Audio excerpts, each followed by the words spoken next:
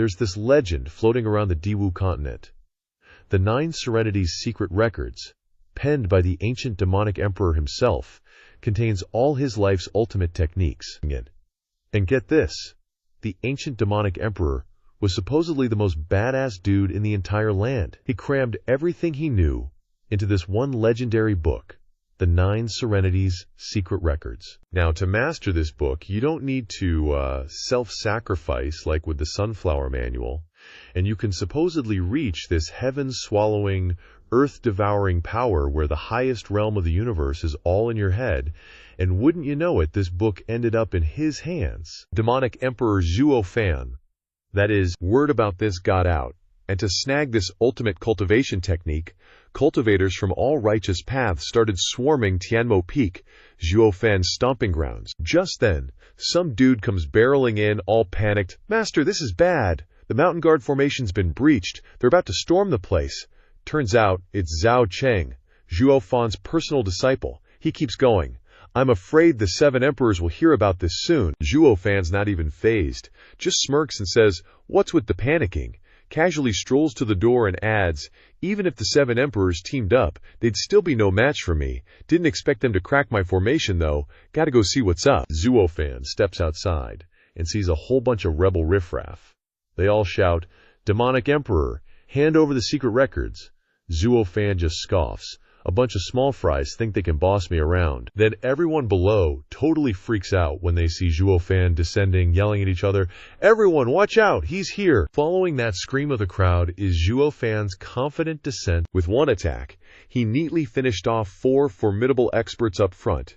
And just as he landed, he heard a shout, "Demonic Emperor Zhuo Fan, surrender now!" The first emperor said with great interest, "Heh." Finally showed up. Together with Zhao Cheng, he flew up towards them. The 7 emperors stood in a formation, saying, "Hand over the 9 Serenities secret records, and we promise you won't die." Zhuo Fan coldly replied, "Sword Emperor old fart, I'm the leader of the 8 emperors recognized by the sacred domain. Even if your 7 emperors of ACC gang up on me, you're still no match." "Why go looking for death?" the old sword emperor retorted. "So what, now you're an enemy of the entire sacred domain? You think there's no one stronger than you in this sacred domain?" Then, from behind the old man, a domineering figure appeared, calling out Zhuo Fan's name. "I, representing the sacred domain, am here to reclaim the demonic emperor's relics." Zhao Cheng. Behind him, worried for Zhuo Fan.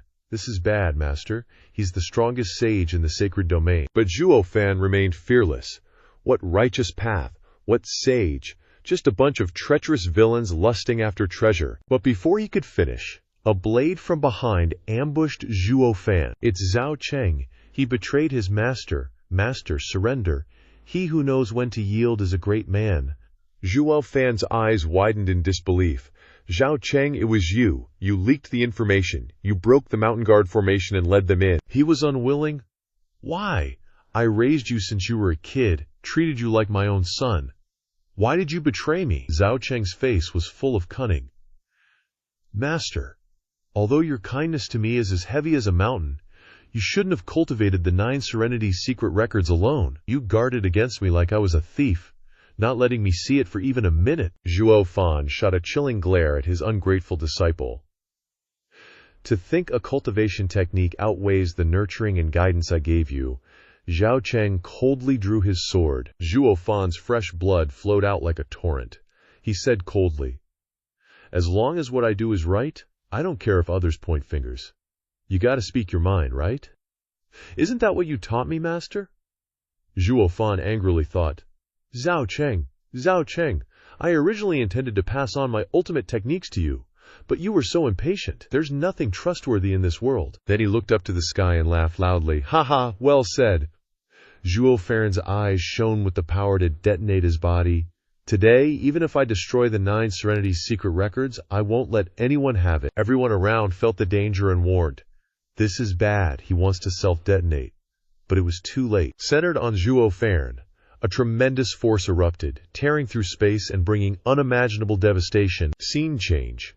A golden soul falls in the night sky.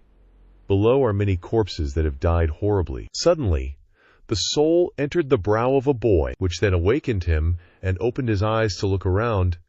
This is me now.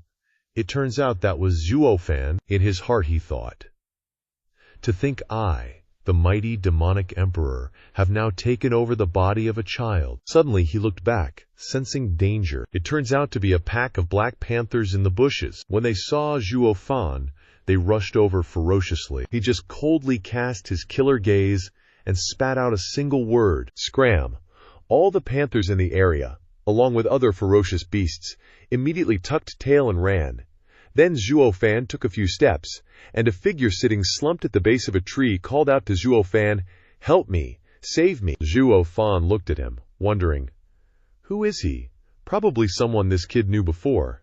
Not bad. Chi refining second level. Can use him to absorb.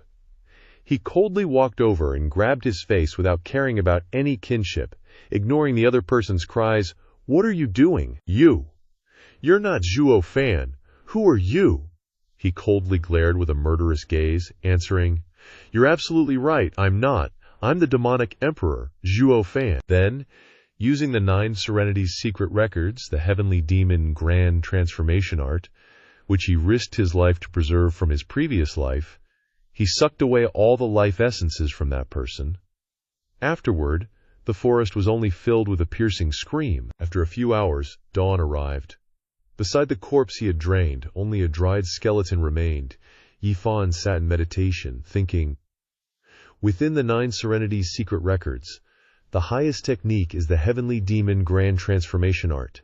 It can absorb the cultivation of others to enhance one's own. Therefore, one must first demonize the other's origin energy, then thoroughly absorb. He casually took the unfortunate man's cloak and put it around his neck. Dawn already. Didn't expect refining the cultivation of a second-level Qi condensation cultivator would take all night. Yifan channeled power from his hand and unleashed it at a distant boulder. His cultivation steadily increased. With just one palm strike, he shattered the boulder. As the dust settled, his figure stood there, satisfied. An evil aura permeated Yifan's being. He muttered to himself, "Sword Emperor Zhao Cheng, you guys just wait. Wait until I return to the holy domain. Then you'll know why the sea is salty." After some time traveling, Yifan felt his body's cultivation directly jump from 0 to the 5th level of foundation establishment. Looks like it won't be long before I can return to the holy domain. Suddenly, while traveling, he sensed something below. He wondered, what's going on? Below was a group of people divided into 2 sides, fighting. Pang Yan, the Luo family's guard captain, stood with a girl, pointing his sword forward and coldly shouting, "You Sun scum, you're a traitor. Don't push your luck too far." Sun Ti, the Luo city steward, stood with his hands clasped behind his back, saying, "Captain Pang, considering we once fought side by side, I advise you to know what's good for you." The girl on the other side said, "Steward's son, the Soaring Dragon Palm is a spirit-rank martial art passed down through generations of the Luo family. We'd rather die than hand it over to you." The girl beside her was equally fierce. "Sister, don't stop me. I'm going to beat this traitor to death." Yifan observed the situation from above. So the Luo family is in trouble because of a traitor and some bandits. Does the Luo family have some history with this body? Yifan seemed to realize something. Well, he decided, the affairs of worldly families have nothing to do with me. Then, he wanted to run away, but just as he flew up, his body experienced an intense pain. What's wrong? This situation, a terrifying pain, suddenly erupted from within his heart, causing Zhuo Fan to collapse, clutching his chest. What's going on? Could it be I suffered a cultivation deviation, heavenly demon, grand transformation art, and I'm already having a deviation? Wouldn't that be a waste of effort? Could it be that his body is not suitable for cultivation? A cripple? He immediately sat cross-legged, adjusting his internal energy and meridians, feeling that everything was completely normal. The circulation was normal, everything was normal. Yifan frowned, puzzled. What's the problem then? He seemed to realize something. Could it be? He jumped onto the tree he had just used to observe. Sure enough, as long as he faced the Lupo family's young lady, the pain would disappear. Conversely, the further away from her he was, the more unbearable the pain became. This is a heart demon. For cultivators, the birth of a heart demon means being very close to a cultivation deviation. Let's merge with this kid's memories and see why this heart demon arose. He recalled the memories of the body's previous owner. A voice echoed from within the house. Father, you sacrificed for the Luo family. We won't let you suffer. From now on, the Luo family is your home. The Luo young lady repeatedly stood up to protect Zhuo Fan. Don't bully Zhuo Fan. He's just a handyman. Young lady, is it worth it? But she believed that as long as someone stepped through the Luo family's door, they were one of the Luo family. The young Zhuo Fan also repeatedly said to Captain Pang, "Can you teach me cultivation techniques? I want to protect our home too." But Captain Pang would gently pat his head and say, "Your body is too weak. It's too early to become a guard. I'll teach you some basic techniques to strengthen your health first." The young Zhuo Fan at that time was extremely determined.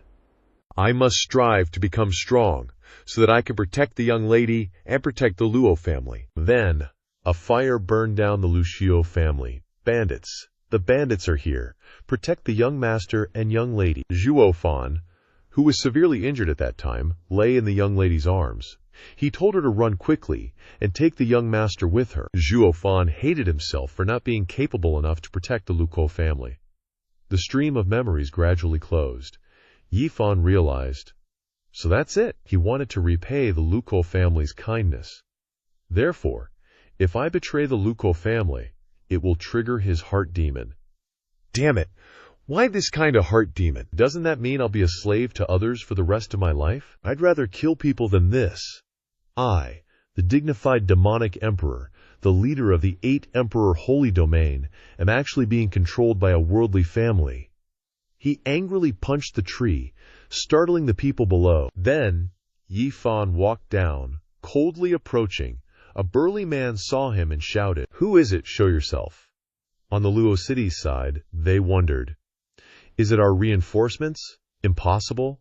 They couldn't be that fast." Yifan slowly walked closer. He said, "Young lady, it's just a spirit rank secret manual. What's the big deal? Just give it to them. You guys have so many. I can get you another one if you want." Recognizing Zhuo Fan, the young miss and her group were completely surprised. He quickly interrupted. "I'm too tough to die. Don't worry." He secretly sized up the group. "These bandits are at least Foundation Establishment, 6th level, and that Sun Steward is at the 6th level of Qi Gathering." The bandits saw him and laughed heartily. "Humph, I wondered who it was. You've got some guts, kid. Relying on you. A Luo family slave for 15 years, huh?" With Zhuo Yifan's current strength, rushing in would definitely be suicide. On the Luo family's side, they sighed in dismay. "I've always thought there was something wrong with that idiot. We should have found him a doctor." Zhuo Yifan thought to himself, "Gotta figure out how to break through this encirclement." He said, "We have no choice. We have to risk it all with them." Seeing this, the young miss called out worriedly, "Zhuo Fan, stop talking nonsense. Come over here now." HMPH? The young miss is still as kind as ever. She even wants to save a crazy house slave. Hearing the guy's mockery, Luo Fen Chang asked, "Sun Steward, are you really not going to spare even a madman?" He didn't answer, coldly ordering his subordinates, "Kill everyone around her until she hands over the chubby Longchang family dude." Immediately after his words, the huge fatty launched himself towards Zhuo Yifan. He stood still, observing him, sizing him up. "Foundation Establishment, 7th level, 2 levels higher than me. Should be able to take him, but I only have one chance." Just as the fatty swung his blade down, Zhuo Yifan smirked and snorted, then pivoted his foot. His hand quickly caught the fatty's hand, twisting it 90 degrees, causing the blade to fall. He caught the blade, then swung a chop, gently cutting a line across the fatty's stomach. In the astonishment of everyone watching, everyone was in a state of slack-jawed shock. What the? Zhuo Yifan immediately flew into action, decisive. "If I don't go now, when will I?" He flew towards the young miss, grabbing her. "I have to protect these two's lives." So annoying. Then, very quickly, Zhuo Yifan grabbed the young miss and young master and ran, leaving the group behind. The guards saw this and ordered each other to block them, buying time for the young miss and young master. Sun Steward's face turned black with rage. "That little brat, dare to ruin my plans. Don't let me catch you. If I catch you, I'll definitely skin you alive and crush your bones. I'll make sure you die a horrible death." After running for a while, those two shouted loudly. "Let us go," Luo Fencheng yelled. "We can't abandon them. I have to save them." The young master also cursed him. "You dog slave, release us now." Zhuo Yifan tossed them, making them slump down at the base of a tree. The young miss was still stubborn. "We have to go back. We can't let the Luo family's guards sacrifice their lives in vain." He asked her coldly, "What can you do by going back? Can you defeat those bandits?" "Let's go, the enemy's about to catch up. Do you still have time to act like a young miss with me?" The young master added fuel to the fire. "Dog slave, how dare you speak to your master like that? Apologize to my sister now." Zhuo Fan gave him a cold stare. "You little devil, do you believe I'll spank your butt until it's broken?" The guy was still defiant. "Dare you, dog slave?" Then, looking at Zhuo Fan's expression, it seemed he really dared to, no joke. And so, the young master's butt bloomed. The whole forest could only hear the smack-smack sound, echoing all the way to Haifeng. A moment later, the two siblings rubbed their butts for each other, cursing Zhuo Fan. "You're so rude!" He replied with a cold face. "I only spanked his butt a few times. Do you believe I'll smack your butt too? If you guys don't run, they'll take your lives when they get here." "Right. Is there any place nearby where we can hide?" Hearing this, Luo Fencheng thought for a moment and said, "There's a farm nearby. There's nowhere else to hide. In the Black Wind Mountain west, there is a dense fog forest." People have said that even bandits living in Black Wind Mountain don't fully understand the terrain. Hearing her say this, Zhuo Fan pondered for a long time, feeling that this place was quite safe, and decided to go and take temporary refuge first. "Let's go, we'll go there, carry your brother and lead the way." Luo Fencheng's anger had not subsided, but she had no choice but to listen to him. She decided not to look at him anymore and walk straight ahead. She secretly decided, "When we get out of danger, this young miss will definitely settle the score with you. Just you wait." After 2 or 3 camp hours, the three arrived at a forest surrounded by fog, indescribably gloomy. A white expanse swallowed up the forest in a perilous situation. Zhuo Fan looked at the scene before him as if he was thinking about something. Luo Fencheng saw him standing still and not speaking, thinking he was afraid of this scene. Now, "My father once said that the mountain lord of Black Wind Mountain is very strong, no less than him.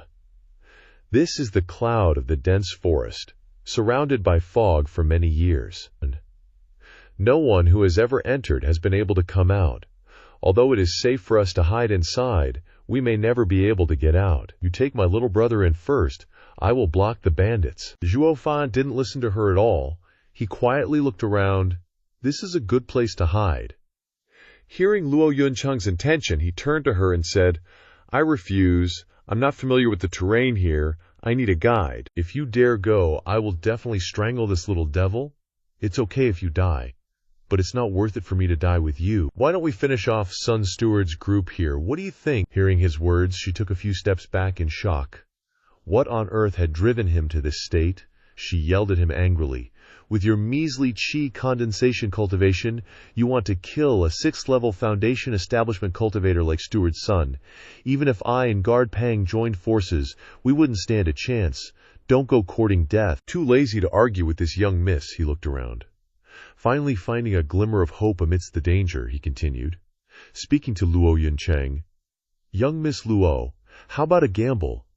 If we win, Steward's son and his gang will be buried here." Luo Fencheng stared at him, shocked.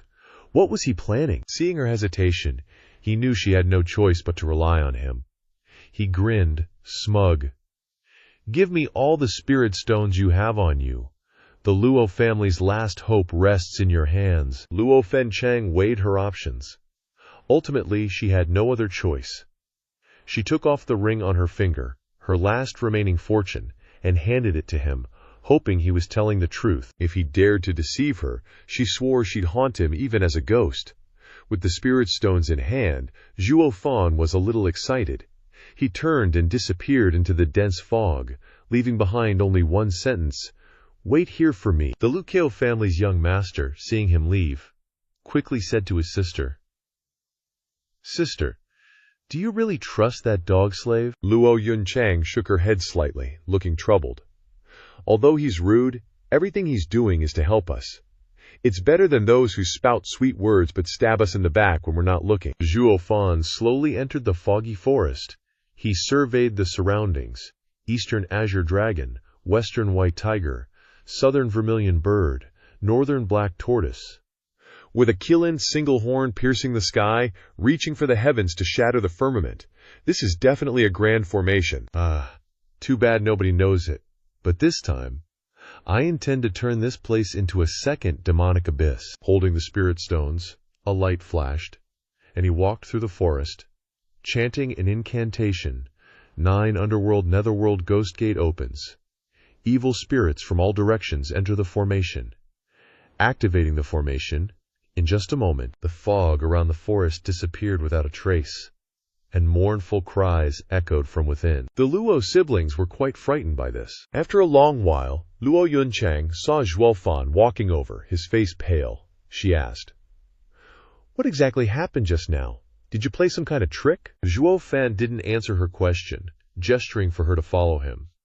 Luo Yunchang, though suspicious, followed behind. Soon, the three arrived at an ancient 1,000-year-old tree. He said, "I'll teach you the hand seals. When Steward's son and his people arrive, you can control the formation and wipe them out." Hearing this, Luo Fenchang was surprised and scared. "What? You're saying this is a formation? How do you even know how to activate a formation?" Luo Fenchang questioned him, puzzled. Formations were more valuable than cultivation techniques. How could a mere bodyguard like him know about them? Zhuo Fan, losing patience with her, replied angrily, "Don't worry about how I know. Just kill those people. Enough questions."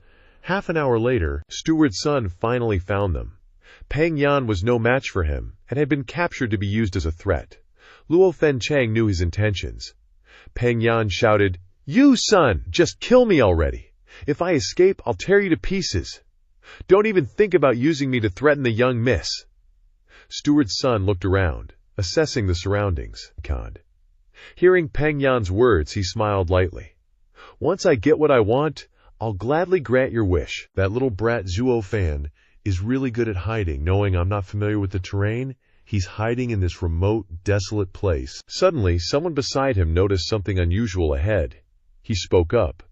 "Steward's son, there's someone lying there ahead." Getting closer, he recognized him. Zhuo Fan. Zhuo Fan, seeing Steward's son and his gang finally coming to their deaths, he smiled freely. "Steward's son, I've been waiting for you for a long time." Steward's son frowned, sensing something was wrong. However, he remained calm on the surface. "Zhuo Fan, you've got some guts. Daring to show yourself in front of me, kill him." A retainer attacked, unleashing his power. But the man didn't move an inch. When the blade was only an inch away from him, he suddenly raised his head, giving an insidious smile. "Steward's son, the Luo siblings, Zhuo Fan, when did you become so cunning, or were you always pretending, HMPH?" Steward's son sneered. Zhuo Fan ignored Steward's son's taunts and continued, "How about we make a deal?" Steward's son ordered his subordinates to stop, and hundreds of eyes focused on the opposite side, a little suspicious, a little wary. He wanted to find any falsehood on his face, but there was none. He replied, "What deal? What kind of deal do you want to make with me?" Hearing this, Zhuo Fan knew his trap had worked. Steward's son was already halfway in, so his death was not far away. Hiding his smugness, he opened his mouth and said, "In exchange for the lives of the Luo siblings, give me unlimited power in Black Wind Mountain." "It's a great deal, Steward's son." Steward's son, a sly old fox, wasn't easily fooled. He looked at him suspiciously. "What makes you think I can trust you? Weren't you risking your life to protect the Luko family before? Why have you suddenly decided to betray them?" Knowing he wasn't easy to deceive, he continued to set his trap. "Those who don't think of themselves will be punished by the heavens. Isn't that something you understand better than I do, Steward's son? Besides, the Luo family is already declining. Why should I waste my life on them?" Trading their 2 lives for unlimited glory is worth it, don't you think, Steward's son?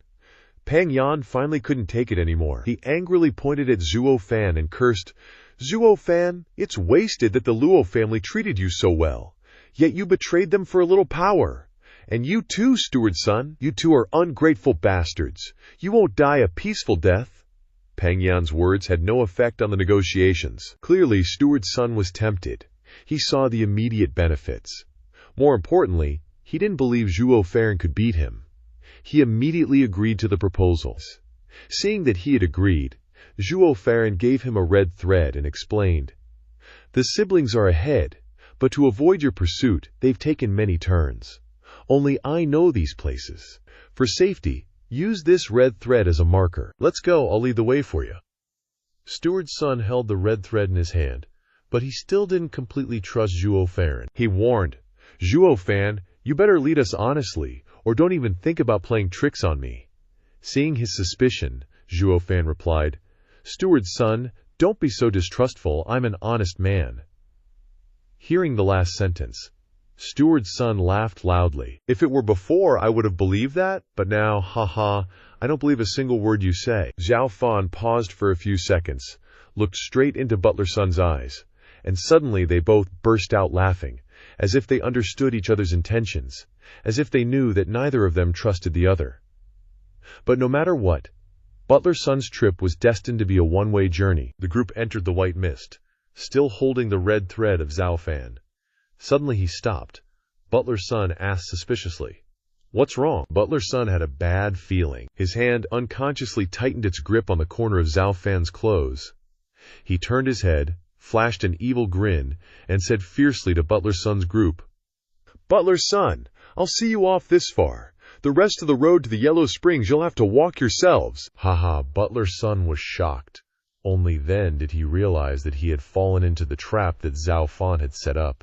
He angrily pulled him back, intending to strike him down with a palm. Bang! Only shredded pieces of clothing remained. Where was Zhuo Fan? He had long since escaped. "Damn it, that brat dared to trick me. Quickly, go back the way we came." Butler's son roared angrily, telling his subordinates to return quickly to avoid casualties. But in the end, he underestimated Zhuo Fan. His killing formation was already open. How could he let them escape so easily?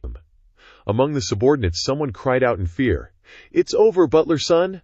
The red thread is gone, and Peng Yan is nowhere to be found." Butler's son slammed his fist heavily into the ground. How could he have imagined that a little kid who hadn't even reached chi refining could trick him into such a huge trap? Butler's son raised his head and roared to the sky, Zhuo Fan, you think just a bit of mist can trap me here? You're so naive. When I get out, the first person I'll kill is you." Zhuo Fan, standing in the shadows, sneered upon hearing this. "Heh, too bad. You definitely won't have that chance." As soon as he finished speaking, the mist in the forest turned from white to red. The red of fresh blood, of a dark and terrifying death. The crowd looked at the changing surroundings in shock, not knowing what to do, and hurriedly turned to Butler's son. "Butler's son, please see what's happening. Why can the mist change color?" "Be on your guard. He must still be around here," Butler's son said, looking around. He finally understood the situation was dire. This had to be a living formation. After more than half a lifetime, he knew how extremely dangerous formations were, because they borrowed the power of heaven and earth, capable of annihilating a whole group of people in an instant. At this moment, he finally felt fear. Zhuo Fan, he's definitely not a normal person. Just who is he? On this side, Luo Yunchang was following Zhuo Fan's orders to control the killing formation. She turned to Zhuo Fan. "They're trapped in the formation now. What do we do next, young miss? This last step depends on you." With that said, he stepped behind her, took her hand, and taught her how to recite the incantation. His eyes narrowed slightly, maintaining a calm expression, and said, "Kill." In that instant, the red mist turned into pure black, swallowing everyone inside whole. This time, no one could be seen in the formation, only screams of agony, like thousands of vengeful ghosts circling around, wave after wave sucking away life. Alone, afraid, they had no chance to resist in this killing formation. Stream after stream of black energy burrowed into their bodies. There was simply no way to resist. At this moment, Butler's son finally felt the approach of death. He was afraid. He had no way to resist in the killing formation and could only raise his hands in surrender, being sucked away bit by the black energy. He really wanted to know just what kind of person he had offended to end up dying such a gruesome death. Zhuo Fan, just who are you? Zhuo Fan was standing outside at this time, taking in all the struggling and helplessness of the group. But he had no compassion, no mercy that could spare them. He flashed a victorious smile. Want to know? Go down to the underworld, and the king of hell will tell you. Zhuo Fan found a place to avoid the eyes of the Luomo family. He knew that if he absorbed all the power of the people in the killing formation at this moment, they would definitely suspect him. Finding a suitable place, he began to recite the incantation. Dust return to dust, earth return to earth, I command the nether demonic spirits. As soon as the incantation was uttered, the killing formation immediately lost control. On this side, the Luo family looked at the events before them with some surprise, not knowing why the formation had lost control. On the other side, Zhuo Fan continued to absorb power. He sat in the mist, and those black shadows rushed towards him like gusts of wind. He simply accepted them like that, his expression not changing in the slightest. He continued to change the incantation, circulating the heavenly devil great absorption art. In just a moment, the black origin energy in his body began to surge rapidly, circulating in his meridians, and then transferring to his dantian. In an instant, his cultivation began to increase dramatically. Foundation establishment 6th level. Foundation establishment 7th level. Foundation establishment 8th level. Before he had time to adapt to the source of energy in his body, it continued to increase to foundation establishment 9th level. Foundation establishment peak. It wasn't until his origin energy stopped at chi condensation that it showed signs of stopping. The killing formation he opened ultimately brought him a corrupted form of origin energy. After absorbing all of the origin energy, he slowly opened his eyes, and his eyes were filled with more joy than before. This breakthrough into chi condensation had widened his meridians much more, and the origin energy accumulated in his dantian was also 3 times greater than that of ordinary chi condensation experts. He tried to circulate the power in his body. Not bad absorption, considered mostly refined. Now he could control the magic matrix without that Luo Fan Chang.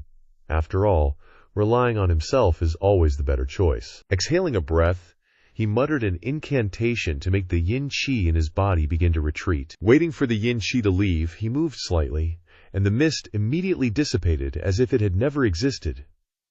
He raised his head and looked at the sky. I finally broke through to chi condensation. Still should practice a bit of martial arts. The Luo family finally found him. Luo Fan Chang shouted as soon as she saw him, Zhuo Fan, where did you run off to just now?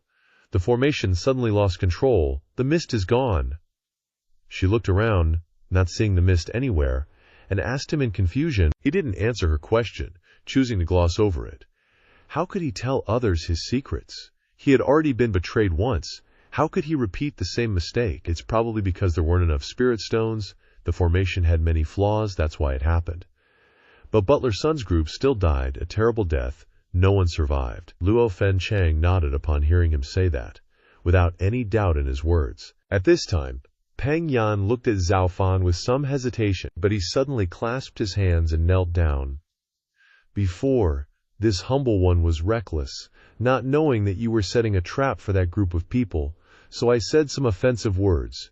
You can scold me or hit me to vent your anger, and I won't utter a word of complaint. Seeing his actions, Zhuo Fan pondered a bit. After all, he was still a loyal servant. He always went all out for his master, and he couldn't help but sigh, recalling his own situation in the past. If that Zhao Cheng bastard had had even half the loyalty of Peng Yan back then, he wouldn't have ended up dying such a miserable death. Realizing he was dwelling on the past again and had left Commander Peng kneeling there, he said apologetically, Commander Peng, you're a rearguard commander. I'm just a lowly servant. How could I dare to accuse you? Moreover, this time everything was thanks to the eldest miss setting up the formation. Commander Peng was overjoyed to hear this, while the eldest miss of the Luo family, Luo Fan Cheng, was stunned for a moment, looking at Zhuo Fan with some suspicion. She didn't understand why he was hiding the fact that she had set up the formation, but seeing his subtle cues, she went along with his intentions. The young miss even knows formations now. Truly, the heavens are blessing the Luo family. The day of the Luo family's resurgence isn't far off, Commander Pang said, then threw his head back and laughed loudly. Hearing this, Zhuo Fan chuckled and remained non-committal. The danger had passed. Now he had to plan how to protect those two Luo family lives and find a way to leave without affecting that kid Zhuo Fan's inner demon. So annoying. It seemed he'd have to play it by ear in this life and avoid putting himself in danger like before. He thought, then discussed it with Commander Pang. Now that the threat is gone, what are everyone's plans next? We originally planned to protect the young miss until we could seek refuge with the Tai family. Young Master Tai has been betrothed to the young miss since childhood, so we should be able to rely on them. Commander Pang, at this moment, completely trusted Zhuo Fan and told him all his plans honestly. Hearing this name, Zhuo Fan had some thoughts. The Tai family of Fenglin City?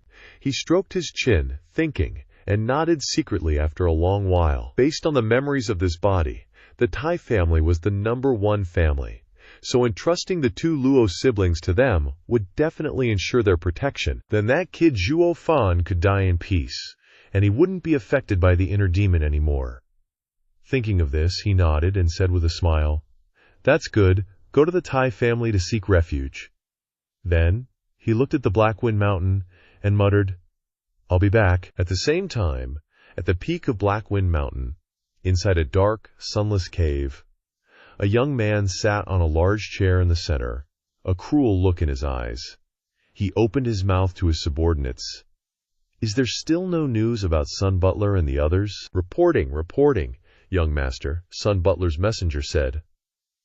"The technique is about to be obtained," the subordinate said in fear. "Good, you may leave." With that, he went further inside. On the bed, a white-haired old figure looked at him, angry, but his lips trembled, unable to speak. Seeing this, he patted the person on the bed lightly and said smugly, "Master, rest assured, your old friend is already waiting for you over there. Once I get the returning dragon palm in my hands, I'll send you to reunite with him, haha." 5 days later, Zhuo Fan and the Luo family finally set foot in Fenglin City. The bustling and prosperous inner city made everyone forget their previous hardships, instantly turning them into smoke. Looking at the busy scene, as if regaining their former joy, Luo Fencheng revealed a smile. "Yunhai, look over there." She tugged at her younger brother, going towards a stall, her face as bright as a flower. Peng Yan looked at the two siblings, finally relieved that they hadn't been broken by the massacre, and looked over at Zhuo Yifan, saying, "You haven't been to Fenglin City before, right? Isn't it lively?" But little did he know, in the eyes of the old demon in a child's body, this bustling street was nothing more than a small village. He smiled and nodded, not commenting, then asked, "Are we going to the Tai family yet?" Luo Yunchang, walking in front, turned back and replied happily when she heard him ask, "We can't go to the Tai family directly. Yunhai and I will go there to inquire first, then you two can come." Zhuo Fan frowned when he heard this, muttering, "How troublesome." Peng Yan could only smile wryly. After all, they were relying on others, so it was a bit impolite. He couldn't stand these etiquette rules, so he interrupted. "All right, you guys go first. Whether it's sooner or later, as long as you take care of those two Luo family lives, I'll be free." Waiting a little longer wouldn't bother him, but at this moment, he heard a child's voice behind him, cursing at him. "You dog servant! Now that we're in Fenglin City, I'll definitely have my brother-in-law take care of you. You just wait." Luo Yunhai put his hands on his hips and warned him, warning him to keep dreaming. As soon as the young master finished speaking, he kicked him straight in the butt without hesitation, knocking him to the ground, and said to him with a smile, "No need to wait for your brother-in-law to come. I'll take care of you now, kid." Seeing this, Luo Fencheng hurriedly helped her younger brother up, glaring at him. "You actually bully a child." "Your brother wanted a beating, don't blame me." Zhuo Fan glanced at her lightly, waved his hand, and said, "Quickly get the two of you settled, then kick me out as soon as possible." Commander Pang took it all in, and said with a somewhat troubled expression to Zhuo Fan, "Brother Zhuo Fan, look, he is still the young master, give him some face. Why did you have to kick him?" Zhuo Fan laughed, shrugging indifferently, refusing to continue the conversation. He had never put anyone in his eyes. He was arrogant and unruly. How could he let himself become a servant to others? He was only doing this because of the inner demon. He turned and left. Peng Yan knew he wasn't listening to him, and reluctantly followed. A moment later, the two came to a stall. and suddenly heard an argument. The two curiously went up to see what was happening. He saw a woman standing in front of the stall, arguing with the jade seller. The woman was dressed in white, her eyebrows curved like a bright moon, looking extremely gentle. Faced with the loud words of the shopkeeper, she still maintained a gentle smile, gently maintaining her opinion. This jade of yours isn't real jade. The shopkeeper, having his stall's goods judged by someone else, couldn't stand it anymore, loudly scolding the woman in front of him. Which eye of yours sees that it's not real? Jade? What do you know about jade anyway? Little kid, go play somewhere else. Don't hinder my business. The woman smiled, but still firmly affirmed her opinion. I really don't understand jade, but I saw the ink jade divine essence once, and I know this one of yours is fake. This woman used that strange reason to deny the value of the ink jade.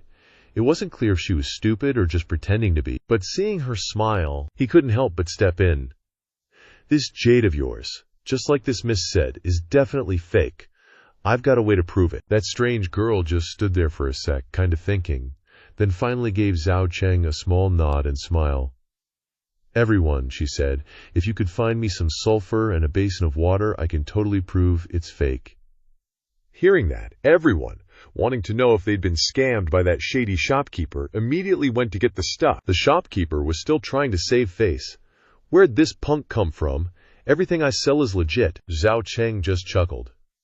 My past life, I lived in the city. The thing I see most is jade.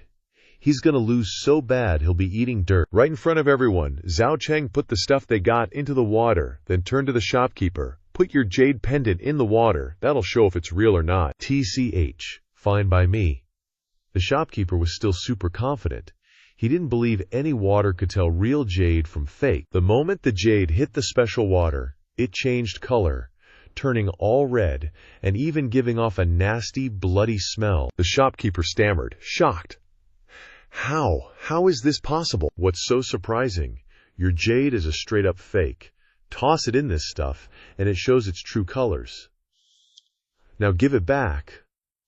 Also, that girl was right. This jade is worth like 3 spirit stones, tops. The girl continued her narration. Everyone was pissed about being ripped off by the shopkeeper and immediately started beating him up. Leaving the chaos behind, the girl started talking to Zhao Cheng. Wow, you're amazing. I only knew it was fake, but I couldn't prove it.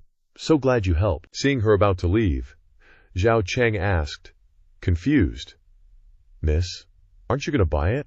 It's only worth 3 spirit stones. The girl looked into the distance, and for a split second her eyes flashed with a cruel look, then disappeared, going back to her kind and gentle act. Nah, I just wanted to point out its real value, to keep people from getting scammed. With a smile, she turned and left. Ba Tongling finally blurted out, what a strange woman. But how could she fool a seasoned demon emperor like Zhuo Yifan?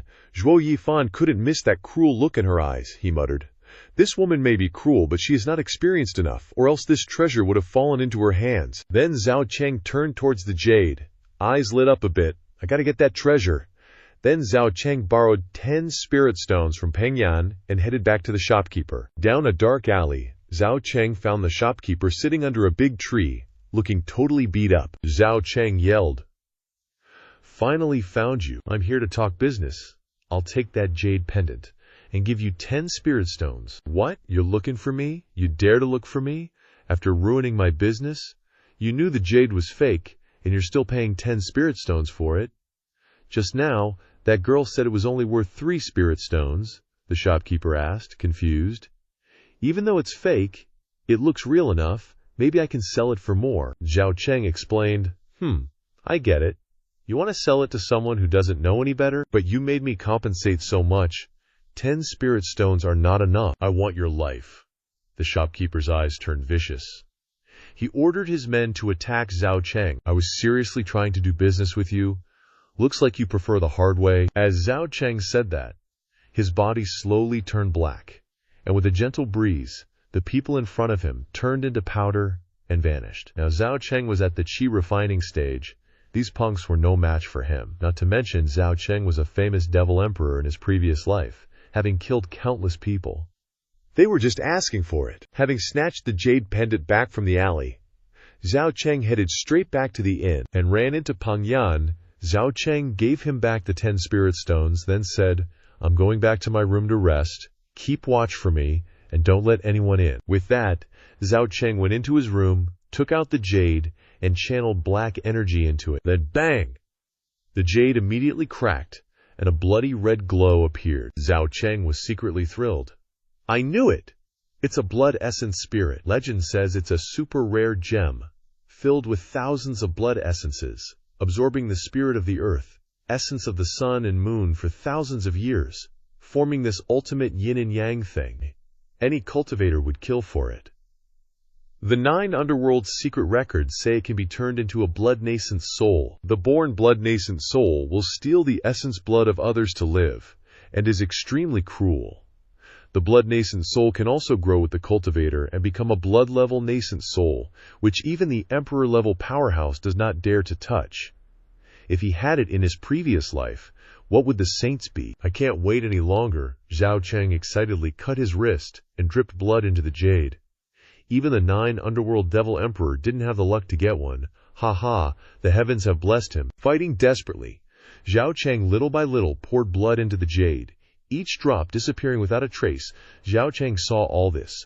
The corner of his mouth revealed a sinister look, continued to feed the jade with blood, but in the end, he underestimated the amount of blood needed to nourish the blood infant.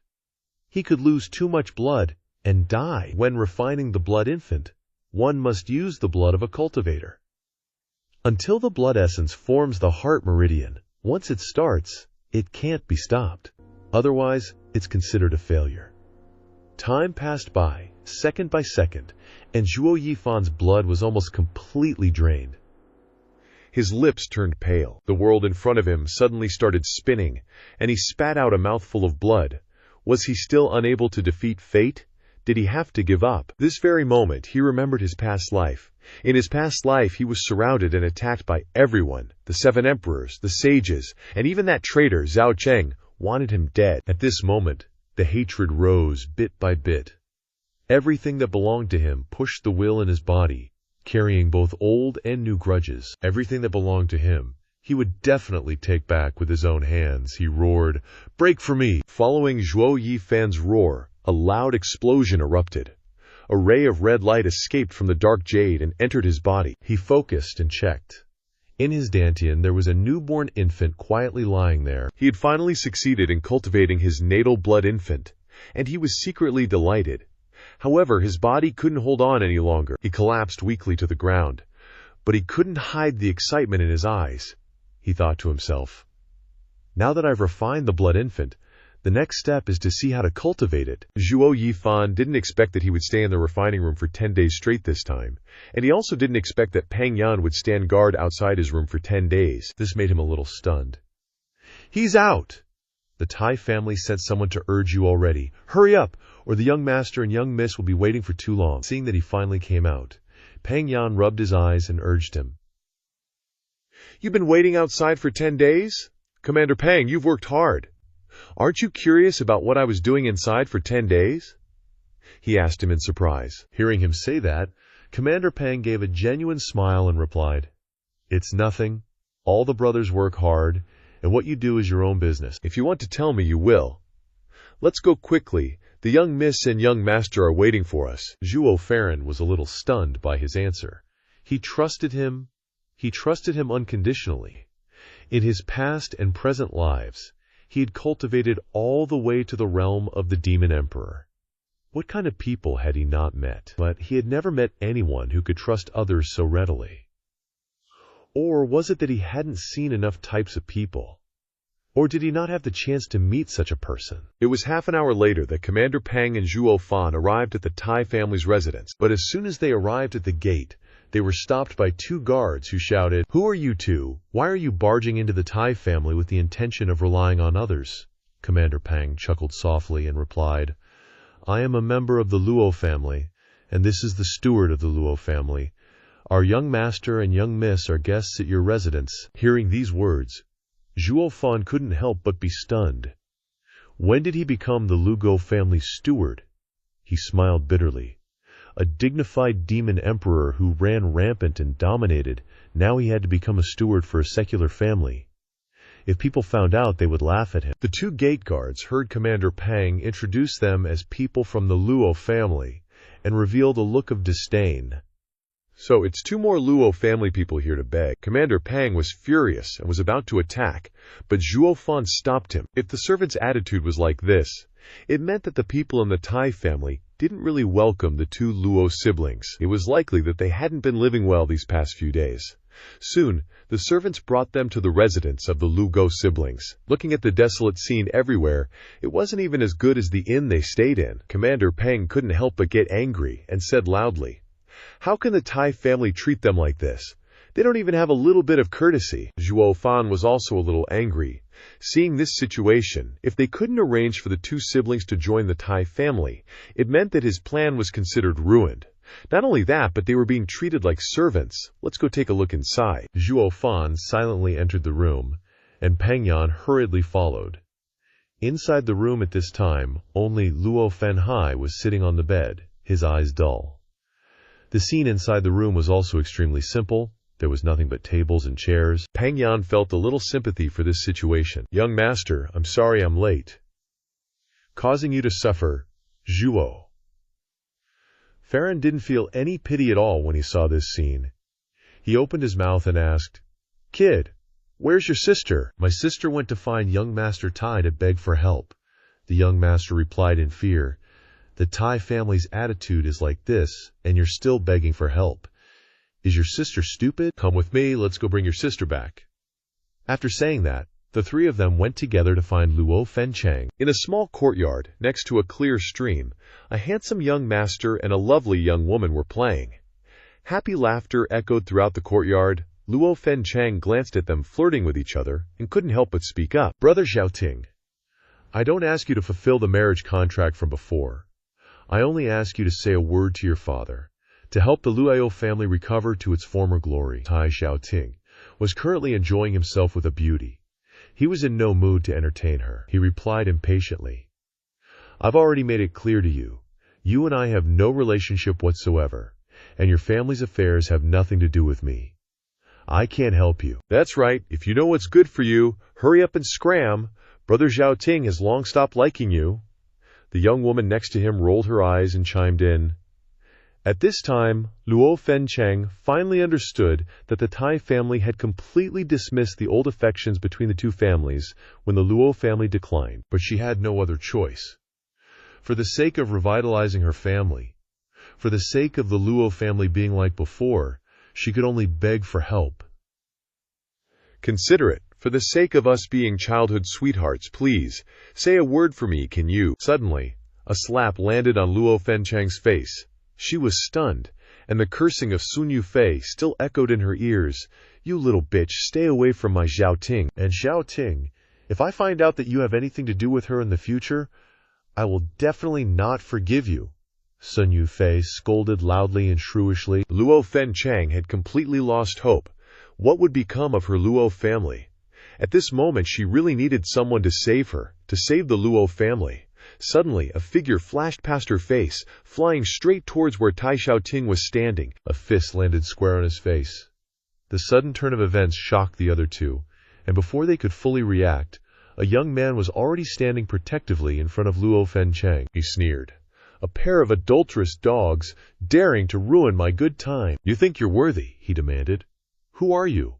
Sun Yufei and Tai Xiaoting stared at the figure before them, utterly stunned. They were hailed as geniuses of their families in Fenglan City, but this guy looked to be about their age. Yet when he arrived, no one even noticed before they'd been slapped twice.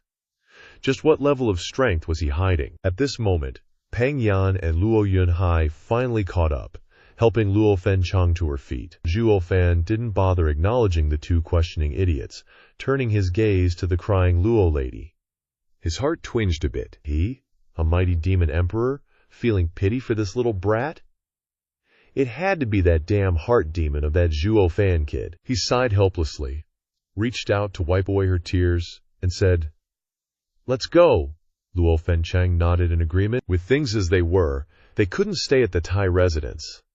As they turned to leave, Sun Yufei's voice rang out from behind. You think you can just hit someone and leave? No such luck, Luo Yuncheng. What do you think this is? You come and go as you please. If you don't kneel and kowtow to me 3 times today, none of you are leaving this place alive, she threatened. And don't forget about your little brother. Saying this, she smugly thought that to protect Luo Yunhai's life, Luo Fenchang would definitely kneel, succumbing to the power of the Tai and Sun families. Luo Fenchang hesitated for a moment, finally slowly closing her eyes and facing forward, preparing to kneel. Just as the adulterous couple were gloating over their impending victory, Zhuo Fan acted.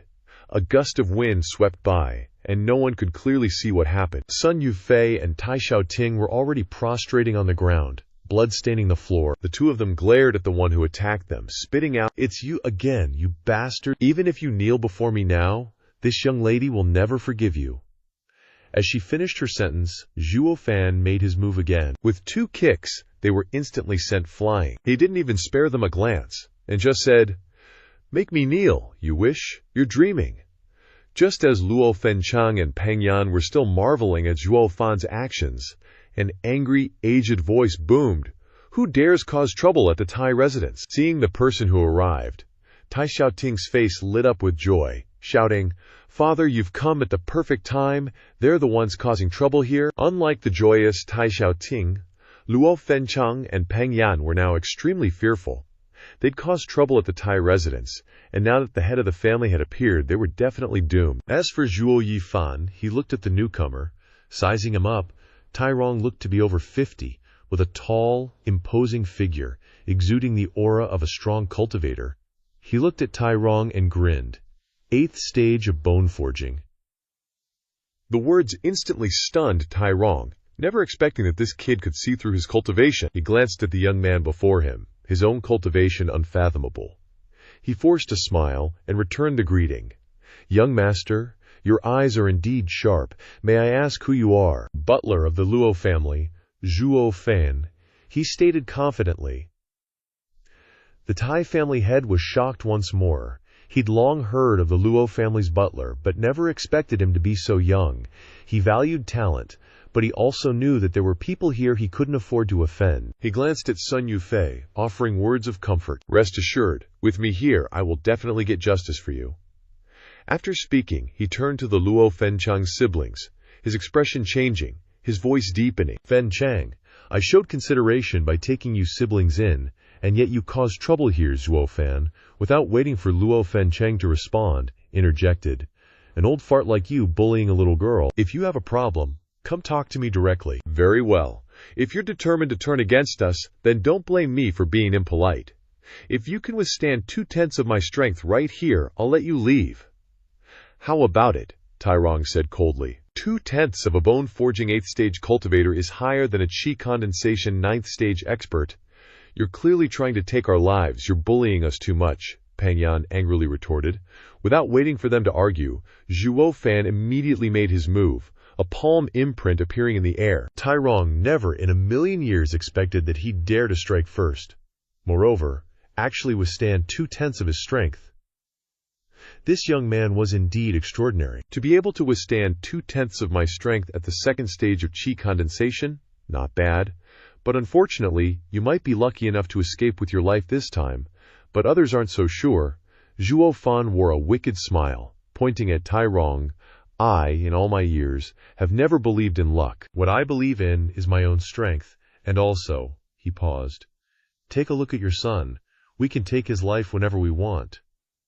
Tai Rong lowered his head and checked in alarm, his eyes involuntarily constricting. There was indeed blood on his hand. How could a qi condensation cultivator have injured him? He glanced at his son and was shocked and distressed to see that Tai Xiaoting had suddenly spat out a mouthful of blood. "Zhuo Fan, what the hell did you do?" "I was just giving a little warning to the Tai family head. I can crush your son's life at will, so don't be reckless. Also, you showed us no respect today, and you'll regret it later. We'll meet again. Farewell." He then turned and pulled the Luo family out, much to their shock. In their minds, Zhuo Fan would definitely die under Tai Rong's palm just now, but now he managed to withstand it and bring them all out alive. It was too unexpected. Tai Rong was both surprised and angry at this moment. Letting them go now was like releasing a tiger back into the forest. There would definitely be trouble later. He had to make a plan. This Zhuo Fan couldn't be kept alive. He turned to Sun Yufei and said, "Yufei, if this Zhuo Fan isn't eliminated early, he'll definitely pose a threat to the Sun family in the future.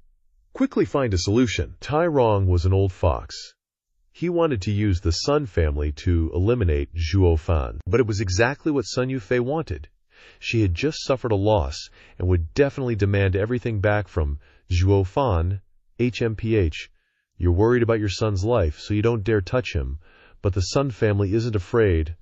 I'll definitely avenge this. The three of them walked out of the Tai residence. Commander Pang and Luo Yunchang were still in shock. Only Zhuo Fan remained calm. But if you looked closely, you could see the suppressed anger in his eyes.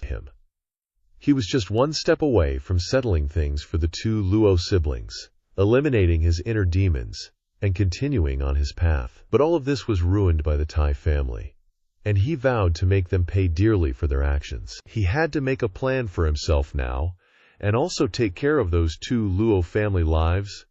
He couldn't let anything happen to them, otherwise the inner demons would affect his future path. Thinking of this, he pondered for a moment and said calmly, "Miss, do you know what the Imperial Seven Families are?" Luo Yunchang was startled by his question and replied in confusion, "What? How do you know about this?" We're in a dangerous situation now. If we really encounter someone from the Imperial Seven Families, we must avoid any conflict with them, even if it's just their dog. Luo Fenchang used to be a proud young lady. Even when she was down on her luck facing the Tai family, she wouldn't have this attitude. What exactly are the Imperial Seven Families? Legend has it that during the founding of the Tianyu Empire, there were 7 meritorious officials who were approved by the royal family to be on par with them, holding territories and power above all other families. Their enemy is the entire empire. These are the Imperial Seven Families. The Seven Families are a forbidden zone that other major families cannot touch. Everyone in power in the families knows this. Hearing this, Commander Pang was a little frightened. What? There are families in this world that can be on par with the royal family? Do they really have that much power? Zhuo Fan, on the other hand, remained calm and continued to ask, "Does the Sun family belong to them? Just now that little girl said she would let us know the power of the Imperial Seven Families. What? Could it be that the Sun family is related to the Seven Families? No way. We have to apologize to Miss Sun." With that, Luo Fenchang grabbed Zhuo Fan's hand and tried to pull him away. How could Zhuo Fan apologize? He never regretted what he had done, and with his temperament, he wouldn't even take a Sun family seriously. He shook off Luo Yuncheng's hand and said, "It's useless. The offense has already been committed. If you go now, you'll only be walking to your deaths." At this moment, a childish voice suddenly rang out, "Big brother Zhuo, what should we do now?" A little surprised, Zhuo Fan narrowed his eyes and asked back, "Little brat, you're not calling me a dog slave anymore. Big brother Zhuo saved our siblings. We are extremely grateful. From now on, you're my big brother, my sister's future husband. Please help us again," Yunhai said sincerely. And everyone was a little caught off guard by his words. Zhuo Fan was very satisfied. It's good to know how to be grateful. He then turned to Lu Fenchang and asked, "Is there really someone from the Seven Families in Fenglin City?" "Yes. Qianlong Pavilion, the #1 appraisal family of the Seven Families. Extremely wealthy." Luo Yunchang thought for a moment and then said the name of a family. Zhuo Fan patted Yunhai's head and said, "Good. Then let's go back to the inn first. We'll go find Qianlong Pavilion tomorrow." With that, he walked towards the inn, leaving Luo Yunchang and Commander Pang in a state of confusion. After a while, the two of them ran after him and asked, "Why, what are we going to Qianlong Pavilion for, Alliance?" Zhuo Fan replied softly. Hearing this idea, everyone was stunned. The Imperial Seven Families, Qianlong Pavilion, how could they ally with them? A secular family that has fallen into decline. How could an alliance be so easy? The next morning, they set off for Qianlong Pavilion. Fenglin City had an ancient building, dozens of floors high, making people feel oppressed. As soon as they arrived, they saw 2 guards standing guard outside the gate, but their aura made people fearful. Zhuo Fan was assessing them. At this moment, He didn't expect that even the guard's cultivation had reached the peak of the qi condensation stage, worthy of being one of the 7 great families. Seeing them approaching, the 2 guards warned, "Halt!" Zhuo Fan walked to the front of the gate. Seeing them blocking the way, he opened his mouth to introduce himself. "Please inform them, Ms. Luo Yuncheng of Giyun Manor requests an audience." Seeing this situation, the 2 guards exchanged glances, feeling strange in their hearts. They had never heard of the Luo family in Fenglin City, so they said coldly, "We've never heard of our manager meeting with nameless nobodies." Luo Yuncheng, who was behind, knew that this was within expectations when she heard these words. How could the 7 great families easily ally with others? But Zhuo Fan didn't think so. He had lived 2 lives. What hadn't he experienced? He didn't show any courtesy and shouted loudly, "Whether you meet or not, you have to inform your master. It's not your turn for you 2 slaves to speak for them." Is this how the imperial 7 families treat their guests? Truly, seeing is believing. Zhuo Fan saw them preparing to attack and took a few steps back, making a gesture. Just then, a delicate voice rang out, "Stop!" After the voice, a woman in a pure white dress, gentle and charming, walked out from inside. Hearing the voice, the 2 guards respectfully said to the woman, "Miss, someone came to cause trouble I also heard you just talked about." "You are wrong. Guests are guests. You must not be so rude." The woman glanced coldly at the 2 guards, then looked at Zhuo Fan and said, "Young master, we meet again." "It's you, miss. I didn't expect that you were Miss Qianlong Pavilion. I apologize for my lack of respect." Zhuo Fan was secretly pleased to see the person in front of him. If it was this miss, then things would be easy to solve. Hearing his words, the woman nodded and smiled. "I am Long Kui, working odd jobs at Qianlong Pavilion. May I ask what brings you here, young master?" Zhuo Fan didn't hide his purpose and said, "To be honest with you, I am Zhuo Fan, the steward of the Luo family. Because my family is in trouble, I heard that Qianlong Pavilion is the #1 appraisal family of the Tianyu Empire, so I came with the young lady to sell family treasures." A glint flashed in Long Kui's eyes, and she smiled at Zhuo Fan. "Young master wants to sell treasures. Please allow me to lead the way. Please come in." The situation changed abruptly. The 2 guards were caught off guard and asked each other blankly, "Was that person just now the young miss's friend?" No way, how could the young miss have such a penniless friend? He talked about selling treasures, but with his appearance, what valuable treasures could he possibly offer? Let's teach them a lesson when they're kicked out. Haha. Zhuo Fan and his group followed Long Kui into a room, and the 4 of them sat down. Long Kui smiled and said, "I wonder what treasures this young master has. Quickly take them out for me to play with." Zhuo Fan looked at her, a smirk forming on his lips. This little girl seems inexperienced, but she's incredibly clumsy. Just now, she clearly knew everything that happened outside the door, but she wanted to use those 2 guards to test me before considering a business negotiation. But the person she's dealing with is a demon emperor who's dominated for decades, holding the power of life and death. She's still too green in front of him. Zhuo Fan took out a painting from his person, and it floated in front of her. At first glance, the painting looked like a fake. However, upon seeing it, Long Kui was instantly delighted. Luo Yunshang and Commander Peng were also extremely puzzled. This was just a painting that Zhuo Fan had drawn last night. What was so valuable about it that it could be considered a treasure? After examining it carefully and concealing the excitement in her eyes, Long Kui slowly spoke. "I wonder how much young Master Zhuo Fan wants to sell it for." Zhuo Fan smiled and replied casually, "Young Miss Long is an expert, so you can set the price." 10,000 spirit stones. What do you think, young master? Long Kui sensed that Zhuo Fan was also an expert, so she didn't intend to deceive him, and offered a price. 200,000 spirit stones. This number genuinely shocked Luo Yunsheng, causing her to jump up from her seat. Even at its peak, her Kueyun manor had never possessed that many spirit stones. Now, Zhuo Fan had casually drawn a painting, and it was worth 200,000 spirit stones. Commander Peng also stared in astonishment. This number was too large. He had never even imagined it. Seeing the expressions of the 2, Long Kui felt a bit contemptuous. She then looked at Zhuo Fan, who was still sitting there calmly.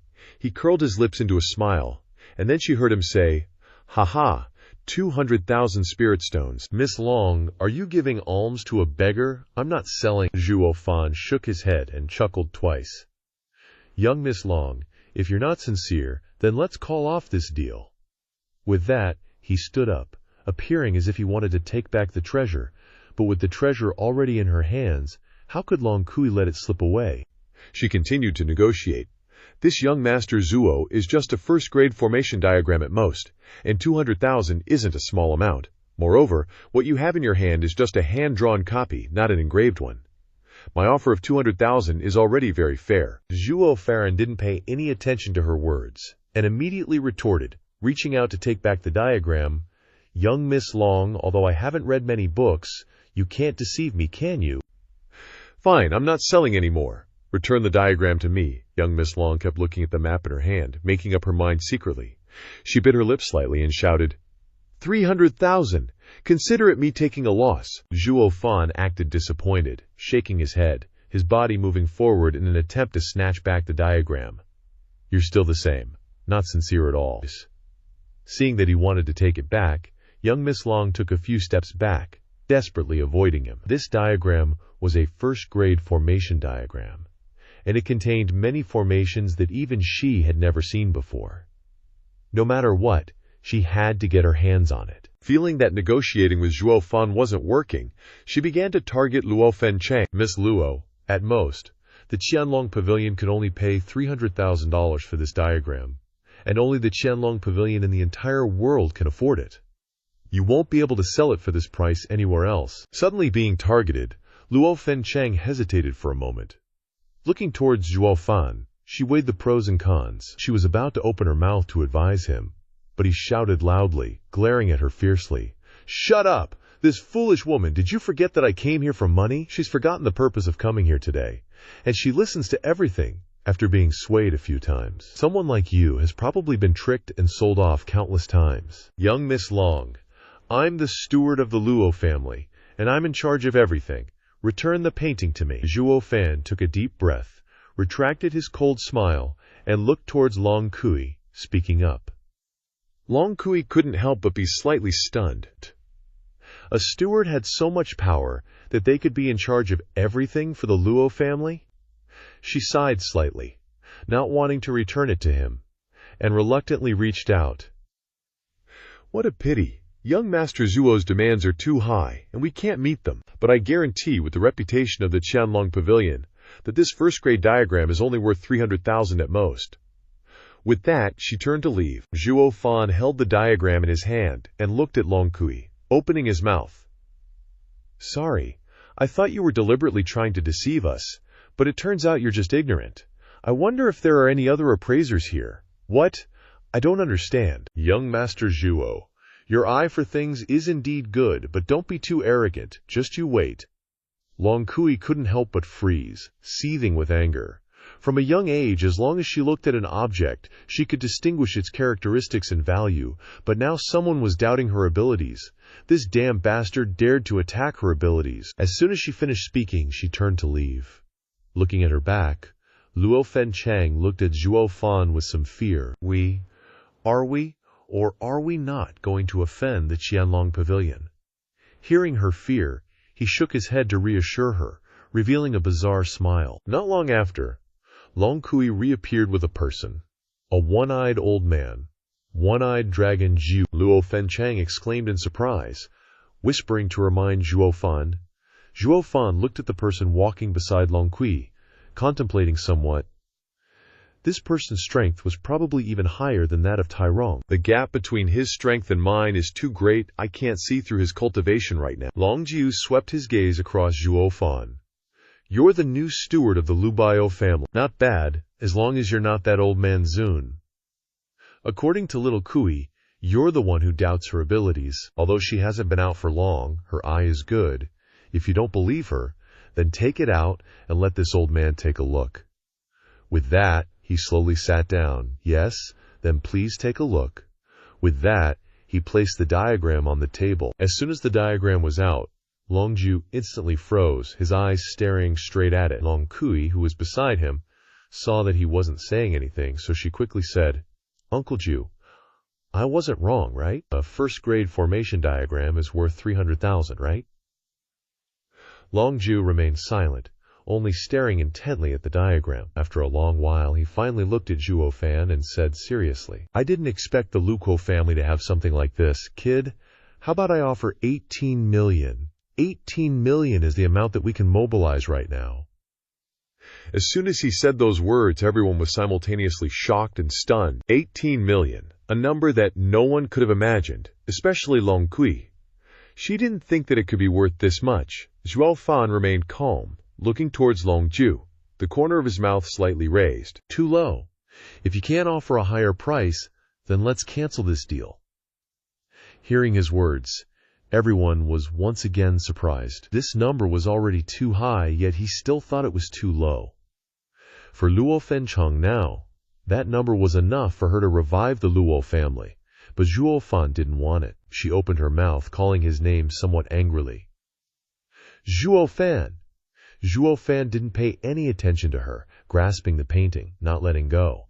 At this moment, Long Zhu narrowed his eyes slightly, and a powerful aura immediately struck. Zhuo Fan sensed the oppressive aura coming and retreated. Kid, this diagram this old man must have. Zhuo Fan barely suppressed his discomfort. Enduring the pressure from the expert, he still sneered at him. Ninth Master, doing this will harm the reputation of Qianlong Pavilion. Kid, aren't you afraid? Long Zhu increased his pressure. Zhuo Fan chuckled and retorted. HMPH, aren't you afraid, Ninth Master? Slightly stunned, Long Zhu suddenly withdrew his aura, laughing loudly. Good kid. With you supporting the Lubao family, they can quickly return to their former glory. Alright, you didn't come here just for money, so spill it. What are your conditions? Zhuo Fan smirked. He won. He used his life and Qianlong Pavilion's reputation to succeed. Truly an old fox, his goal was seen through anyway. But he already achieved his goal, whether he knew it or not was no longer important. Thinking this, he bluntly replied, 10,000. You guys can pay 1 million now, and pay the rest slowly. Consider it a debt to us. Long Zhu considered for a moment, then reached out to take the map, calmly saying, All right, deal. Consider Qianlong Pavilion in debt to you. Xiao Kui, give them 1 million, see them out. Saying this, he immediately turned away, his figure disappearing. Long Kui Chen waited a bit, then followed Long Zhu's instructions and gave the money to them. At the same time, Long Kui was suspicious. Luo Fencheng and Peng Yan also looked at him doubtfully. In this negotiation, Zhuo Fan actually won. He casually drew a map and got 1 million, plus a favor from Qianlong Pavilion. How did he do it? But they didn't understand. This negotiation was a battle of psychological warfare. Whoever had the stronger mentality won. On the other side, Long Kui gave the spirit stones to Zhuo Fan and went to see Long Zhu. She questioned, Ninth Uncle, isn't it just a first-level formation map? You offered such a high price. I looked closely. It's an ancient formation diagram. It's been lost for a long time. I'm afraid this is the only one in the entire Tianyu Empire. 1 million and a favor. It's not a loss. Long Zhu calmly explained her doubts. Remembering something, he continued. Have a G send 4 nascent soul experts to protect them. They just offended the Sun family. Long Kui excitedly heard Long Zhu say, An ancient formation diagram, and the only copy. How valuable is that? Startled, Long Kui looked at Long Zhu and replied, Why do we need to protect them? Didn't you hear? We owe them. Long Zhu sighed. After achieving his goal, Zhuo Fan returned to the inn in a happy mood. Next, he needed to plan how to deal with the Sun family. He smirked, feeling a bit excited. Sun family and the backing of the 7 noble houses. Don't keep him waiting too long. The next morning, he was resting and adjusting his body in his room when he suddenly heard Peng Yan's panicked voice. Not good, Zhuo Fan. The Sun family is surrounding us outside. Hearing this, he immediately stood up, his eyes excitedly replying, They're finally here. I've been waiting for them.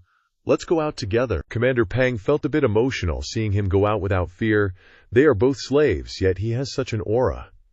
But little did he know, Zhuo Fan was no longer that loyal kid to the Luo family. He was a feared devil emperor, a slaughtering demon. Zhuo Fan, Luo Yuncheng, and Commander Peng walked out together, looking at the fierce group of people before them. Luo Yunchang spoke up. Son, miss, I wonder what brings you here today. Luo Fencheng, don't play dumb with me. How dare you even ask after what you've done? I'm here today to settle accounts with you. Especially that kid Zhuo Fan, Sun Yufei, fiercely spoke. Luo Fencheng looked at her, then turned to look at Zhuo Fan. Seeing that he didn't change his expression at all, she wasn't afraid either, and opened her mouth to speak. Son, miss, the Luo family has been in Fenglan City for hundreds of years. We can't be wiped out so easily. The Sun family only arrived in Fenglan City a few decades ago.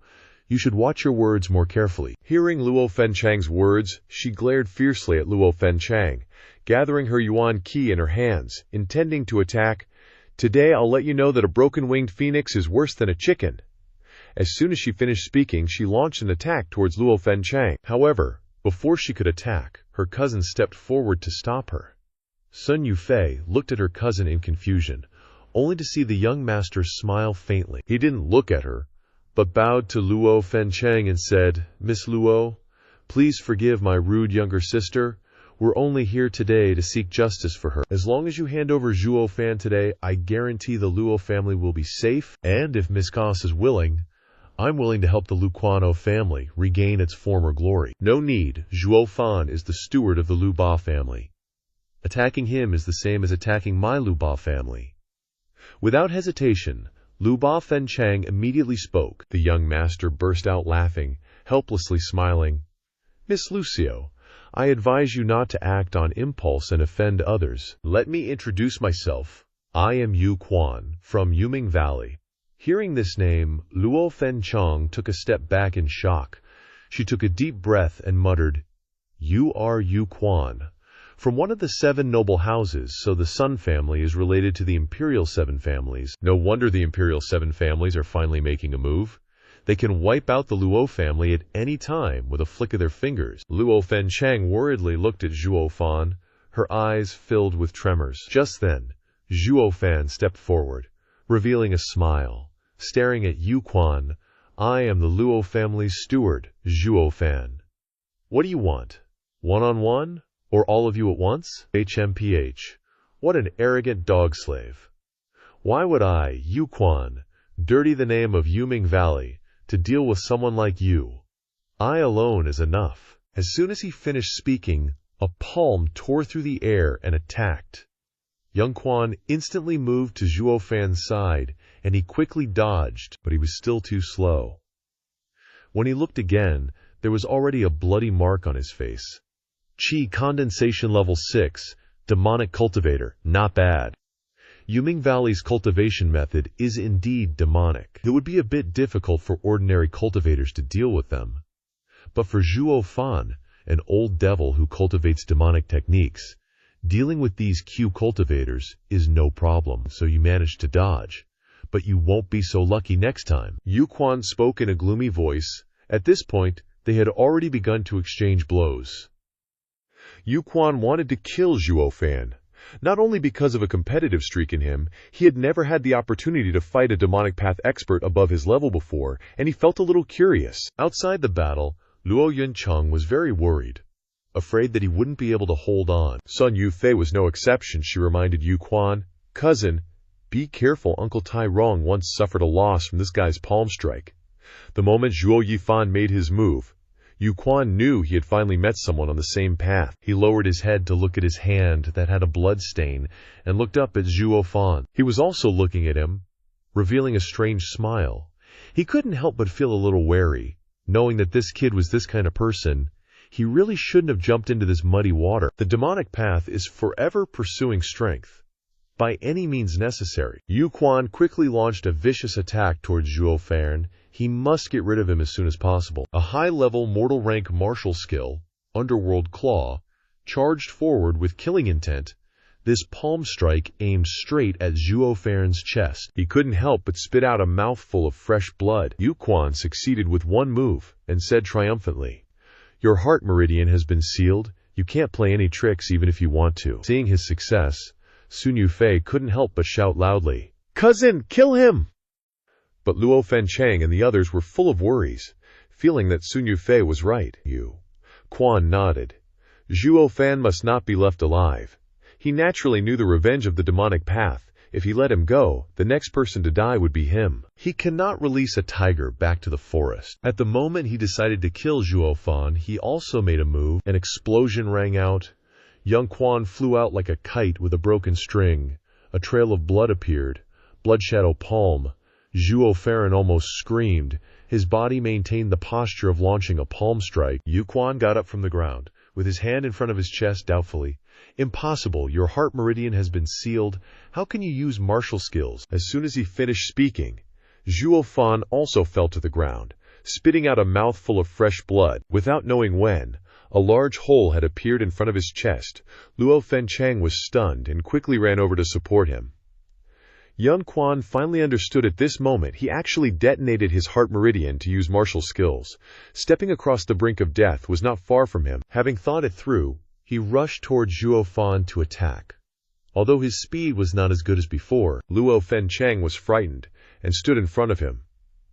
Yu Quan looked at the person blocking him and smirked. "Miss Luo, get out of the way. I don't want to hurt you." Suddenly, a hand reached out, blocking Young Quan's attack. Young Quan's eyes narrowed slightly. He saw a warm face of a young teenager. Long Ji, don't ruin my good deeds. Sun Yufei also muttered the name of this person, Qianlong Pavilion. Yu Quan, be generous. Don't push people to the brink. I am under the order of Ninth Master, guaranteeing their lives. Long Ji spoke indifferently. Hearing this, Sun Yufei felt her superiority instantly dissipate. The Lu Bao family being protected by Qianlong Pavilion meant that they could be on par with her Sun family from now on. At this moment she hated Lu Bao Fenchang even more. Yu Quan looked at Zhuo Fan, who was half dead, reluctant to let him go, and said sternly and coldly, "Longji, don't forget that our strengths are equal. Do you think you can protect all four of them alone? Yu Quan, you are seriously injured. How can you still be my opponent in your current situation?" A demonic path expert can unleash 120% of their strength at a critical moment. But if you and I fight to the death, leading to a major war between the two sides, can you bear this responsibility? Long Ji withdrew his smile and replied coldly to Yun Quan. The grievances between Underworld Valley and Qianlong Pavilion. Starting a war is only a matter of time, but now is not the time. Just as Long Ji said, if Yu Quan took action at this time and ruined the family's big plans, he would indeed not be able to bear it. After thinking carefully, he decided to reconcile, as Long Ji said. But at this moment, a figure rushed over, tearing apart Young Quan's chest with a palm strike. "Master, didn't you tell me that demonic cultivators will die if they hesitate during battle?" Foolish. A familiar and evil voice reached Yu Quan's ears. Yu Quan looked at him in surprise. "You, aren't you?" This person was clearly on the verge of death. Where did he get such great strength, and even stronger than before, and also faster? Could it be that at the moment close to death, Young Quan understood that this person was setting a trap for him, luring him in? Unfortunately, he understood too late. His life was also gone. Zhuo Fan at this moment was like a life-reaping asura. His hand fiercely used force to pull out Yu Quan's entire heart. Fresh blood flowed like a waterfall. Die! Yu Quan fell in an instant, making everyone extremely surprised. The situation reversed too quickly. No one could have imagined that the person who was still on top a few moments ago had fallen at this moment. Dying with eyes wide open, Sun Yufei saw Yu Quan's corpse, screamed and fainted. "Cousin!" The people of the Sun family also quickly retreated. Qianlong Pavilion! Their Sun family could not possibly fight against this force. Long Ji was stiff at this moment. The person who always had a cold expression was a little frightened at this moment. Yu Quan actually died in front of him, and also the scene of Zhuo Fan still holding Yu Quan's heart in his hand. He couldn't help but feel a little chilly. He originally knew that demonic path cultivators were indeed ruthless, but he had never seen them so ruthless. At the same time that he was assessing Zhuo Fan, he was also looking at Long Ji. After a while, he casually threw the heart away, and then assumed a posture towards Long Ji. "You are the person Ninth Master sent to protect us. Thank you for your assistance, but please help me convey a message to Ninth Master. No need to send people here in the future." After speaking, he turned around and went into the inn. At Qianlong Pavilion, after hearing the news, Long Ju angrily slapped the table. Damn it, Long Ju has been around for a lifetime. But now he was schemed by a kid and ruined the family's plan. Long Kui and Long Ji were bowing their heads, not daring to speak. Finally, Long Kui couldn't help but hesitate and ask, "Ninth uncle, I don't understand. Zhuo Fan killed Yu Quan. What does that have to do with our Qianlong pavilion?" Hearing this, Long Zhu angrily scolded. AG was there at the time and even fought with Yu Quan. Others saw this. That brat killed a disciple of the Underworld Valley right in front of AG? You think they won't hold us accountable for that? Little brat. Would you believe that someone from a small clan would dare to kill a disciple of the Yu Xia 7 noble houses? Even you don't believe it, so how could the Underworld Valley believe it? They'll definitely blame us for this, Long Ji helplessly explained to Long Kui. Hearing Long Ji's explanation, Long Kui sighed. We're so unlucky. Unlucky. It's not like that little bastard didn't plan everything from the start. He took advantage of Aji's attempt to mediate, and then attacked with even more power than before. He was clearly waiting for them to fall into his trap. He's plotting against Qianlong Pavilion and Underworld Valley. When the two houses fight, the Luo family can escape, Long Zhu heavily said. How is that possible? Isn't he afraid of offending two great families? He thought of that long ago. The moment he made that move, he knew we valued our reputation. So if we attack or abandon the Luo family, it'll show that we're weaker than Underworld Valley, which would damage Qianlong Pavilion's prestige. Therefore, there's only one path. Protect the Luo family. From the moment he entered Qianlong Pavilion, that little brat started plotting against me. Plotting against Qianlong Pavilion. He's the most dangerous person I've ever met. Hearing this, Long Ji seemed to recall the scene at that time and nodded deeply. Ninth uncle is probably right. Zhuo Fan is indeed a very dangerous guy.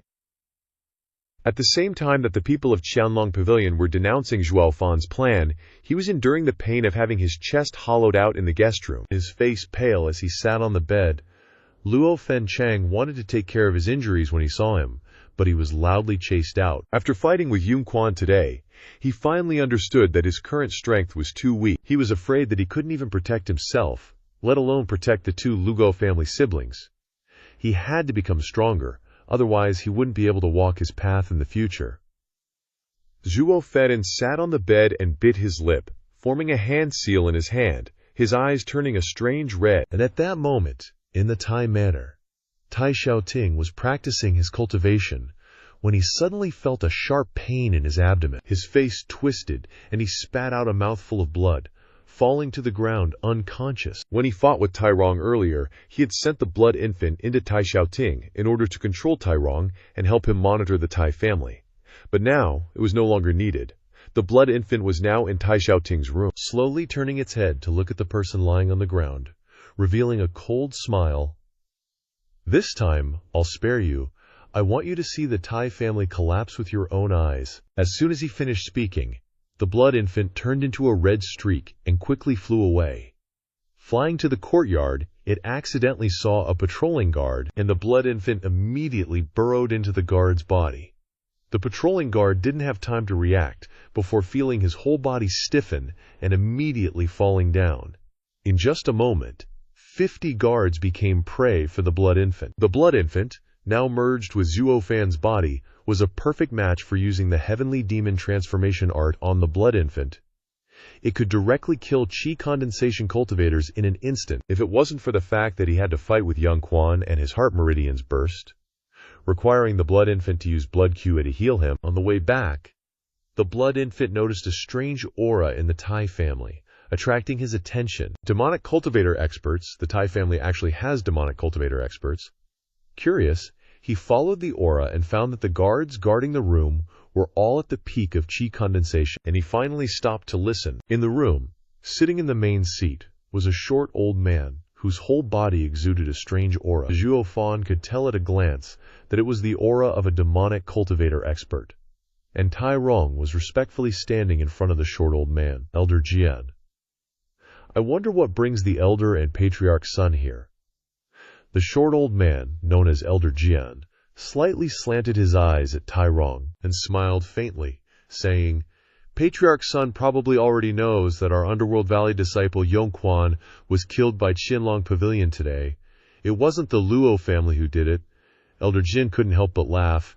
"You think the Luo family has the guts to do this?" Underworld Valley and Qianlong Pavilion have long had grudges, but neither side dared to make a move, breaking the balance of the 7 noble houses. This time, Qianlong Pavilion used the excuse of the Luo family killing my disciple. I wonder what that means. Hearing these words, Zhuo Fan couldn't help but secretly smile smugly. It was indeed as he expected. The 7 noble houses have dominated for so many years that they absolutely didn't expect anyone to dare challenge their authority. It's precisely their arrogance that makes them willing to believe the conspiracy behind it, unwilling to believe the truth in front of them. Moreover, Qianlong Pavilion is the same, preferring to take the blame rather than show weakness. Tai Rong really still didn't know what Elder Jian's purpose was in coming here this time, and continued to probe. So what's the meaning of coming to find me today? Haha, it's nothing. I just want you to investigate Qianlong Pavilion and see what they're up to. If I were to come forward, a great war would definitely be unavoidable. Don't worry, I'm not asking you to investigate Qianlong Pavilion. You can't afford to offend them. You just need to help me deal with the Luo family and see what their attitude is like, Jian Cheng said with a smile. After today, who in Fenglan City doesn't know that the Luo family has the protection of Qianlong Pavilion? Now, you want the Tai family to attack them. Isn't that indirectly offending Qianlong Pavilion? Tai Rong isn't stupid. He made no secret of his reasons for declining to Elder Jian. I had some conflicts with that little bastard Zhuo Fan a few days ago, but he used evil techniques on my son, so I've been slow to take action against him. Elder Jian, Patriarch's son, has always been quick-witted and has a good relationship with Underworld Valley.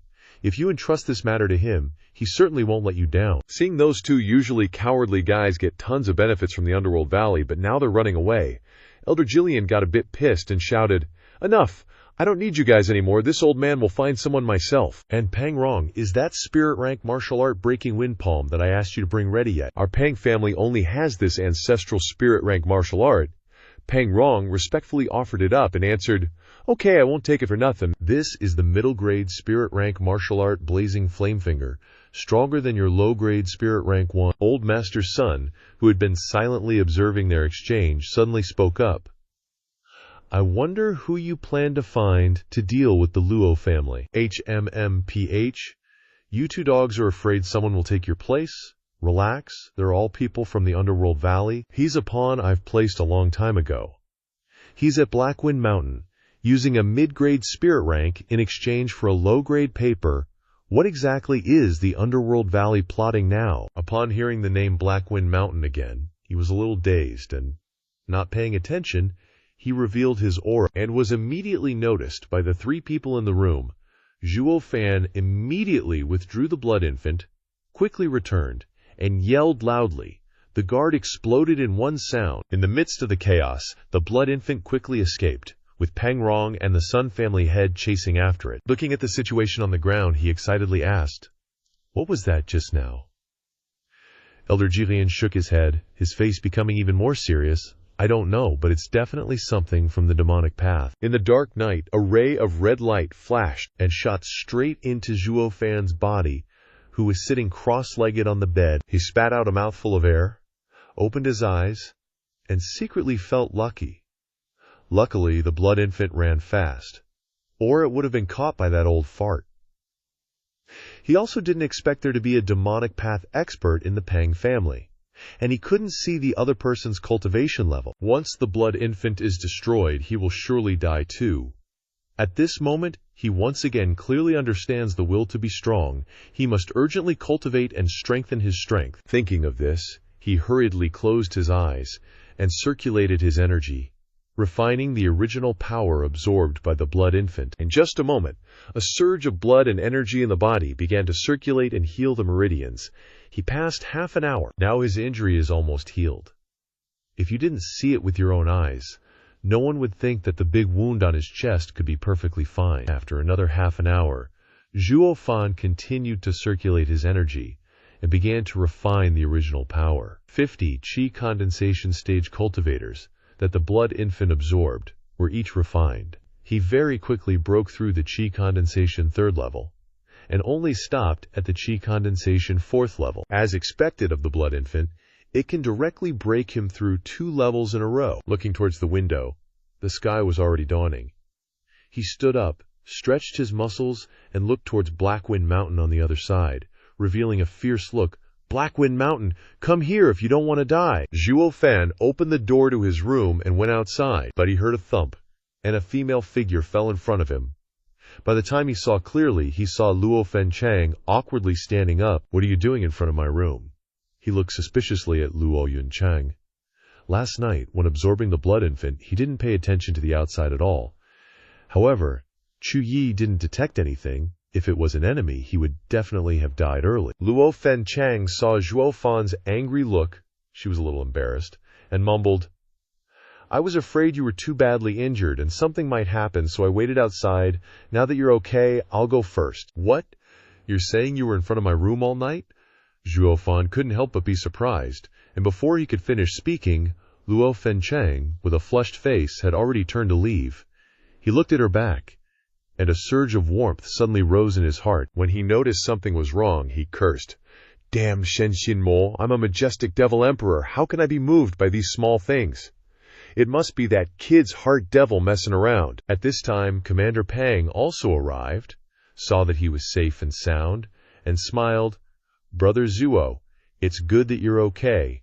Do you know how terrifying your injury was last night? It scared us to death. The young miss always stood outside guarding, afraid that something would happen to you. Oh, where's the young miss? He looked around and didn't see Luo Fenchang, so he asked. Seeing that the person had just arrived, and he also wanted to leave, he spoke to Commander Pang. She's gone. You came at the right time. Come with me to the Hidden Dragon Pavilion. Commander Pang was a little worried about his young miss and young master. He hesitated, but the young miss knew his thoughts. Without waiting for him to finish speaking, Zhuo Fan interrupted.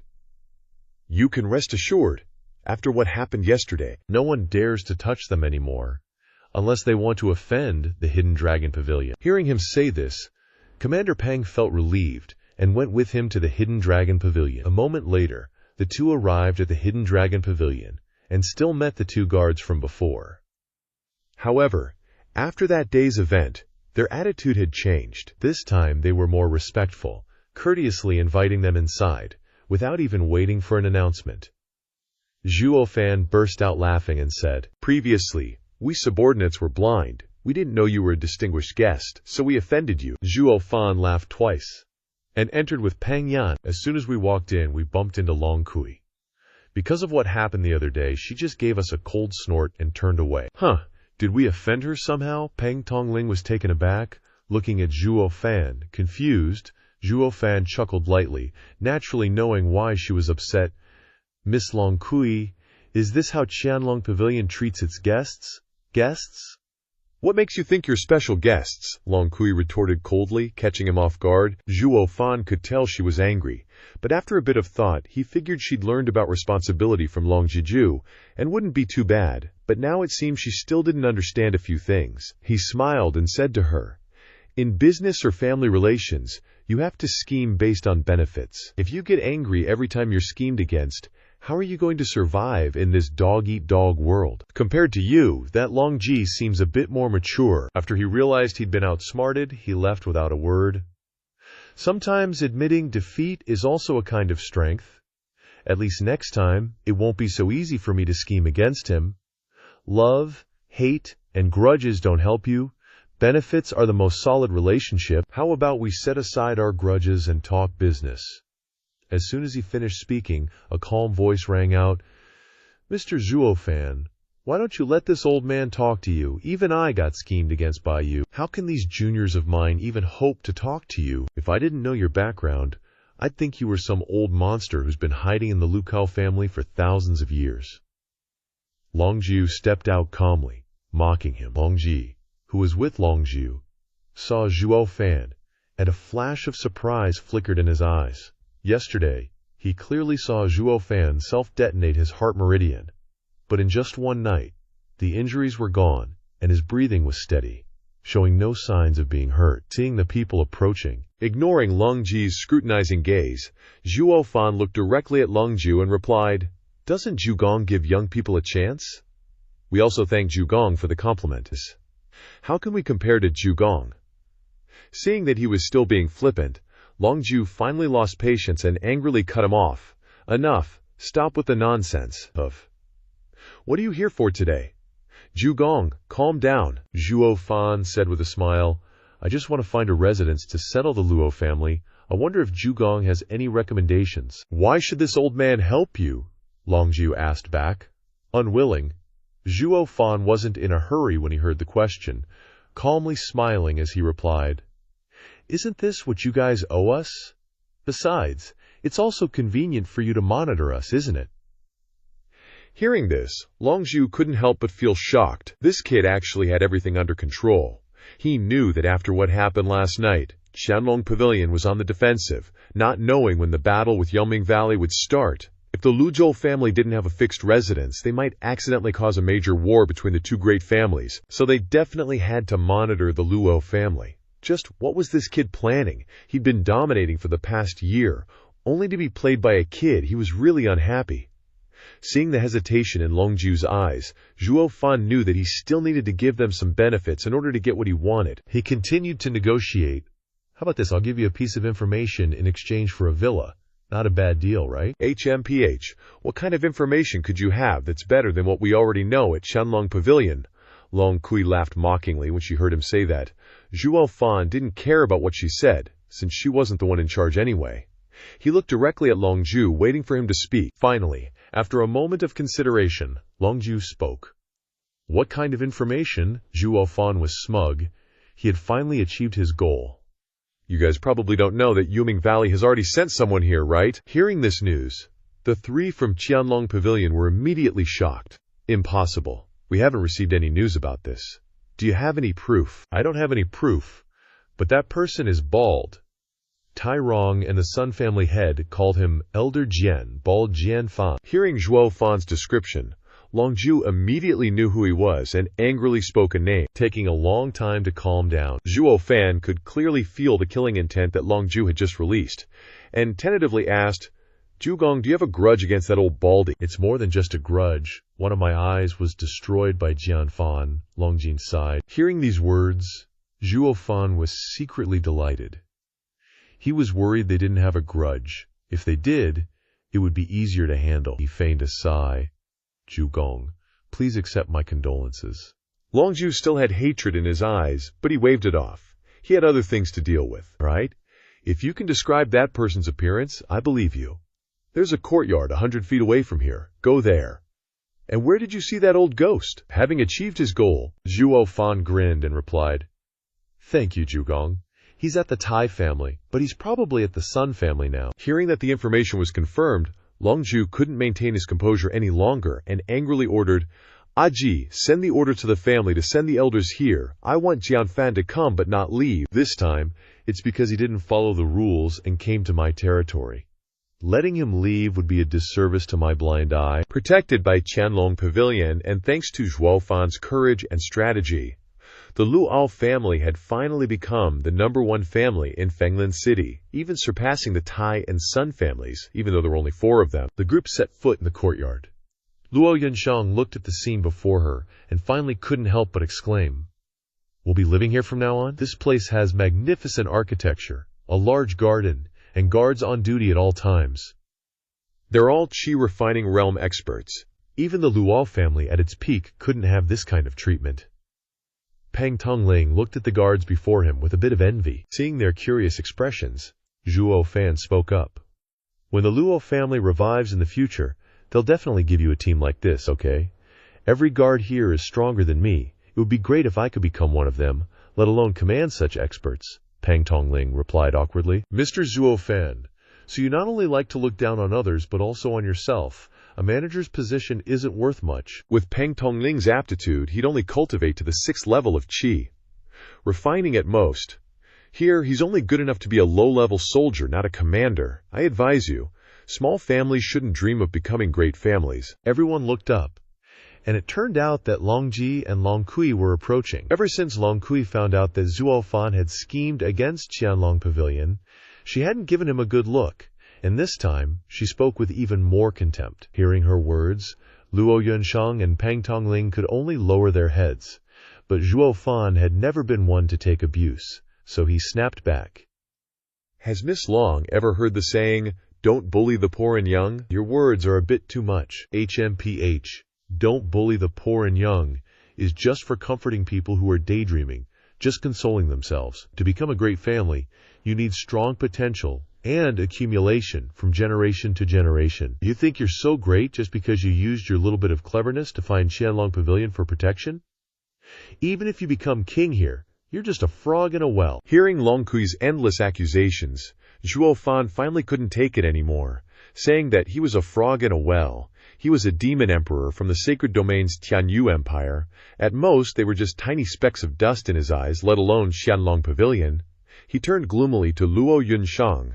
Eldest miss, lend me some spirit stones. Getting the spirit stone, Zhao Cheng lightly leaped onto the roof, surveying his surroundings. Panlong Formation, a level 3 defensive formation. As soon as he said that, Long Ji and Long Kui couldn't help but be surprised. He actually knew the formation set up by Long Ju. Before they could get over their shock, Zhao Cheng jumped down, forming hand seals. In an instant, the entire courtyard began to tremble.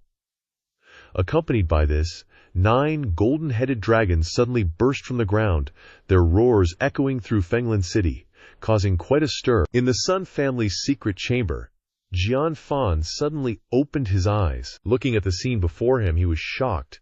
Someone was setting up a formation. Could it be that old ghost? No, he couldn't possibly have the ability to set up such a grand formation.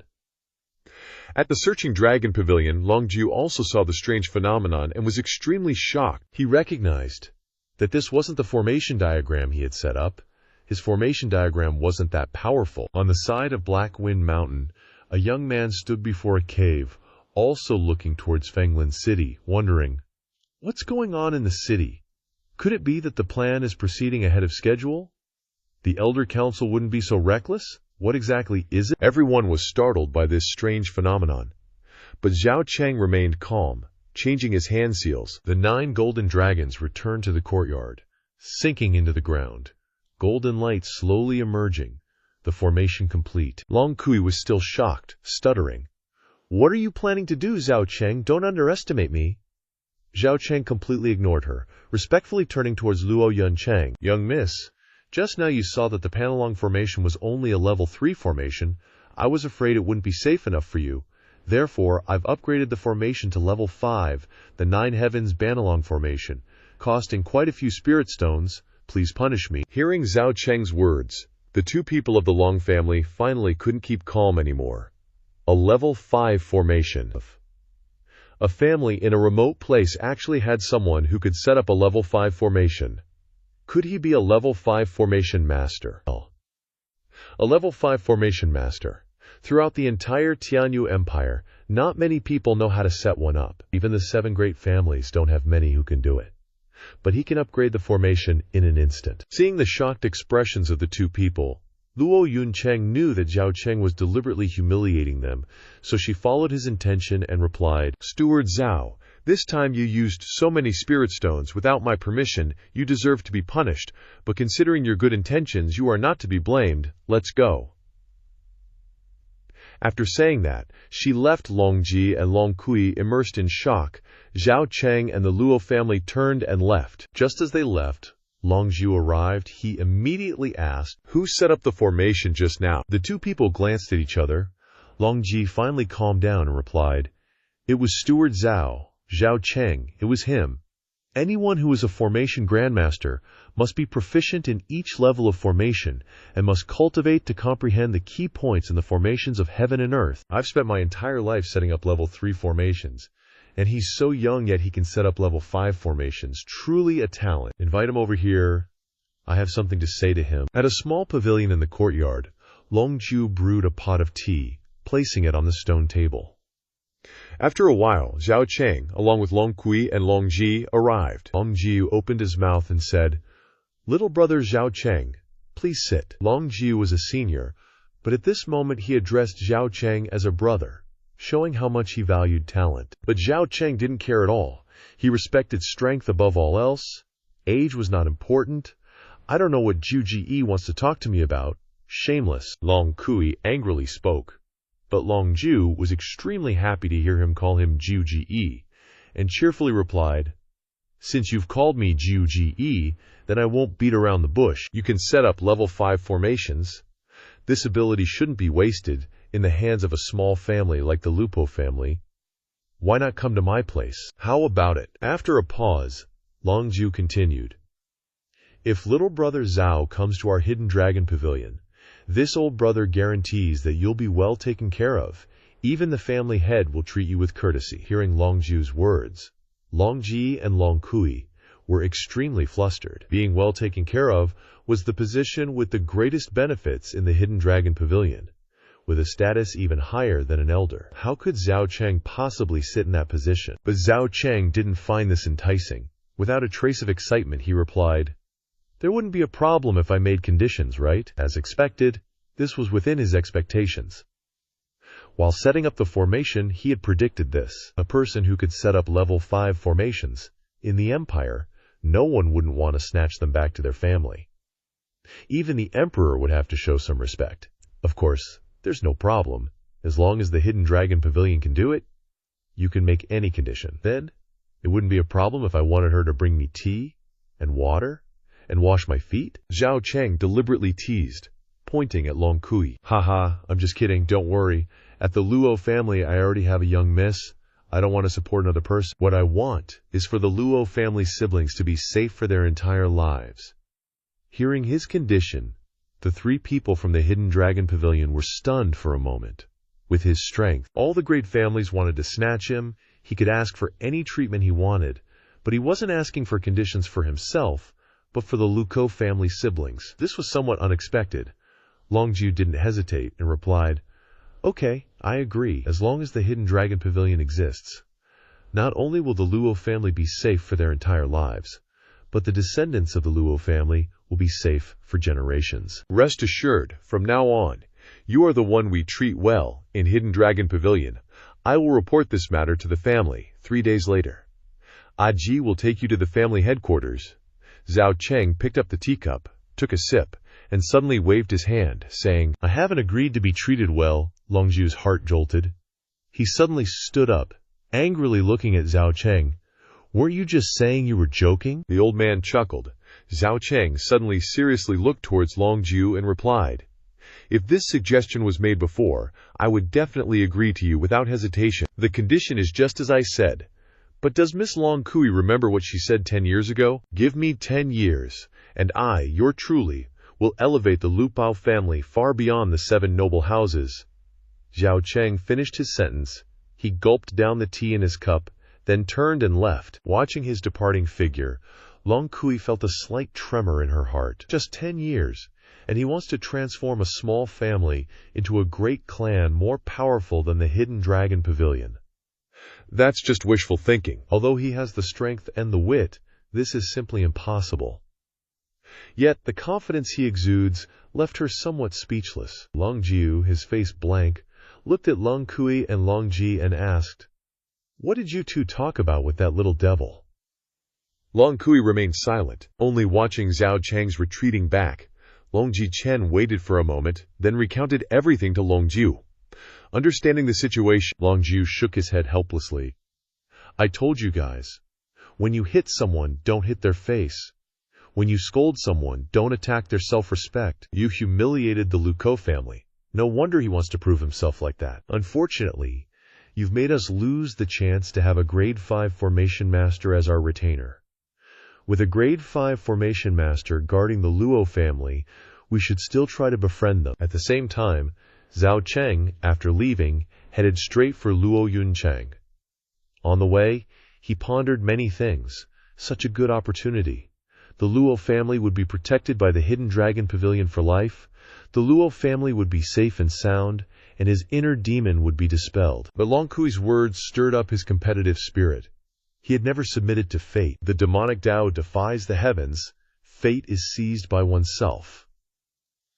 Now he wanted to help the Lucamo family not just to dispel his inner demon, but also for the sake of his demonic Tao. If heaven tries to obstruct him, he will defy the heavens and change his destiny. His fate is his own, not heaven's. At this moment, he decided to turn that declining family into the strongest great clan in the world. Zhao Cheng pushed open the door and entered, his face full of murderous intent. Seeing him return, Luo Yunchang and Luo Fenchang were both startled. Gathering her courage, Luo Yunchang spoke up and asked, "Zhao Cheng, What did Ninth Master want with you? He invited me to become a retainer for the Hidden Dragon Pavilion, Zhao Cheng replied nonchalantly. Hearing his words, Luo Fencheng felt a little flustered. She knew that with his strength he could go further, and shouldn't bury himself in the small Luo family. But she was reluctant to let him go. She forced a smile and said, "Then congratulations. You'll definitely have a bright future there." Seeing the sorrowful looks on their faces, he scoffed, sighed, and said, "What?" I rejected him. Why? Hearing this, everyone was taken aback, but they were secretly overjoyed. "It's nothing. I'm going back to my room. Also, from now on, I am the grand manager of the Luo family. I'll make all the decisions. Don't interfere. Within 10 years, I will make the Luo family stronger than the Hidden Dragon Pavilion." With that, he quickly disappeared, leaving the three Luo Yuncheng standing, stunned in place for a long time because of his words. 10 days. In these 10 days, no one saw Zhao Cheng's figure. He was diligently cultivating, releasing the blood infant at night to absorb original force. And his target was the Tai family. So for these 10 days, the Tai family was always troubled, and the number of guards in the mansion decreased day by day. Zhao Cheng had also tried to send the blood infant to the Sun family to absorb original force, but there was a demonic Dao expert there, Elder Jian, and he was almost discovered several times, so he didn't go there anymore. Today, as usual, Zhao Cheng released the blood infant to absorb original force, but unexpectedly, he encountered someone spying on the roof of the Hidden Dragon Pavilion. So he ordered the blood infant to follow the figure and investigate the situation. After a while, the figure stopped right at an inn. The blood infant gently flew to the window and eavesdropped. Inside the room, a group of burly men looked at the person in black. "Young miss, what have you found out?"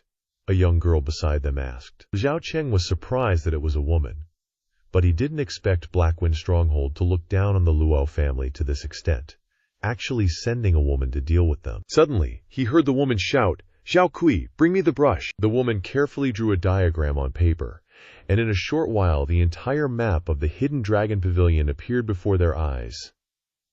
"You guys look closely. This is the structure of the courtyard. There are heavily armed guards everywhere, and there are bone-tempering realm experts guarding these four corners." The woman quickly pointed at the map and gave instructions to her subordinates. "Young miss, this is the Hidden Dragon Pavilion. How are we going to attack? I'm afraid we'll die outside before we even reach the door. Don't worry, the Underworld Valley is helping us. We just need to take the opportunity to create chaos, break in, and capture Luo Fencheng, and kill the Luo family members." The young woman spoke fiercely again. Hearing this, Zhao Cheng couldn't help but be surprised. "What? The 8th young miss? She's the female 8th young miss. What's she doing?" "Young miss has some words that you might not want to hear, but the matter concerns the lives of our brothers, so I must say it." Hesitating for a moment, the person continued, "Young miss, although the young master of the stronghold has a relationship with the Underworld Valley, this is the Hidden Dragon Pavilion. If we offend them, they will definitely be in trouble. If the Underworld Valley abandons us, we'll only have a dead end. Are you all afraid of death? Do you think you're worthy of the Stronghold Master? To heal and avenge the Stronghold Master, even if we have 10 lives, it would be worth it. Fall back, everyone. Follow the original plan. No one is allowed to object." Hearing the words of her subordinate, the young woman snorted and said angrily. The subordinates retreated in unison. At this moment, Zhao Kui beside her spoke up. "Young miss, you're so amazing. You have the style of the Stronghold Master. If my adoptive father were still healthy, his aura would be many times stronger than mine. Who in Blackwind Mountain wouldn't obey? There wouldn't be so many people questioning me either. Don't comfort me anymore. I just hope that after this trip I can get the rejuvenating dragon herb and cure my adoptive father's illness." Zhao Cheng listened to them outside, feeling a little admiration. She can suppress the morale of the troops with just a few words. Not bad. But they're here to harm the Luo family, so I have to deal with them? With that, he immediately took action. Filial piety is one thing, reality is another. And who told you that the rejuvenating dragon herb can cure the illness? Who is it? Don't panic. I have no malice. I just want to invite the two of you to come with me on a trip to clarify some things. The black-clad woman stood protectively in front of the little girl, glaring fiercely at Zhuo Fan. She was completely oblivious, not even realizing when he had appeared. If he were an enemy, she'd probably be dead already. Just who the heck are you? Zhuo Fan chuckled and gave a slight bow. This humble one is the Luo family's steward, Zhao Cheng. Hearing his words, the woman immediately gritted her teeth and attacked without another word. If you're from the Luputo family, then die. Seeing her attack, Zhuo Fan was a bit surprised. He hadn't expected her to be at the 9th level of Qi refining, using spirit-ranked martial skills. With that kind of strength, she could totally go toe-to-toe with someone from the Duan country realm. But too bad for her, she was facing him, the blood infant itself. Without further ado, he formed a hand seal, and a blade of crimson light flew towards the woman. Then, both of them froze. Taking advantage of this moment, he swept both girls up in his arms and headed back. As the sun rose, 2 guards spotted Zhuo Fan's figure flashing past, carrying 2 women. They exchanged knowing smiles and loudly teased, "Steward Zhao Cheng, you had a tough night." At the same time, Long Kui saw him too and snorted with disdain. Men are all the same. Zhuo Fan brought the 2 back, went straight to his room, and unceremoniously dumped them on the floor, slamming the door shut. He casually plopped down on a chair. Little Kui, who had fallen on the floor, immediately turned to her mistress and asked, "My lady, are you all right?" The black-clad woman lying on the ground was still unable to move. She couldn't answer. Zhuo Fan chuckled at her situation. With a flick of his finger, he restored her freedom. Unsurprisingly, she immediately drew a stiletto and stabbed at Zhuo Fan. But how could she possibly succeed? He had her every move in the palm of his hand. Not bad, but useless in front of me. I invited you 2 here just to ask a few questions, answer honestly, and I'll let you go. Also, you better not get cocky in front of me. After saying that, he took the stiletto from her hand, suddenly remembered something, and spoke again. "All right. Anything dangerous hidden on your person?" Then, he pretended to reach out to search her. The black-clad woman blushed and hurriedly cried out, "You wouldn't dare!" Zhuo Fan paused his hand, looked her up and down, then shook his head. "Whether I dare or not depends on whether you're worth it." "Just who are you? What are you doing in Fenglan City?" The black-clad woman turned her head away, unwilling to answer. How could that old devil possibly spare her? The more stubborn she was, the more Zhuo Fan immediately tore off pieces of her clothes. The woman's clothes were already in tatters. Zhuo Fan asked again, "Who are you? What are you doing in Fenglan City?" Seeing that she still didn't want to answer, Zhuo Fan coldly raised his hand to continue tearing her clothes. Finally, the little woman, terrified, couldn't resist any longer and blurted out, "I'm Lei Yusting, the adopted daughter of the Blackwind Mountain Lord. I came here this time to take advantage of the attack on Lingxiao Pavilion by Yuming Valley to capture Luo Fencheng and eliminate the Luo family." Zhuo Fan's face didn't change, as if it was all within his expectations. But what he wanted was the key relationship between Yuming Valley and Blackwind Mountain, and who was the one pulling the strings at Blackwind Mountain. He continued to press the woman. "What is your relationship with Yuming Valley? What benefits are they giving you? How do you contact Yuming Valley? Who is the mastermind?" Lei Yuting's eyes flickered, but she remained silent. Zhuo Fan immediately tore her clothes again, until she was only left with a pink vest covering her body. Lei Yuting began to panic. Tears appeared in her eyes, but she quietly bit her lip and said nothing. Zhuo Fan saw her very beautiful appearance, but it did not affect him. He slowly reached his hand in front of her chest, wanting to take off the remaining vest covering her body. He coldly said, "This is your last chance to maintain your dignity. If you still don't speak, there are still dozens of horny corpses outside waiting. I'll count to 3. 1, 2. He then reached out in front of her. "Please no." Little Kui on the side was eventually overwhelmed with fear. Finally, little Kui couldn't bear to see her lady humiliated like this, and opened her mouth to speak. "It has nothing to do with Yuming Valley. Senior brother Yang Ming caused it all." Seeing the girl next to her about to tell everything, Lei Yuting tried to stop her, but before she could open her mouth, Zhuo Fan stopped her. She just watched Xiao Kui tell all the secrets of Yuming Valley and Blackwind Mountain. "Who is senior brother Yang?" Zhuo Fan spoke slowly. "He is Yang Ming, the Mountain Lord's direct disciple and the lady's fiancé, but the Mountain Lord was assassinated by Luo Zhendong. His body can't get up, and he can't speak, so we worked with Steward's son to attack the Luo family to avenge the Mountain Lord, but unfortunately Luo Fenchang escaped. Recently, we discovered that you are in Fenglin City. Enough, how did you know that Luo Zhendong assassinated the Mountain Lord? Did you see it? Did Yang Xin your brother see it? Zhuo Fan silently listened to Xiao Kui, as if he had realized something. It turned out that the feud between the Luo family and Blackwind Mountain started from here. Yang Ming was the one pulling the strings, behind everything. As if to confirm everything, he asked. Then Yang Ming also said that Elder Hui Long could heal the village lord's injuries, right? Lei Yuting and Xiao Kui were a little stunned when they heard this. How could he know such a thing? With all the things being understood, Zhuo Fan felt that there was no need for Lei Yuting to suffer anymore, so he wanted to withdraw his hand in front of her chest. Just at this moment, someone suddenly opened the door from behind and walked in. It was Luo Yunshang. Zhuo Fan, what are you doing in the room? As soon as Luo Fenchang stepped through the door, she saw Zhuo Fan's unseemly situation. There were 2 women in his room, and one of them was in disarray. His hand was still in front of the woman's chest and had not been withdrawn, and she was so ashamed that she was angry. You're a steward. This is the residence of Qianlong Pavilion after all. How can you do such inappropriate things here? Zhuo Fan was a little startled when she came in, and then replied calmly, I'm doing this for the Lucao family. For the Luo family. You brought 2 women of unknown origin home for a whole night, and you say it's for the Luo family. Didn't you say you wanted to become stronger? Didn't you want the Luo family to surpass the 7 great families? So what are you doing? Hearing her angry scolding, Zhuo Fan was startled.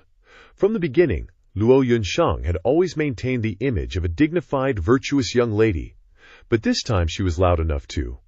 Seeing this, he spoke to explain to her, They are from Blackwind Mountain. I just finished interrogating them. Upon hearing the 3 words Blackwind Mountain, the anger in Luo Fenchang immediately surged, quickly gathering in her palm, and striking towards Lei Yuting, she shouted loudly, Pay for my father's life! Seeing that a fight was about to break out, Zhuo Fan immediately stopped Luo Fenchang, saying, Hold up. The feud between the Luo family and Blackwind Mountain isn't as simple as it seems, you know. It could all be caused by the 7 noble houses. As soon as he said that, Luo Fenchang immediately stopped and looked at him.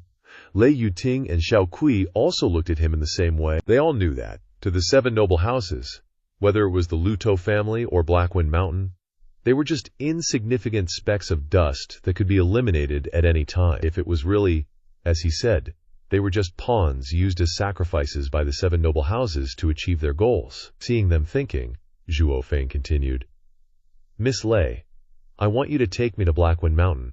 I want to find out the truth about this matter. You want me to take you to Blackwind Mountain's camp? In your dreams, Liao Xiaoyiting snorted, angrily. Seeing that she was unwilling, Zhuo Fan turned to Luo Yunshang. Xiao Cheng, lend me the returning dragon staff for a bit. What do you want to do? Although doubtful, Luo Yunshang still handed it to him obediently. She knew he had the strength, he didn't need this martial skill, and he was also a 5th grade formation master. He must have something he needed to do. Your returning dragon staff, it can't cure your mountain lord's illness. I just need you to take me to Blackwind Mountain to investigate the matter clearly. That Yang Ming guy might be deceiving you. Yang Ming easily incited the Luo family's manager to rebel. He might have connections with the Netherworld Valley. Then Miss Lei, do you really understand him? Zhuo Fan maliciously speculated. Zhuo Yifan handed the returning dragon staff to Lei Yuting to show his sincerity. After hesitating for a while, Lei Yuting finally agreed. He's already given me the family treasure. There's no reason for them to trick me. Thinking so, she nodded to Zhuo Fan. Seeing that she had agreed, he smiled lightly, took a step and suddenly remembered something, then coughed twice and reminded, Miss Lei, be careful you don't catch a cold. Reminded by him, Lei Yuting finally remembered that her clothes were no longer intact. She had been talking to him all this time, with only a vest covering her body. She immediately blushed, turned around and scolded him. Get lost! Luo Fenchang and Xiao Kui also noticed this and pushed him out. Zhuo Yifan was pushed out and then teased. Miss Lei, wear a little more in the future. It might help a bit. In a small forest, in the middle, a black-clothed woman and an old man walked side by side. The woman was tall and slender, with a beautiful face like a flower. The old man's hair was already gray. With a long beard on his chin, his eyes looked old but constantly flashed with brilliance. The two came to the foot of a mountain. The woman looked at the distant mountaintop, glanced at the old man. "Zhuo Fan, you better know your place. If I find out that you have any intentions unfavorable to Blackwind Mountain, I will definitely not spare you." The old man looked up at the sky, laughed and shook his head. "Miss Lei, don't worry. I'm just here to investigate the situation, not to take revenge. And what can you do to me?" Lei Yuting snorted coldly and walked straight ahead. "Also, if Zhao Kui loses a hair, you're in trouble. Don't worry, I'm keeping Zhao Kui to save my life. And also, is it really Zhuo Fan?" He glanced at her and said mysteriously, "That's also for your own good. Good for me." Lei Yuting looked at Zhuo Fan suspiciously. Seeing that he shook his head and said nothing, she wisely didn't ask any more questions. Just like that, the two walked side by side up the mountain. Until they reached the middle of the mountain, they met the gatekeeper of Blackwind Mountain. "Who is it?" "Ah, it turns out to be the young lady returning. Aren't you in Fenglin City?" Lei Yuting heard him ask, immediately raised her voice and glared at the other person, arrogantly replying, "I had some things to do, so I came back." After speaking, she went straight towards the top of the mountain. Zhuo Fan looked at the person who had just blocked the way and looked at her, saying deeply, "That's Yang Ming's man. Your coming to Fenglin City was a secret. But even a guard at the foot of the mountain knows. Just you wait. When we get up the mountain, Yang Ming will definitely greet us." Lei Yuting was slightly startled, thinking about what he said, her eyebrows furrowed. She extremely trusted Yang Ming, but these days Zhuo Fan had been by her side talking about unusual things. She began to doubt again. Soon, the two had passed through several gates, and finally entered the top of the mountain. The gate of the Blackwind Mountain camp appeared in front of them. When the two were about to enter, a figure appeared. A young man with a handsome face, with a touch of evil. At first glance, Zhuo Fan recognized that this person was Yang Ming, and turned to Lei Yuting triumphantly and whispered, "You see, your every move is being reported to him." But Lei Yuting didn't feel happy. When she heard it, she finally believed a little of what Zhuo Fan said. The high probability was that Yang Ming was the mastermind behind the feud between the Luo family and Blackwind Mountain. Biting her lip lightly, she somewhat complicatedly moved towards him. "Yuting, aren't you in Fenglin City? Why are you suddenly back?" "This one is." Yang Ming glanced at Zhuo Yifan and asked Lei Yuting with a smile. Lei Yuting hesitated for a moment, probing. "Senior brother, the Hidden Dragon Pavilion is not easy to deal with. The people of the Netherworld Valley are not trustworthy. This action is really too dangerous, so I ordered them to temporarily stand by and see the situation." Hearing these words, Yang Ming suddenly changed his expression. Even a trace of murderous intent arose. "Junior sister Yuting, the master's kindness to me is as heavy as a mountain. For the old man, what does sacrificing my life matter? We are not people who are afraid of death. Moreover, the master's revenge cannot go unavenged." "Of course I understand this, but..." Lei Yuting frowned, gritting her teeth and saying, "Enough! Who is he? This is a second-grade alchemist that I invited. Who knows? He might be able to save my adoptive father." At this time, Zhuo Fan took a step forward and interrupted the two of them. "This old man travels the world, treating all kinds of diseases, even incurable sequelae. As long as this old man takes action, the disease will be cured." Yang Ming didn't wait for him to finish speaking, and waved his sleeve, angrily saying, "Junior sister, you were seriously injured by the returning dragon staff. Only the returning dragon staff can cure it. Don't you trust me?" Hearing this sentence, Lei Yuting thought of the time she spent with Yang Ming, and a little hesitation arose in her heart. Zhuo Fan once again stood between the two and said, "Little brother, give me a chance. I really can heal." Yang Ming was furious in his heart. Unable to bear it, he struck out, a palm hitting toward Zhuo Fan. He felt that palm, but for the sake of the play, he gritted his teeth and accepted it.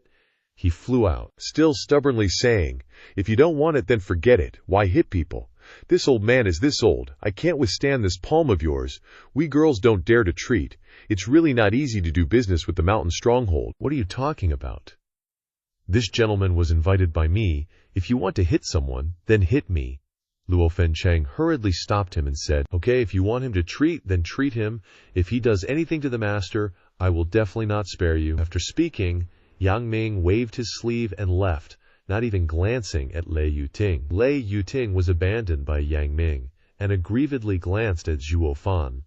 "It's all your fault. Senior brother doesn't want to talk to me anymore. I shouldn't have trusted you." "Miss Lei, didn't your adoptive father teach you how to judge people? To judge people, you have to look at what they do. Don't just listen to what they say. Just now, he deliberately didn't let me treat because he didn't know my strength. But he used a move to test me, seeing that my strength was average, so he agreed to let me treat the illness." "You tell me, isn't he suspicious in every way?" Lei Yuting was startled, once again recalling Yang Ming's actions. Just as Zhuo Fan said, when he left, she seemed to see him smiling knowingly. Could it be said? After that, Lei Yuting didn't dare to think anymore. She could only control herself not to make a fuss, and keep her expressions to herself. Zhuo Fan then stood up and walked over to pat her shoulder. "Let's go, I'll go check the illness for your adoptive father. You just be the fake swindler acting." "What illness checking? We gotta put on a good show, and the play ain't over yet." As soon as he said that, Zhuo Fan just strolled right in. Lei Yuting was hot on his heels. The two of them went in together, and they saw Yang Ming sitting by the fake sect leader's bed, playing the part of a good little disciple. Too bad Lei Yuting didn't trust him anymore. "You backstabbing bastard! If anything happens to me, I ain't letting you off the hook." Yang Ming saw them walk in and slammed the bowl of kanji on the table, glaring at them. Zhuo Fan chuckled to himself and slowly walked over to the old guy on the bed, checking him out. As soon as he touched the old dude's hand, he kind of froze and saw a deep smile on his face. "Your master ain't got no external injuries, no internal ones either, Zhuo Fan started to say, but Yang Ming couldn't wait any longer, and a murderous glint flashed in his eyes. He couldn't believe this chi condensation stage 4 scrub could figure out his scheme with Lei Yuting. He figured she wouldn't believe Zhuo Fan could diagnose what kind of illness he was facing, that Zhuo Fan was merely acting. "He's possessed," Zhuo Fan said, scratching his nose again. Suddenly, Yang Ming snapped a piece of the table, and the old guy on the bed looked like he was trying to tell them something. Too bad he couldn't get the words out. The dude was clearly agitated and just mumbling nonsense. Yang Ming stormed up to Zhuo Yifan, grabbed him, and nearly made him fall, which totally stunned Lei Yuting. "Senior brother, what's wrong with you?" Yang Ming's eyes turned all sinister, and he turned to her with a cold voice. "Are you hiding something from me?" "Junior sister, where's Huang Xiaokui?" Lei Yuting flinched, hesitated for a sec, then quickly shook her head and forced a laugh. "I sent her out on an errand." Seeing her reaction, he knew she was on to him. Without waiting for her to answer, Yang Ming threw a vicious palm strike at her. She didn't have time to react, and she immediately flew back, a trace of blood appearing on her face. Right after that, Yang Ming pressed a round button, and a huge hole appeared in the room. Instantly, Yifan and Lei Yuting fell into it. Seeing the situation, Lei Yuting immediately understood and questioned, Yang Ming, so you were behind all this?" "Haha, junior sister. When you came back this time, I sensed something was off. You even brought a Tier 2 alchemist, so you were starting to suspect me." Hearing him, Lei Yuting couldn't help but feel resentful and a little heartbroken. She yelled, "Why would you do this? Our benefactor wasn't bad to you." Yang Ming just sneered, ignored her question, and said casually, "So what if he's good to me? I came here with a purpose. I didn't originally want to make a move on you so soon, but you just had to bring an alchemist here and screw up my plan." Hearing this, Lei Yuting immediately burst into tears. She trusted him so much, and he was plotting against her, not even wanting to spare her life. Zhuo Fan watched from the side, shaking his head helplessly. He didn't feel any sympathy for her. Who could she blame? She could only blame herself for not having an eye for people. But since he was in the middle of acting out a play, he had to go through with it. "If you guys have beef, you can settle it yourselves. We're innocent, let us out." "You old fraud, if you hadn't been so impatient, it wouldn't have mattered whether or not I killed you. Too bad you diagnosed the old man's illness." "What illness?" "I just thought he'd been lying there for too long, and his body was producing toxins, so I was going to give him a few bowel cleansing pills to clear his system." Hearing this, Yang Ming was startled and surprised. He didn't know Zhuo Fan had found out, which made him act in a rush and reveal his plan. "Damn it, this old geezer, faking it, ruined my plan. After I finish my main business, I'll deal with you guys. Guard this place for me. No one's allowed inside. Let me out, I'm innocent," Zhuo Fan kept yelling. Seeing him leave, he stopped acting and turned to look at Lei Yuting, only to see her curled up in a ball, her eyes wet with tears. Women are always like this. They put their whole heart and soul into someone they think loves them, and then those bastards plot against them with their lives, breaking their hearts. He stroked his chin and chuckled.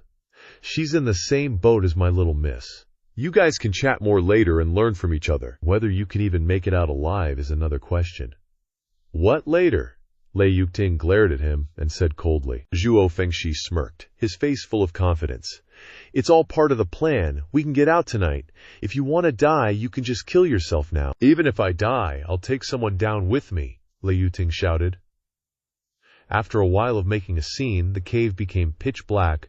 Zhuo Fan was resting with his eyes closed, suddenly opened them, and looked at Lei Yuting, who was sleeping quietly on the ground, and felt relieved.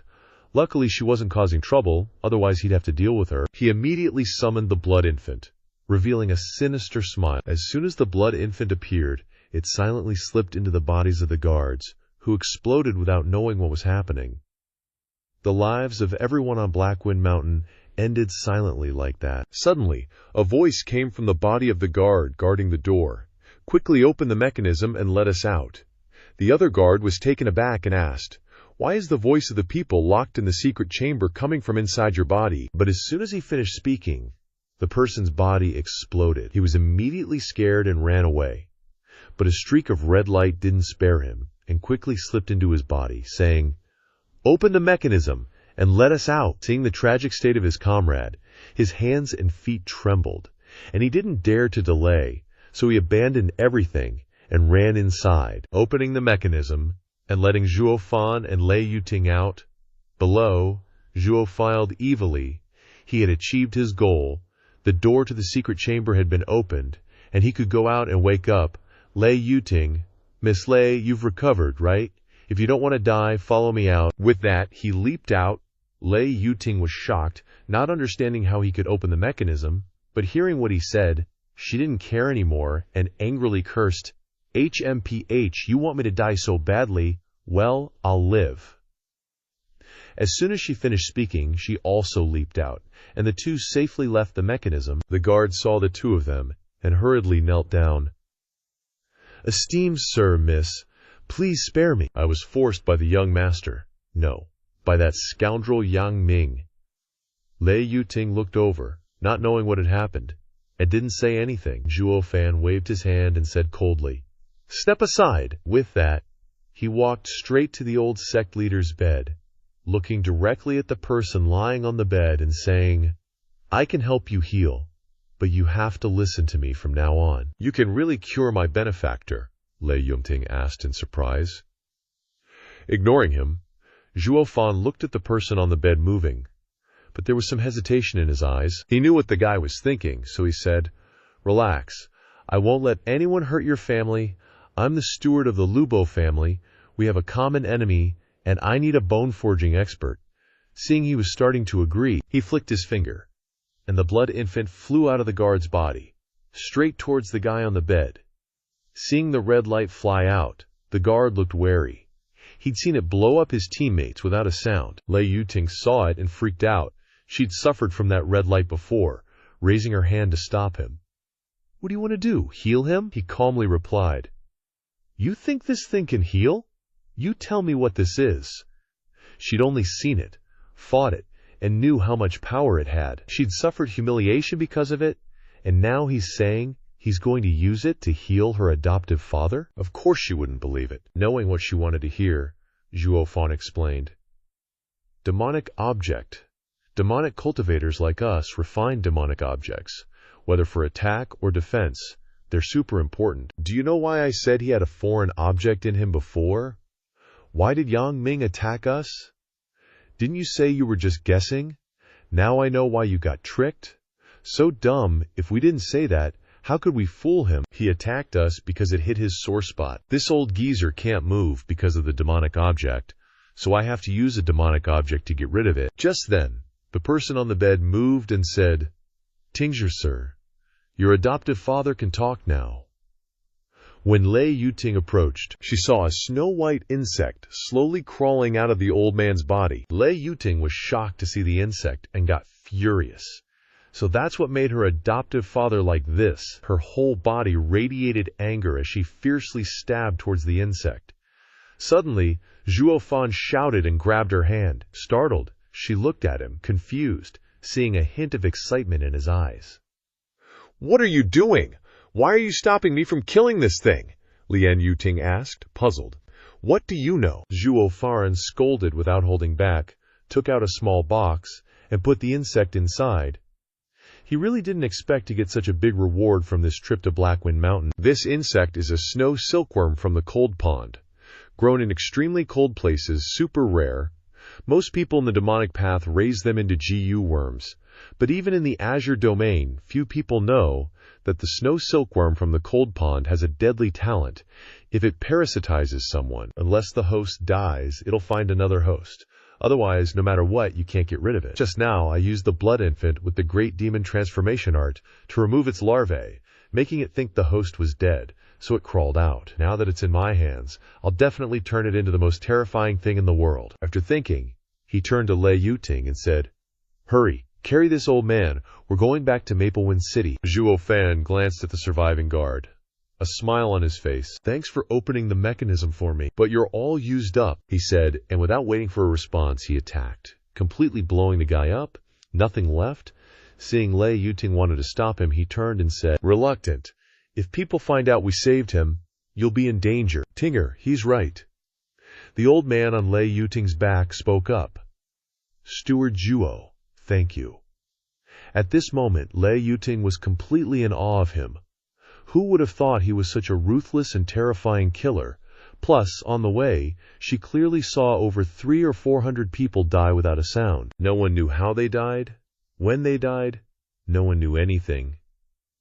Besides that guy, she didn't know if cooperating with him was worth it, but she truly understood that going against him meant a gruesome death. 10 days later, Zhuo Fan, Lei Yuting, and the old man secretly sneaked into the Luo family's courtyard at Hidden Dragon Pavilion. They were gone for 10 days, or half a month.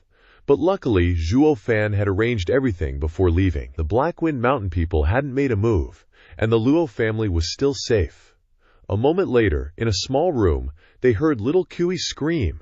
The door opened. Little Kui's face was full of tears, and she went up and hugged Lei Yuting tightly. "Miss?" Lei Yuting saw her crying and wiped the tears from her face, comforting her. "Silly girl, did they give you a hard time, miss? Don't worry. The Lu Duo family, except for that bad Zhuo family, the others are really nice." Little Kui shook her head. Hearing his name mentioned, Zhuo Fan spoke up. "Little brat, don't badmouth me in front of others, or I'll deal with you." Right after Zhuo Fan, there were 3 others: Luo Yunsheng, Pang Tongling, and Luo Yunhai. The 3 of them snickered when they heard Little Kui, but Luo Yunhai naively said, "Little brat, you're done for. My big brother probably likes spanking people the most." "You dare to badmouth him? Watch out for your butt." Hearing this, Little Kui couldn't help but shudder, remembering his ferocity when interrogating her miss, and with Luo Yunhai's words, she quickly hid behind Lei Yuting. Zhuo Fan rolled his eyes, realizing that in their hearts, he was such a vicious person. Luo Yunsheng and Pang Tongling exchanged glances, knowing that this guy had a sharp tongue and cruel actions, but they had always been protected by him. He also had a warm side. Amidst the commotion, a voice suddenly cried out excitedly, "This is Yunsheng, so that must be Yunhai. Heaven bless us.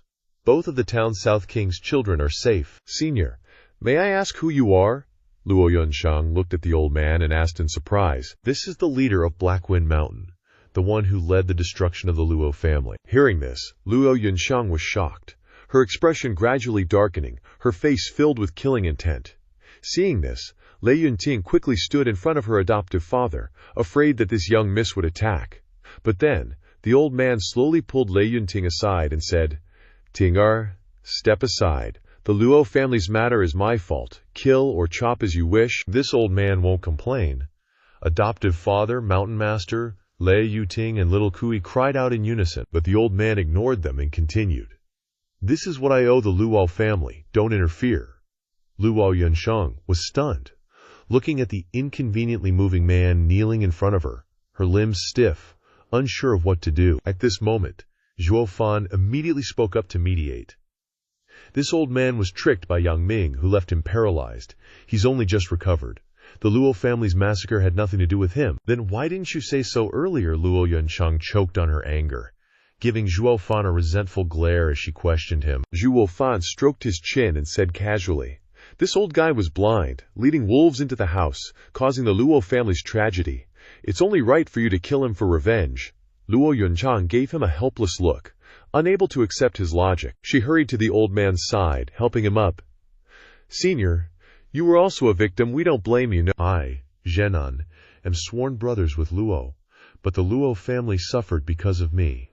I've failed him," the old man said painfully, shocking Luo Yuncheng.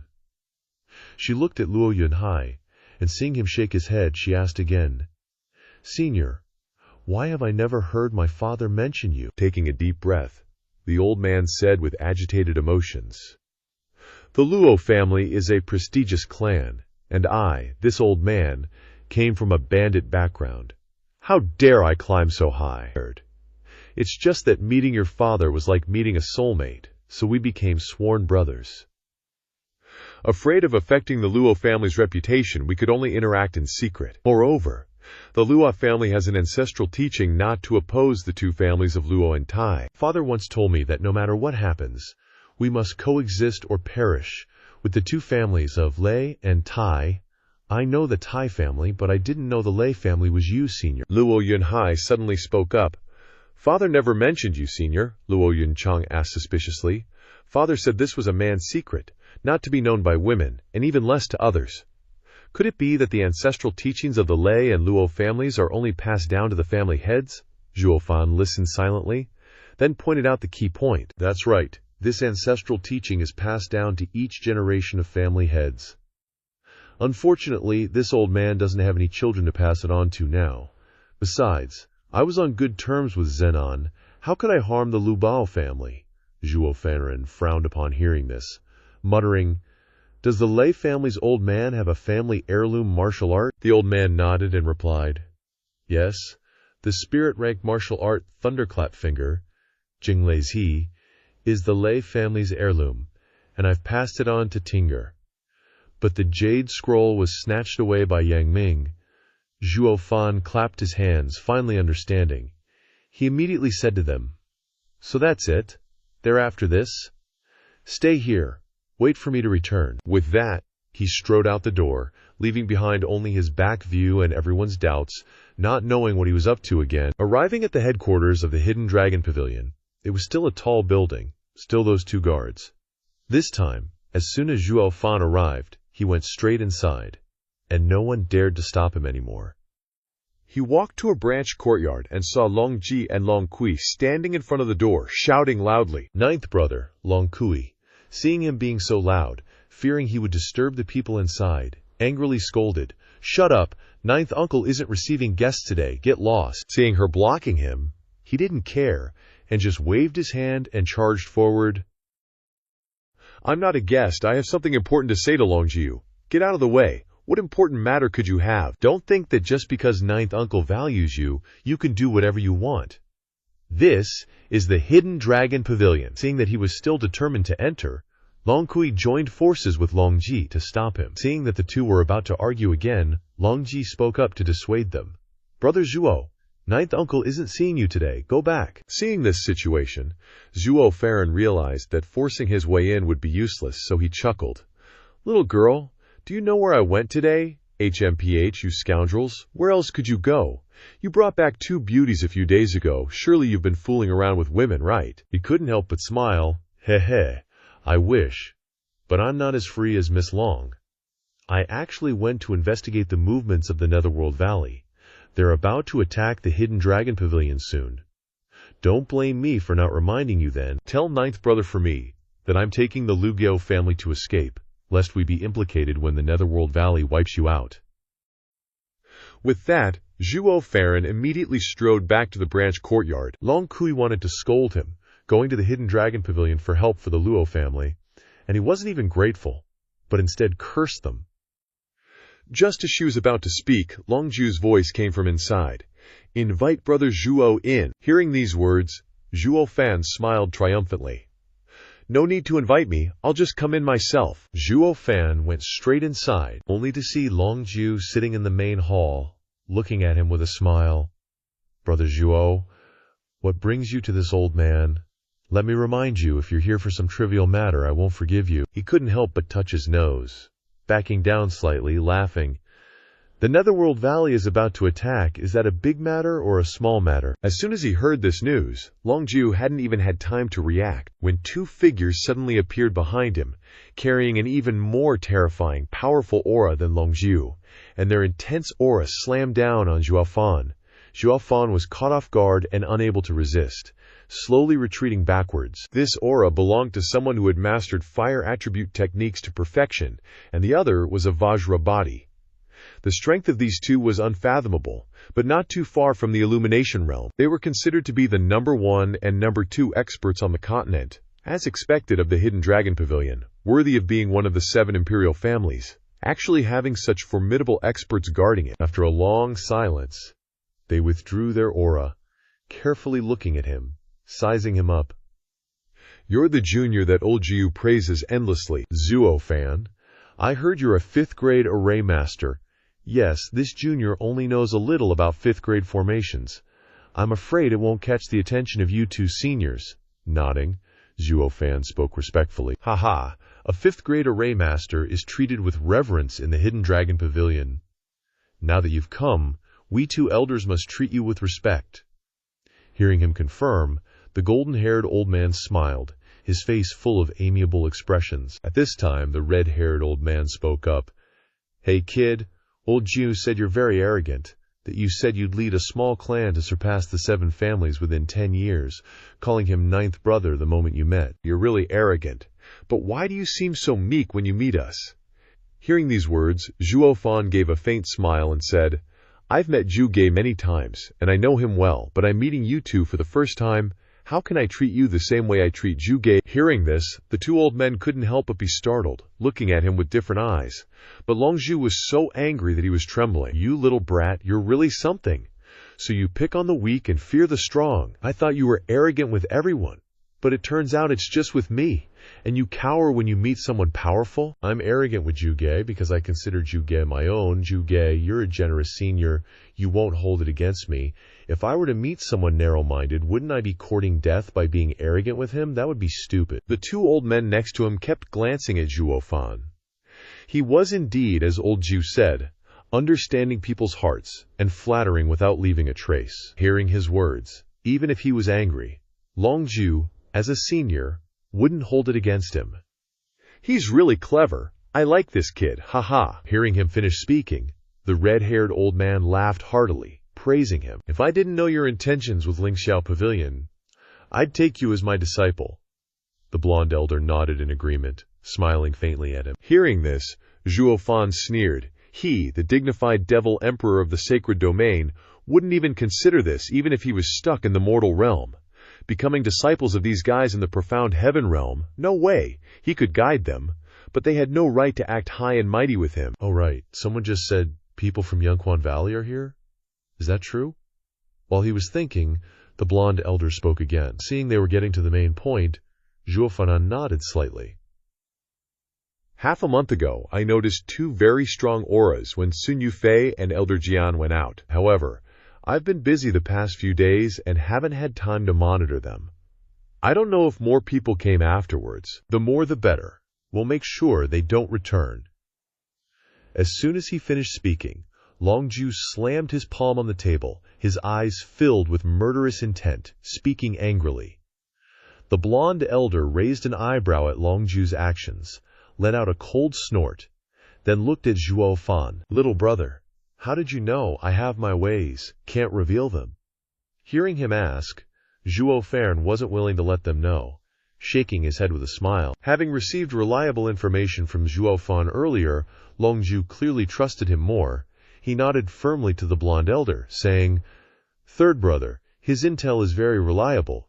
He was the one who informed me about the sacred artifact coming here, and I personally confirmed it afterwards. It was exactly as he said. The blonde elder frowned, similarly nodding. The red-haired elder glanced at the other, looking at Zhuo Fan in surprise. Oh, little brother, you really surprise me. I wonder who your master is, Zhuo Fan, wanting to avoid future troubles, gave them a name. The name would remind people in the sacred domain of the Nine Serenities Devil Emperor, but mortals definitely wouldn't have heard of it.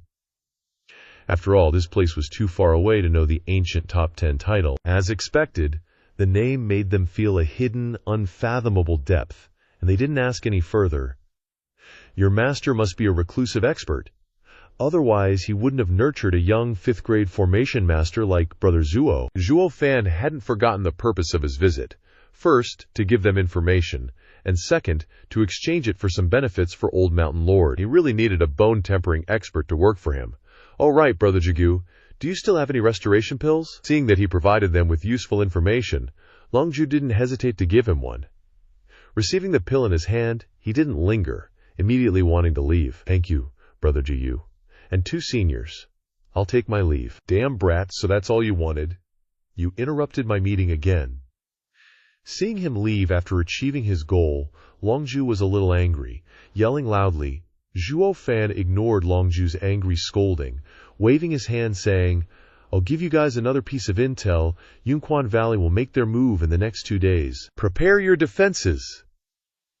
Finishing speaking, Zhuo Fan laughed loudly as he headed towards the door, leaving only his back for the 2 astonished elders, who were now evaluating him. "Old Jiu, Old 5, this guy is not only smart and quick-witted, but every word he says is carefully considered, with deep calculations. He's proficient in strange techniques at such a young age. I wonder whose disciple he is. In the future, Lingxiao Pavilion must befriend him." At the same time, Zhuo Fan didn't care how they evaluated him, and headed straight back to the Luo family's courtyard. Some time ago, Luo Yunsheng had learned everything from Grandpa Lei. As soon as he returned, he gave the pill to the Blackwind Mountain Lord. "Quick, use this, it can help you recover faster." "What is it?" Lei Yuting asked in surprise. "A restoration pill." Lei Yuting was startled. Restoration pills are 9th grade pills. It takes tens of thousands of spirit stones to buy just one. What Blackwind plunders in a year isn't even enough, and the Luo family can just casually throw one out. The Luo family is so rich. "Sister Yuting, don't worry. Lingxiao Pavilion owes us 10 million. A 3rd grade pill is just the interest." Seeing Lei Yuting's surprise, Luo Fenghai stepped forward and patted her shoulder, saying, "Lingxiao Pavilion owes them so much, no wonder they're protecting them." "Wait, so Koyun Manor is actually this rich? Why do they pretend to be poorer the more we rob them?" Only Zhuo Fan and the others helplessly rolled their eyes, muttering a couple of words about women. At the same time, in the Sun family's secret chamber, Yang Ming was respectfully cupping his hands in salute to Elder Jian. 8th Elder. Elder Jian glanced at him and opened his mouth to speak. "You've been hiding in Blackwind Mountain for over a decade. You've done well, but why did you assign a little girl to handle this operation?" Smiling faintly, Yang Ming said confidently, "It was just a slight accident. It's fine." As soon as he finished speaking, a ray of azure light flashed across Yang Ming's face, leaving a streak of blood. Fresh blood slowly flowed down as he intently looked at him. Elder Jigayan finally spoke. "The Dark Moon plan has been prepared by the family for over a decade. If you mess things up because of yourself, ruining the grand plan, I won't spare you." "All right, step down.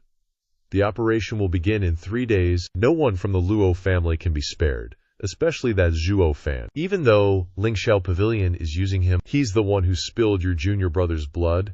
His crime cannot be forgiven." Yang Ming awoke in surprise and joy. After Elder Jian made his move, he lightly bit his lip and bowed, saying, "Yes." At Zhuo Fan's little courtyard, he sat on his bed, quietly gathering qi and cultivating just a little bit more. And he would have been able to break through to the 5th level of qi condensation. It was a pity that he didn't have enough source energy, and he was only stuck at the peak of the 4th level, unable to continue his breakthrough. If he had known this, he would have absorbed more source energy at Blackwind Mountain. He knew the great battle between Lingxiao Pavilion and Yunquan Valley was very close, and his strength was insufficient, so he would be in danger. It wasn't convenient for him to bring out the blood infant. Finally, he shook his head and muttered, "Just bear with it for a bit. They're about to fight soon." But as soon as he finished speaking, he sensed the aura of a powerful expert approaching, and immediately chased after it. After chasing for a while, he saw Longju's figure floating in the air, filled with murderous intent. Facing him, he saw Zhuo Fan confronting Longju. Seeing them release their auras, Zhuo Fan knew that, as he had expected, they were indeed two heaven-shaking experts. This situation was clearly Ling Xiao Pavilion surrounding Zhuo Fan, determined to fight to the end, ensuring Zhuo Fan would never return. He squinted his eyes and smirked smugly. Zhuo Fan's plan had finally worked. The life-or-death battle between Xianlong Pavilion and Netherworld Valley meant the Luo family was safe. Now, all he needed to do was enjoy the show. As he was thinking, Zhuo Fan suddenly sensed someone approaching. Turning around, he saw Luo Fencheng and Pang Yan behind him, and immediately snapped at them. "What are you doing out here? Get back inside!" With those heavenly profound realm experts up there, they'd be wiped out with a flick of the wrist. Inside the room, they're temporarily safe with that old man Lei. Coming out here is just suicide. Seeing his anger, Luo Fencheng wisely retreated, not forgetting to tell him, "Zhuo Fan, be careful." Zhuo Fan said nothing, just nodded slightly. Then, he ignored her and looked up into the sky. At this moment, Longju stared intently at Zhuo Fan with an eerie gaze, emitting killing intent, and coldly roared, "Zhuo Fan, you've got some serious guts, daring to cause trouble on my turf. Longju, your Qianlong Pavilion killed Netherworld Valley's disciple. You, Quan, aren't I allowed to come and demand justice?" Zhuo Fan retorted to Longju's question, disagreeing, "Justice? What do you people from Netherworld Valley even know about justice? Who was it that plotted against me in Falling Leaf City, who set me up in a 3-on-1 ambush, destroying my Violet Lightning Golden Eyes?" Hearing this, Zhuo Fan finally understood the origins of their feud. He also never expected that the Violet Lightning Golden Eyes had remained on this earth. Legend has it that the Violet Lightning Golden Eyes was one of the strongest of the 3 emperors among the 10 ancient emperors. The divine eyes of the heavenly emperor, eyes that could emit golden light, destroying heavenly god lightning. Any clear-tier expert would be incinerated soul and all just by looking at them. Who knew such an ancient treasure would be left in the mortal realm for a mortal to cultivate? With such a treasure destroyed, it was reasonable for Longju to want to kill Zhuo Fan. Zhuo Fan, hearing Longju's words, shamelessly laughed. "Ha ha, if you're stupid, who's to blame? You relied on the Violet Lightning Golden Eyes back then, making you a top-tier expert in Qianlong Pavilion. Now, without that backing, you've retreated into seclusion and are just a great elder guarding some remote border." Longju bit his lip slightly, his entire body erupting with power, thick with killing intent, and loudly roared, "How ridiculous! Zhuo Fan, I, Longju Ku, swear I will never coexist under the same sky with you." As soon as he finished speaking, he charged straight towards Zhuo Fan, forming a hand seal. A golden dragon appeared, a mid-grade spirit rank martial skill, Soaring Dragon Claw. A dragon's roar echoed through the heavens and earth, baring its fangs and brandishing its claws as it attacked Zhuo Fan. With a mere wave of his hand, black energy streamed from his sleeve, binding the earth-shattering dragon, crushing it instantly. The dragon instantly disappeared. Seeing this scene, Zhuo Fan smiled lightly and dismissively said, "You used to be a dragon with the Violet Lightning Golden Eyes. Now, the title of Divine Eye Longju is gone forever." As soon as he finished speaking, a palm appeared before his eyes. "Soaring Dragon Claw, HMPH, what can a spirit-grade martial skill do to me? Especially a mortal-grade one?" Zhuo Fan's mouth curved into a wicked smile, and he sent Longju flying, crashing to the ground. At the same time, a golden-haired old man and a red-haired old man appeared. Seeing the newcomers, Zhuo Fan's expression turned to elation. He had really fallen into their trap. Longju's soaring dragon claw wasn't meant to kill him, but to trap him within an encirclement, preventing him from escaping. At this moment, Longju desperately charged forward again, single-mindedly wanting to kill Zhuo Fan, even at the cost of his own life. As long as he could avenge himself, he wouldn't regret it. Another sword beam appeared in his hand. The golden-haired and red-haired old men below were astonished, seeing him rushing into battle so recklessly. Suddenly, just as the golden-haired old man was one step away from ending Zhuo Fan's life, a purple light suddenly appeared, meeting the old man's attack. Caught off guard, the old man was sent flying, coughing up a mouthful of blood. The red-haired old man was shocked and quickly rushed to support him. The golden-haired old man narrowed his eyes slightly, staring intently ahead at the thing on Zhuo Fan's shoulder. The devouring ghost crow. Zhuo Fan, watching this scene from below, couldn't help but be taken aback, his brows furrowing. He hadn't expected that Zhuo Fan was cultivating with the refined demonic beast. Devouring ghost crow. It wasn't too powerful, but it could devour everything, depending on the properties of what it devoured. Its strength depended on its master. It was a pity that such a demonic beast had fallen into Zhuo Fan's hands. He looked at it again, and seeing the thing in its eye, he couldn't help but be delighted. The triple heaven violet lightning fire eye. Finally, unable to contain himself, Zhuo Fan laughed excitedly. Interesting. The heavens are helping me. Looks like I have something to do. That's my violet lightning golden eye. Impossible. Longzhu stared blankly at the familiar object on the crow's eye. He used to rampage across the land with it. Now, it had been snatched by Zhuo Fan and used on a demonic beast, becoming a weapon against him. Rage surged within him. The killing intent radiating from Longzhu grew even stronger, his desire to kill Zhuo Fan intensifying. Zhuo Fan, seeing Longzhu's dark expression, laughed triumphantly. Longzhu, you didn't expect this, did you? Your violet lightning golden eye has been refined by me onto this demonic beast. If you want to kill me today, you'll have to get past your divine eye first.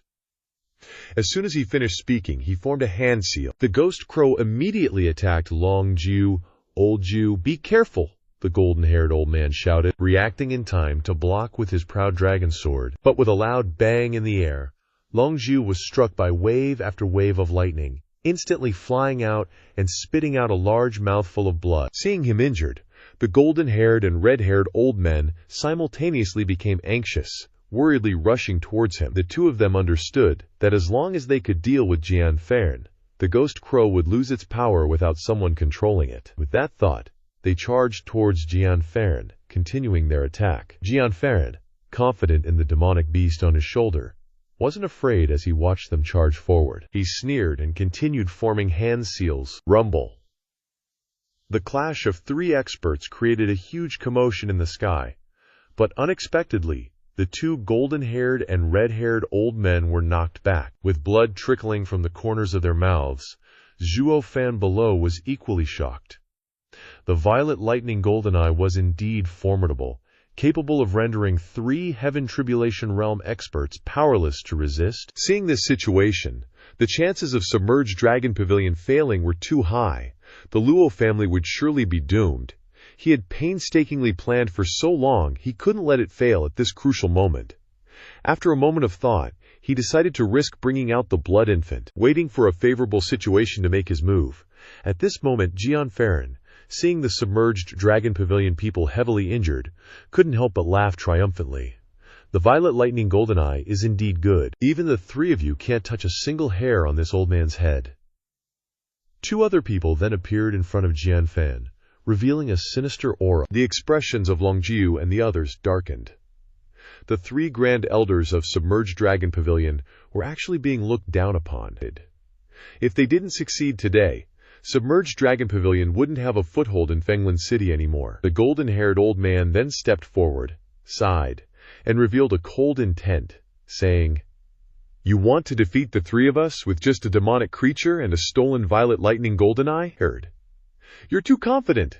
Old Ninth, Old Fifth, don't move." This old man only needs a breath to take their three heads. Today, this old man will show you what earth-shattering power my golden snake dragon-slaying claw has. With that, the old man roared loudly, executing the high-level gold stage martial skill dragon-slaying claw. Hearing these words, the red-haired old man and Longzhu shuddered inwardly. They knew that the golden-haired old man was starting to get angry and returned to his side. They were the 9 grand elders of the Submerged Dragon Pavilion. The golden-haired old man was the strongest. At this moment, Zhuo Fan, who was doing his best to deal with the golden-haired old man, finally sensed the danger and ordered everyone to charge. The Netherworld puppets pounced forward ferociously. He actually underestimated the strength of this man. His power was indeed very strong. The three of them together were only evenly matched with him. But at this moment, Zhuo Fan suddenly thought of something and shouted, Third Elder submerged Dragon Pavilion, go die. With that, he ordered Ghost Crow to continue attacking the Third Elder. At this moment, Zhuo Fan saw the perfect opportunity and secretly sent the Blood Infant towards the rear of the battle. A murderous intent flashed in his eyes. I will definitely not let Submerged Dragon Pavilion lose.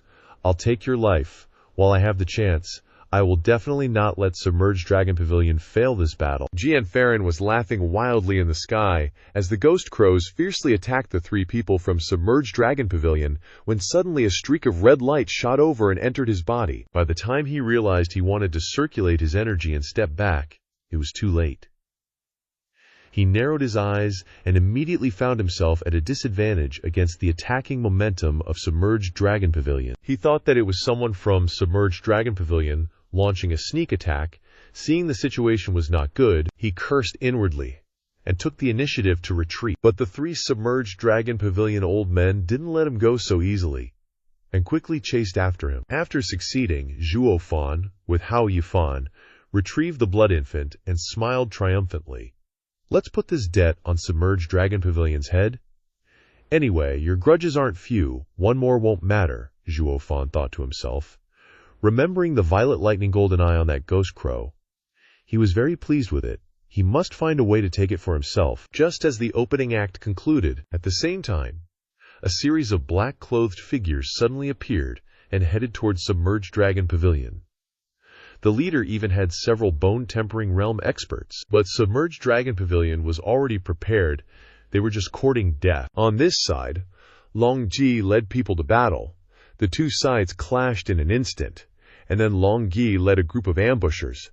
They were waiting for the people of Netherworld Valley, so that they wouldn't be able to get out alive. Bro Ji, kill them all, Long Gi shouted loudly. Netherworld Valley finally realized that something was wrong and immediately retreated. Long Ji and Long Gi also led people to pursue. Zhuo Fan stood to the side, watching everything, and guessed the intentions of the Netherworld Valley people.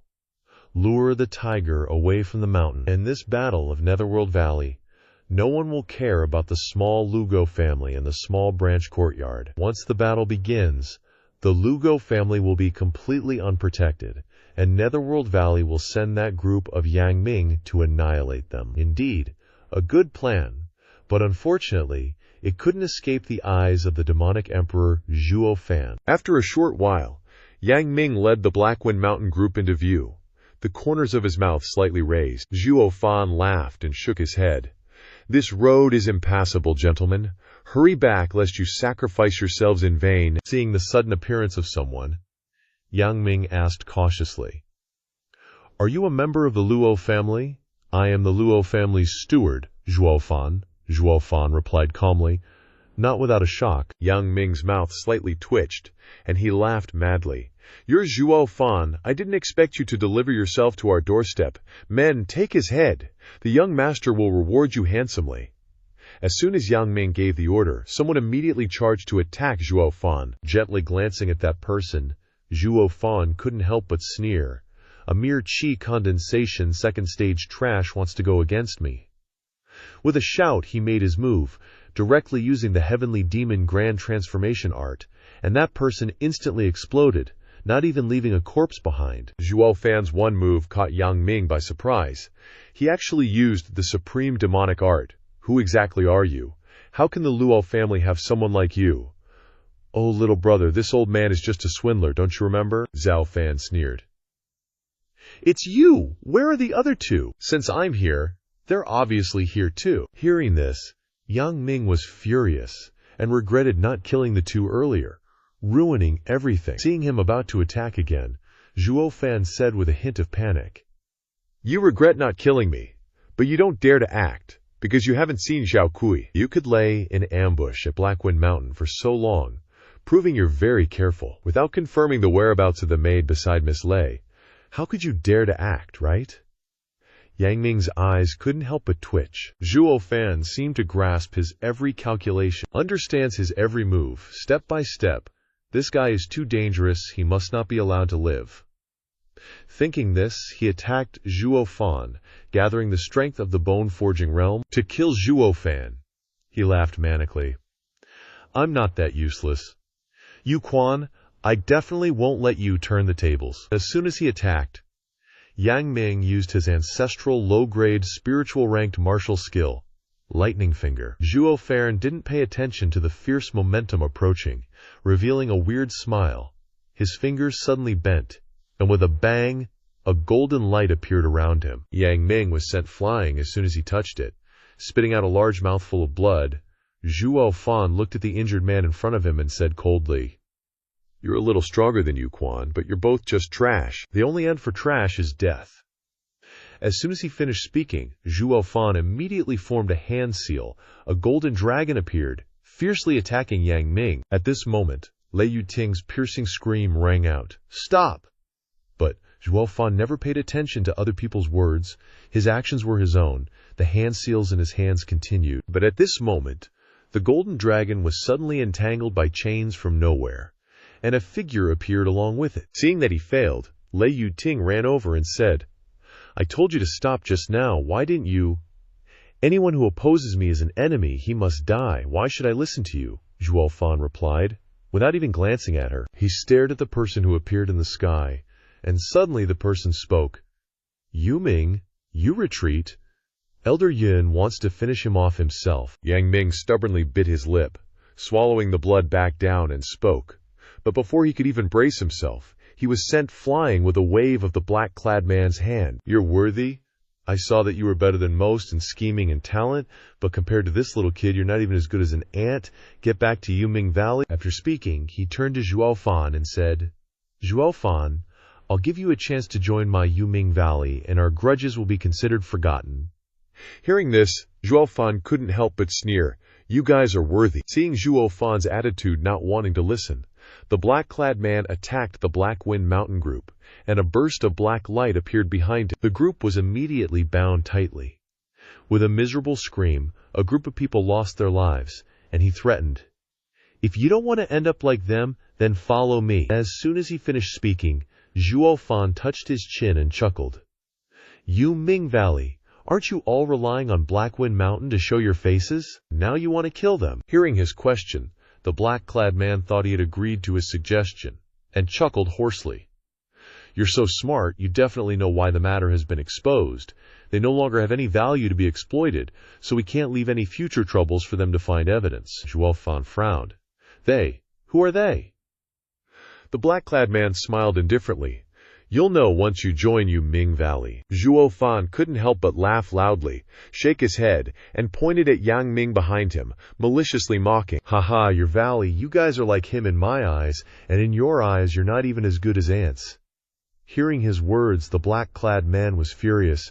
"Aren't you afraid of death? Then I'll grant your wish." As soon as he finished speaking, he attacked Zhuo Fan. Even though he was under attack, Zhuo Fan didn't panic, calmly forming hand seals in his hands, and a golden ray of light immediately appeared, blocking the palm strike. Yang Ming behind him saw this scene, and his eyes couldn't help but widen with jealousy. Yang Ming, he was known as a genius in Yongming Valley, and was heavily relied upon in major plans, but now he was being abandoned just because of Zhuo Fan's appearance. Wiping the blood from his eyes, he glanced at Zhuo Fan, revealing killing intent. "Zhuo Fan, you just wait." Saying this, he turned and ran away. Lei Yuting behind the battle saw him wanting to run away and immediately chased after him. Soon, the figures of the two disappeared without a trace. Zhuo Fan stood in the battle, defending against the other's attacks while paying attention to her actions, shaking his head and sighing helplessly. "Silly girl.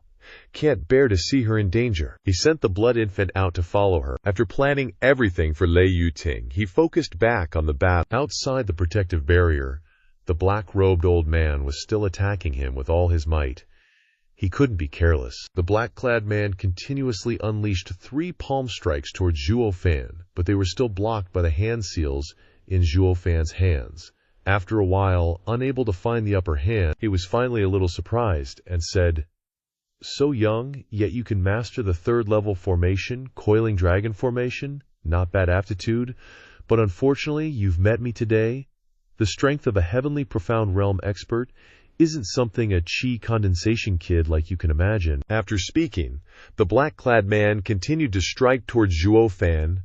Zhuo Fan formed hand seals one after another, a series of golden lights appeared, and the 5th level, 9 Heavens Coiling Dragon formation officially started its attack. Finally, the black-clad old man no longer underestimated him. This was not an ordinary coiling dragon formation.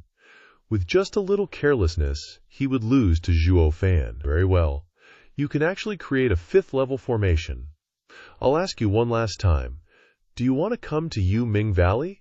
Your dilapidated place can't contain me. Seeing him still so stubborn, Zhuo Fan said mockingly. Fine, have it your way. Today, this old geezer is definitely making sure you cease to exist. With that, the guy in black finally unleashed some serious killer intent, beelining straight for Zhuo Fan. Seeing him get all murdery, Zhuo Fan wasn't even fazed. Dude's a demonic emperor from the sacred domain. He's seen worse. Calmly changed his hand seals, going all out to counter with a killer move. 9 golden dragons burst forth from the ground, tearing through the air as they charged at the man in black. The guy in black hadn't even gotten close to where Zhuo Fan was standing when he was stopped dead in his tracks by the 9 ridiculously powerful dragons. He tried to block them, but their power was just too much, and he got blasted backwards, coughing up a mouthful of blood. Never in a million years did he think a level 5 formation could be this OP. Zhuo Fan saw this and couldn't help but let out a smug chuckle. With skills like that, you're an elder, seriously. Hearing that, the man in black lost it. He couldn't believe some little chi-refining brat was making him look this pathetic. If the folks back in Fenglan City found out, he'd be a laughingstock kid. Even if you got down on your knees and begged, I still wouldn't let you off the hook. The man in black's eyes started to turn red, and a round object appeared in his hand, radiating a weird, unsettling aura. Seeing the thing in his hand, Zhuo Fan was taken by surprise, his face falling. A demonic treasure. An elder from the Yuming Valley using a demonic treasure against a little chi-refining scrub. Aren't you even a little embarrassed? Hearing this, the man in black just cackled, totally unashamed. Hey, once you're dead, who's gonna blab? Zhuo Fan immediately tensed up. He'd been trying to goad the guy into putting the Yungan wheel away, but things went sideways. Gotta love those shameless demonic cultivators. They'll always use any means necessary to get what they want. That's why righteous cultivators don't like messing with the demonic ones. Demonic cultivators are vicious, ruthless, and have no sense of honor. There's no room for negotiation in battle, only a fight to the death. But hey, Zhuo Fan knows he's kinda demonic himself, so he figures he'd probably do the same. Just then, the man in black launched another attack at Zhuo Fan, yelling, "Kid, time to die." Zhuo Fan saw things were getting hairy, so he quickly formed another hand seal, sending the 9 golden dragons at the man in black again. But the guy had that demonic treasure now, and his speed was way faster. In a flash, he zipped past the golden dragons. And snap, all 9 dragon heads went flying. Zhuo Fan was a little stunned. He was too fast. By the time the 9 golden dragons were launched, not even a shadow of him could be seen. That was the effect of the demonic treasure. Another streak of silver light zoomed over, appearing right in front of him. The man in black grinned triumphantly, giving him an evil look. "Kid, there's no escaping this time." Biting his lip, Zhuo Fan finally got a good look at the edge of that demonic treasure and smirked. "A 3rd-grade demonic treasure, huh?" The man in black nodded. "Not bad eyes. Dying under a 3rd-grade demonic treasure is quite the blessing for you." Seeing the situation, Zhuo Fan's brain went into overdrive. Waving his hand, he said, "Wait, what if I agreed to join the Yuming Valley right now?" Too late. The man in black let out a hearty laugh, then launched the Zhangyu wheel at Zhuo Fan, a hint of regret in his eyes. He was actually going to die here. Just then, a bolt of lightning flashed. He opened his eyes to see Old Man Lei standing in front of him, a line of blood dripping down his arm. The man in black on the other side was a bit surprised, and asked coldly, "Who are you?" "From Blackwind Mountain, Lei Yuntian. Anyone who messes with the Lubio family is my enemy." The old man roared, his whole body crackling with golden lightning. Zhuo Fan looked at the guy in front of him, a bit skeptical. You've recovered your strength." "Thanks to you, Zhuo Fan. I've not only recovered, but I've even broken through to the heavenly profound realm," Lei Yuntian replied casually. Hearing that, Zhuo Fan was stoked. This was exactly the kind of backup he needed. "Old Man Lei, you listen to my commands. This time, we're taking this old guy's life." Hey, I've broken your formation, plus you've got some old geezer who just had a breakthrough. The heavenly profound realm isn't a match for me, the man in black sneered at Zhuo Fan. Zhuo Fan just smiled cryptically, ignoring him. You never know. I'm never sure who's going to be useful, but you are exactly what I need this time, old man Lei. Charge. Without another word, Lei Yuntian quickly attacked, using his Qin Lei finger toward the man in black. Over on his side, Zhuo Fan was already forming hand seals, restarting the formation. Seeing him restart the formation, the man in black was wary of his strange formations and wanted to win by taking him out first. And with that thought, he attacked Zhuo Fan, but Lei Yuntian stubbornly blocked him. This fight between heavenly profound experts could shake the very heavens. Just as Lei Yuntian was falling behind, a strange phenomenon appeared. Zhuo Fan, taking advantage of the opening when the man in black attacked Lei Yuntian, immediately formed a hand seal, muttering, "Let me show you the true power of the Nine Heavens Panlong formation." Zhuo Fan suddenly roared, and the 9 golden dragons reappeared, turning into a golden light that surrounded him. After a moment, a roar echoed, shaking heaven and earth, attacking the man in black head-on. By the time the man in black realized the danger, it was too late. He was already surrounded by the giant dragons. Along with his scream and the roar of the dragons, the sky exploded, illuminating the entire area. With a sky-shattering explosion, the golden dragon exploding and illuminating the sky above Fenglin City. Just like that, the black-clad dude's corpse was gone too, poofing into dust and disappearing. Way out in the distant forest, the 2 black-clad Ghost Nether Valley guys were fighting and retreating against Longju's trio. Suddenly, they saw that golden light explode towards Hidden Dragon Pavilion. They were stunned for a sec, and the 3rd elder of Hidden Dragon Pavilion said, "What the heck's going on? Could there be another expert fighting? But who could pull off such an awesome move?" Crap! Something happened at Hidden Dragon Pavilion. Retreat now. Hearing the 3rd elder, Longju was a little bummed that Jian Farron had taken the chance to bolt. He hadn't gotten his revenge yet, but Hidden Dragon Pavilion's safety was more important, so he retreated back. And the 2 black-clad guys who'd just escaped Longju's trio's pursuit looked towards Fenglin City for a long time. After thinking it over, they decided to retreat, leaving that Elder Yun dude to his own devices. Meanwhile, Lei Yuntian saw that incredible scene firsthand, totally stunned. He thought he was going to trade his life for a little time, but Zhuo Fan just wanted him to stall. In such a short time he could pull off such an earth-shattering move, killing a heaven-profound realm master so thoroughly there wasn't even a body left. He finally understood how terrifying Zhuo Fan was. While Lei Yuntian was still shocked, Zhuo Fan thought about Lei Yuting and said to him, "Old Master Lei, please take care of the Luo family. I'm going to find Lei girl." Hearing he wanted to find Lei Yuting, Lei Yuntian nodded in agreement. "All right, as long as this old man's still breathing, I won't let anyone touch the Luo family. Rest assured." Seeing him like that, Zhuo Fan smiled in relief and went to find Lei Yuting. Only 4 guys showed up. After all this time, I guess nobody else is coming. He left Lei Yuntian, a heaven-profound realm expert, here, so the Luo family would be safe. Now he had to go find that silly girl Lei Yuting, worried she'd suffer under Yang Ming's hands. Thinking of something, Zhuo Fan tried to head towards the black-clad guy from before, to grab that demonic treasure. A 3rd-grade demonic treasure was right there, too bad not to grab it. At the same time, not far from Fenglin City, Yang Ming, after escaping the fight in that little courtyard, ran all the way here. His injured body couldn't take it anymore, so he stopped to rest. Lei Yuting finally caught up. Seeing he was trying to escape, she ran to stop him, blocking his path. Yang Ming, who was resting, heard the noise and immediately turned around, vigilant. But seeing it was just Lei Yuting alone, he smugly said, "Junior sister, you dare stop me all by yourself." Lei Yuting saw him smile and immediately got angry, yelling, "Today I'm going to fulfill my duty to clean up the sect and kill you, you traitor. Even if I lose my life, I'll drag you down with me." "I want to know, did you ever like me? Like you?" Yang Ming laughed. "I'm a genius disciple of Ghost Nether Valley. Even if I get married, it'll be to someone from the 7 noble houses. Are you worthy of me?" Hearing him say that, Lei Yuting bitterly smiled, tears appearing on her face. "All right, let's end it completely today."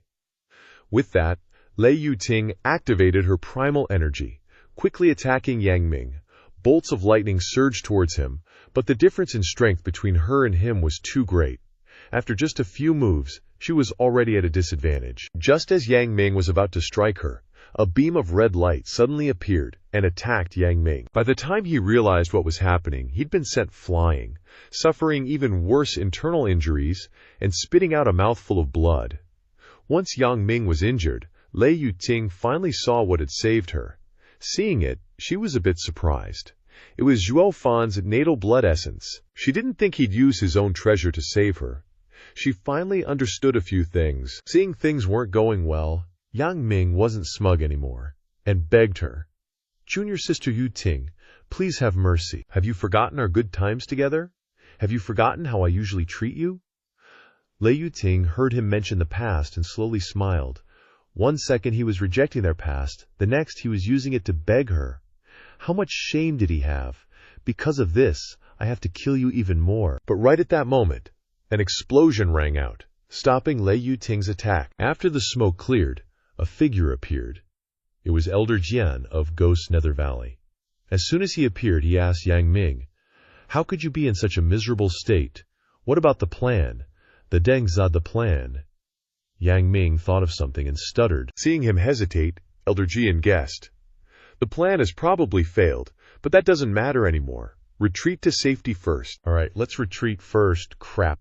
Before I go, I have to kill this girl first." With that, Elder Jian attacked Lei Yuting. Facing a heaven-profound realm master for the first time, she was startled. Just as she thought she was going to die, a flash of silver light flickered. Seeing it, Elder Jian wisely stopped his attack and retreated. Afterwards, when Elder Jian looked up, he saw a figure with a mocking smile, sneering at him. A Ghost Nether Valley elder is bullying a junior. Lei Yuting saw Zhuo Fan arrive and couldn't help but be surprised, mixed with a sense of relief, just like how he silently killed the Blackwind Mountain guy before, bringing her and her foster father out safely. In contrast to Lei Yuting's joy, Elder Jian wasn't happy at all. This guy in front of him had ruined so many of his plans he couldn't be happy. He yelled, "It's you again! And how is that demonic treasure in your hands? Where's Elder Yun?" Hearing him mention that guy, Zhuo Fan evilly smiled. Guess Elder Jian was shocked and startled, not daring to believe his guess that Elder Yun had lost to a chi-refining kid. But, seeing the demonic treasure in Zhuo Fan's hands, he ignored Yun Elder's death, wanting to take back the demonic treasure. He didn't want Ghost Nether Valley's treasure to fall into outsiders' hands. Seeing the expression of the person in front of him, Zhuo Fan knew what the other party wanted and moved his mouth, using telepathy to tell Lei Yuting, this is telepathy. Later, listen to me. Aim for that old guy's heart meridian, then close your eyes and stab straight in with your thunderclap finger. You don't need to worry about the rest." Hearing this, Lei Yuting couldn't help but look at him in surprise. In front of her was a heaven-profound realm expert. How could she succeed? One strike and death would be waiting for her. She knew that Zhuo Fan would use any means to achieve his goals. Maybe he wanted to use her as a scapegoat to kill that guy. But she didn't care. Since she'd chased him here, she didn't think she could come back alive anyway, so she nodded. Getting her agreement, Zhuo Fan flicked his finger, sending the blood infant back into his body, and yelled, "Move!" As soon as he shouted, Zhuo Fan immediately made his move. Behind him, Lei Yuting also used the shocking Thunderfinger, stabbing towards Elder Jian.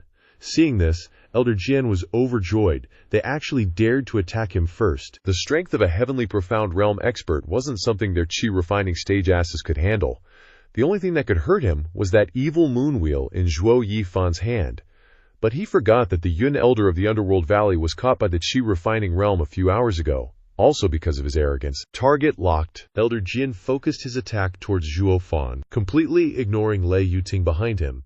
This kind of trick might work on others, but it's useless in front of this old man. Don't try to play the main attacker/support attacker game with me. I'm not falling for that bait. Hearing him, Zhuo Fan scoffed, "But haven't you already taken the bait?" As soon as he said that, Elder Jian was shocked. He was always on guard against him. How could he have succeeded? But at this moment, a red light rushed towards his body, causing him to shout instantly, freezing the action in his hand. "It's you again, you little bastard. You're the one who made this old man lose an arm. Wait until I force it out, and I'll settle the old and new scores with you." While talking to Zhuo Fan, Elder Jian had gathered his origin power, trying to force the blood infant out.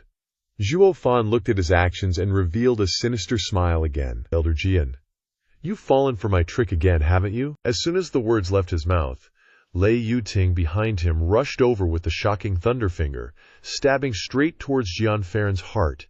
He looked at Zhuo Fan in horror. Unwilling to look at him, blood kept flowing from his mouth. Zhuo Fan chuckled softly. Not much different from Zhuo Fan, he was also seriously injured. But a wicked smile remained on his lips. Elder Jian, you guessed wrong. The main attacker this time isn't me. You think that only the evil moonwheel in my hand can hurt people. But unfortunately, you forgot that your body is seriously injured and is no longer what it used to be. You have accumulated all the origin power in your body, ha. After hearing what he said, Elder Jidian understood before he died how deep the mind of the person in front of him was. He was indeed very scary, but if Zhuo Fan wasn't vicious, the one who died would be him. If he took one wrong step, he would be doomed forever. Fate forced him to use any means necessary. Zhuo Fan, suffering from internal injuries, couldn't hold on, and immediately leaned against a tree to rest. Lei Yuting looked at him. She understood how wrong she was. He was using himself to trade for a chance for her to live. Thinking this, she sat down next to him, sincerely apologizing to him. Zhuo Fan looked at her and shook his head helplessly. This has nothing to do with you just now. My blood infant is seriously injured, so my internal strength is also affected. See if there's anything you can get from him. The elders of the Underworld Valley must have a lot of good things. Lei Yuting was shocked when she heard Zhuo Fan's words. She thought it was just his treasure, but she didn't expect it to be related to his life force. At such a critical moment, he used it to protect her. A warm current flowed through her heart at this moment, mixed with a bit of guilt. Lei Yuting listened to Zhuo Fan's words and went to Elder Jixian, quickly searching his body. Many items immediately appeared in front of her. Zhuo Fan watched her actions and clicked his tongue in admiration. As expected of a bandit, the looting is very skilled. After collecting everything, Lei Yuting brought it to Zhuo Fan's side, her shy eyes lowered, which surprised him.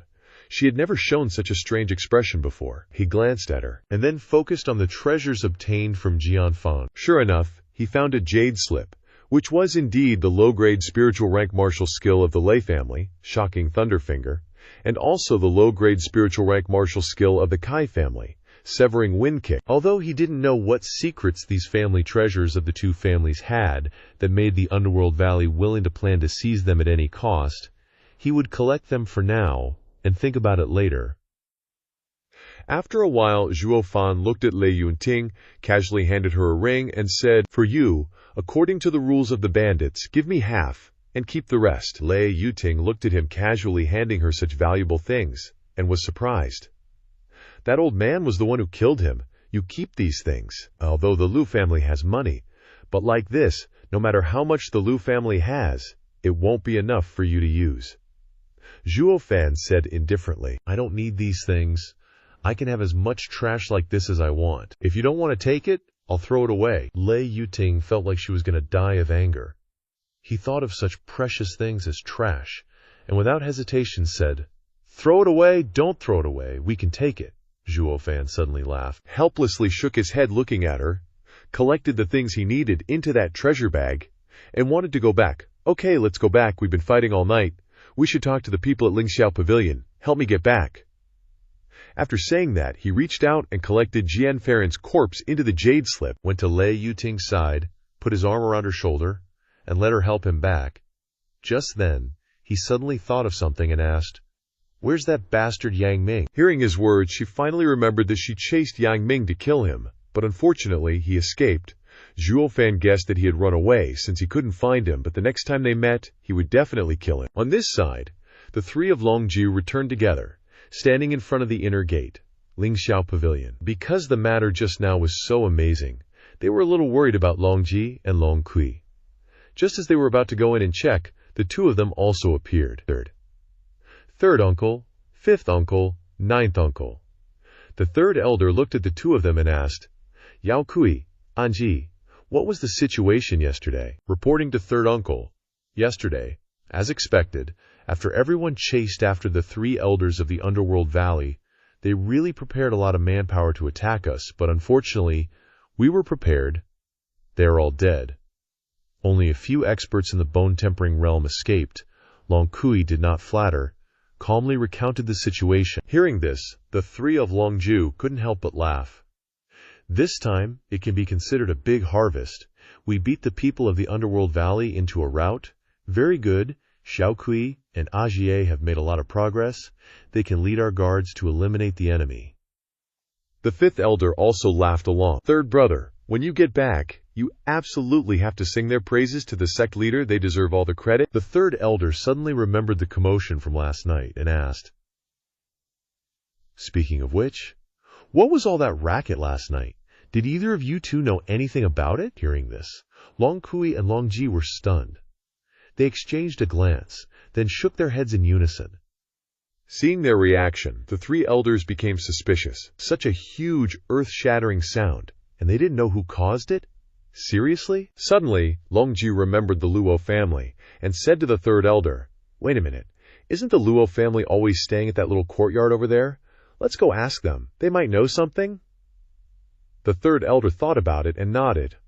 All three of them headed towards the Luo family's courtyard. Hearing the name Luo family, Long Kui couldn't help but sneer. With such a big fight last night, they must have been hiding like scared rabbits. What could they possibly know? Very quickly, the Hidden Dragon Pavilion group arrived at the Luo family's courtyard. Just stepping inside made them jump. They could actually sense the aura of a heavenly profound realm expert.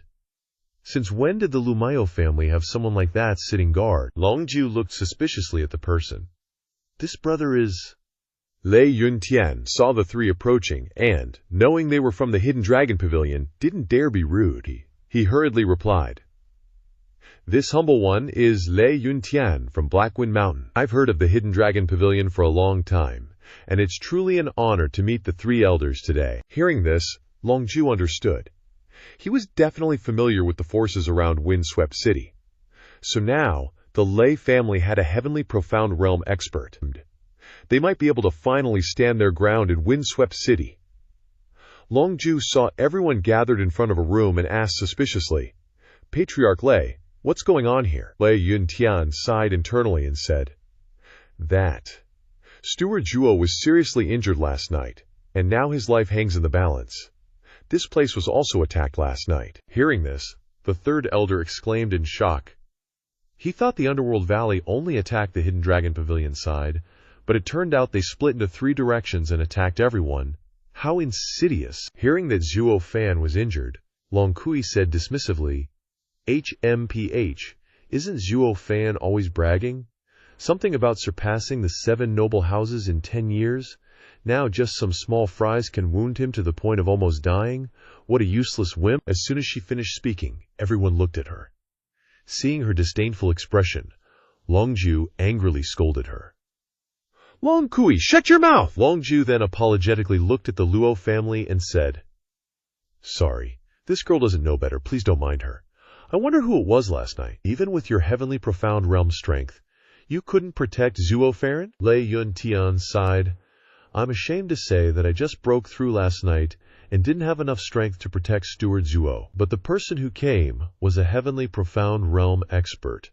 Some people called him Elder Yun." Lei Yuntian ignored Long Kui and replied to Longju, "What, turning the hand to create clouds? You, Yunqing? So, the Underworld Valley actually sent him." "Longju, you're awesome, you should know. Yu Yunqing is one of the 12 elders of the Underworld Valley.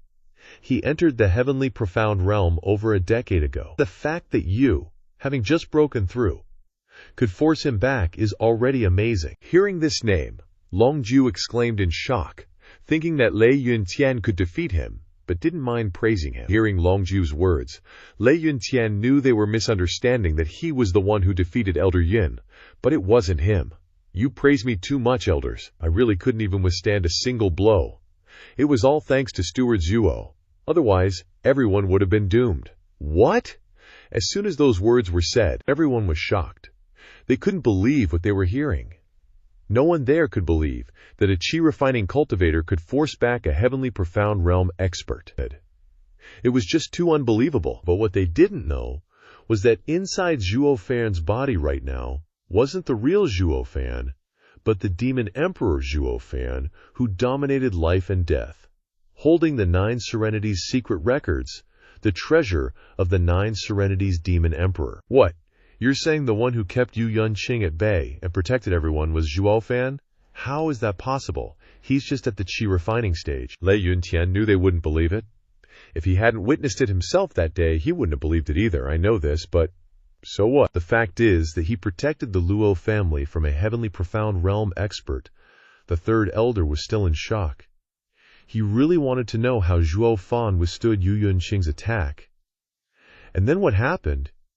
You're saying he forced back Yu Yunqing with just the strength of qi refining. Forced back? You guys are still underestimating Zhuo Fan. The three Longs heard the mockery in Lei Yuntian's words, but they weren't wrong. Looking across the continent, a qi refining stage cultivator forcing back a heavenly profound realm cultivator. Even if you said it, people would just think it was a joke. That old guy didn't even get a complete corpse in the end, most likely. Steward Zhuo just exhausted his energy. The statement caused a stir among everyone. This was really too unbelievable. With just the strength of qi refining, he could kill a heavenly profound realm expert, to the point where not even a body remained. Long Kui was also shocked. She never believed he had any real strength. She thought he was just relying on his formation skills, but she didn't expect him to create such a shock. Shaking off the shock, Long Zhu said, "A qi refining stage cultivator killing a heavenly profound realm expert? How is that even possible? He killed Yu Yunqing without any damage, so why was he injured?" As soon as Long Zhu finished speaking, a voice rang out from inside the room. "Isn't it because of you, ninth bro?" Zhuo Fan came out, making everyone from the Luo family and Lei family happy. Luo Fenchang smiled and asked, "Zhuo Fan, is your injury better?"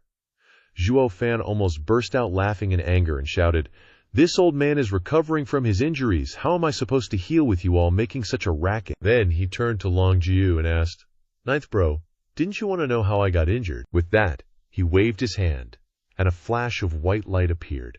A corpse suddenly appeared in front of everyone. The three Longs couldn't help but shout in shock. "Chopping Eagle Jianfan! How is this possible? How did he die here? Who killed him? I took out the corpse. Who else could have killed him but me?" "I know this old guy had grudges with Chiwa Ji. Surely you won't blame me for meddling," Zhuo Fan smiled and said casually. Everyone was extremely surprised. Although they had guessed that he was the one who killed him, they didn't dare believe he could defeat him. In just one night, he alone, with the strength of the qi refining stage, could kill 2 heavenly profound realm experts. It was really too unbelievable.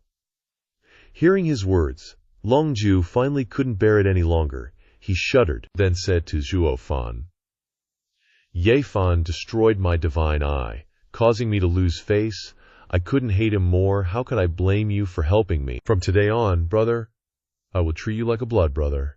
If you need anything, just come find me." Zhuo Fan saw he was a little too polite, so he waved his hand, aggravating his injury and making him wince in pain. Seeing this, Longzhu went to him and gently examined his injury. "Don't move. Ninth brother has healing pills.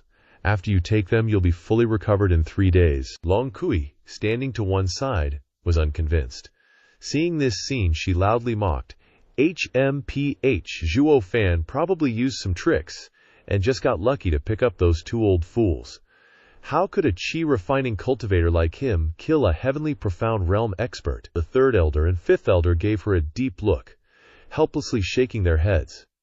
Her mentality was really hopeless. Zhuo Fan looked at her and said loudly to everyone, "I really got lucky to run into the elder, chop him up and take his head, but it wasn't luck. It was bad luck. If I hadn't exhausted my energy killing a profound heaven expert at the time, how could I have been seriously injured by Jian Fan? If it were a normal time, killing that old guy would be easy, wouldn't it? These past 2 days, my luck has really been terrible. Unlike someone who took a group of people and, whether they had luck or not, were safe." Lei Yuting beside him laughed. She knew the situation last night the most clearly. He is as unfathomable as one can be. He plotted against Jianfan until he died, not even allowing him to close his eyes. But it was not as bad as he says. He wants to humiliate Long Kui. The three Longs smiled and shook their heads. They knew he definitely had his own tricks, but to say he killed two heavenly profound realm experts clearly meant he had strength. Longju, you stay here and treat Brother Zhuo for the time being. Add a few hundred guards to protect the courtyard. The two of us will go back and report to headquarters. The situation here needs to be reported to the sect leader. Longju nodded at that, but Long Kui and Long Ji were totally dumbfounded.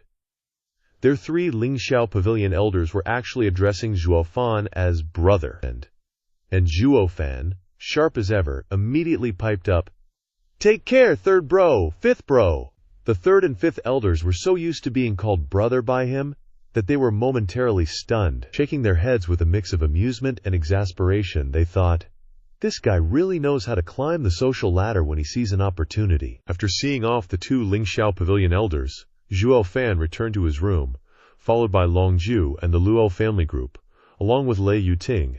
Settling onto the bed, Zhuo Fan turned serious. "All of you, please leave. I need to talk to ninth bro about the secret of the violet lightning golden eye." Everyone exchanged glances, understanding dawning on their faces. They nodded and quickly left, leaving only Longju staring at Zhuo Fan, wondering what he wanted to say. "Ninth bro, I have a gift for you," Zhuo Fan said to Longju. Hearing that Zhuo Fan wanted to give him a gift, Longju frowned. "Brother, it's not that ninth bro is looking down on you, but what good stuff could the Lu Plio family possibly have right now? Don't tell me you found some ancient formation diagrams?" Zhuo Fan chuckled. "You wish that kind of thing would cost me at least 10 million spirit stones? You think I'd just give it away? But this gift, I'm sure you'll like it." With that, he pulled out the bag he'd gotten from Jianfan. Longju frowned at the sight of it, unsure what was inside. But when Zhuo Fan opened it, a crow cawed and flew out, landing on his shoulder. "This is that old geezer Jianfan's ghost crow, right? Now that the old fart's dead. This unowned demonic creature, ninth bro, you can take it and train it. I believe it can become your spirit animal and protect you," Zhuo Fan said casually. Longju's heart stirred. A hint of joy mixed with it. Since losing the violet lightning golden eye, his prestige had suffered. With this ghost crow, he could feel like he was regaining his divine eye. "Brother, thank you for your thoughtfulness." Seeing this, Zhuo Fan nodded inwardly and asked, "Ninth bro, I've always been puzzled about something. If you've already cultivated one violet lightning golden eye, why couldn't you cultivate a second one?" Longju sighed, reminiscing about the past. Kim Long. Now that he truly regarded Zhuo Fan as a brother, he felt it was time to reveal this secret that had been buried in his heart. "Brothers, do you know why? This divine eye of mine came about due to fate. Once it's gone, it can't be found again. Because it's not a technique created by Lingxiao Pavilion, I found it by chance when I was out exploring, brother." "Do you know the three most dangerous places on the continent?" Zhuo Fan thought for a moment and shook his head. He really wasn't sure where those were. Longju chuckled and explained, "Let me tell you. You can go anywhere on this continent, but there are three places you absolutely must not step into, no matter how strong you are. Those three places are the Violet Thunder Cliff, the Ice Jade Mountain, and the Blazing Flame Cave. But it doesn't matter. Even if you want to go, you won't be able to find them unless you are lucky." "Why?" Zhuo Yifan asked hastily. "Because these three places only appear randomly. They have no fixed location. When they appear, they create vortexes, and those who get caught in them can never get out," Zhuo Fan understood. "The places Longju mentioned must be the barriers set up by supreme experts. Only by understanding the formation seals could one find a way in and out. And how did you get out?" Longju paused, giving him a deep look, and nodded. "Brother, you're truly smart. When I was young, I accidentally encountered the Violet Thunder Cliff and got caught in a vortex. Everywhere was filled with violet lightning. Any expert beside me that was struck by the violet lightning immediately died. But strangely, when the violet lightning struck my eye, I was unharmed. It just felt intensely painful, like being burned by fire. Even now, I still get cold sweats when I think about it." Hearing this, Zhuo Fan became thoughtful, Realizing how Long Zhu had obtained the violet lightning golden eye, according to the 9 nether secret records of the 9 nether devil emperor, the violet lightning golden eye of the heavenly emperor was formed from the pupils of the eye, and all things would be destroyed within the pupil. So violet lightning attacking the eye wouldn't cause a fatal injury to him. After a moment of silence, Long Zhu sighed again. At that time, perhaps it was instinct for survival, I used all my strength to strike out wildly. I clearly knew the power of violet lightning, but I still wanted to resist. Suddenly, I heard a man's voice in my ear. He recited a passage of incantation, and in a daze, I circulated my cultivation according to it. Unexpectedly, it caused my struck eye to generate violet lightning. Perhaps it was related to that eye, so the violet lightning didn't attack me anymore. After the vortex passed, I was the only one who survived. And I even gained the violet lightning golden eye as a blessing in disguise. Unfortunately, it was later stolen, and I don't remember the incantation, so I can't cultivate another one. Listening to Long Zhu's story, Zhuo Fan finally understood the problem. The violet thundercliff was definitely a relic left by the heavenly emperor. Within it must be the cultivation methods of the immortal emperor. He had to find this place. With the immortal emperor's cultivation methods in his hand, plus the 9 nether secret records of the 9 nether devil emperor, he would possess the 2 greatest inheritances of the 3 most powerful emperors of ancient times, and no one in the world would be a match for him. Who would have thought that the relics of a peak expert would appear in the mortal realm? This time, being reborn through soul-snatching was a blessing in disguise. He hadn't suffered a loss after all. After learning the details from Long Zhu, Zhuo Fan decided to enter closed-door cultivation to recuperate. A month quickly passed, and in the Luo family's small courtyard, in the hidden dragon pavilion, Zhuo Fan finally emerged. This time, the closed-door cultivation lasted nearly a month, but the gains were good. His cultivation and blood baby had finally broken through the 5th level of chi condensation. It's just a pity that he couldn't absorb the origin power of the 2 profound heaven realm experts, otherwise he might have broken through another level and reached the bone tempering realm. As soon as he left the door, Zhuo Fan met Zhao Kui, but when she saw him she cried out, "It's Manager Zhuo!" and ran away. Seeing this, Zhuo Fan couldn't help but be surprised. Could it be that something had changed after his closed-door cultivation that made this little girl run away as soon as she saw him? He wasn't a monster that ate people. He wasn't that scary, was he? After pausing for a moment, he suddenly thought of the first time he met them. He finally understood that it was because he had been too rough, leaving a psychological shadow on the little girl. While Zhuo Fan wondered if he had been too cruel to Lei Yuting and Zhao Kui, gang leader Pang Yan also came over and saw him, then shouted loudly, "Brother Zhuo, is your injury completely recovered yet?" Hearing this, Zhuo Fan nodded and said with a smile, "Old." Before he could finish, Pang Yan suddenly thought of something and turned around and ran away. Zhuo Fan was stunned once again. What the hell was going on? Zhao Kui was one thing, but even gang leader Peng Yan ran away as soon as he saw him. Based on his judgment and their actions at the time, the reason they could gain the initiative must be because their actions carried certain goals and benefits, but he couldn't figure out why they were afraid of him. Just then, a gentle, shy voice suddenly rang out behind him. "Manager Zhuo, thank you for saving me that day. This is a small token of my appreciation. I hope you'll accept it." Turning around, he saw that the person who came was Lei Yuting. She was holding a bamboo basket in her hand, but her face was blushing, and her actions were strangely shy, making Zhuo Fan a little puzzled. He spoke, "What's this for?" At this moment the aroma from the bamboo basket wafted out, making Zhuo Fan couldn't help but admire and say with a happy smile, "It smells so good, where did you buy it? Does Fenglan City have such a good restaurant?" It wasn't bought. This was made by our young lady, spending an hour every day to cook it, waiting for the day Manager Zhuo comes out of closed-door cultivation to try it. Zhao Kui spoke quickly. Hearing Zhao Kui's words, Zhuo Fan couldn't help but be surprised. She had actually been learning to cook every day, waiting for him. He was finally a little touched. He smiled and thanked Lei Yuting. "You're very kind. I'll accept this gift." Seeing him take the bamboo basket, Lei Yuting was overjoyed. Her studying wasn't in vain. Waiting for him to come out of closed-door cultivation, she blushed again and said shyly, "Manager Zhuo, your injury has just recovered, and you need to recuperate. Hurry back and eat. It's not good for your health if it gets cold." Without thinking further, Zhuo Fan headed to his room to eat. With his qi condensation realm cultivation, it was indeed a bit hungry after not eating for a month. Since they were so kind, he couldn't refuse their good intentions. As soon as he entered the room, Zhuo Fan set the food on the table, preparing to eat. Lei Yuting looked at him from the side, secretly rejoicing in her heart. Suddenly, a knock on the door rang out.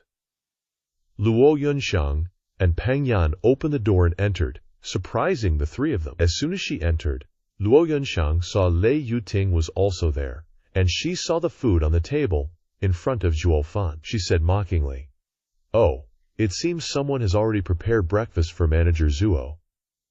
I worried needlessly and wasted my effort." With that, she slammed a bamboo basket onto the table, continuing, "Butler Zhuo, this is something this young lady personally made for you. I hope you take care of your health." Peng Yan, standing beside her, looked at her expression with some concern, silently refraining from commenting. Zhuo Fan, on the other hand, was a bit surprised. Luo Yuncheng was usually so gentle and virtuous. Why was she acting so temperamental today? He glanced at her bamboo basket, then at the food on the table, and couldn't help but sigh. "But I already have food. I'm not a bottomless pit.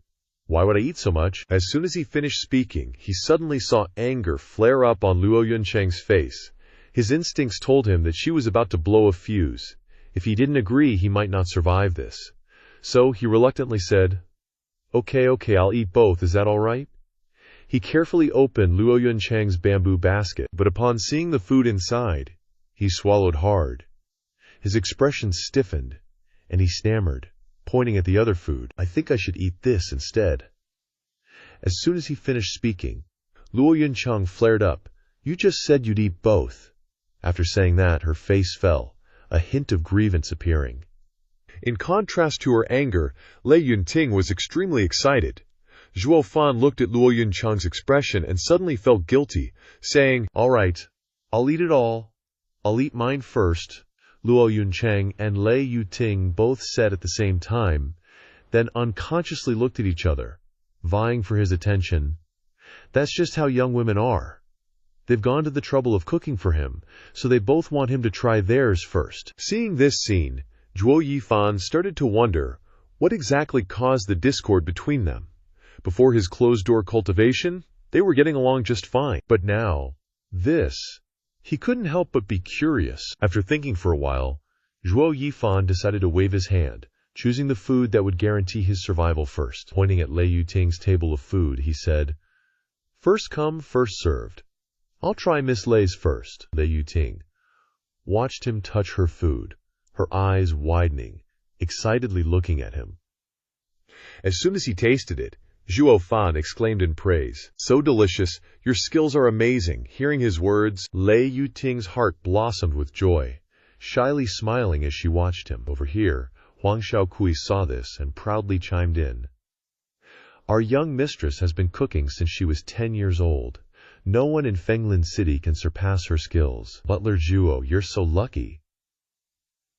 After saying that, Lei Yuting blushed, the corners of her mouth turned up, smiling happily. In contrast to Lei Yuting's joy, Luo Yuncheng was not happy at all, and reminded Zhuo Fan, "Zhuo Fan, quickly try mine." Zhuo Fan heard her and swallowed the food in his mouth, hesitatingly reaching his chopsticks towards Luo Yuncheng's pitch-black food. But as soon as he put it in his mouth, he spat it out, mercilessly complaining, "Poison is more delicious than this stuff of yours. I think I should still eat that other one." Saying that, he reached for Lei Yuting's food again. He just wanted to eat this.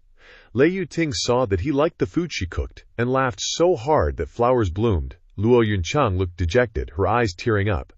Just then, a child's voice rang out, breaking the tension. "Big brother-in-law, you've come out of seclusion. And there's so much delicious food, share some with me." It turned out to be Luo Yunhai. This kid smelled the aroma of the food and rushed into Zhuo Fan's room, wanting to eat together. Too bad he didn't want to share such delicious food with this kid. Thinking about it, he pointed to Luo Yunchang's basket of food, saying, Go eat your sister's food. Luo Yunhai heard this and exclaimed in surprise, Sister, I don't know how to cook. She doesn't even know where the kitchen is. As soon as he finished speaking, Luo Yunchang took the lunchbox outside, her face a bit hurt. Unfortunately, Zhuo Yifan was heartless and focused on enjoying Lei Yuting's delicious food. Luo Yunhai saw his sister angrily leave and asked in confusion, Huh? Did I say something wrong? Zhuo Fan heard the kid's confusion and explained, You didn't say anything wrong. You just don't know how to soften your words. Saying that, he turned to everyone. I'm going to the Qianlong Pavilion for a trip. You guys stay here and don't go out, to avoid the people of the Yuming Valley still being here. As soon as he finished speaking, Zhuo Fan left in a hurry. Everyone quickly nodded. Seeing him leave, Xiaokui excitedly said to Lei Yuting, Young mistress is so great, it seems Butler Zhuo likes young mistress more. And at this moment, Lei Yuting also thought so. Her face suddenly turned red, shy, and mixed with a burst of joy. At the same time, in the imperial palace of the Tianyu Empire, two old men sat opposite each other with gloomy faces, their faces full of antagonism. Suddenly, a hoarse, old voice coughed as a hunched figure walked in, wearing a golden robe, with silver hair and beard. Seeing the person arrive, the two old men knelt down to pay their respects.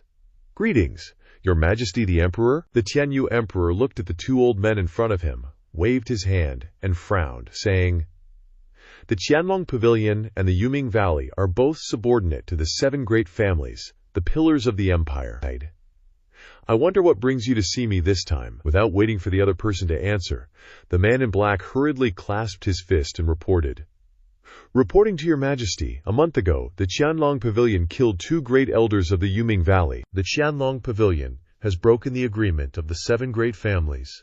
Please, Your Majesty, do justice and punish the Qianlong Pavilion. Hearing these words, the person opposite couldn't help but sneer. The black-clothed man wanted to file a complaint first, pursing his lips and saying, You, Wan Shan, you still dare to accuse us first. What about the fact that the elders of the Yuming Valley trespassed into the Qianlong Pavilion's territory? Who exactly broke the agreement of the 7 great families? Yu Quan, a disciple of the Yuming Valley, was murdered in Fenglin City. What's wrong with me sending elders to investigate? Long Yifei, you're using this as an excuse to take revenge for what happened 20 years ago? Yu Wanshan saw that the other person did not admit his guilt and coldly shouted. Hearing Yu Wanshan mention the matter from 20 years ago, Long Yifei taunted, So what if I'm taking revenge? 20 years ago you guys tricked the 9th elder of our Qianlong Pavilion to Luoye City and destroyed one of his eyes. You said he violated the agreement of the 7 great families by trespassing into your territory, and I didn't say anything. This time, your elders ran to my territory, and there were 4 of them. You're saying they were just there to investigate. Seeing the conflict before him, the old emperor couldn't bear it any longer, and coldly shouted, cutting them off. Enough. Both sides are at fault in this matter. Convey my decree. The Qianlong Pavilion withdraws from Fenglin City. From now on, that is no longer your territory. Also, no one from the Yuming Valley or the Qianlong Pavilion is allowed to set foot in Fenglin City in the future, Your Majesty. The 2 men heard His Majesty's intention and couldn't help but be surprised, unable to believe that the emperor would make such a decision. The old emperor above did not agree with them and waved his sleeves, cutting them off. Let it be decided like that. In the future, I don't want to hear any more rumors about the 7 great families fighting each other. All of you, withdraw. At this point, they had no way to disobey the emperor's will, reluctantly saluting and withdrawing. After the 2 men left, a glint flashed in the emperor's eyes as he said calmly, The people from Yuming Valley have come to Fenglin City again. It seems they've learned about the secret order from 1,000 years ago, but I never expected. From behind the emperor came a wheezing sound. The imperial city is a place of intrigue, with eyes and ears of the major powers everywhere. Your Majesty should have known this long ago. Hearing this, the emperor chuckled and nodded. It seems we must begin the plan. A gem will always shine. After leaving the small courtyard, Zhuo Fan headed straight for Qianlong Pavilion. It didn't take long for him to arrive at the entrance. However, seeing the situation there, He stopped to observe carefully. There was a sedan waiting at the entrance, but what caught his attention were the cultivation levels of the guards around it. They were all experts. He suspected they were from one of the 7 noble houses. Just then, someone stepped out of the sedan, catching Zhuo Fan completely off guard. This dude was so fat, Zhuo Fan wondered what he ate to grow up looking like that. But Zhuo Fan didn't care about these people. He quickly walked past them and entered Qianlong Pavilion. He hadn't gone far when the fatty opened his mouth and called out, "Wait!" Hearing someone calling him, Zhuo Fan turned around, looking puzzled. "You calling me? What's up, hey? Are you from Qianlong Pavilion?" the fatty asked hesitantly. "Nah, I just know some people in Qianlong Pavilion. I'm not from here." Hearing this, the fatty immediately perked up. All he needed was someone who could go into Qianlong Pavilion and pass on a message for him. What their actual identity was didn't matter. He immediately grinned obsequiously. "Then please, brother, can you help me deliver a message to Miss Long Kui? If she doesn't come out and meet me, I'll eat and sleep here for a day." As soon as he finished speaking, Zhuo Fan was pleasantly surprised. This fatty was actually chasing after Long Kui.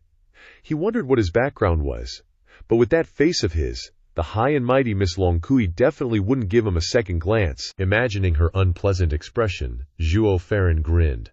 Thinking about teasing her later, he suppressed the smile on his face and gave him an answer. "All right, I'll pass on the message." The fatty hurriedly clasped his hands in gratitude.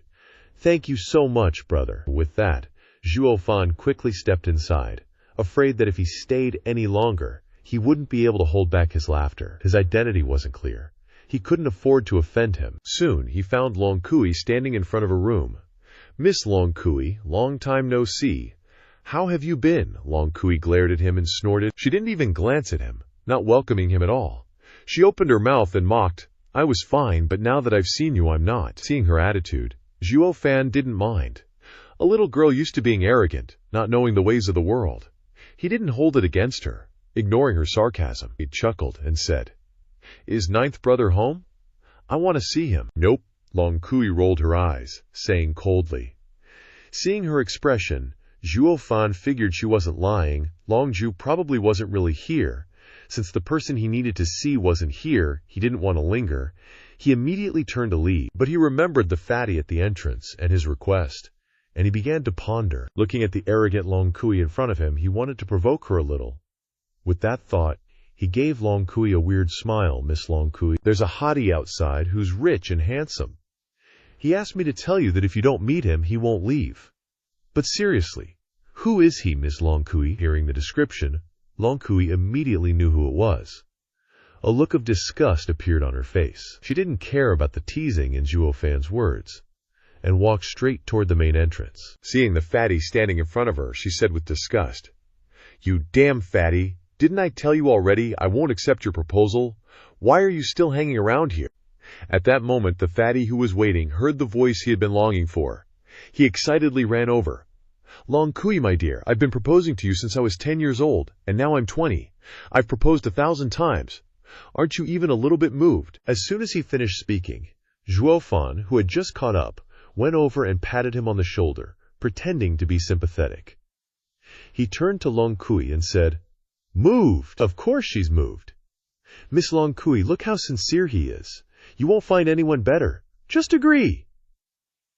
Long Kui looked at the two of them acting like partners in crime. One had a disgusting face, and the other had an unlikable personality. She finally couldn't hold back her anger, but suddenly, an idea flashed through her mind. She suddenly revealed a charming smile and said to the fatty, "Brother Tong, you've always been so good to me since we were little. How could I not know? But I already have someone else in my heart." Hearing that she already had someone in her heart, the fatty's expression immediately changed, revealing a hint of murderous intent. "What? Who is it?" Over here, from the moment Long Kui finished speaking, Zhuo Fan had a bad feeling. She was planning to pin this label on him. He secretly wanted to run, but it was too late. Long Kui and the fatty had already turned their eyes toward him. The fatty immediately rushed toward him, shouting, "No wonder you could enter and leave Qianlong Pavilion so easily. So you and Long Kui." Zhuo Fan hurriedly waved his hands. "Brother, you've got the wrong idea." But the fatty wouldn't listen. His eyes were red with anger.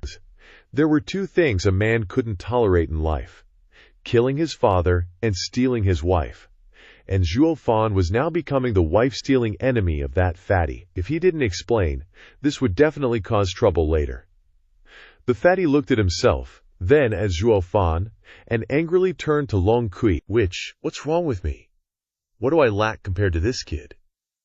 Hearing this, Long Kui rolled her eyes in disdain, secretly sneering in her heart. Zhuo Fan was no exception, almost bursting out laughing. He looked at the fatty and said, "Brother, I finally know why you've proposed 1,000 times." He had seen many arrogant people, but this was the first time he had seen someone as clueless as this fatty. With that portly figure of his, even if his status was high, he wouldn't be able to catch Long Kui's eye. Long Kui finally couldn't hold back and spoke up to chase him away. "Brother Tong, you came to Fenglin City for something, right? Otherwise, you wouldn't be able to leave the capital so easily. You should do what you need to do. Don't waste your time for nothing. How could I? You'll be my wife in the future. I took this job to come visit you unexpectedly." Finishing speaking, the fatty looked at Zhuo Fan, showing a distressed expression, pointing directly at him and saying, "Let's duel!" Hearing this, Zhuo Fan was immediately startled. He looked at the fatty and thought to himself, nodding. This was the first time he'd seen someone like this. This kid didn't even announce his family and sect before challenging him. He was starting to think more of him. Seeing their master wanting to step out and duel, the guards spoke up to stop him. "Young master, your body is precious. How can you just start dueling? If you want to teach him a lesson, let us..." The guards weren't allowed to finish their sentence. The fatty already shouted loudly, "Shut up! I want to marry Witch Kui! This duel is about a man's dignity. If you guys make a move, where will I put my face? Kui will look down on me." Hearing this, Long Kui really wanted to curse him, but out of consideration for his face, she could only secretly despise him in her heart. "I never thought highly of you in the first place." Still, he's a man with backbone. But to a high and mighty young lady like Long Kui, she would definitely never appreciate a fatty like him. For sure. Zhuo Fan quietly glanced at him, then nodded. "All right. I accept your challenge, but your guards are all stronger than me. If they make a move, I can't win." Hearing Zhuo Fan doubting him, anger started to appear on the fatty's face. "I said a one-on-one duel. A gentleman's word is his bond." "You don't trust me." Slightly shaking his head, Zhuo Fan said calmly, "Of course I trust you, but what if their master gets beaten up? Do you think they won't try to help?" "I'm afraid your orders won't work then." The fatty thought about it. He was still very angry at Zhuo Fan for doubting him. He quickly turned to the guards. "You guys stand there and don't move. Anyone who dares to move, I'll kill him." After saying that, he turned to Zhuo Fan. "You pick the spot, we're going one-on-one, no interference." Zhuo Fan saw that he wasn't replying quickly, chuckled and nodded.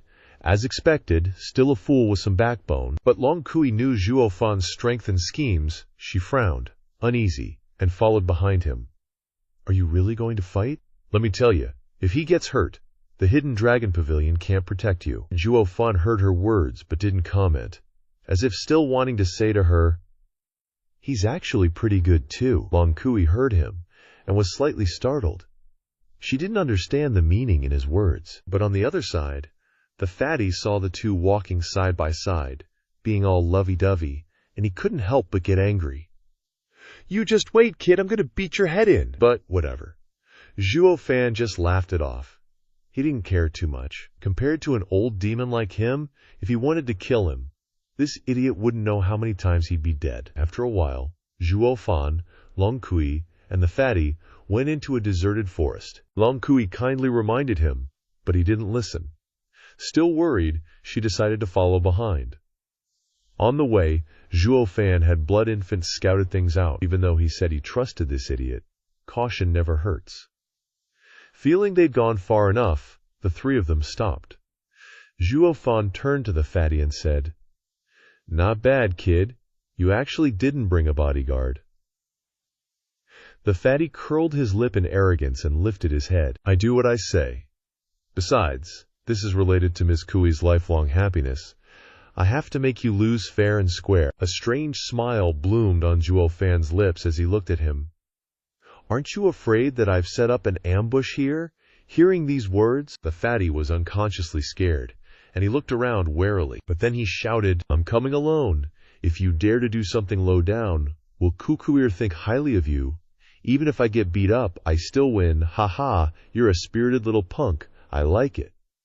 Then let's start the showdown, Zhuo Fan laughed loudly. But the moment his laughter stopped, the fatty threw a punch, attacking him. Zhuo Fan was a little surprised, but he still managed to dodge, taking a few steps back, and looked up at the fatty, saying, You think you're so righteous? And you play dirty with a sneak attack? Seeing that he was angry, the fatty didn't feel like he'd done anything wrong, pouting, Didn't you say start?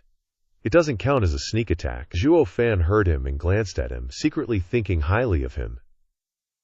This guy looks like an idiot on the outside, but is sly as hell on the inside. But the demonic path's motto is to achieve your goal by any means necessary. His action within the scope of the battle was just to his liking. He liked it very much. Seeing Zhuo Fan silent, the fatty said triumphantly, Scared yet, punk? You've only got this much ability, and you want to steal my cuillère? Zhuo Fan wasn't angry at all at this time, but laughed heartily. Ha ha, you're right, you're totally right.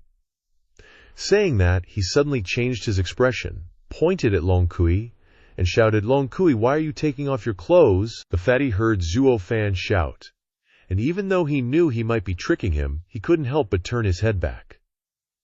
The result was that he was tricked. Taking advantage of his inattention, he attacked him. Caught off guard, he was beaten back. Behind him, when Long Kui heard these words, she gritted her teeth and glared, her whole face flushed red. She looked at him and cursed twice. Shameless. Zhuo Fan grinned and returned the greeting. You flatter me? You flatter me. For a time, the fatty was enraged by this action of Zhuo Fan. He was angry not only because he had attacked him sneakily, but also because he had used Long Kui to trick him, so he shouted loudly, You bastard, you dare to insult Cuillère? I must teach you a lesson. Seeing that he was angry, Zhuo Fan didn't care, shaking his head and laughing. I just said a little too much just now. You saw my words and shook your head, but what were you thinking at that time? Weren't you also insulting your long miss? The fatty heard Zhuo Fan's words and was immediately stunned. He was right, although he had just been disrespectful to Long Kui. At that moment, thoughts that shouldn't have been there had also appeared in his mind. If Zhuo Fan was insulting Long Kui, then he was no exception. The only difference was that Zhuo Fan used words, and he used thoughts. The two of them were the same. Neither of them had the right to blame the other. Thinking that, the fatty turned to Zhuo Fan and said, Kid, I won't pursue what happened just now. I'm gonna get serious now. Saying that, the fatty immediately cast his Yuan Qi, attacking Zhuo Fan, releasing the high-level martial skill Mountain-Shattering Fist. Move aside if you don't want to get hurt, but if you dodge, it means you admit defeat. If you can't withstand this punch, you'll definitely die. But facing him was Zhuo Fan, who could kill 2 Heaven Exalt Realm experts. He was just trash in his eyes. Seeing the fierce aura rushing towards him, Zhuo Fan wasn't afraid. His brow didn't even twitch, and Yuan Qi gathered in his palm, quickly appearing as red light, and he looked at the person coming with a sinister smile. But at this time, the fatty saw Zhuo Fan standing still and sweating, angrily cursing, You stinky brat, you want to die! I'm Qi Condensation 7th level, and I have high-level martial skills. What's so impressive about you, a Qi Condensation 5th level with mid-level martial skills? Move if you don't want to die. He thought that with his Qi Condensation 7th level strength, he would definitely not lose to Zhuo Fan, who had Qi Condensation 5th level strength. He was just that confident. But unfortunately for him, the person he was facing was Zhuo Fan, who could completely win in an overpowered battle. This difference of 2 levels was as easy as pie for him. Suddenly, a loud bang was heard, and the fatty flew out violently. The Yuan Qi surrounding him completely shattered. When he stood up, his face was full of surprise. How could this be? I'm clearly stronger than you. How could I be blown away so easily? Long Kui, standing beside him, wasn't too surprised to see this scene. The fatty's defeat was within her expectations. To be honest, she really hated Zhuo Fan for suffering many losses at his hands. But setting aside these grudges, he was capable. He was the first person on the continent to use Qi Condensation Realm strength to kill 2 Heaven Exalt experts. The fatty was only 2 levels higher than him and was definitely not his opponent. Zhuo Fan slowly walked towards the fatty, extended his hand to help him, and smiled at him. Fatty, were you holding back just now? I know you didn't use your full strength. The fatty heard him and was surprised. However, he was a person with backbone and would not excuse himself. Even though he had really softened his heart before taking action, losing was losing. He waved his hand and said, "Losing is losing. Qi condensation 7th level, dealing with Qi condensation 5th level. And still losing, even using all my strength." Zhuo Yifan heard him and couldn't help but be serious. "What may be fairness in your eyes is kindness in mine." Fatty heard him say this and stared at him blankly. His thoughts just now were seen through by the person in front of him. Shaking his head, he reached out to Zhuo Fan, borrowed strength to stand up, and sighed, "No wonder Kuier takes notice of you. Kui Share has a very good eye. This kid is definitely going to be a big shot in the future." After saying that, he considered it a good thing for the two of them, turned around and left. But at this time, a Yuan Qi suddenly tore through the air and headed towards the fatty. Noticing something was wrong, Zhuo Fan immediately pulled the fatty towards him, escaping the attack just now. The fatty was stunned for a moment, then thanked Zhuo Fan gratefully. "Brother, thanks for saving my life. I didn't expect to be saved in this situation." Zhuo Yifan didn't care about what he said, pulling Long Kui and him back, single-mindedly protecting them. Right then, a bunch of black-clad, masked dudes popped up, giving off a vibe that kinda surprised Zhuo Fan. They were all bone-tempering realm big shots. Seeing them, Long Kui furrowed her brow, giving Zhuo Yifan a serious look. What now? She knew right then and there that she could only rely on Zhuo Fan. They were way out in the boonies, and Lingxiao Pavilion wasn't going to show up in time to save the day. Even her bodyguards were nowhere to be found. These black-clad guys were all bone-tempering realm cultivators, and the 3 Qi condensation realm cultivators with her wouldn't last long. But then, Fatty stepped forward, facing the black-clads. "You guys are after me, right? Leave them out of this," he said. "Let them go." The leader of the black-clads saw him step up and let out a creepy laugh. "Yup, a royal all right. Got that kingly air about ya. Too bad we ain't letting anyone leave alive." Hearing that, Fatty got spooked real quick. He didn't want to drag Long Kui and Zhuo Fan into this mess. Suddenly, Zhuo Yifan took a step forward, shoved Fatty behind him, and said seriously, "This fatty is under my protection. If you want his life, you'll have to go through me. Wipe you all out." As soon as he said that, the black-clads burst into laughter, totally looking down on him, a Qi condensation realm guy trying to act tough. One of the guys next to the leader spoke up, "We gotta kill them all anyway.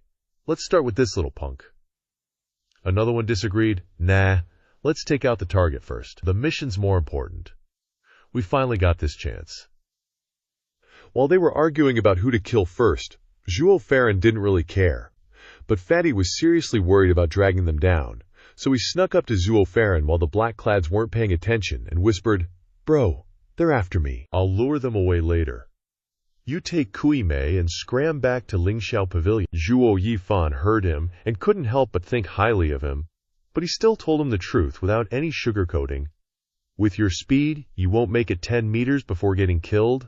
Lure them how?" Fatty didn't mind Zhuo Fan's jab and quickly asked, "Then what do we do?" Without answering, Zhuo Fan looked at the black-clads and grinned wickedly, his eyes flashing with murderous intent. "Kill them all." As soon as he said that, Zhuo Fan moved, instantly appearing in front of the leader. He somehow had something in his hand, the moon-concealing wheel he got from Elder Yun of the Underworld Valley. The black-clad leader saw him attack and recognized the thing in his hand. He shouted in shock, "A demonic treasure!" But he didn't have time to dodge, and a beam of red light entered his body, a flash of silver, and he instantly collapsed. Zhuo Fan stood in the puddle of blood, not even giving the fallen guy a second glance, his eyes growing cold. On the other hand, Fatty was stunned by what he saw. He stared blankly at Zhuo Fan. Only now did he realize how merciful Zhuo Fan had been during their fight.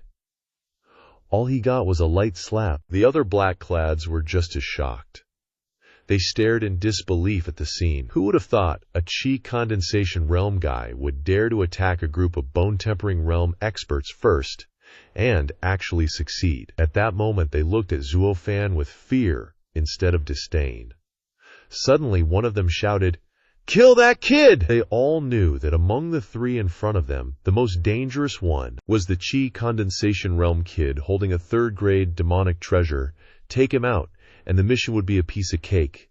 The black-clads all attacked at once, heading for Zhuo Fan. Seeing them rush at him, Zhuo Fan didn't panic. He smirked. Just what I wanted.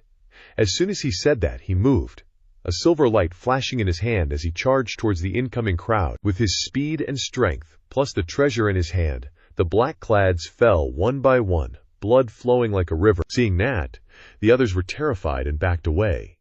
If his successful attack on the leader was a sneak attack, then this direct assault was just as shocking. He was just too damn scary. Zhuo Yifan watched the retreating crowd, his sinister eyes turning red. "You dare to cause trouble on my turf? Then none of you are leaving here alive." His words sent a shiver down their spines, and they unconsciously retreated, looking at him in horror. Had they gone from hunters to prey? One of the black-clads shouted, "Don't be afraid, everyone. Charge. He's just a Chi condensation realm brat. He's just relying on that third-grade demonic treasure. As long as we surround him, he won't escape." They charged again, their killing intent aimed at Zhuo Fan. But the treasures in his hand were incredibly dangerous. He wielded them with skill, and one by one they fell into pools of blood. Fatty stood to the side, secretly terrified. Seeing Zhuo Yifan's power, he couldn't help but remember the pressure from his father. He thought Zhuo Fan was even stronger, as if anyone who opposed him would be hunted down to the ends of the earth, with no hope of survival. Just like Fatty, Long Kui was also stunned. This was the first time she had truly seen Zhuo Fan in action. Now she understood how terrifying he was. With such a dignified presence, no young master from any noble family could truly compare. In the midst of the battle, or rather, Zhuo Fan's massacre, he stood tall, his dignified figure radiating the aura of a powerhouse. The moon-concealing wheel in his hand flashed with silver light, one beam after another, taking the lives of the black-clads in front of him. And so they fell one by one, the ground stained red with blood. After a while, when only one black-clad was left, Zhuo Fan stopped and withdrew his aura. "Who sent you?" he asked. The surviving black-clad, trembling in fear, answered, It was. But right then, a flute sounded. The guy's eyes widened, and he instantly collapsed, dying with his eyes wide open. Seeing this, Zhuo Yifan immediately became alert, looking around and taking a deep breath. He killed the last guy with just intent, God transformation expert. Such a strong guy attacks. Even if using Blood Infant and Evil Moonwheel to fight, he cannot be the opponent. Just when everyone was shocked, there was movement from behind. A figure in white appeared, holding a flute in his hand. He was the one who killed the black-clad with his intent. Fatty saw the figure and cried out in joy, "Teacher, why are you here?" Zhuo Fan pondered as he looked at the newcomer, secretly sizing him up. The guy wore a white robe, had sharp features, and held a jade flute. From the moment he appeared, he had a faint smile on his lips. After a moment, Zhuo Fan finally recognized him. "You're one of the royal family's 5 great dragon protectors, known as Bone-Piercing Skydance, the #1 sword god, Jade Flute Sword God, Fang Chu Bai." Zhu Fan had previously heard Longju mention the current strengths of the 7 noble houses and the royal family. Also, there are dragon protectors guarding the royal family, reducing the influence of the 7 noble houses. As expected, the royal family has experts of this caliber backing them. It's not too surprising they can suppress the 7 noble houses. As soon as he finished speaking, a hearty laugh rang out. At the same time, Longju also appeared from behind a tree. "Didn't I tell you? This kid has a sharp eye. I only mentioned it once, and he recognized you right away." Seeing Longju appear, Long Kui happily ran over and called out twice, "Uncle Ju, when did you and Senior Fang arrive? Why didn't you come sooner?" Hearing Long Kui's question, Longzhu couldn't help but laugh. Haha, we arrived when Brother Zhuo and the third prince were competing. Brother Zhuo, you're something else. Facing over a dozen bone-forging realm experts without batting an eye. Charging in alone. Even I wasn't that bold in my youth. I admire. Hearing this, Peng Zi couldn't help but wonder. Master and Senior arrived, so why didn't you come out? I'm fine on my own. There's also Guimei. Feng Chubai nodded in admiration upon hearing Longzhu's words. Longzhu was right. He's not only smart, but also has strength and courage. Who would have the confidence to face more than 10 bone-forging realm experts with chi-refining realm strength and not retreat? Moreover, he succeeded in wiping them all out. Thinking this, he looked at Zhuo Fan and said, if I had acted from the beginning, wouldn't I have missed a good show? Moreover, I wouldn't have witnessed the skills of this young prodigy. Hearing Feng Chubai's praise, Zhuo Fan wasn't too complacent and bowed slightly. Senior is too kind, but why did Senior kill that person? Could it be? Before he finished speaking, Feng Chubai immediately shot a sharp look at him, his expression sinking, and warned somewhat. Young man, you are very smart, but with your current strength, being smart isn't necessarily a good thing. Hearing him speak, Zhuo Yifan immediately understood the meaning of the warning. In his words, he was warning him that the power struggles within the royal family were not something he could interfere with right now. He killed that person to protect him, so he quickly nodded to acknowledge the lesson. He said to Feng Chubai, Junior understands. I will forget about what happened today. As soon as he finished speaking, Feng Chubai knew that he understood his meaning. He was indeed, as Longzhu said, he understood much from few words, using retreat as a means of advance. Truly very clever. He looked at Zhuo Yifan and smiled. I didn't expect that besides the 7 noble houses, there would still be someone as remarkable as you in the mortal world. If you didn't belong to the demonic path, you would be very suited to me. I would definitely take you back and teach you for 2 years, and your future would definitely be limitless. These words immediately caused surprise for Peng Zi and Long Kui. People of the 7 noble houses all knew that Feng Chubai had a bad temper and looked down on everyone. He didn't even respect the emperor. He only agreed to teach Peng Zi a few moves, because Peng Zi knelt continuously for 3 years, but he absolutely refused to accept him as a disciple. That's why Peng Zi called him teacher rather than master. But now, Zhuo Yifan had only met him once, and he already wanted to accept him as a disciple. If their cultivation methods weren't different, perhaps Zhuo Yifan would have become the sword god's first disciple. If that were the case, people of the 7 noble houses would have to take a detour when they saw him. This kind of treatment was truly enviable. However, Zhuo Yifan helplessly shook his head and smiled at this. With his previous demonic emperor cultivation, the people he could accept as masters had to be at least emperor-level experts or above, so he really didn't take these mortal families to heart. Feng Chubai looked at Zhuo Fan again, feeling a bit reluctant to leave with Peng Zi, Longzhu, Third Prince. I still have official duties, I'll take him away first. After speaking, he and Peng Zi quickly disappeared. So fast. Truly worthy of being a divine illumination realm expert. Zhuo Fan took a deep breath and sighed. Truly making a decision in his heart. He had to quickly cultivate to the divine illumination realm, so that he could roam the continent proudly, as he once did. At this time, Longzhu walked in front of Zhuo Fan, his face serious, and said, Brother Zhuo, come with me to find Longzhi. I have something to give you. Hearing these words, the corner of Zhuo Fan's mouth slightly lifted. He seemed to know something, and nodded slightly to follow Longzhu. A moment later, they quickly entered the hidden dragon pavilion. Longzhu immediately chased Long Kui out, and even though she was unwilling, she still had to obey.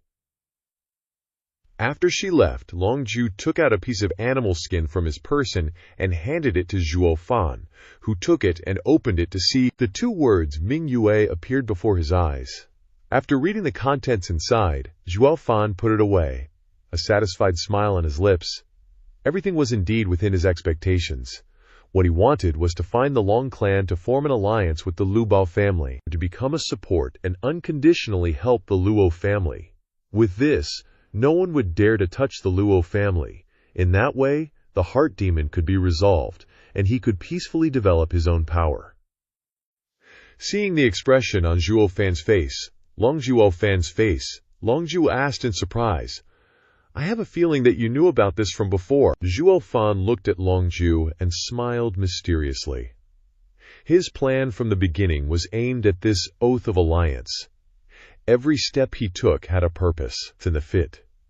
From the first day he arrived at the Hidden Dragon Pavilion to all the events that followed, he had planned everything bit by bit. What he wanted was to make the Luo family an ally of the Hidden Dragon Pavilion. A moment later, Zhuo Yifan held the Oath of Alliance in his hand and said to Longzhu, "I'll take it back for the eldest miss to sign." Seeing that he wanted to leave, Longzhu quickly stopped him. "Wait, sign it here, sign it now. Our pavilion master's intention is that this alliance isn't signed by the Luo family, but by Zhuo Fan, the person signing. Zhuo Fan is the ally of the Hidden Dragon Pavilion. This is the exact wording of the pavilion master." Hearing these words, Zhuo Fan couldn't help but be surprised. But nevertheless, their pavilion master truly had a discerning eye. He smiled. "Your pavilion master is indeed a peerless hero, haha." Late at night, Zhuo Yifan returned to the Luo family's small courtyard, and as soon as he entered the door, he met Commander Peng, so he opened his mouth and asked, "Old Peng, where's that girl? I have something to find her about." Hearing that he wanted to find Luo Yuncheng, Commander Peng's expression froze, and he said helplessly, "I'll take you there." Zhuo Fan was a little stunned by Commander Peng's expression and silently followed. In just a moment, the two of them arrived in front of the kitchen door. He looked at Commander Peng in doubt, and then saw him point inside, so he went inside with suspicion. At this time, the kitchen was a mess, with utensils scattered everywhere, and Luo Yuncheng was fast asleep in the kitchen. Seeing this, Commander Peng sighed. "The two young misses have been here from morning till night, consulting the kitchen staff, and now they are very tired." "I know that, Butler Zhuo. You are capable, so you don't care about the young misses and young masters. But because the young miss wanted you to have a good meal when you came out of seclusion, she has been practicing hard in the kitchen for a whole month, only to receive a few harsh words from you. Any young woman would be heartbroken." Zhuo Fan didn't listen to his rambling and went straight to Luo Yuncheng, looking at the blackened food on the stove, and couldn't help shaking his head. "She really doesn't have the talent." But even though he said that, he still picked up a piece and put it in his mouth.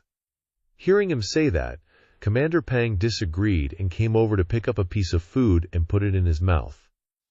"Even if she doesn't have the skills, you should still show the young miss some face, right?" "Like me, I always swallow it down. It's not that hard." But as soon as he swallowed a mouthful, he spat it out, looking apologetically at him and saying, "Butler Zhuo, maybe we should just stop. It's really hard to eat.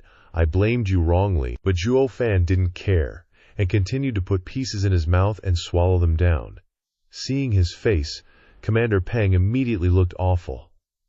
"Don't eat any more, Butler Zhuo. What I just ate was really hard to eat, you." Zhuo Fan's mouth revealed a smile as he ate all the food that Luo Yuncheng had made. "It's nothing, I'm just hungry." Early the next morning, warm rays of light shone into the quiet kitchen. Luo Yuncheng fluttered her eyelashes and woke up, looking around and realizing that she had slept in the kitchen last night, and smiled bitterly, helplessly, feeling a little wronged. She looked up at the stove, wanting to find the food she had made yesterday, but it had disappeared, and she also found a piece of clothing on her. She slowly lowered her head and found Zhuo Fan sleeping peacefully below. She covered her mouth in surprise. Realizing she had slept together with him last night, and couldn't help but feel a little shy, she involuntarily moved closer to him, her face gradually turning red with embarrassment. "Miss Steward Zhuo." Just then, Peng Tongling's voice suddenly rang out, startling Luo Yuncheng. She quickly leaned against Zhuo Fan, pretending to be asleep. Coincidentally, Zhuo Fan also woke up from his dream. Hearing Peng Tongling's voice, he said, "Old Peng, what's the rush?" Peng Tongling had just stepped into the kitchen when he saw his young miss leaning against Zhuo Fan's shoulder, sound asleep. He noticed her slightly flushed face, something was off, and asked, Brother Zhuo, miss." Hearing this, Zhuo Fan immediately turned to look at Luo Yuncheng, seeing her blushing and trembling. He couldn't help but press his forehead against hers, and was shocked by the intense heat radiating from her body. He had originally planned to carry her back to her room last night, but he was afraid of waking her, so he just slept here for the night, never expecting she'd get sick overnight. Old Peng, whatever it is, let's talk later. I'm taking the young miss back to her room to rest. With that, Zhuo Fan picked up Luo Yunchang and headed straight for her room, but Pang Tongling hurriedly stopped him. No can do, Brother Zhuo. Someone wants to invite the young miss to their residence. We absolutely can't afford to offend them. Seeing that he wanted to stop him, and looking at Luo Yunchang's condition, he angrily said, "Who can't we afford to offend? Even if Qianlong Pavilion invited her, she's not going." Can't you see your young miss is unconscious? How can she go? At most, I'll go meet with him later.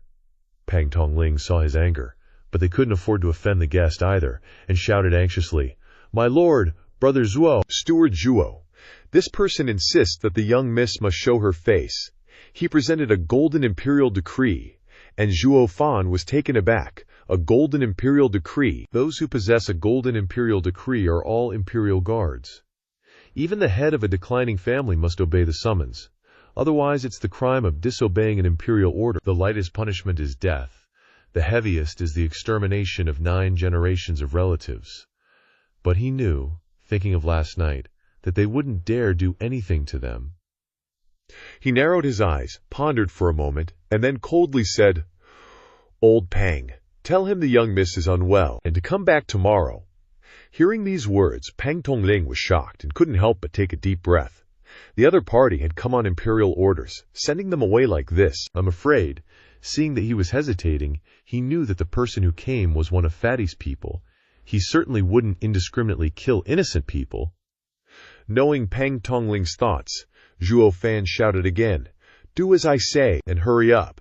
Suddenly, Luo Yunchang cried out, broke free from Zhuo Fan's embrace, and said seriously, "Wait, Pang Tongling, tell him to wait a moment. I'll get ready and go right away." Pang Tongling obediently acknowledged her command, feeling fortunate. If Luo Yunchang hadn't woken up in time, he was afraid that with Zhuo Fan's temper, he would have definitely offended the other party, and they wouldn't have been able to resist. Zhuo Fan glanced at Luo Yunchang, deeply contemplating. Her appearance just now, from being unconscious to suddenly becoming awake and alert, made him feel strange. Zhuo Fan once again realized that he couldn't understand women's nature. Luo Yunchang glared at him and said, "Steward Zhuo, don't act too emotionally. We can't afford to offend the royal family." With that, she quickly disappeared, leaving Zhuo Fan standing there, shaking his head helplessly, and heading directly to the reception hall. Zhuo Fan saw the person who came to invite them, wearing the clothes of a servant, but his strength was at the peak of the qi condensation realm. Sure enough, he had guessed correctly. It was one of Peng Zi's people. Seeing Zhuo Fan arrive, the person stood up, cupped his fist, and wore an arrogant expression, his eyes full of contempt. Whether intentionally or unintentionally, he revealed the imperial golden decree in his hand, and said, "You must be Steward Zhuo? My master has invited you and Miss Luo to his residence for something." Zhuo Fan saw his attitude and couldn't help but sneer. A mere servant dared to be arrogant in front of him. Back when he dominated the world, he was afraid this guy wasn't even born yet. Without even glancing at the person, Zhuo Fan went straight to the main seat, crossed his legs, and said, "Is Peng Zi not injured?" Just as the person was about to get angry, he heard these words and was stunned. This person actually dared to call his master Peng Zi. Thinking that he had a relationship with his master, in an instant the person's contempt disappeared, and he said flatteringly, "My master didn't mention being injured when he returned last night." Zhuo Fan saw his flattering demeanor and sneered inwardly. "Is that so? Haha, he's probably afraid of losing face, and doesn't dare to say it. I hit him with 30 palms yesterday, kicked him more than 10 times. How could he be okay? Am I right? Little Sick is just putting on a show because he's afraid you guys will laugh at him. Haha." "Oh right, is that old fogey Fang Chuai Bai still angry?" Hearing these words, the person finally believed that the person in front of him really knew his master. Feng Chubai had escorted Peng Zi back yesterday, and he only found out that Feng Chubai had appeared, yet this person also knew. He stammered, It doesn't seem like it." "That's good then. That old geezer Fang wanted to take me as a disciple yesterday. If I hadn't refused to submit, I would have been taken away by him already. I'm relieved to hear you say that." Zhuo Fan pretended to sigh, and said thankfully. The person trembled when he heard this news, and fell to the ground, unable to stand. The person in front of him not only knew his master, but was also wanted as a disciple by Feng Chubai. No matter who he was, with this status alone, he couldn't afford to offend him, even with 10 lives. Seeing the person's frightened appearance, Zhuo Fan became smug, wearing a satisfied expression, daring to be arrogant in front of him. This person was not qualified enough. Outside Fenglin City, in a secluded forest, there was a small, quiet, and elegant courtyard. The guards outside were all experts in the bone-forging realm. The person who brought the 4 of them, Zhuo Fan, the Luo siblings, and Pang Tongling, to this place cupped his fist and said, "Steward Zhuo, Miss Luo, please come in." Soon, everyone arrived at a small courtyard, and in the distance, they saw people from the Tai family and the Lei family, along with Peng Zi, sitting there. Zhuo Fan immediately understood the purpose of calling them here today, quickly took a step back, pushed Luo Yunhai and Luo Yuncheng forward, touched his nose, and said, "This is a meeting of the 3 families. You guys take the lead." Luo Yunhai looked at him, puzzled, but Luo Yuncheng, though she usually didn't pay attention, still understood his words. After the recent events, everyone in Fenglin City knew that the person in charge of the Luhao family at this time was Steward Zhuo Fan, so the royal family would also consider Zhuo Fan the real owner of the Luo family. He wanted the Luo family to become famous, and for everyone to know that the owner of the Luo family was still named Luo. Thinking of this, she couldn't help but feel moved, and sincerely thanked him. The person led the 3 of them to the front of the courtyard. He immediately bowed respectfully, bending low and gesturing for them to enter, his attitude as reverent as if they were his masters. Seeing this scene, Fatty and the others couldn't help but be stunned. Royal guards, who usually look down on everyone, except for members of the royal family, even their attitude towards the 7 noble houses was arrogant. But today, why were they being so respectful to the Luo family? Everyone was puzzled. This level of treatment was something everyone in and around Fenglin City admired. While everyone was still assessing the situation, the 4 of them had already stepped into the courtyard. Luo Yunshang saw Fatty and slowly bowed her head in greeting. This commoner, Luo Yunshang, greets His Highness the 3rd Prince. Zhuo Fan, standing next to her, helped her up, his face as indifferent as ever. Fatty looked at her and Zhuo Fan, casually waving his hand to invite them to sit. Obeying his words, Luo Yunshang and Luo Yunhai sat down diagonally across from each other. Peng Tongling and Zhuo Fan stepped back, positioning themselves behind. Fatty, seeing his actions, couldn't help but nod. He had the strength and the merit, but wasn't arrogant, remaining wholeheartedly devoted to his master. Feng Chubai also nodded in appreciation. With all 3 families present, remembering the purpose of his visit to Fenglin City, he took a breath and spoke. "Today, this prince has invited the 3 heads of your families here, acting on royal orders, to initiate the 1,000-year destiny of your 3 families. I'm sure, when you all took over as heads, you were told that you must never be enemies with the other 2 houses, but rather support each other, and that all 3 families must not leave Fenglin City until the Pearl of Fixed Light releases its radiance. Haha! In truth, all of this is an agreement between the founding royal family and the 3 family heads from 1,000 years ago, called the Pearl Order. The Luo family, the Tai family, the Lei family, and the 7 imperial houses were all equal founding heroes. As soon as Fatty finished speaking, Tai Rong and Lei Yuntian glanced at each other, then turned towards Fatty. Luo Yunshang looked over at Luo Yunhai and saw her little bro nod. Doubt arose in her eyes. Upon receiving this shocking news, she was stunned for a moment, looking at Fatty in disbelief. How could they never have imagined that their 3 families could stand on the same footing as the 7 noble houses? Yet now, the Lu trios were just a minor family. Facing everyone's questioning gazes, a hint of regret flashed across Fatty's face as he continued. "I apologize. The Yuan family is in your debt. Back when the Tianyu Empire was just being established, its foundation wasn't solid. The common folk were in chaos, so the founding Grand Ancestor Emperor sent 7 founding heroes to various parts of the populace to quell the unrest, granting them sufficient authority, even on par with the royal family. Those were the 7 imperial houses. But who knew that after 20 years, the power of the 7 noble houses would grow, and conflicts of interest would arise, leading to war? At that time, the royal family couldn't control it, so they cut back their power. In the end, they realized they wouldn't gain anything, so they stopped fighting. But after that great war, countless lives were lost, the nation's strength declined, and we might even lose the country. But what does this have to do with our three families? Zhuo Fan frowned, standing beside her, and asked. Hearing Zhuo Yifan's question, Fatty looked at everyone again, answering their doubts, not hiding anything. The three families were original founding members, elders in the court. If you were still in the imperial court now, you'd surely be on par with the four pillars. The four pillars. As soon as he said that, everyone was immediately shocked. The four pillars are the cornerstones of the Tianyu Empire, holding the reins of the military, the economy, and the politics, the lifelines of the nation. There were even rumors that the true strength of the four pillars was even greater, causing the royal family to feel threatened. The royal family, the four pillars, and the seven noble houses combined to form the empire's strongest force, but they also maintained a relationship of mutual constraint and balance. If just one side lost its balance, the Tianyu Empire would immediately collapse. Unexpectedly, the ancestors of the Luko family were originally qualified to become one of the four pillars of the empire. Seeing the surprise in everyone's eyes, Fatty continued, because the current Lukos were no longer what they used to be. The Pearl Order was issued when the Grand Ancestor Emperor was angered by the Seven Families' War, so he made an agreement with the ancestors of the Seven Houses, using the excuse of banishing the three families to Fenglan City to become ordinary families until another Seven Families' War broke out, then elevating new families to become the Seven Noble Houses, in order to ensure a balance of power and reduce the loss of life. Luo Yunshang, hearing this, thought of their current situation and sighed, saying, but even now, even with 8 noble families, they still can't stop the 7 noble families.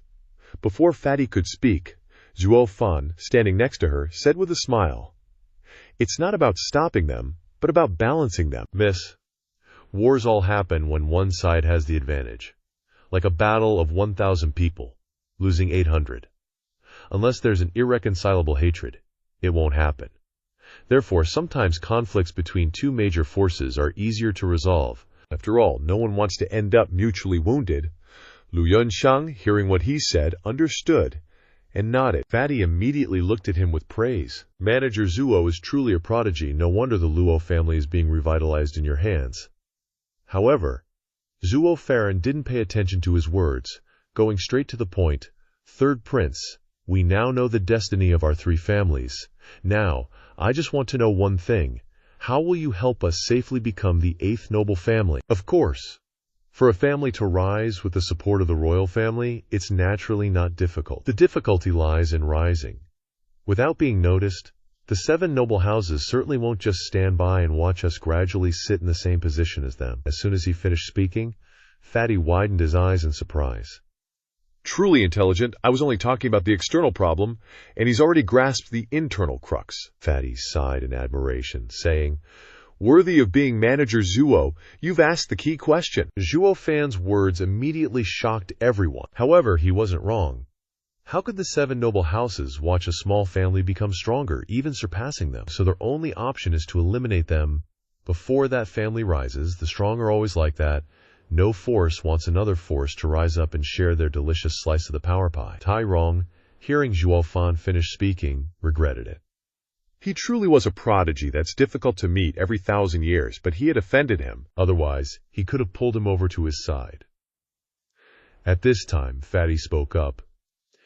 This point has already been arranged in the original order. The most fundamental aspect of a family is strong individuals to ensure the family's prosperity, like the Hidden Dragon Pavilion with its 9 powerful elders, or the Yuming Valley with its 12 stationed elders.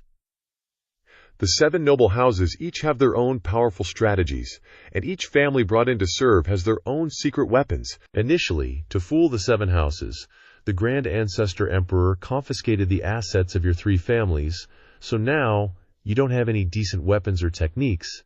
However, precisely because of this, the 7 houses stopped monitoring you hundreds of years ago. And that's not all. Unexpectedly, you have a profound rank martial skill. With this martial skill, you can cultivate your own strong individuals.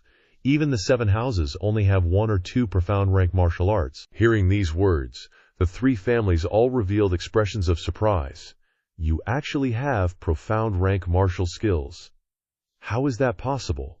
If we really had them, we would have discovered it, without needing someone to remind us.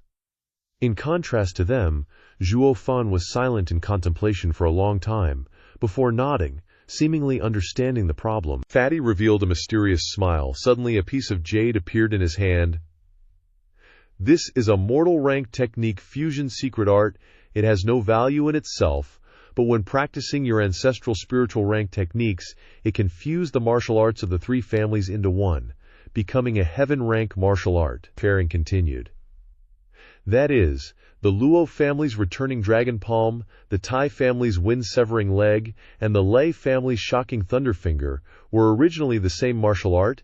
It's just that the royal family grasped the secret to integrating them. Faring smiled and nodded, calmly speaking. Pang Zi once again marveled at Zhao Cheng's cleverness, nodding his head in praise.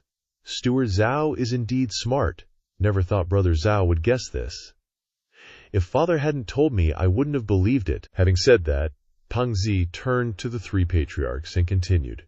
Three patriarchs, now take out your family's ancestral martial arts. However, at this moment, Lei Zentian spoke up. Third prince, I, Lei, couldn't keep the ancestral martial arts. It was snatched away by someone else. I have failed the Emperor's mission, Your Highness. Please punish me. Just then, Tai Rong also spoke. Your Highness, actually, me too, I've lost it. As soon as he finished speaking, Pang Zi exclaimed in shock. What? Lost it? Hearing what they said, Pang Zi angrily scolded. What kind of patriarchs are you? You even lost your family's ancestral martial arts. Have you forgotten the ancestral teachings? Tai Rong and Lei Zentian immediately knelt down in fear. Your Highness, please forgive us, Pang Zi sighed, scratching his head, not knowing what to do. Now. At this moment, Tai Rong carefully said, Your Highness, could the imperial family not reward us with another set? Hearing what he said, Pang Zi flared up again, rudely saying, Are you dreaming? Do you think mysterious grade martial arts are like vegetables in the market? You can get as much as you want? Even the imperial family's treasure vault doesn't have more than 3 or 4 types. And they have to be registered. You can't just take them out casually. It would attract attention. So what if your 3 families rise up? Are you pigs? Want to die? With that, he paced back and forth anxiously, saying, What to do? The ancestral martial arts are gone. How can they be fused? The Pearl Edict is ruined. But at this moment, Zhuo Fan grinned. Then 2 jade scrolls appeared in his hand, saying deeply, I've taken back the martial arts of those 2 families. The 3 of them were startled together, their eyes fixed on Zhuo Fan. Only Tai Rong looked at him in astonishment. He knew very well that Tai family's martial arts he had given to Elder Yan of Underworld Valley. How did it end up in his hands? Pang Zi happily went to Zhuo Fan, hugging him. Haha, Steward Zhao, you are so powerful. No wonder you are valued by the 9th Elder of Lingxiao Pavilion. Without you, I wouldn't be able to complete the mission my father gave me. Consider that this prince owes you a favor. Zhuo Fan smiled faintly, non-committal, shaking his head. I'm just doing it for the Lu Bo family. Ignoring his words, Pang Zi went to the important matter. Now that we have the martial arts, the next thing is the merger of the 3 families. Back then, the great ancestor emperor gave the Dingjia Pearl Edict. When the edict is opened, the 2 families merge into the strongest family. The mysterious grade martial arts will be managed by the patriarch, so you guys. Before he finished speaking, Tai Rong immediately spoke up. Your Highness, the power of the Luqiao family is weak. Only 4 people. Lei family is also not as strong as before. Only the Tai family is prosperous. Therefore, I don't mind being the head of the great family, assisting the imperial family. With that, he reached out to take the ancestral martial arts placed on the table. But at this moment a hand stopped him. Lei Zentian said, Tai Rong, with only your bone-forging realm's strength, you want to be the patriarch. Haha, so what?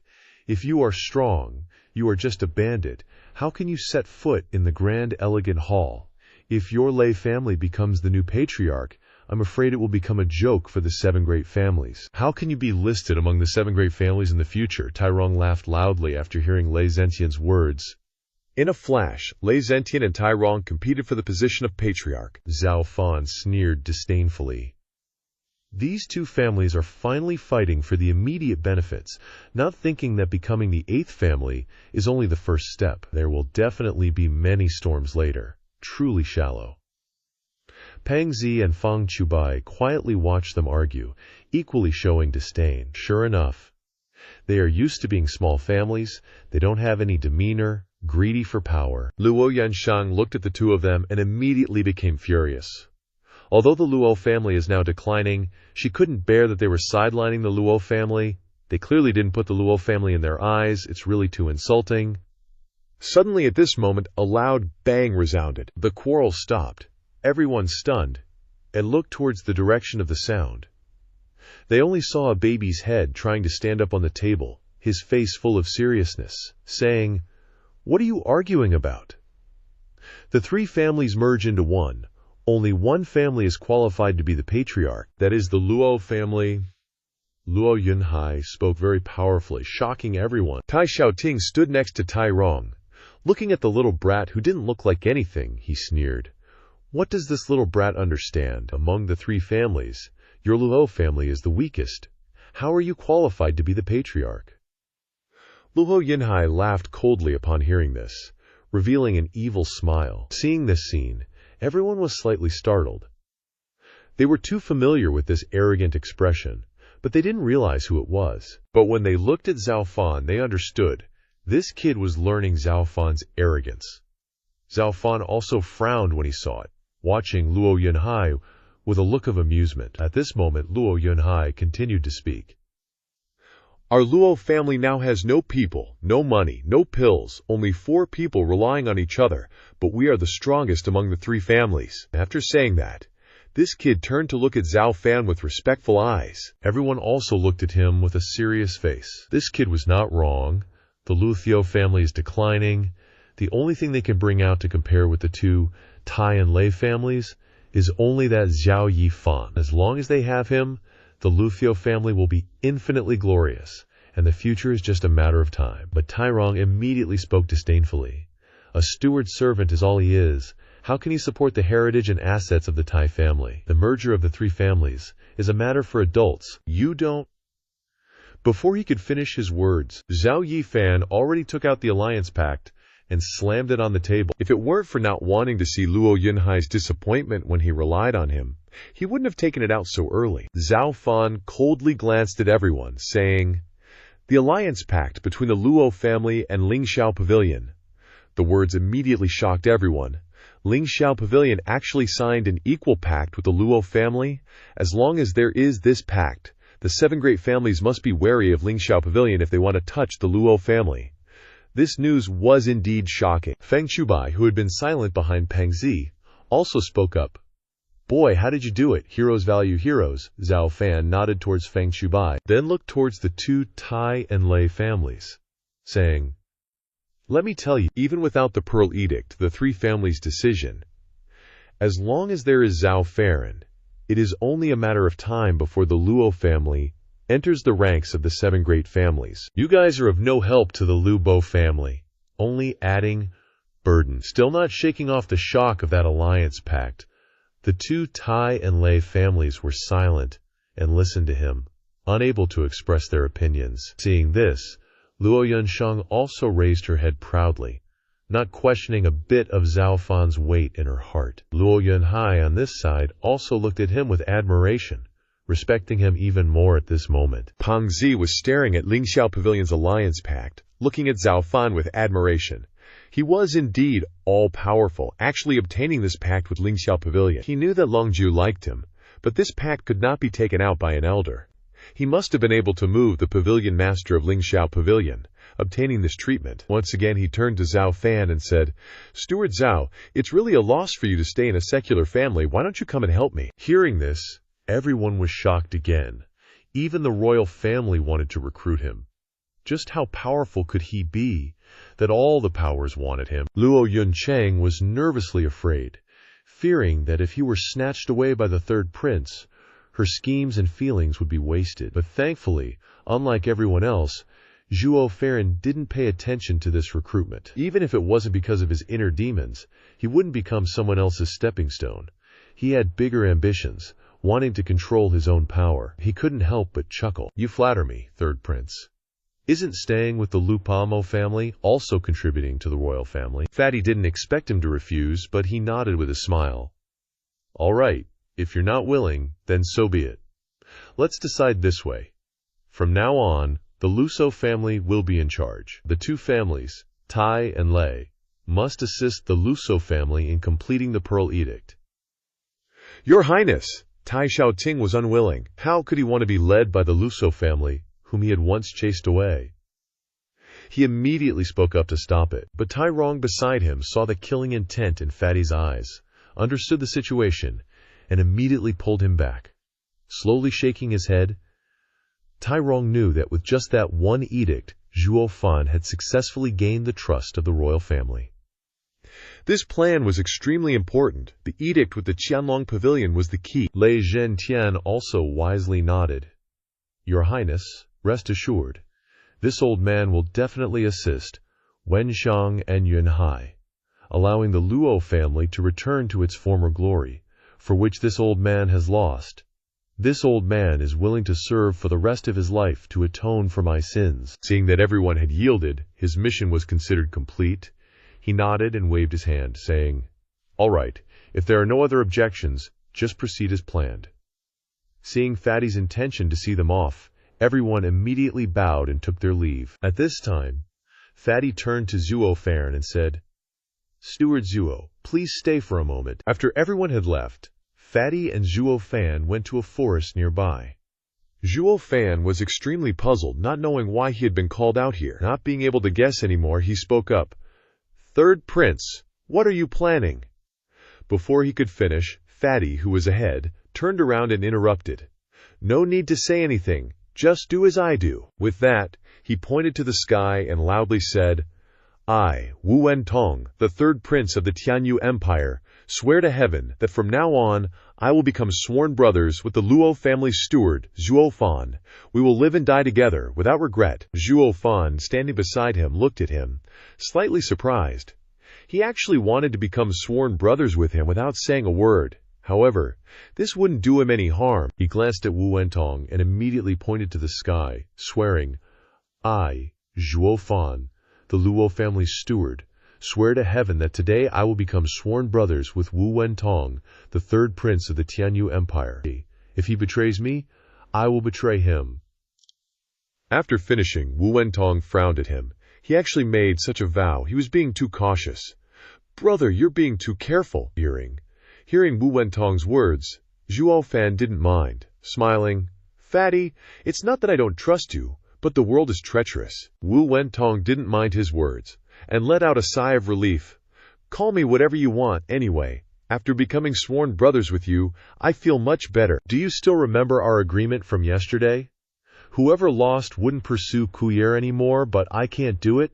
After becoming sworn brothers with you, I can't bully my brother's woman, so I'll completely give up hope with her. Zhuo Fan frowned, helplessly shaking his head. He actually thought that he and that girl Long Kui had a relationship? Seeing how concerned he was about this, he couldn't help but remind him, Fatty, actually, there's nothing between me and that girl. That girl is just looking for an excuse. Hearing this, Wu Wentong was overjoyed, his eyes widening with excitement. What? Are you serious? Does that mean I can still pursue her? Great, brother. You're truly my brother, haha. Zhuo Fan looked at his excited appearance and revealed a wicked smile. Go ahead, you should annoy that girl to death. But Fatty, what is the true content of the Pearl Edict? While still excited, Wu Wentong suddenly stopped smiling, looking silently at Zhuo Fan, cautiously saying, Brother, didn't I just say? Zhuo Fan looked at him, unwilling to speak, and said wickedly, The plan is very detailed, and the goal achieved is also very legitimate. However, the scale of this plan is too small, so small that it doesn't seem like it was set by the founding emperor. Zhuo Fan understood that all founding emperors had heroic spirit. To bind the declining families and integrate their power, they would set up a hidden plan that lasted for thousands of years. No matter what, he didn't believe it. The plan was good, but it couldn't deceive someone like him, who used schemes to control the power of life and death. Wu Wentong smiled awkwardly, helplessly shaking his head. I also don't know. In short, I received an imperial decree to complete this edict. Zhuo Yifan still stared intently at him, wanting to see the lies in his eyes, but there were none. Perhaps he really didn't know, or perhaps he was too good at acting. Being able to pass his discerning eyes, he chuckled and continued. If the edict has been hidden for 1,000 years, how would the Yuming Valley know about it? Now that he thought about it, the Yuming Valley was doing everything to hinder this edict, which couldn't help but make others suspicious. Perhaps they were afraid of the royal family's investigation. After hearing this, Wu Wentong also frowned, suspiciously saying, "Logically speaking, that's right. But there are too many eyes and ears in the imperial city. The edict might have been leaked." Zhuo Fan's eyebrows furrowed, and he smiled, shaking his head. After 1,000 years of being hidden, it's suddenly leaked now. Moreover, only part of the content is leaked. Facing his questioning, Wu Wentong unconsciously trembled. He kept blinking, not knowing how to answer. However, Zhuo Fan had already seen through it. Indeed, he had guessed correctly. But he didn't expose it, already having a plan in his heart. He turned to Fatty and said, "Forget it. As long as this matter is beneficial to the Liu family, why should I think so much? It won't tire my brain." "Ha ha, Fatty, if there's a chance, we'll meet again.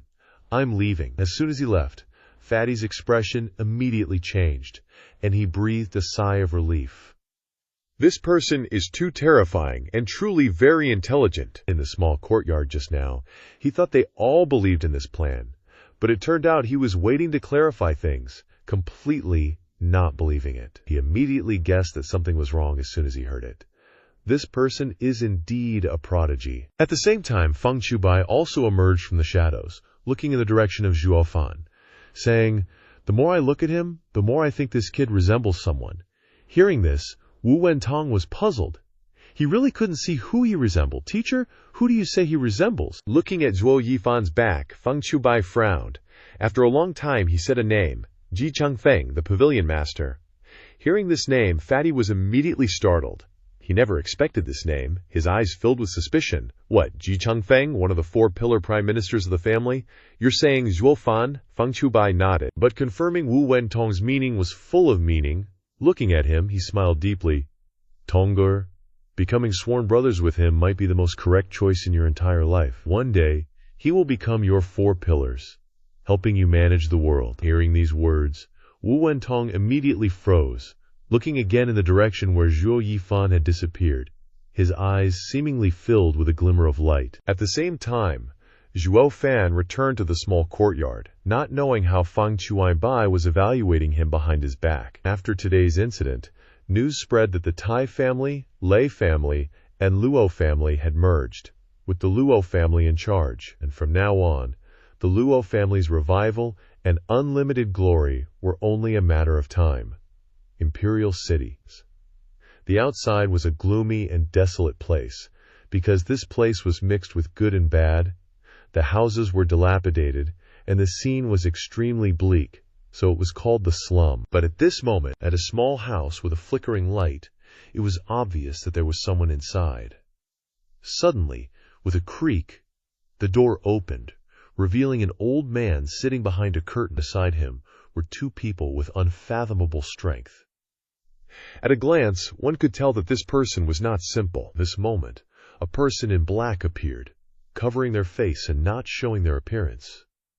However, the person behind the curtain seemed to know who would come, revealing a ghastly smile, asking, "Valley Master Yu, how did things go?" That's right, the one who had come was the Yuming Valley Master, Yu. Wan Shan, hearing the person's question, sighed helplessly, answering, "More than 10 years of hard work have all gone down the drain. The Emperor has ordered the Yuming Valley to forever withdraw from Fenglin City, and has also restricted the other 6 families." It seems that he has noticed something. Hearing this, the old man behind the curtain said, "Oh," and immediately chuckled. "Oh, so the Emperor intends to open the Pearl Edict." Yuan Shan beside him also nodded, agreeing, "This old man also thinks so." This time, consider them lucky. Next time, it won't be so easy. The royal family wants to establish an 8th family, so they'll have to see if this family has the ability or not. The old man didn't rush even though the plan had failed, but a mocking smile bloomed on his face. Valley Master Yu, don't get excited. Losing is losing. What's the point of making excuses? The Yuming Valley Lord was only a subordinate seventh-rate force, so even the three secular families couldn't do anything. It's no surprise his title was taken away later. Hearing this, Wu Wanshan instantly flew into a rage, his killing intent surging. He shattered the door and roared at the old man. What did you say? You told me the contents of the Dark Pearl Edict in the first place. You also said the royal family intended to establish an eighth aristocratic family to replace my Yuming Valley. My decades-long plan all stemmed from you. What do you mean by saying that now? Kill those Jia Gi Changfeng bastards for me. Wu Wanshan attacked the old man, but from behind the screen, that person didn't panic. He chuckled and casually waved his hand, creating a massive explosion that unleashed oppressive force towards Wu Wanshan. The clash of three experts shook the quiet slum. Soon, Wu Wanshan couldn't stand against the two opponents beside him. He was forced back, spitting blood. Suppressing the metallic taste in his throat, he raised his head in disbelief. Moyang twins, Jiage Changfeng nodded slightly. The Yuming Valley Lord is indeed knowledgeable. These two seniors haven't shown themselves in years. I didn't expect you to recognize them. Wu Wanshan forcefully suppressed his anger, panting as he eyed the two figures beside Jiage Changfeng, a hint of fear in his voice. As expected of the most intelligent man in Tianyu, the head of the Four Pillars, to actually enlist these two old monsters. Even Fang Chubai's 5 Dragon God guards wouldn't stand a chance. Jiage Changfeng shook his head and chuckled, a hint of confidence flashing across his face. The Yuming Valley Lord overpraises me. I wouldn't dare call myself the most intelligent man in Tianyu, and even less would I dare to turn against the royal family right now. How could Wu Wanshan not see through the person before him? He sneered, muttering, Prime Minister Jia Ge is too modest, or rather, arrogant.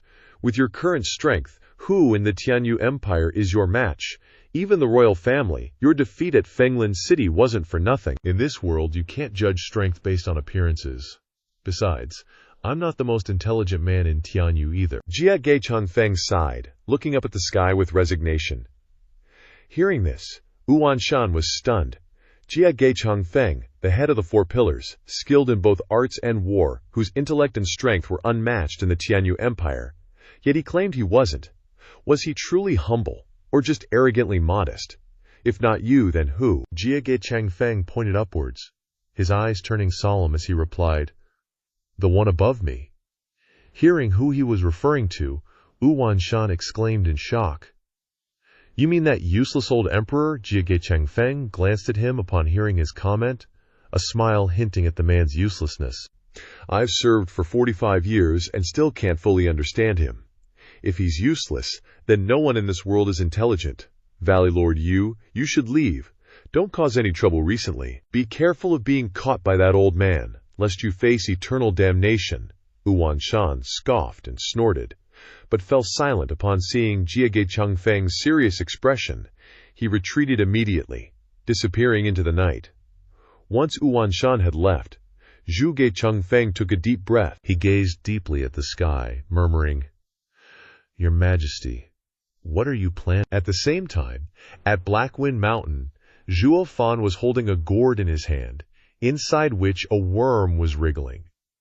Seeing it squirming, Zhuo Fan revealed a satisfied smile. For 3 months, I've been nurturing the icy pool silkworm taken from Lei Zentian's body. But now, I should call it the icy blood silkworm. So now is a perfect time to leave. After deciding to leave, Zhuo Fan returned, intending to explain everything to Luo Yunsheng. He happened to see her at the door, calling out, Eldest Miss, come in here with me. I have something to say. Hearing him call her, Luo Yunsheng jumped, turning around with delight. Zhuo Fan, you're back. With that, she entered the room with him, filled with curiosity. As soon as they were inside, Zhuo Fan closed the door. The matter he was about to discuss was very important, so to avoid being overheard, it was better to be careful. But seeing him close the door, a thought suddenly popped into Luo Yunsheng's head, making her blush. She looked at him shyly. Zhuo Fan, what are you planning to do? Zhuo Fan ignored her words, taking a deep breath and sighing, I have to leave. Hearing this, Luo Yunsheng was stunned. Her eyes widened, and she questioned him loudly. Why, the Luo family is improving every day? Why choose to leave now?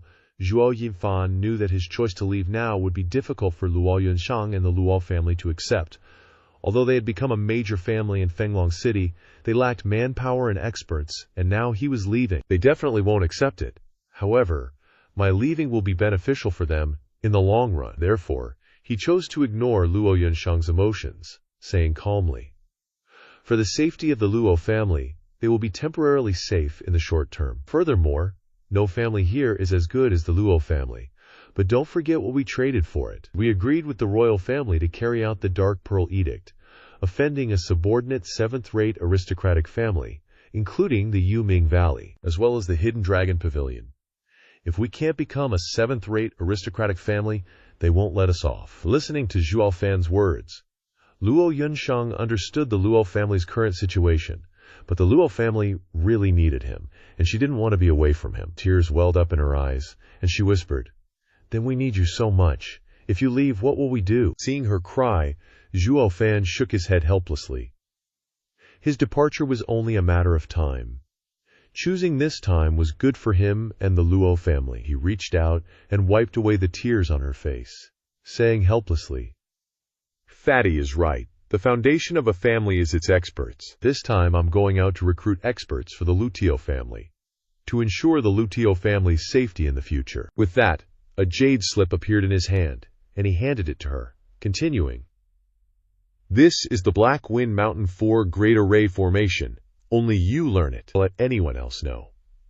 If I'm not here, and the Lukul family encounters trouble, you can activate the formation, or level 5 formations, plus the Yin Slaughter formation previously set up in the Maze Valley. Can ensure safety in the short term." At this moment, she finally understood that she couldn't stop him from leaving, so she could only sigh and ask, "How long will you be gone?" This time, Zhuo Fan didn't know when he would return. This departure was not only to recruit manpower for the Luo family, but also to seek out the remains of the Heavenly Emperor Luo Shuexi that Longju had mentioned, because he wanted to quickly increase his strength and rely on himself to be safe forever. Knowing her anticipation, he didn't want to discourage her, so he chose to give her a vague answer. "I don't know, it will be quick." "All right, go and call Chief Steward Pang and Yunhai in here." At that moment, Luo Yunsheng mustered all her courage and called him. Then, she ran in front of him and kissed his lips. Zhuo Fan immediately froze, glancing at her, but she quickly left the words, "You should head back and leave soon." A moment later, Commander Pang and Luo Yunhai arrived at Zhuo Fan's room, but upon hearing that he was leaving, they were immediately surprised. Luo Yunhai looked at him, eyes brimming with tears, and said, "Big bro Zhuo, you're leaving?" Although Zhuo Fan didn't like the Luo siblings at first, after spending time together, he couldn't help but develop some affection for them. Too bad, his grand ambitions lie elsewhere. He can't stay with them forever. Looking at Luo Yunhai before him, he instructed the kid, "You're the only male in the Luo family. From now on, you have to take care of your sister like a family head, manage the Luo family. Got it?" Having said that, he quickly turned his gaze to Commander Peng. "Old Peng, do you remember what Longku said? She wasn't wrong. With your aptitude, you'll only ever reach the Qi condensation stage at best, but nothing is absolute in this world. Now I have a way to help you undergo a complete transformation and gain immense power, but you'll have to endure pain worse than death. Are you willing?"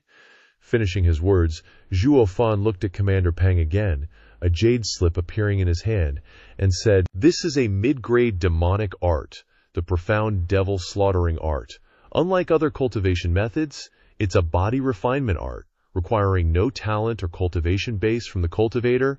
There's only one catch. The cultivation process will make you wish you were dead, like being in the Asura hell. Moreover, once you start cultivating, there's no turning back. Otherwise, your soul will be utterly destroyed." Zhuo Fan finished, and Commander Pang was immediately terrified. It was the first time he had heard of such a terrifying martial art. But for the Luo family, to increase his strength to protect the Luo family, he had to be strong. After a moment's thought, he took the jade slip from Zhuo Fan's hand, saying, "It's all right. As long as I become stronger, I can endure any suffering." Saying this, he tightened his grip on the jade slip in his hand even more. Zhuo Fan, seeing him accept it, knew he was loyal to the Luo family and wouldn't mind sacrificing his life, but he knew the danger of this art and warned. Even if you succeed in cultivating it, its power might be comparable to a high-grade Xuan-tier art, but you can't imagine the process of cultivating this art. Because the pain is immense? Even high-level demonic cultivators don't dare to touch it? You might suffer so much during the cultivation process that your heart and lungs will rupture, eventually leading to death, so think carefully. Hearing this, Commander Pang waved his hand, his eyes revealing a painful expression. Bro Zhuo, the most painful thing in old Pang's life was watching my master die before my eyes and not being able to do anything. Now my only wish is to protect the safety of the young lady and young master. Bro Zhuo, thank you for giving me this opportunity. I definitely won't regret it. Zhuo Fan's heart couldn't help but tremble, nodding slightly, his eyes revealing respect. I hope the next time I come back, I'll see a powerful old Pang. Not your corpse, haha, don't worry, I'm not that easy to die. Bro, hurry back. Commander Pang laughed heartily, his eyes moist, bidding farewell to Zhuo Fan. After finishing his instructions, Zhuo Fan let Commander Pang and Luo Yunhai out, then let Lei Yuting in. Since he was leaving, he had to make proper arrangements to be at ease. As soon as she entered, Lei Yuting saw Zhuo Fan standing there rigidly. Sensing her entry, he smiled and said, "Miss Lei, how's the matter I asked you to do?" Lei Yuting blushed and nodded, saying, "Big bro Zhuo, I've found the 6 kids around 16 years old you asked me to find. They all have aptitude, waiting for you to teach them, Zhuo." Farron was surprised. She actually understood his intentions. Glancing at her, he nodded secretly. "Why did you know I would train them?" Lei Yuting laughed, confidently replying, "From what I know of you, you're not good enough to pity these orphans, so I guessed you definitely wanted to train them into guards for the Lupio family, so you had me bring them back." Hearing this, Zhuo Fan snorted coldly. "Kindness? I once had the kindness to take someone in, but the result was still betrayal. People's hearts are fickle, having experienced a life of betrayal.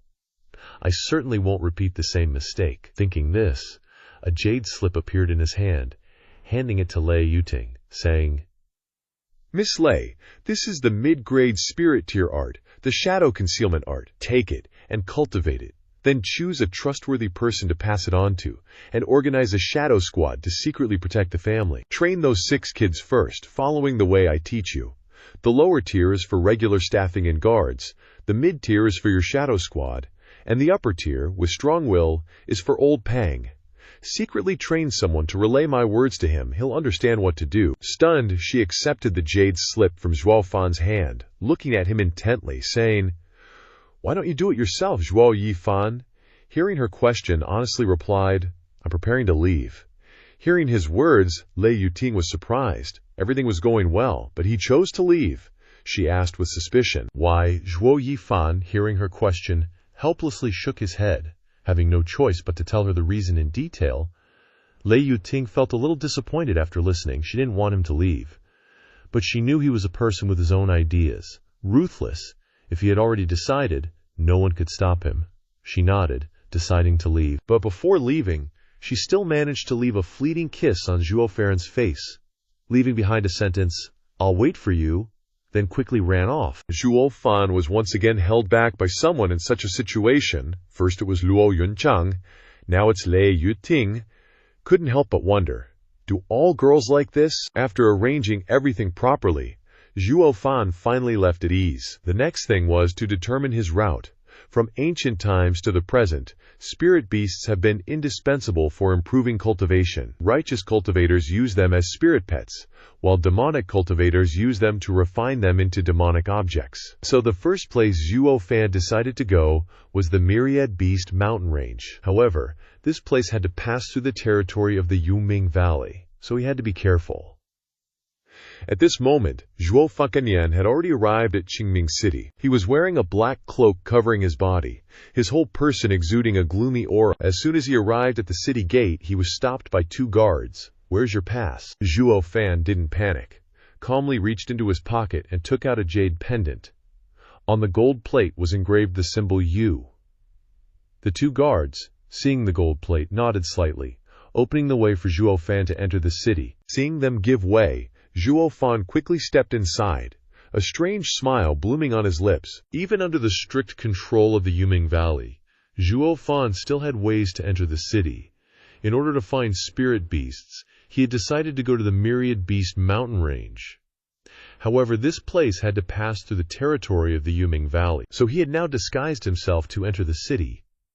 If his identity was exposed, with the hatred between him and the Yuming Valley, he would definitely be in danger. Just as he was thinking about his next direction, a figure rushed forward and threw themselves into his arms. Zhuo Fan looked down at the appearance of the person, immediately thinking it was An Xin. He paused for a moment, about to speak, and pushed the person away when the person opened their mouth to beg, "Please don't speak." Hearing the person beg, he furrowed his brows, but didn't push the person away, quietly hiding the person. Just at this moment, a group of soldiers, all at the chi condensation stage, were running over looking for someone. After not finding the person, they left, waiting for the soldiers to leave. The little beggar finally poked their head out, looked around a bit, breathed a sigh of relief, and patted their chest, saying, "I was so scared, I was afraid I wouldn't be able to run." This big brother, "Thank you, Zhuo Fan," didn't say anything, glanced at him, and quickly slipped away forward. Zhao Wei's current situation is that it's best to avoid trouble, but the beggar next to him keeps nagging, "Are you from outside the city? Can you take me out, please, please?" Unable to stand his nagging, Zhao Wei coldly said, "If you want to go out, then go. No need for proof." The little beggar was rejected, bit his lip, and said awkwardly, "To be honest, my brother stole something from them. If they find out, I'm done for. Please, just take me out, okay?" Zhuo Fan chuckled softly, sizing up the person in front of him. 15? 16 years old? And already at chi condensation stage 4? You're not weak for your age. Commoners don't have this kind of cultivation. Are you sure you're being honest? But even if you're telling the truth, why should I help you? What's in it for me? With that, he started walking forward. Hearing this, the little beggar felt he couldn't deceive him any longer, stopped pretending to be pitiful, and a thought popped into his head. "You want to go to the Myriad Beast mountain range, right?" Hearing him mention the Myriad Beast mountain range, Zhuo Fan decided to stop and turned to look at him, waiting for him to continue. Seeing Zhuo Fan finally stop, the little beggar was overjoyed and immediately grinned. "Listen up. If you want to go to the mountain range, you'll have to wait 3 more months. You can't go now." Zhuo Fan, hearing that he had to wait 3 months to enter the Myriad Beast mountain range, asked suspiciously, "Why?" The little beggar cocked an eyebrow smugly and eagerly walked up to Zhuo Fan.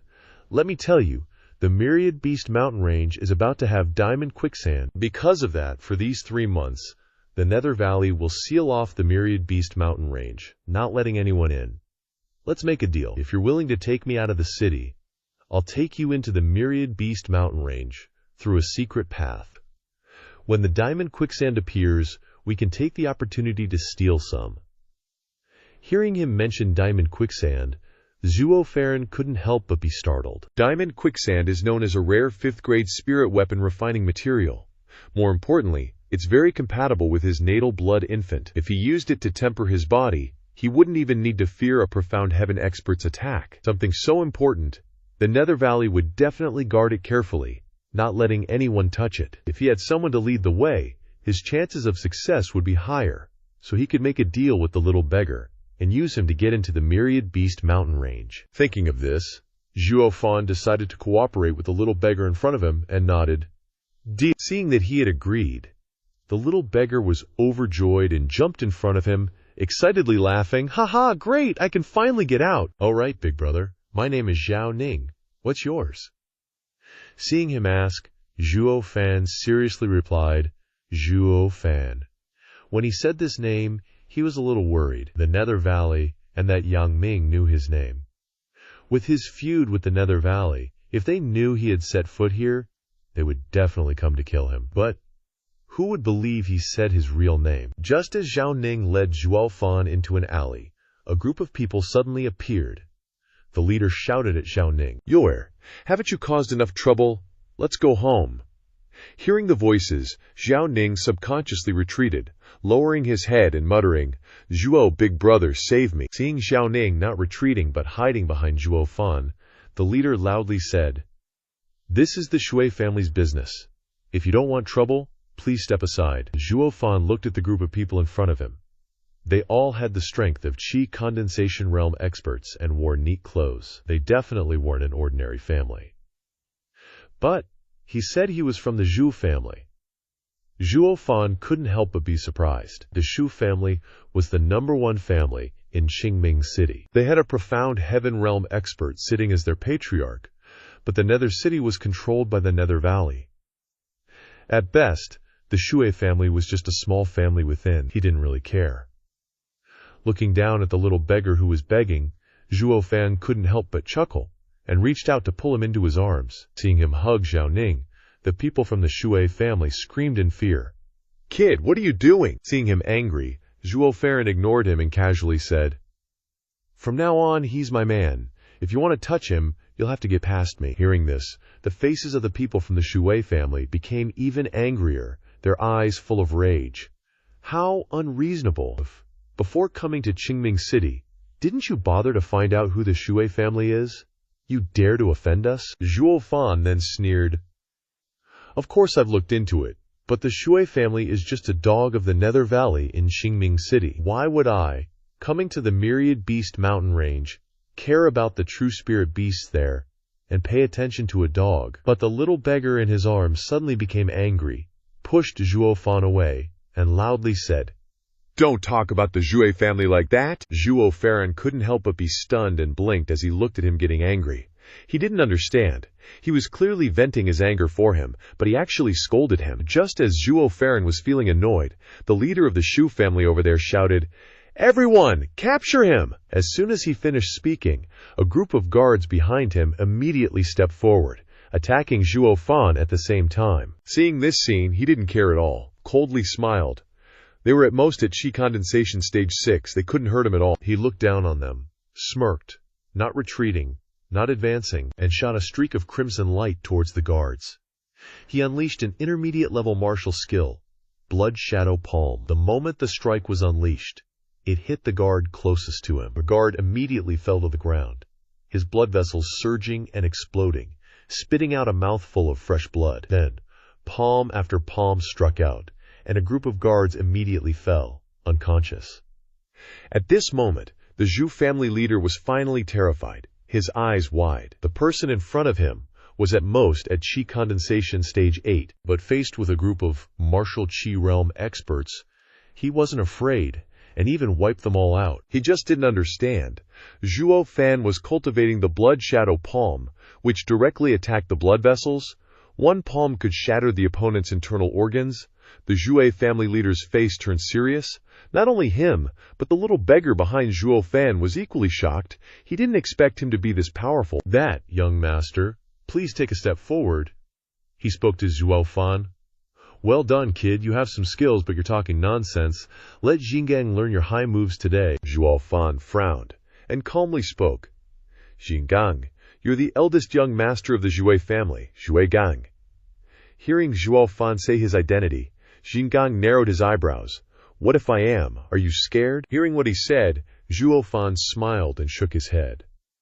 "Not scared, but I'm afraid of trouble. Since I've already offended you, then I'll silence all of you here forever." With that, Zhuo Fan immediately took a step forward, a murderous intent flashing in his eyes, bringing a pressure towards Xingang, making him a little tense. He never expected that Zhuo Fan's attack this time would be even stronger than the last time. He could feel a bone-chilling murderous intent that made his breath stagnant. Unable to make a sound, Zhuo Fan struck down with a palm, and Xingang also dared not hesitate, and threw a punch in retaliation. It was an advanced-level martial skill, Wind Roar Fist. Seeing him about to attack, Zhuo Fan snorted, disdainfully curled his lip, and formed a hand seal. A streak of crimson light suddenly flashed and shot towards Xingang, directly entering his body. At this moment, Xingang immediately froze. All his skills disappeared, and he spat out a mouthful of blood, terrified. Zhuo Fan then stepped in front of him, his eyes filled with murderous intent, and said, "Young Master Shu, don't worry. After you die, I'll send your servants down to keep you company. No one will survive. At least for 3 months. I don't want to be chased around the mountains by the Shu family, so let's just make this a case with no leads." With that, Zhuo Fan tightened his grip on Zhongang's neck, looking like he wanted to crush his bones. Then came the sound of cracking bones. Zhongang faintly sensed that death was very close to him, and apart from panic, he was also a little dazed. Just as Zhuo Fan was about to crush Zhongang's neck, the little beggar behind him was frightened, his eyes were teary, and he said, "Stop, don't kill him, I don't want them to die." But Zhuo Fan ignored him, coldly smiling. "Too late, they're not just your enemies now, and he's also my enemy, so I'm definitely not letting him live." As soon as he finished speaking, Zhuo Fan's hand on Zhongang's neck immediately tightened, making him let out a loud cry, his eyes wide with fear. Seeing that Zhuo Fan still didn't stop, Xiao Ning was so anxious that tears were already streaming down his face. He yelled at Zhuo Fan, "If you don't let him go, I won't lead you to the 10,000 Beast mountain range." Zhuo Fan immediately furrowed his brow. He almost couldn't understand it. With his way of doing things, as long as it was an enemy, there was only one path: death. He wouldn't let them survive. But the person in front of him was so kind that he not only pleaded for mercy, but also shed tears for them. Was Zhuo Fan too cruel, or was this kid too kind? Unable to figure it out, he was too lazy to think further. He immediately released his hand, and Zhigang fell to the ground. With a hand seal, Zhuo Fan called back his blood infant, then shrugged indifferently. He turned to Xiao Ning, wiped the tears from his face, and said, "You've had your say, so why should I bother? Lead the way for me, and then I'll get you out of the city, away from the Zhu family." Looking at the terrifying person in front of him, Xiao Ning seemed to finally understand what kind of person he had encountered, and immediately cried out in fear, You're a bad guy." Zhuo Fan simply chuckled at that, smiling as he replied, "That's right, I am a bad guy. In this world, all the good guys go to hell, and only bad guys have the right to survive." Xiao Ning saw that he admitted it, but couldn't refute it. He wiped the remaining tears from his face and led him to the 10,000 Beast mountain range. A moment later, an elderly figure stepped into the alley. He was horrified to see the tragedy before his eyes, then looked at the terrified Zhongang and immediately rushed over to ask, "What happened to you? Who hurt you like this?" However, no matter how he questioned him, Zhigang just kept trembling. Terrified and utterly spiritless, he couldn't utter a sound, which immediately made the old man's heart tense. In his memory, Zhigang was usually valiant, capable of defeating a qi condensation 8th layer cultivator. To be this terrified, what kind of master did Zhigang encounter? But no matter who it was, offending the Shu family in Xingming City meant there was no way out. At the same time, Zhuo Fan and the little beggar had arrived at the forest and saw a group of guards, all of whom were experts at the bone-forging realm or higher. With his current strength, even with his hidden moonwheel demonic treasure and blood infant, it wouldn't be difficult to break in, but he wanted to infiltrate without anyone knowing. At this moment, Zhuo Fan remembered Xiao Ning beside him and asked him, "Xiao Ning, where did you say that secret path was?" Xiao Ning was still looking terrified, stammering with a tremble. "You, follow me," Zhuo Fan saw that Xiao Ning was still trembling non-stop and was surprised. How can this guy be so timid? It had been so long, yet tears were still in his eyes. However, Zhuo Fan wasn't one to fuss over trivial matters. He just needed to get his business done. A moment later, Xiao Ning led Zhuo Fan along a small path until they reached a passage behind a tree. Xiao Ning pointed at it and said, "This is the spot. When I was little, I often hid here and followed my brother up the mountain to play." Zhuo Fan looked at the passage before him and pondered a bit. This place was very discreet. Without a local guide, it would definitely be impossible to find. Nodding, he said to Xiao Ning, "You go down first, I'll follow." Xiao Ning froze, letting out a small "oh" when he realized Zhuo Fan wanted him to come along. He was a bit scared, but remembering Zhuo Fan's terrifying aura, he reluctantly stepped inside. But just then, a low voice echoed from behind them. "Ning Chair, stop there." Xiao Ning unexpectedly turned back. Zhuo Fan looked toward the source of the sound, where an old man was approaching. Zhuo Fan was momentarily surprised. The newcomer had reached the peak of the bone-forging realm. Looking at the man, Zhuo Fan understood his identity and spoke to him. Could it be that you are the Shu family head, Shu Wanlong? Shu Wanlong heard Zhuo Fan's words, almost praising him, but then remembering Shu Gang's situation, he said, "Not bad eyesight. So my son, Shu Gang, was harmed by you, you brat." Zhuo Fan showed an understanding expression when he heard him mention Shui Gang. He had already anticipated this situation when he decided to let him go. However, he still smiled indifferently and replied, "That's right, he wanted to take my person away. I was already being very polite by not taking his life." As soon as he finished speaking, Shui Wanlong immediately flew into a rage, his eyes filled with killing intent as he glared at Zhuo Fan, then looked at Xiaoning behind him. Xiaoning, feeling guilty under that gaze, tugged at Zhuo Fan's hand and hid behind him. Just then, a shout rang out from behind Shu Wanlong, and then a young man's figure darted forward.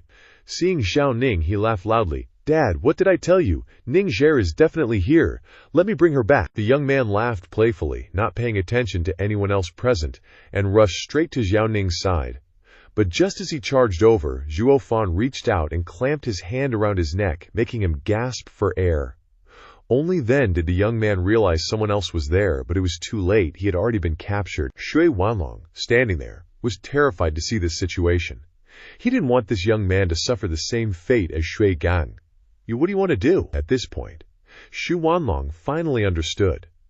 With only the qi condensation fifth layer cultivation of the young man in front of him, how could he have harmed his son? His family's cultivation methods were all refined and well practiced, but this person, at first glance, clearly had experienced bloody battles, ruthless and cruel, so his son was no match for him. Zhu Fan heard his question, looking at the young man in his hand with an evil smile. A qi condensation fifth layer cultivation. This must be the second young master, right, Shu Lin, isn't it? Zhu Wanlong immediately roared, "What do you want? Let him go, or I will definitely not spare you." Hearing these words, Zhuo Fan burst into laughter, his grip tightening further. "You won't spare me. I'm the one who won't spare you," he retorted. "Zhuo family head, no matter what enmity the Zhuo family has with Xiaoning, he is now my person. I hope you can stop. Otherwise, you'll be waiting to collect your son's corpse." Before Shui Wanlong could even speak, Xiaoning, behind Zhuo Fan, hastily pleaded, "Don't kill him, please, not again." Zhuo Fan looked at him, pleading for an enemy once more, and finally felt annoyed. What kind of person did I pick up, he thought. Always merciful towards enemies. It's a miracle he's lived this long. Zhu Wanlong saw this scene, his eyes serious, but he was still determined to avenge Zhu Gang. He asked Zhuo Fan, "Brat, what's your name?" Zhuo Fan smiled faintly. Of course, he wasn't afraid of the person in front of him seeking revenge. Currently, he was alone, with no one to worry about, so revealing his name was fine. Thinking this, he replied, "I'm alone, so I'm not afraid of revenge. Nor am I afraid to let you know." Zhuo Fan. Zhu Wanlong heard the name, then pointed at Xiaoning and said, "All right, Zhuo Fan, you're absolutely going to protect her today, aren't you?" Zhuo Fan let out a firm, cold snort. "He is my person. Of course I'll protect him to the very end." "All right then, let's gamble to the very end. You release my son, and if you can withstand 10 of my moves, I won't pursue her anymore. What do you say?" Zhuo Fan's eyes slightly narrowed. After a moment of consideration, the person in front of him was only at the peak of the bone-forging realm. With a demonic treasure and the blood infant in his hands, he could even take down a heaven-profound expert, let alone some bone-forging dude. With that thought, he violently flung Zhu Lin back towards Zhu Wanlong. "Kid, aren't you afraid I'll go back on my word?" Zhu Wanlong, surprised that he so easily released Zhu Lin, couldn't help but ask, "If I wanted to kill him, you couldn't stop me." Zhuo Fan chuckled in response. Zhu Wanlong, hearing this, angrily scoffed. "What arrogant nonsense! Take this!" he finished. Zhu Wanlong immediately rushed toward Zhuo Fan, his powerful aura creating immense pressure. However, Zhuo Fan didn't panic. He also charged forward. The moon-scorching wheel appeared in his hand, attacking Zhu Wanlong. Zhu Wanlong looked at the object in Zhuo Fan's hand, utterly shocked.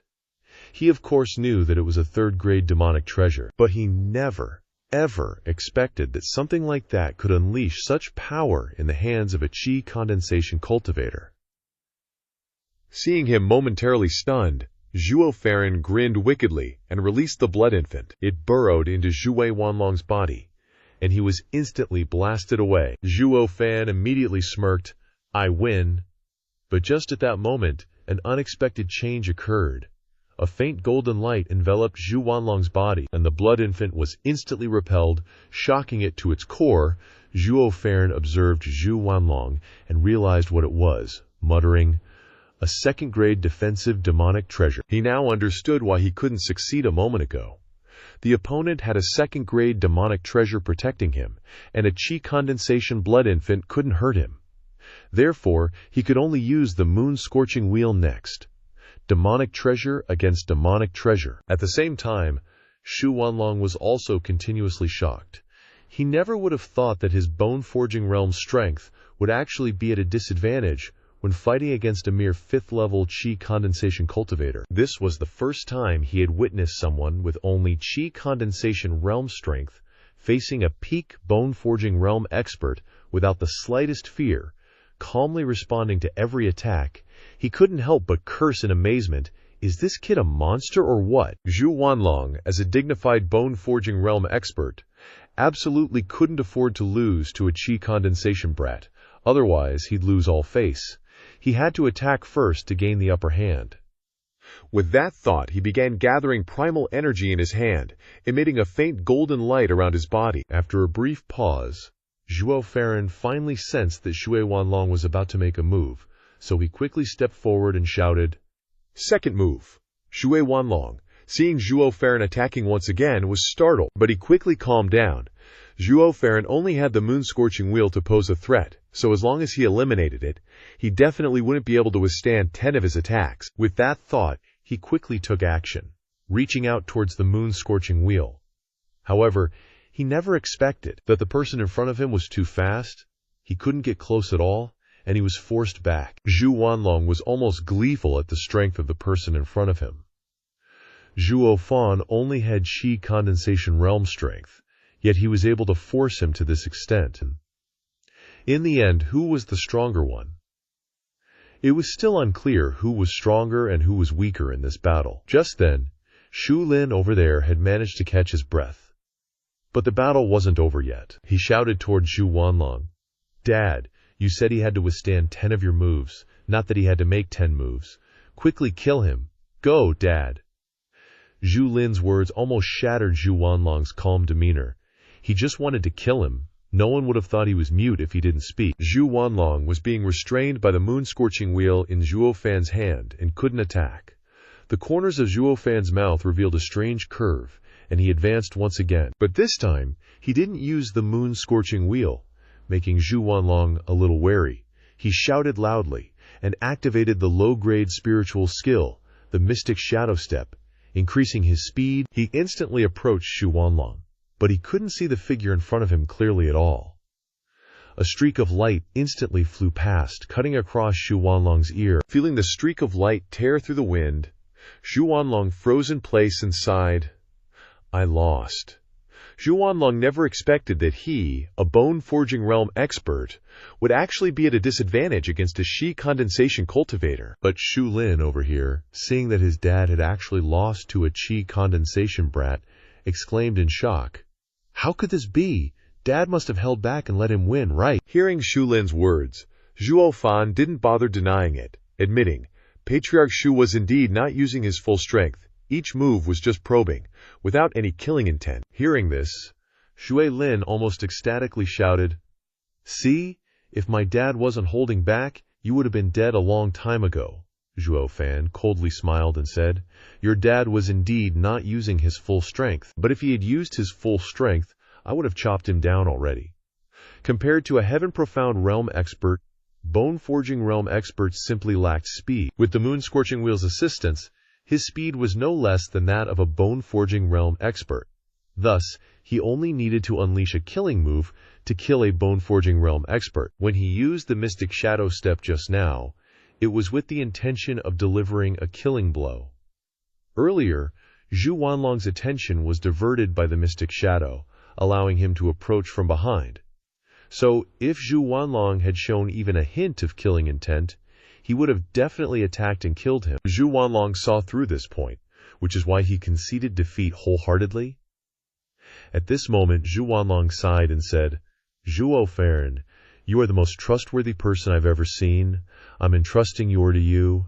I hope you can treat her well, or I definitely won't forgive you." With that, he approached the little beggar and hugged her, saying, "Xiangir, go, live the life you want, and never come back here." The little beggar, being hugged by him, finally couldn't hold back anymore and burst into tears. Father, Zhuo Fan was immediately stunned by this scene. What was going on? As far as he knew, Patriarch Zhuo Wanlong had 2 sons and 1 daughter. Where did this 3rd son come from? No, he looked at the little beggar and finally understood. "You're Shui-san, Miss Shui Ningxiang." Zhuo Wanlong, even though reluctant, could only turn and leave, saying, "Linair, let's go back." Shui Lin, seeing that his dad wanted to leave without bringing his younger sister back, immediately said, "Dad, go back. How are we going to explain this to Underworld Valley?" Zhu Wanlong angrily glared at him. "Shut your mouth, this old man has his own ways." After the 2 of them left, Zhuo Fan finally became enraged. He'd just been wasting his time for nothing, spending a whole day fighting that scruffy girl's dad and brother, and almost killing them. Turning to Zhui Ningxiang, he said coldly, "Zhui Ningxiang, what exactly is your goal? This daddy just fought dozens of rounds, thinking I was getting revenge for you, but turns out I'm the real idiot." Hearing his anger, Zhui Ningxiang quickly said, "Senior brother Zhuo, don't be mad. I wanted to go out anyway, and you didn't lose anything by coming to the 10,000 Beasts mountain range, right?" Thinking about it, she wasn't wrong.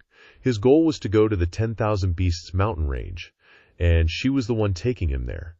At most, he was just using her as a pawn, so why get angry? Realizing this, he was instantly a little alarmed. When did he start acting so emotionally? A few months of interacting with the Lukeo family had made him unconsciously considerate of others. What kind of demonic cultivator was he if he acted like this? He couldn't let this continue, or he'd run into even more trouble. With that, he turned to Zhui Ningxiang and said, "Go down and take me into the 10,000 Beasts mountain range. Then I'll take you out, and our deal will be done." Zhui Ningxiang was stunned to hear him say that. She shot him a glance, then nodded and went down. Zhuo Fan quickly changed his attitude and followed her down. In the 10,000 Beasts mountain range, the vast forest covered the sky, and, in an unnoticed spot, there was a small cave. At this moment, a slender figure crawled out, then suddenly shouted as if someone was hitting her. "Get your butt out here, you old coot!" Zhuo Yifan frowned, then crawled out. His body was covered in mud, looking no different from Zhui Ningxiang's little beggar girl appearance. He really didn't understand why the 3 Zhu siblings liked crawling through this stinky, narrow path. It was absolutely disgusting. Zhu Ningxiang, who had been lying on the ground after he hit her, now stood up and cursed loudly. "You scoundrel!" Hearing her curses, he didn't care, calmly admitting, "Yep, I'm a bad guy. So what?" Zhuo Fan had never cared about the title of bad guy. In his previous life, as the demonic emperor Zhuo Yifan, he rampaged through the lands, striking fear into everyone's hearts, and he had never cared about their curses. Besides, he was cultivating the demonic Dapio. If the demonic Dapio wasn't evil, then what awaited him was a gruesome death. He sniffed himself and looked at his appearance. Zhuo Fan scoffed with a bit of disgust, then asked Zhui Ningxiang, "Is there anywhere to wash up nearby?" She shot him a glare, then said, "Just go straight, follow me." Soon, Zhui Ningxiang led Zhuo Fan to a small lake in the forest. Zhuo Fan hastily got rid of the mud on his body, not caring that there was a woman present, quickly stripped off his clothes, and stepped into the lake to wash. Zhui Ningxiang saw that he didn't care, and stripped in front of her, her face flushing as she loudly shouted, "What do you think you're doing?" Zhuo Fan scoffed coldly, ignoring her as he replied, "Bathing, obviously. If you don't mind, you can join me. I don't mind." Hearing his shameless words, Zhui Ningxiang's face instantly burned red, and she didn't dare turn to look at him. "Who'd want to bathe with you? Shameless pervert." Zhuo Fan, still in the lake, heard every word clearly, but he didn't care. What good was face to a demonic cultivator anyway? Soon, Zhuo Fan was done. He got out of the water, wrapped his robe around himself, and said, "Let's go! Where's the diamond quicksand? Lead the way." Zhui Ningxiang heard him, but she stood rooted to the spot, mumbling with a red face. "But I haven't bathed yet, Zhuo Fan chuckled at her expression. Hearing him chuckle, Shui Ningxiang immediately knew he was teasing her, and angrily turned away. Go hide in the forest, and no peeking. Zhuo Fan heard her warning, sized her up from head to toe, and smiled. The pervert replied, The fruit isn't ripe yet, this daddy doesn't eat. Zhui Ningxiang was stunned for a moment. This pervert in front of her dared to tease her. Indignant, she puffed out her chest and retorted, What do you mean I'm not ripe? With a cold huff, she headed straight for the small pond to bathe. A moment later, Zhuo Fan was leisurely lying by a bush, a fresh blade of grass in his mouth, thinking about his upcoming plans. Suddenly, the bushes rustled slightly. He knew who it was and didn't even look, saying, Done bathing, little girl. Can we go now? As soon as he finished speaking, a slender figure of a young woman stepped out from behind the bushes. With fair skin and a well-proportioned figure, truly a beauty, she heard him ask and replied, Yes.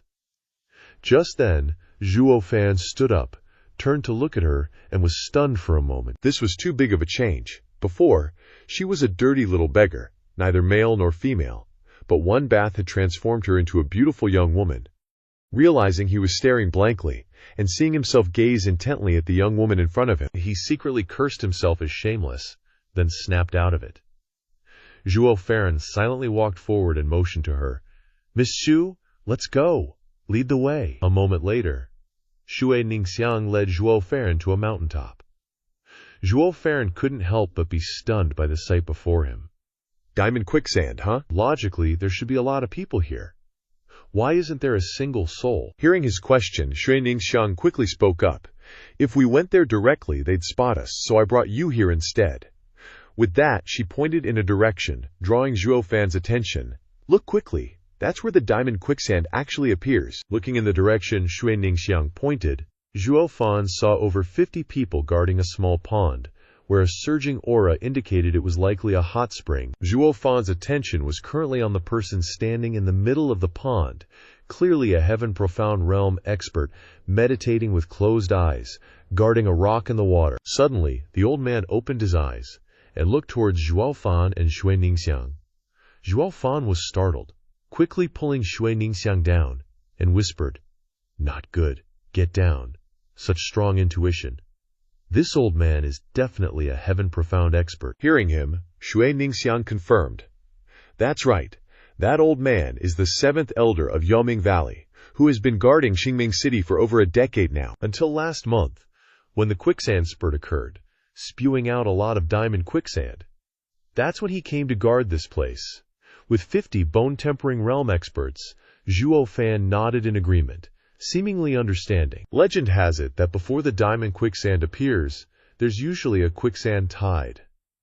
But about 3 months ago, a large amount of diamond quicksand already spewed out. If they want to get more diamond quicksand and prevent others from getting it, they definitely have to guard this place. Thinking about it, to get the diamond quicksand, he'd definitely have to defeat over 50 experts below. But with his current strength, that wasn't feasible. Suddenly, an idea flashed through his mind. He grinned, then pulled Shui Ningxiang back into the forest. Shui Ningxiang was a bit surprised by being pulled. What's wrong? Do you have a plan? Not answering her question, he vaguely replied, If brute force won't work, then we use wits. Let's go. I'll find you a pet. At the same time, the old man below sensed someone, but when he looked up, he saw no one, making him doubt his own intuition. Was it just an illusion? Just then, back at the Shui family in Qingming City, Shui Fanshan and Shui Lin were respectfully bowing to an old man sitting in the main seat. The old man opened his mouth and said, So, have you found Ning'er yet? The one who injured Genger's head? When Shui Wanlong heard about Shui Ningxiang, he sighed helplessly and said, Father, I let them go. That kid's not bad. Ningxi can be entrusted to him. As for him hitting Gangxi, ignorance is bliss. As long as he's good to Ningxi in the future, I won't hold it against him. The old man was startled and said in disbelief, What? What is he to Ning'er? Nodding, Zhu Wanlong said calmly, That kid said Ning'er is his woman, and Ning'er agreed, so she probably means it too. Nonsense. The old man slapped the table and shouted, Wanlong, no matter who that kid is, we won't hold it against him for hitting Gangner, but you can't let him take Ning'er away. Do you know what this will cause to our Zhu family? Before the old man could finish speaking, a trace of sorrow flashed across Zhu Wanlong's face, but he quickly hid it and said decisively, "Father, please spare Ning'er.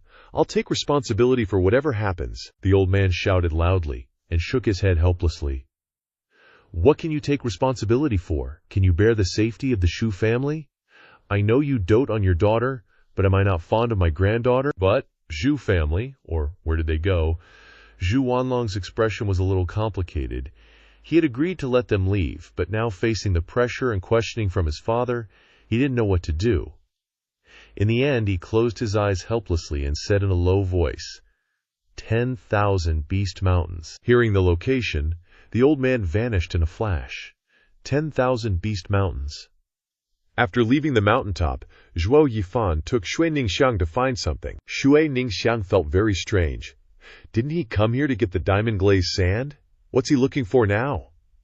Suddenly, Zhuo Yifan exclaimed and dug something out of the ground. His face lit up with joy. Found it, Shui Ningxiang squinted and looked at the thing in his hand. She had no idea what it was. She asked suspiciously, "What is this? What's it for?" Zhuo Yifan smiled mysteriously and said casually, "Sweet potato. This is what first-level spirit beast mole rats like most." Hearing this, a light flashed in Shu Ningxiang's eyes, as if she had thought of something. She exclaimed, "Great idea! You're planning to use mole rats to dig a tunnel and steal the diamond-glazed sand, right? Even though mole rats are first-level spirit beasts, they can't fight, but they can dig tunnels. In less than half an hour, they can dig a tunnel through the mountain range." Zhuo Yifan didn't answer, just gave a smug smile. Seeing his expression, Shui Ningxiang was stunned, her doubts growing even bigger. This guy is truly unfathomable, she thought. I can't see through him. After a while, Zhuo Yifan and Shui Ningxiang went to a remote place and set up a fire near the glazed stream pool, fearing that they would be discovered by the Netherworld Valley people over there. Soon, a fragrant smell spread throughout the forest, and many spirit beasts poked their heads out to find it. Zhuo Yifan and Shui Ningxiang ambushed on the side. Not long after, a white rat crawled out of the ground. As soon as it broke out of the ground, Zhuo Yifan immediately acted, quickly grabbing it. Caught! The rat struggled to escape, but Zhuo Yifan didn't give it a chance. Grinning evilly, "Hee hee! Where do you think you're going?" Shui Ningxiang, seeing this, felt a little sympathetic. She snatched the rat from Zhuo Yifan's hand, hugged it in her arms, and said disdainfully to him, "Why are you so cruel? What if you hurt it?" Zhuo Yifan sneered when he heard her. "Spirit beasts aren't that easily hurt. We're in a hurry now, otherwise we won't be able to tame it in time." Shui Ningxiang held the spirit beast in her arms, stroking the little fellow, and said, "You don't have to be so rough. I also raised some small spirit beasts at home. I've never tamed them, but they still listen to me." "Right," she said to the little creature. The little fellow in her arms nodded, as if understanding her words. Seeing this, Shui Ningxiang became even more fond of it, but Zhuo Yifan was annoyed. He had things to do, and didn't have time to show her kindness here. Suddenly, an idea came to him, and he revealed a sinister smile. The little fellow in Shui Ningxiang's arms seemed to sense danger and hid in her arms. Seeing it frightened, Shui Ningxiang glanced at Zhuo Yifan and said, "What are you planning to do again?" Zhuo Yifan rarely showed a kind smile, but Shui Ningxiang took a few steps back in fear. She saw a gourd appear in his hand, and he said, "Don't worry, I won't do anything to it, just give it this to eat." As he spoke, an insect crawled out of the gourd. That's right, it was the frozen pond snow silkworm he had refined. As long as he put this thing into the little fellow's body, it would definitely listen to him. Otherwise it would die a horrible death. Zhuo Yifan calmly looked at the person and the animal in front of him and said casually, "In short, there are only two ways to quickly tame it. Either I train it for a day, or I give it this to eat." Seeing the seriousness on his face, Shui Ningxiang couldn't help but become solemn. She didn't dare to disobey him, otherwise she really couldn't bear the consequences.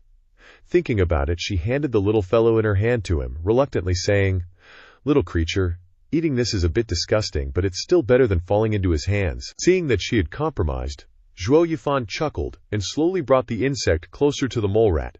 But at this moment, a cold light suddenly flashed over.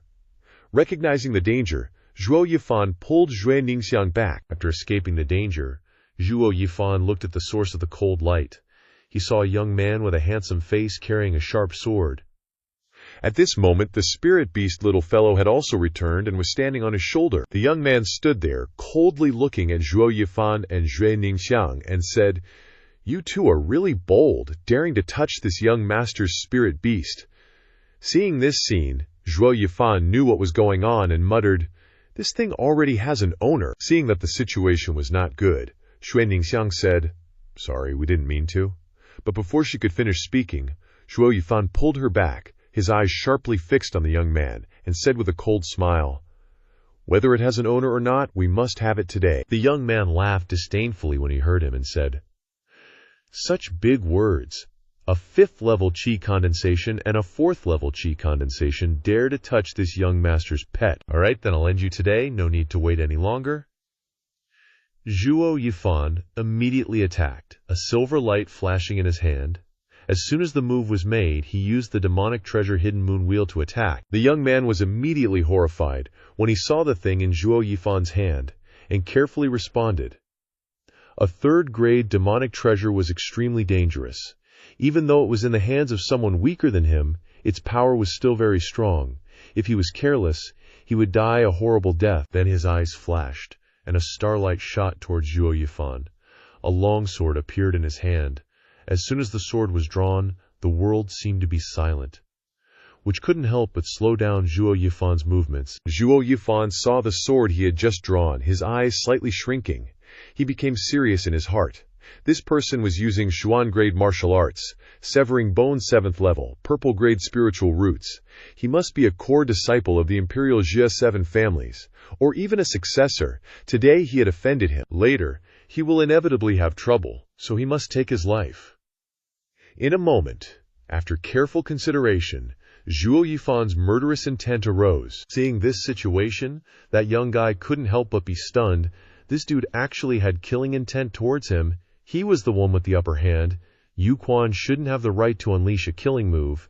But a moment later, Zhuo Fan immediately sped up, using illusion techniques, and the battle instantly had many more figures. However, the young man in front of him looked down on his move, and also felt that Young Quan was too arrogant. But this kid was too dismissive, so Zhuo Fan got the advantage.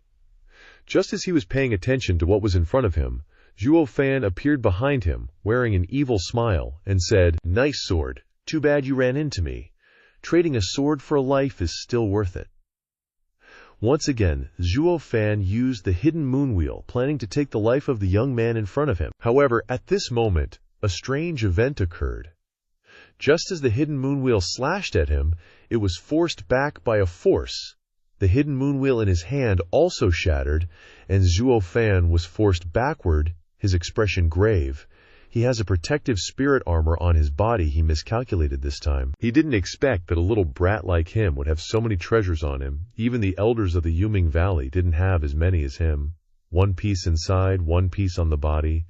Just who exactly is he? The opponent is a 7th level bone tempering expert, wearing spirit armor, holding a spirit weapon, and using profound level martial arts. There's no way to break through his defense, so he can only passively take a beating. What's most frightening is that the person opposite him uses his full strength regardless of strength or weakness, so he has no openings.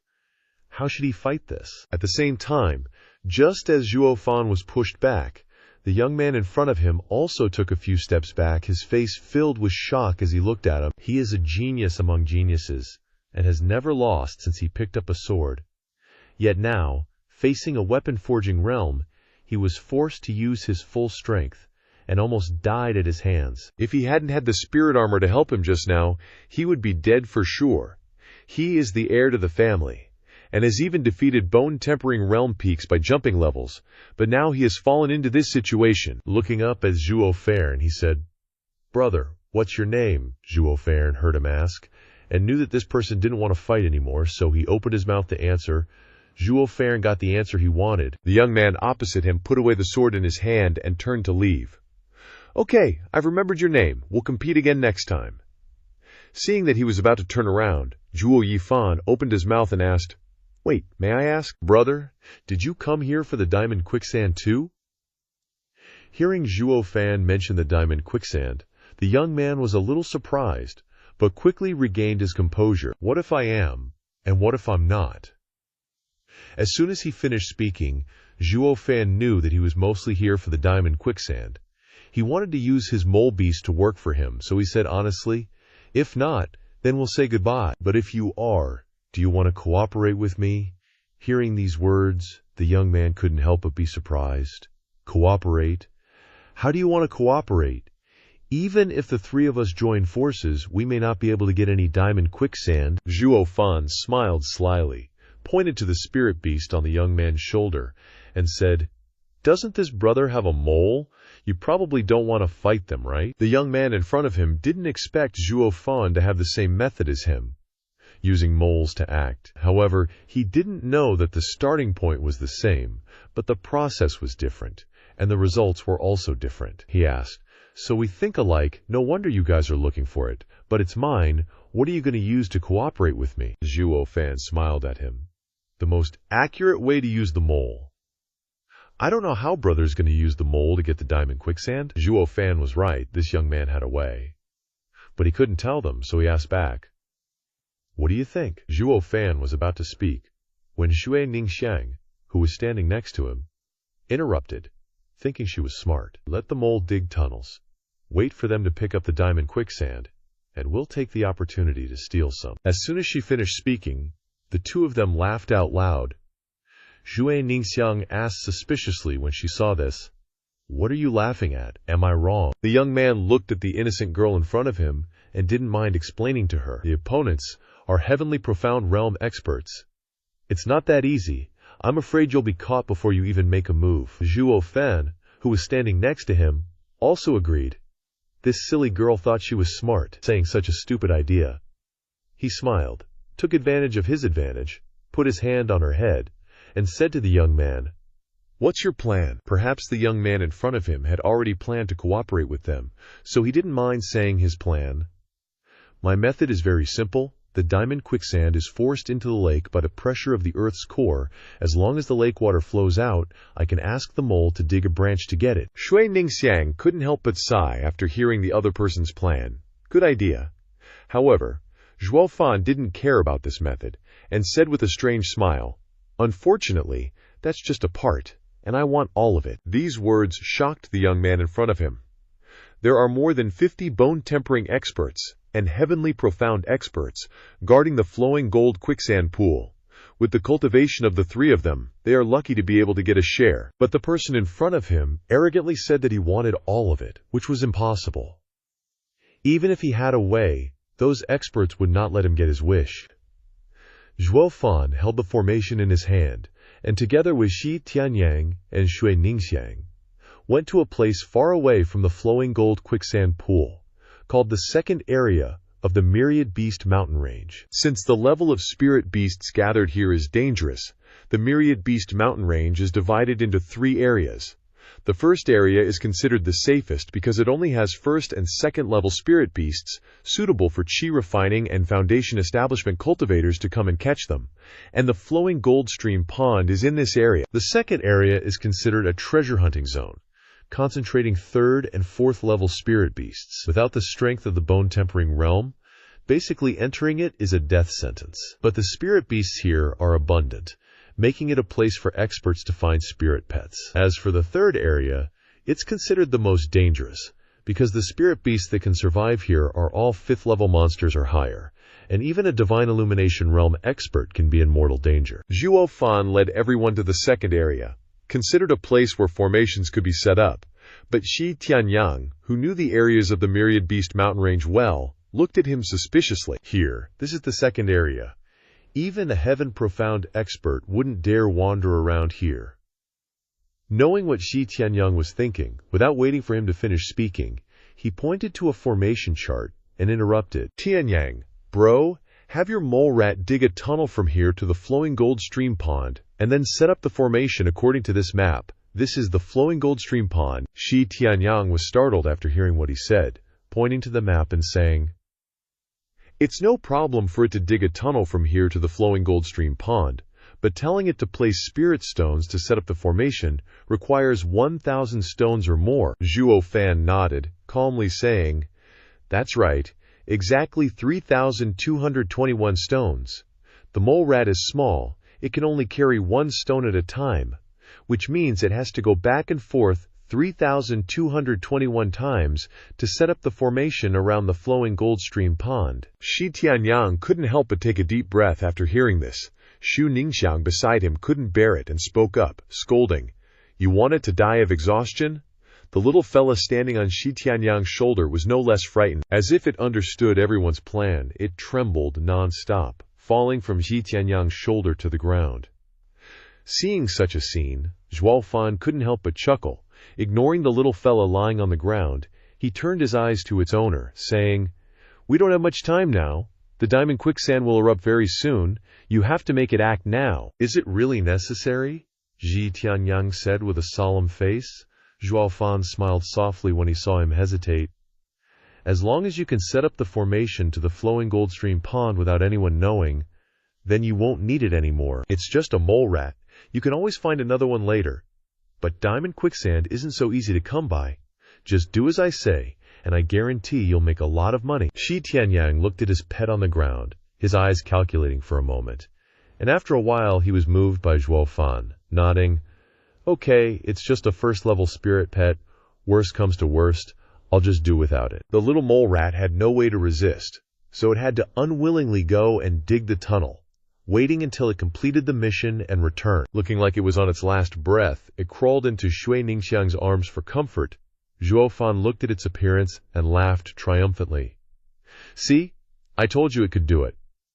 Helplessly nodding, Xu Ningxiang sighed and said, "Yeah, but it's definitely going to hate its owner, me, to death later." Xu Ningxiang looked at the two of them teasing him on one side, and then looked down at the little fella in her arms. She immediately complained, "You guys are too much.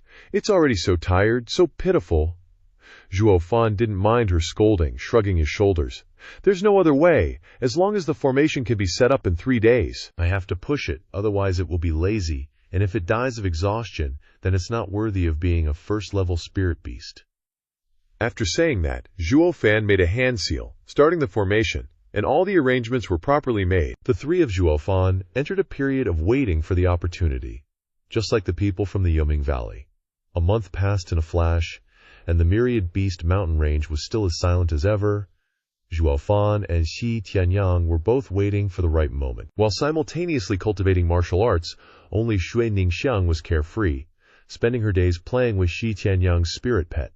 Seeming to have forgotten about the diamond quicksand, Shi Tianyang couldn't help but feel dissatisfied looking at Xu Ningxiang. His spirit pet was so close to her, following her around all day, treating her like its owner, and then he looked at Zhuo Yifan, sitting cross-legged on one side cultivating, and couldn't help but sigh, "Why are people so different?" In contrast to Xu Ningxiang's obliviousness to the world, Zhuo Fan was unusually calm. Shi Tianyang's first impression of Zhuo Fan was that he was an unfathomable person with mysterious strength and background.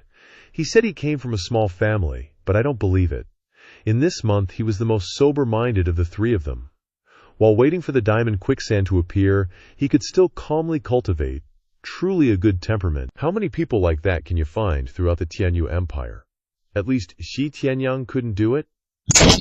While Shi Tianyang was evaluating him, Zhuo Fan also broke out of his cultivation state, breaking through to the 6th level of qi refining, and he couldn't help but smile triumphantly. Seeing this scene, Shi Tianyang on the side also opened his mouth to praise him. No wonder he's the real deal. Even in such a tense situation, he can still break through. This mental fortitude is just insane. Even whipping a horse won't catch up. A moment later, a strange phenomenon suddenly appeared at the Liu Jin Spring Pond. A loud noise shook the entire forest. Zhuo Fan and the other two also heard the commotion. "It's time for the diamond-flowing sand to be born." Zhuo Fan grinned triumphantly. "Here it comes."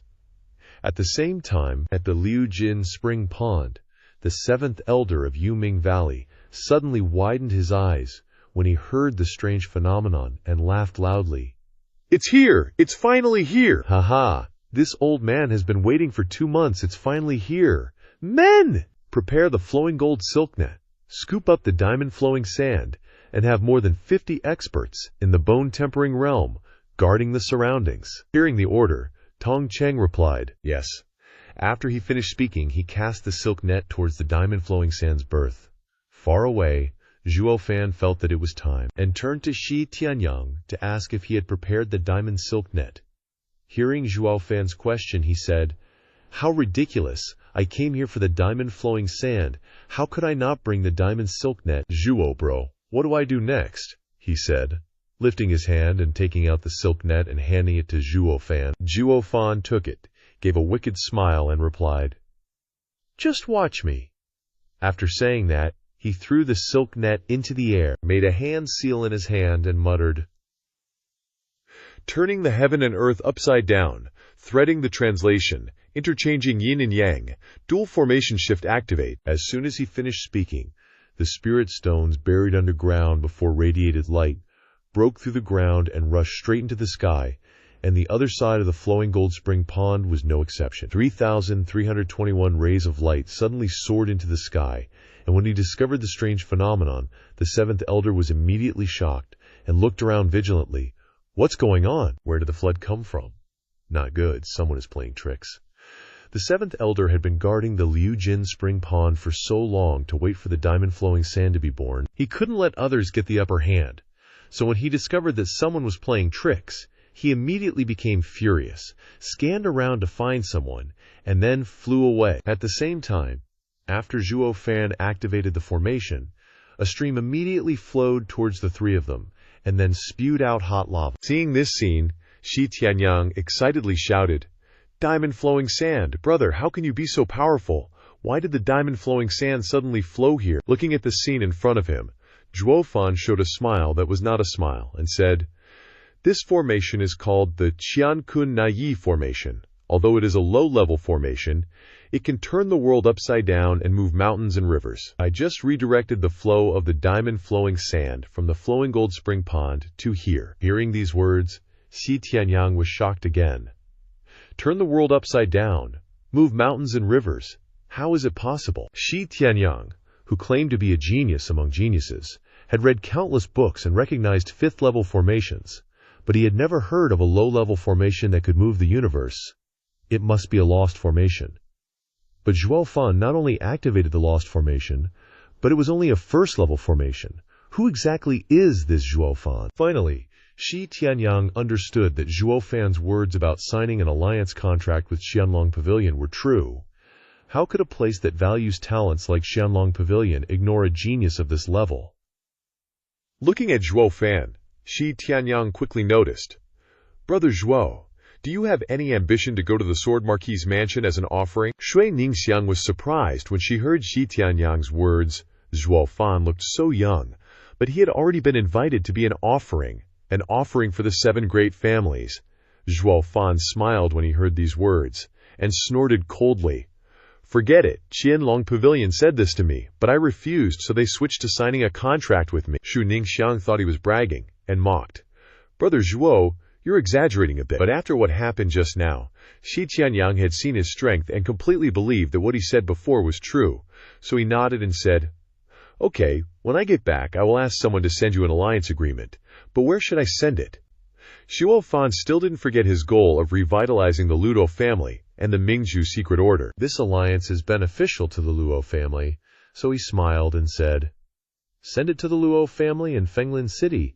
I will go back there when it's over." Shi Tianyang hesitated for a while after hearing him say that he didn't sign it directly, and said, "Then wait until you get back. I only form an alliance with you. With your skills, we will suffer if you are not in the Luo family in the future." Zhuo Fan couldn't help but feel familiar when he heard these words. Qianlong Pavilion was the same before.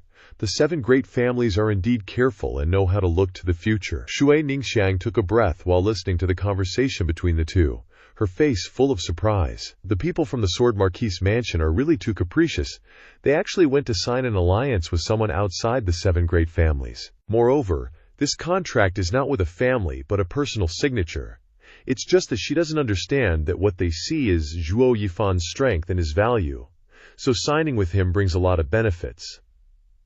Just then, accompanied by a loud bang, another lava torrent came. Zhuo Fan saw it and said solemnly, stopping them, "Collect the net immediately."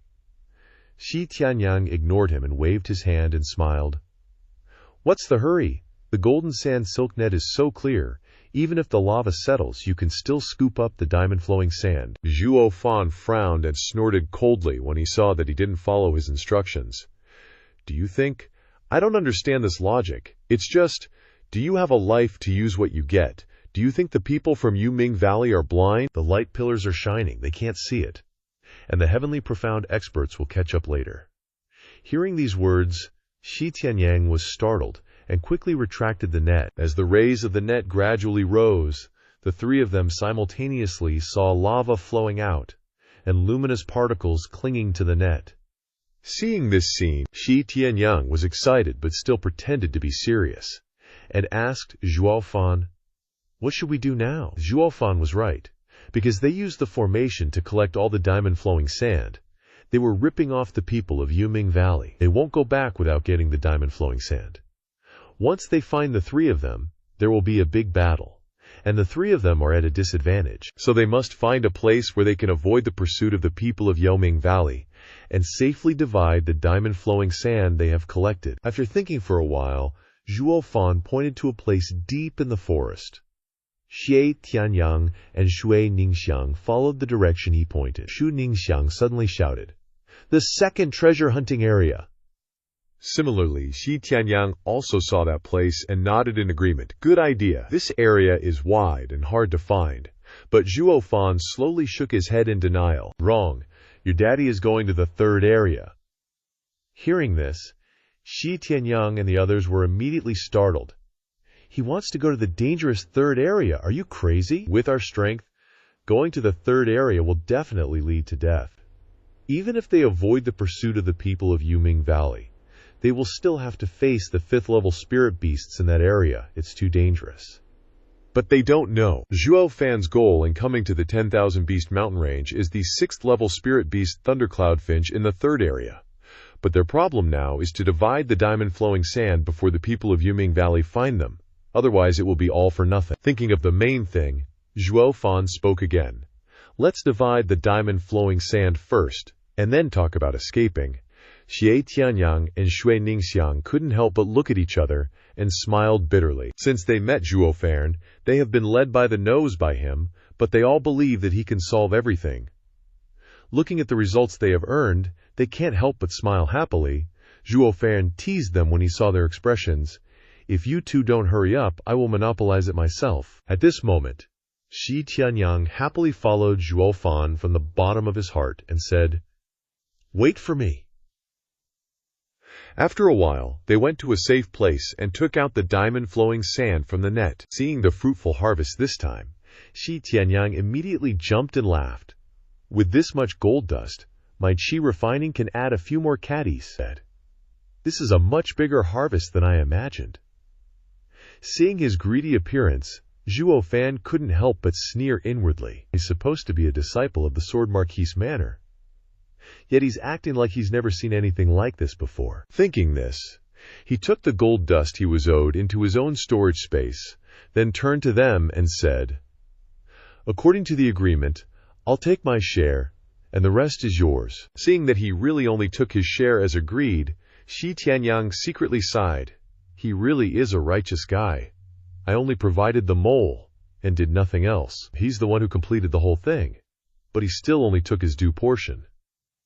This brother is worth making friends with. He looked at him and said, "It's okay, you can take more if you want. Now tell me, how do we get out of here?" As soon as he finished speaking, a stream of light flashed in Zhuo Fan's hand and disappeared quickly, and a small porcelain bottle immediately appeared.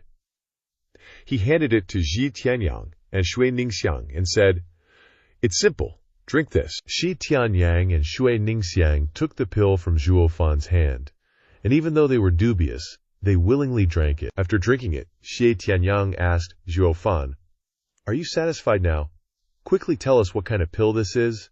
Zhuo Fan also took one, and then answered their questions. "This is a first-grade pill, the concealing breath pill. It can hide our auras for a day. That way, when we pass through the second and third areas, as long as we don't meet the spirit beasts face to face, they won't be able to detect us." Hearing the effects of the pill, the two couldn't help but be surprised. Shi Tianyang immediately said, That's amazing. Where did you get it? The Myriad Beast mountain range is a treasure trove of spirit beasts. Everyone wants it. But unfortunately, they're afraid to come here because the spirit beasts are too ferocious. If they knew about this kind of pill, they would definitely fight for it.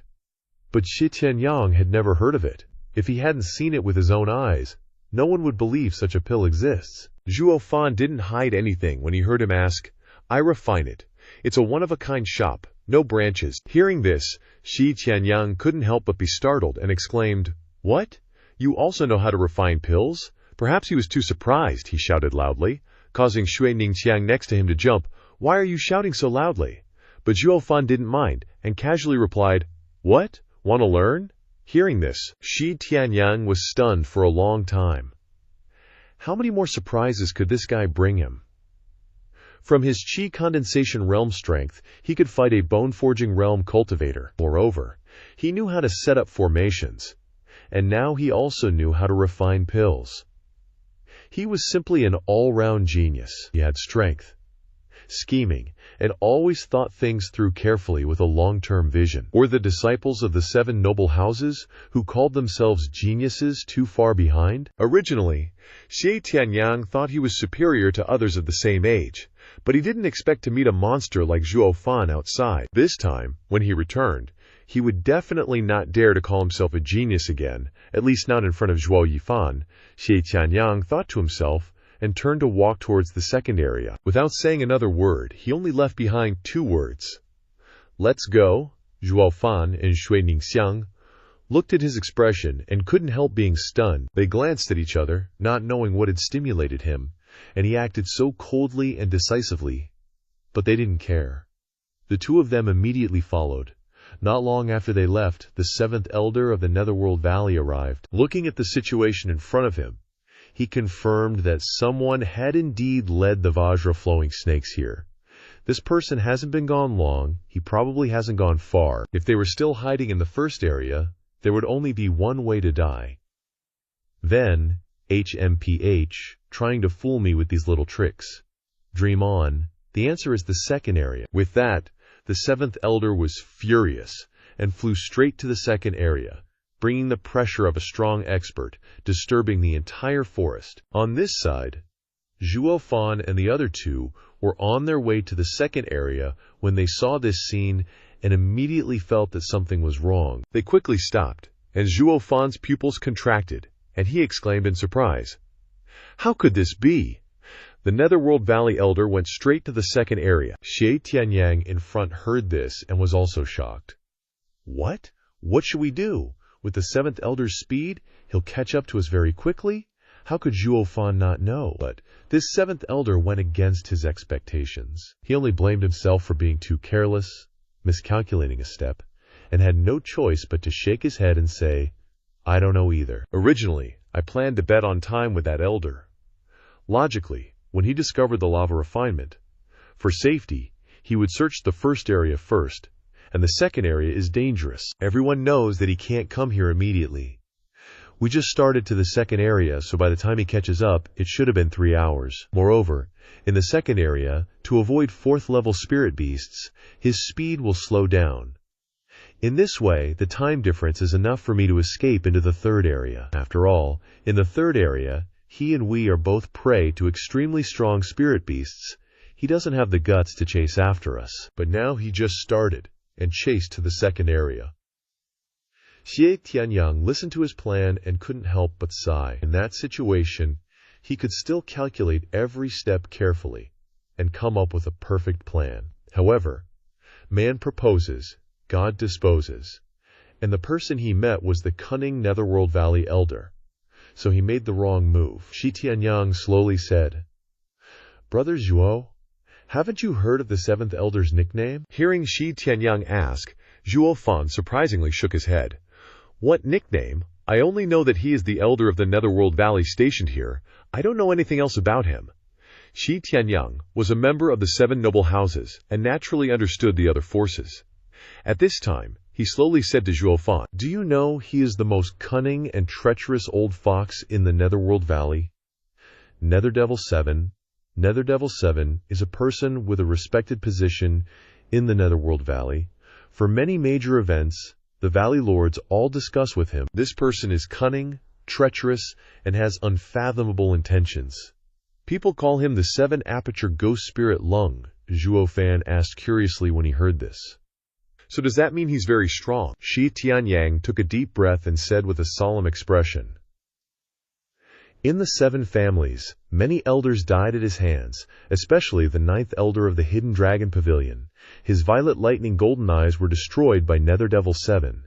Therefore, many people hate him. But conversely, more people fear him." Zhuo Fan suddenly realized. No wonder he went against his expectations. So he is also a person who specializes in using schemes to do things.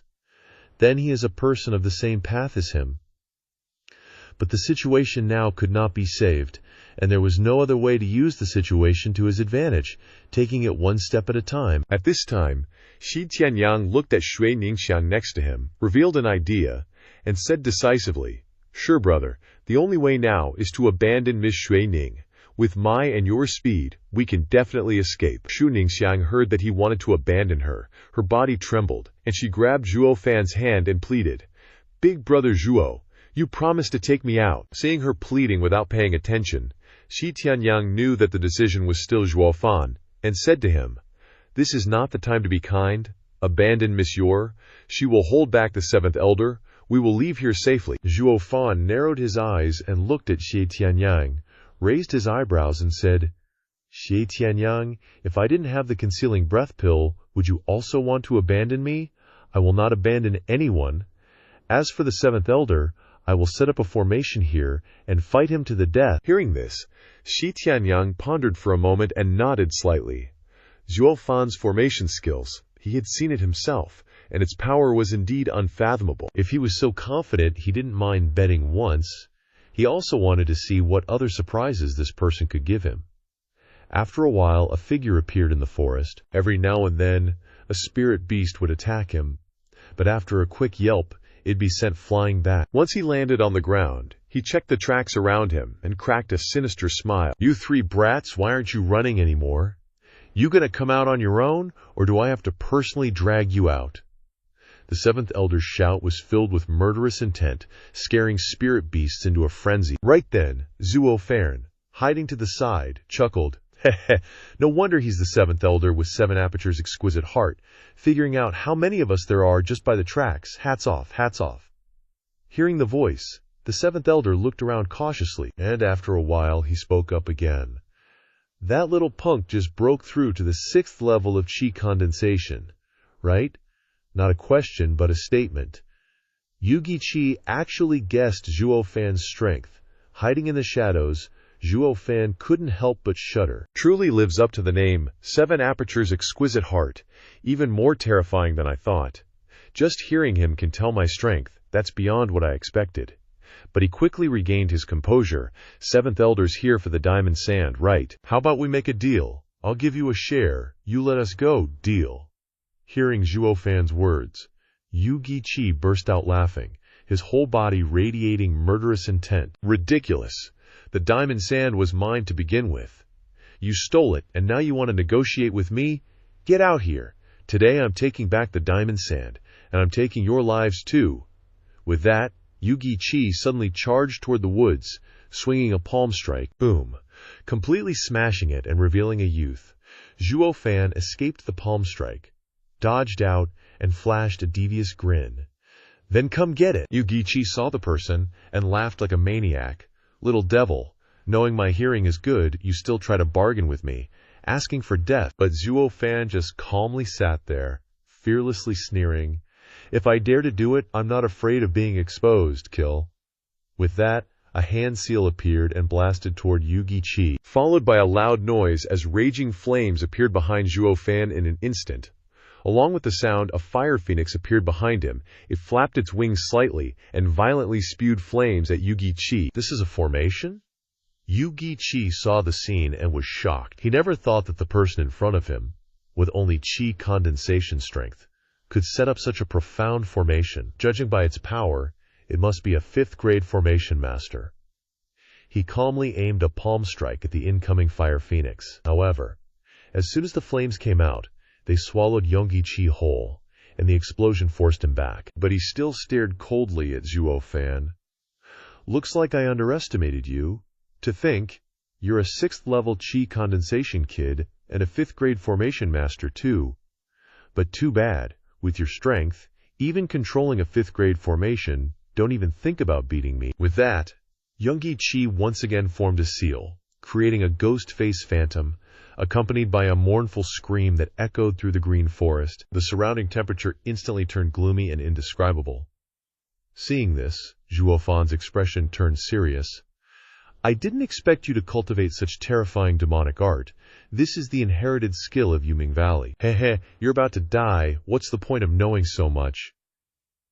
Youngie Qi didn't care about his words, chuckled slyly, pointed his hand seal forward, and the ghost face attacked Zhuo Fan in one go. Zhuo Fan on the opposite side didn't dare to be careless, changed the hand seals in his hands, and the fire phoenix roared, spitting a stream of flames toward the ghost face. The flames and the ghost face collided, but it didn't cause a big explosion. But in the instant when the flames wanted to swallow the ghost face phantom, they were extinguished upon encountering the frost ice. Seeing this, Youngie Qi revealed a triumphant smile, while Zhuo Fan narrowed his eyes slightly and shouted, "Ninger, move!" As soon as he finished speaking, Xue Ningxiang's figure appeared, creating a seal in her hand. A gust of wind merged with the fire phoenix on this side and struck towards Youngie Qi. In an instant, wind and fire combined, and the blazing flames grew several times stronger. Youngie Qi looked at this scene, his expression condensing, and muttered, "So there are helpers." After speaking, he quickly formed a hand seal, trying hard to withstand the attacks of Zhuo Fan and the other two. But with the support of fire and ice, Youngie Qi immediately fell into a disadvantage. His eyes slightly narrowed, and beads of sweat had already begun to drip from his face. But before he could think of a way to respond, Zhuo Fan shouted again, "Ji Tianyang, your turn." As soon as the words fell, Shi Tianyang appeared in a flash, with a hand seal in his hand, and smiled triumphantly.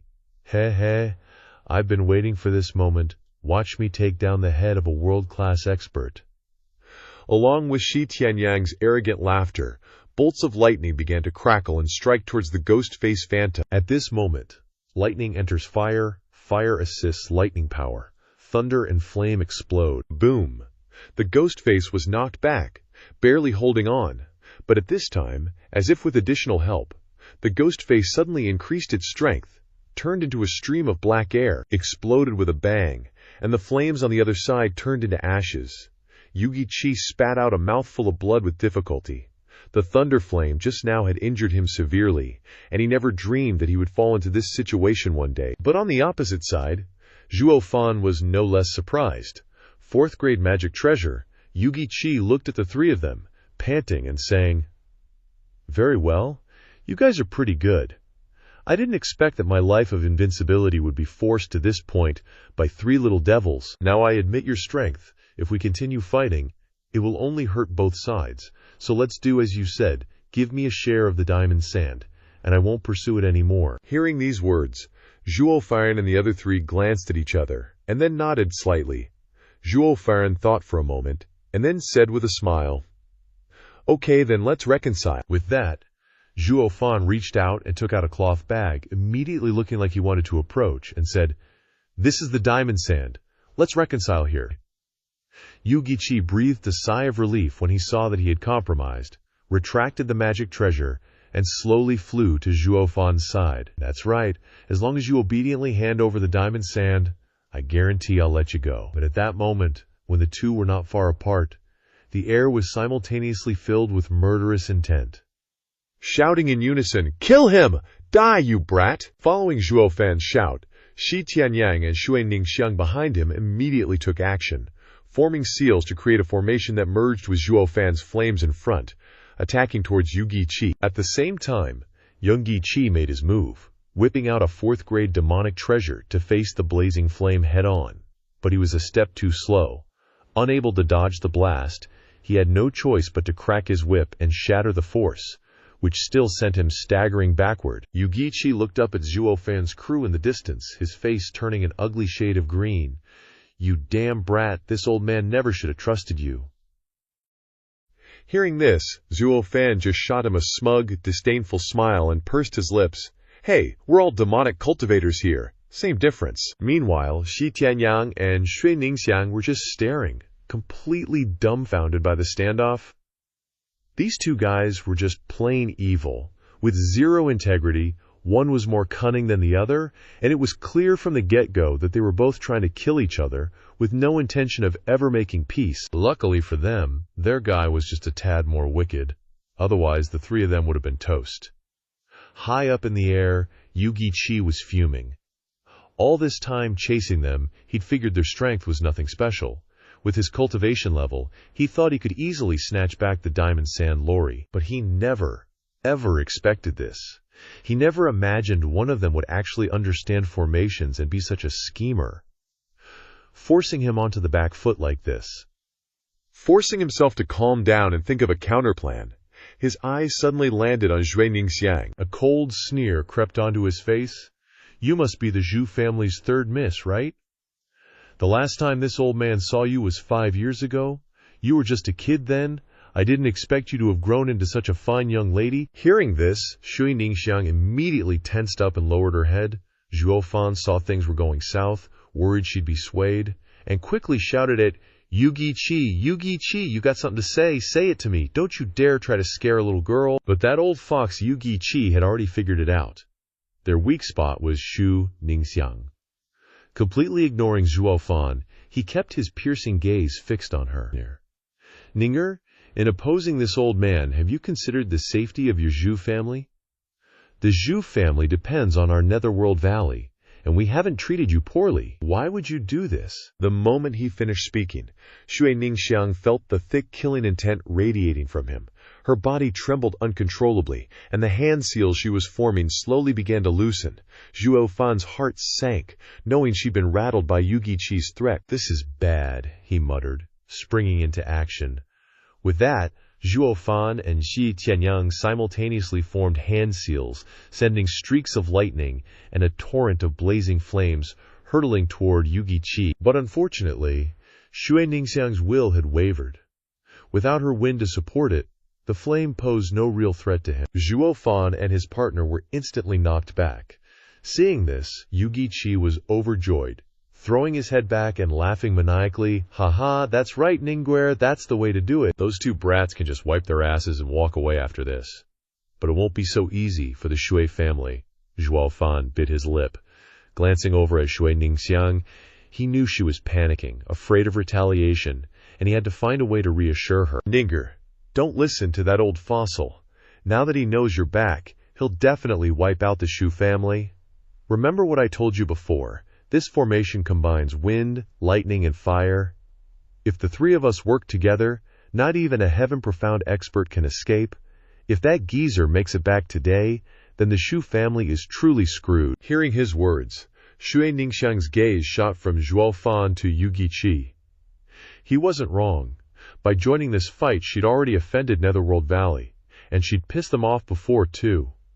If he got away this time, he'd settle all old and new scores with the Shui family, and they would be completely finished. With that thought, she lifted her head, a murderous glint now in her eyes as she muttered, "He can't be allowed to leave here. He has to die." As she spoke, her hands formed the seal to activate the formation, and a fiery leopard materialized behind her. Seeing this, Zhuo Fan and Shi Tianyang were ecstatic. They both formed their own seals, once again creating the wind-lightning-burst flame formation. The three elements, wind, fire, and lightning, merged into a world-destroying force that shot straight for Yugi Chi. Witnessing this, Yugi Chi couldn't help but panic. Hastily raising his long whip to defend himself, a massive explosion erupted. The entire second sector trembled violently, throwing everything into chaos. In that instant, Yugi Chi was sent flying, coughing up a mouthful of blood. In his wildest dreams, he never imagined that this lightning flame could actually injure his lungs. In his current state, one more hit like that and he'd undoubtedly die. His eyes shot down to Shui Ningxiang below, his expression turning grave. Just one little girl going berserk could amplify the formation's power to this degree. It was completely beyond his expectations. At the same time, Zhuo Fan saw that Yonggi Qi was on his last legs and smirked victoriously. He started forming another hand seal and yelled to the other two, "That old geezer's about to break! Ninger, Shi Tianyang, you ready? We're going to send him one more parting gift." But before Zhuo Fan and Shi Tianyang could even make a move, they saw the fiery leopard silhouette charge madly toward Yonggi Qi. Seeing this, Zhuo Fan cursed internally. Crap, Zhui Ningxiang just took a huge blow to her morale. Right now she's completely lost it, single-mindedly bent on taking Yonggi Qi's life. She's acting on impulse. Without the three of us working together, the wind-lightning-fire combo's power will be drastically reduced. Likewise, Yonggi Qi, up in the air, saw his chance. A triumphant grin spread across his face as he lashed out at the charging fiery leopard. In a flash, he had Zhui Ningxiang in his grasp. "You rotten little wench, I almost died by your hand just now. If you weren't still useful, I'd have killed you already." Over on the other side, Zhuo Fan and Shi Tianyang saw she had fallen into Yonggi Qi's clutches and yelled out, "Ning'er, Yonggi Qi." Hearing them, Yonggi Qi shot them a cold glance. "What are you two brats yelling about? Just wait your turn, this old man will deal with you soon enough." Zhuo Fan and Shi Tianyang stood frozen, their hands clenched into fists inside their sleeves, completely powerless. At that moment, Zhui Ningxiang, trapped in Yonggi Qi's grip, let out a few weak coughs. Her eyes found Zhuo Fan as she murmured, "Kill him quick! Don't let him go back and hurt my father!" Yonggi Qi sneered. "What a dutiful daughter, still thinking about your dad at a time like this." "Too bad those two brats don't have what it takes to kill this old man. When I get back, I'll make sure not a single soul from the Zhu family is left alive." Hearing this, tears streamed down Zhui Ningxiang's face again. From his spot, Shi Tianyang roared in anger. "Yonggi Qi, you're a respected elder of Netherworld Valley, and you're bullying a girl who can't even trust a chicken. Have you no shame?" Yonggi Qi was unfazed, scoffing dismissively. "The word shame isn't in my vocabulary. You, on the other hand, little monster, you're not half bad. I quite like your style. It only took a few words to fire up this little girl's will to fight. If we weren't enemies today, this old man would definitely take you as a disciple. You injured my companion, so I will definitely kill you." In the old man's clutches, Zhu Ningxiang began to despair, tears falling faster as she pleaded with Zhuo Fan's group. "Kill me, please. I'm begging you." Hearing her words, Zhuo Fan looked at her, his own eyes starting to well up. Quickly, he made his decision and said grimly, "Zhe Tianyang, get ready to move." But then he faltered. "But Ninger, is this the end she wants?" Zhuo Fan felt a heavy weight, but soon his eyes filled with a thick, murderous intent. Shi Tianyang couldn't help but shudder. He sighed, grit his teeth, and formed the seal in his hand. "If we can't kill this old bastard today, when he gets back, the Shui family is done for. Ningjianger will die with regrets." A moment later, Zhuo Fan and his partner once again formed their seals, launching the formation's attack. A fire phoenix and crackling lightning shot from Shi Tianyang's hands. But Yonggi Qi just stood there, completely unconcerned, and taunted. "Without the wind to help you, no matter how strong your lightning and fire are, you can't do a thing to me." He had barely finished speaking when Zhuo Fan flashed a wicked grin. "Who said I didn't set up a formation? What?" Yuquan shouted in horror, utterly shocked. But it was too late. Zhuo Fan had created another wind formation, attacking in tandem with Shen Tianyang's Fire Phoenix and Thunderstrike, creating a cataclysmic explosion that blew everything inside to smithereens. The power was several times greater than their combined efforts before. This time, Yuquan truly had no escape. In the distance, Shi Tianyang stared blankly at Zhuo Fan, muttering, How is Yuquan gone?" Zhuo Fan turned his head, a sinister smile on his face. All traces of pain vanished. How could a windstorm just appear out of nowhere, right? "The reason is, I tricked you all." Zhuo Fan chuckled lightly and continued, "From the start, I said my abilities couldn't control the 5th grade alone, and that I needed to team up with you. That was just a lie. Otherwise, Yuquan, with his keen mind, wouldn't have fallen for it." Hearing this, Shi Tianyang was instantly astonished. He had been tricked. His eyes widened, and he stammered, "What? You lied to us?" Zhuo Fan chuckled. Yuquan is exceptionally shrewd, the brain of the Yuming Valley. If I fought him head-on, I might not have won. That's why I arranged for you to team up with me. While it saved me effort, it also created a fatal weakness. That is, the formation's full power could only be unleashed with the combined strength of 3 people, a weakness that a sharp mind like Yu Quan would definitely see through. So he would look for the weakest link among us. Shui Ningxiang was his target, but he never expected that my daughter was just bait. For him to come there was the same as walking into a trap.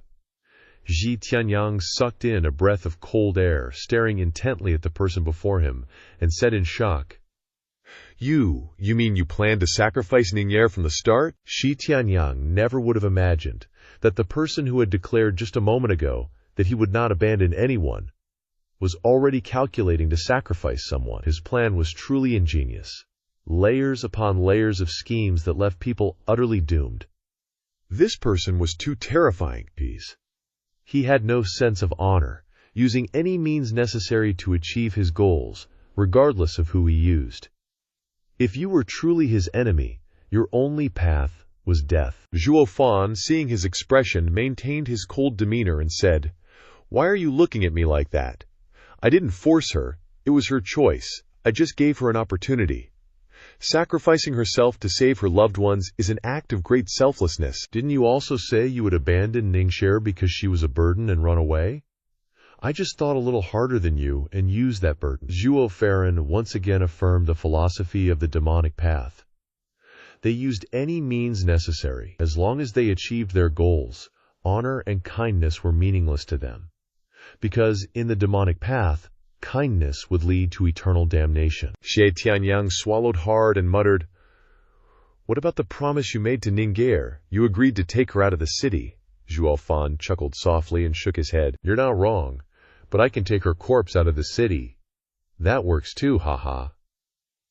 Hearing these words, Shi Tianyang couldn't help but look at him with different eyes, feeling a chill down his spine. In the month or so that he had spent with him, he had only found him calm and mysterious.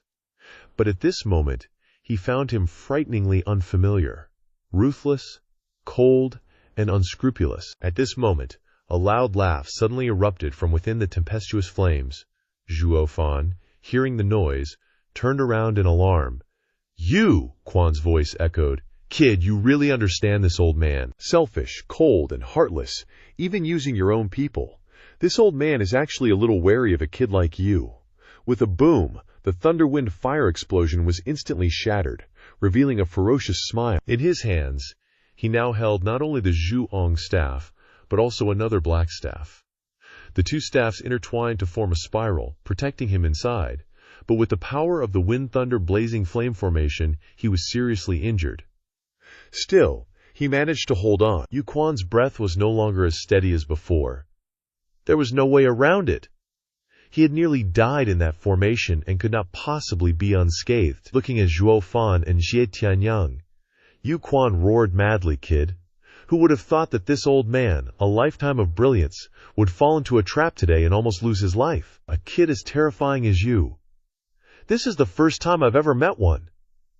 At that moment, the staff in Yong Quan's hand released, and Shui Ningxiang's body slowly fell to the ground. Zhuo Fan glanced over. She was still breathing, not dead yet. But he didn't care about her life or death. The enemy was still present, and he couldn't be careless. He stared intently at Yu Quan and said, You actually have 2 4th-grade demonic treasures. Yu Quan combined the 2 staffs into one, intertwining with each other, and sneered, Ha ha!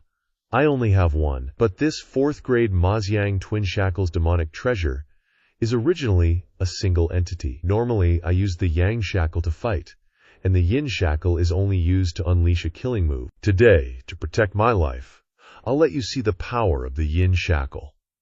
Consider yourselves lucky. Even heavenly profound experts can only see it before they die. Narrowing his eyes, Zhuo Fan almost gritted his teeth as he said, As expected of the 7-aperture exquisite soul. Very good at enduring. You are willing to withstand the full force of our combined attacks, to get injured, rather than reveal your trump card. Of course, this world is full of conspiracies and schemes. This old man must have a final lifeline so that I can play tricks on others, and no one can do anything to me. But this time is an exception. Yuquan laughed triumphantly. His eyes narrowed as he swung his staff at Zhuo Fan, roaring, "Too bad you've used up all your tricks. You have nothing left to deal with me." Suddenly, Zhuo Fan grinned and created a hand seal, and a beam of red light shot out from Shui Ningxiang's body on the other side, rushing straight towards Yuquan. That's right, the Blood Infant was truly Zhuo Fan's final killing move. From the moment he started fighting, he could see that he didn't have any protective spiritual armor. Now that he was seriously injured, the Blood Infant could fully exert its power. At the same time, he used the Heaven Devil transformation art, and he could blow him up. Seeing the red light rushing towards him, Yuquan was instantly horrified. He finally realized now that the final bait that Zhuo Fan set up was not Shui Ningxiang, but the thing inside her. He had never noticed his scheme from beginning to end, and he had fallen into the trap. A kid so young with such a deep mind, if he were allowed to grow up, he would truly be terrifying. Seeing the Blood Infant not far from Yuquan, almost able to burrow into his body, Zhuo Fan was secretly pleased, and he said with a faint smile, "It's over, Seventh Elder. This final showdown still belongs to yours truly." But then, before Zhuo Fan could finish speaking, the staff in Yuquan's hand pierced through his body without any haste, causing his internal organs to immediately swell up, and he spat out a large mouthful of blood. Looking up at Yuquan, he cried out in terror, "How is this possible?" Zhuo Fan's injury was not something that the staff could inflict, but rather a problem with his life-bound Blood Infant. He kept spitting out large mouthfuls of blood, looking up in astonishment at Yuquan, only to see the Blood Infant hanging weakly behind him, impaled through the chest by a staff. The Blood Infant quickly fell down powerlessly, pulling Zhuo Fan to his knees, so he was the loser in this battle. And on the other side, Shi Tianyang, seeing him injured, eagerly raised his sword to attack Yuquan. But with his bone-forging realm strength, how could he fight against a heavenly profound realm expert? He was quickly sent flying, slamming into a tree and spitting out a mouthful of blood. Fortunately, he had protective spiritual armor, or he would have died long ago.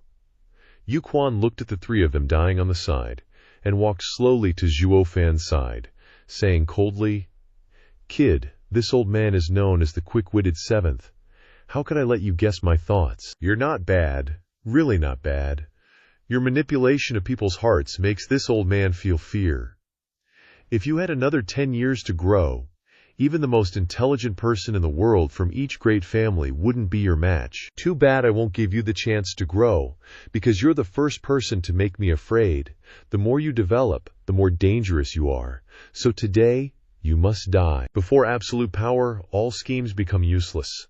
With that said, Yuquan gathered his Jungian energy in his hand and struck Zhuo Fan with a palm. Zhuo Fan was on the verge of death, but he was unwilling, truly unwilling. He wasn't inferior to that person in terms of cunning, he was even slightly better.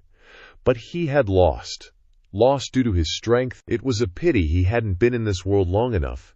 He still had so much to do. His ultimate goal after rebirth was still far from being achieved, yet he had to end here. Unwilling to close his eyes, he spat out a mouthful of blood and completely lost consciousness. Suddenly, a loud roar echoed throughout the entire Myriad Beast mountain range. Yuquan abruptly stopped, looked up, and couldn't help but exclaim in alarm. How could this monster have reached the second area? Damn it! As soon as he finished speaking, he silently glanced at the three unconscious people in front of him and reluctantly fled. He didn't even care about the diamond-glazed sand. After a while, the entire sky quickly dimmed, and the surrounding forest suddenly withered. A strange bird flew overhead, blocking out the sky, but it paid no attention to the three unconscious people below. Because they had taken concealment pills, the strange bird couldn't sense their presence. Suddenly, a light cough sounded, and Shui Ningxiang slowly opened her eyes. After adjusting to her surroundings, she saw Zhuo Fan and Shi Tianyang lying there. The withered trees around her surprised her a little. After thinking for a moment, she quickly ran to Zhuo Fan's side. He was lying there silently. His breath fainted, surrounded by blood. If he wasn't treated in time, he would quickly die. Ningxiang looked at Zhuo Fan's tragic state, and worry washed over her as tears began to fall. She kept calling out, "Big brother Zhuo, please wake up, please wake up." Shui Ningxiang's tears continuously fell on Zhuo Fan's face as she kept calling his name. Zhuo Fan twitched slightly and opened his eyes with difficulty. Seeing that he had finally woken up, Shui Ningxiang excitedly said, "Big brother Zhuo, you're awake." Zhuo Fan moved his lips, but couldn't say a word. He was too weak. Seeing the person in front of him crying continuously, he reluctantly took a deep breath and pointed to the blood infant on the other side, but his hand quickly fell powerlessly. Shui Ningxiang followed the direction he was pointing and saw the blood infant lying listlessly in a pool of blood. As if she realized something, she asked Zhuo Fan, "Do you want me to bring it over?" Hearing her question, Zhuo Fan wanted to answer her, but he was too weak to do so. Only blinking once, Shui Ningxiang understood and quickly ran towards it, bringing the blood infant back to his side. In an instant, the listless blood infant suddenly flashed and disappeared, entering Zhuo Fan's body in the blink of an eye. At the same time, Zhuo Fan's complexion quickly turned rosy, and his breathing became steady. The blood infant was Zhuo Fan's dual cultivation lifeblood. As long as it was okay, he wouldn't die. But now the blood infant was really weak and couldn't last long. It urgently needed to replenish its blood energy, but he was powerless. He croaked, "Blood!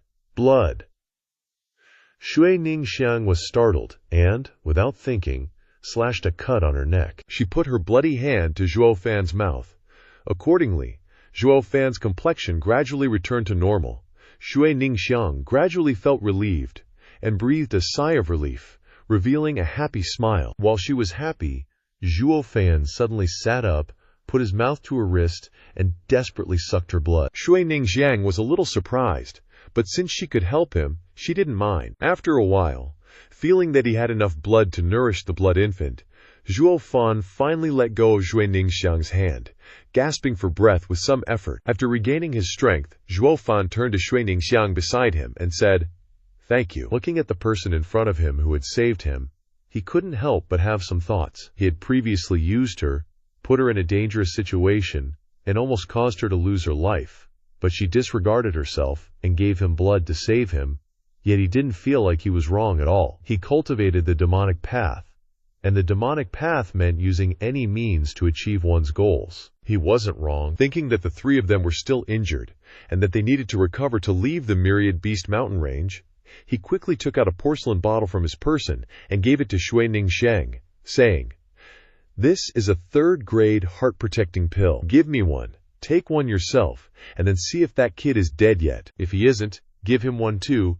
Shui Ningxiang took the pills from Zhuo Fan and nodded, obediently giving him one to eat. Then she went to Ji Tianyang, who was gasping for breath beside the tree, and gave him one.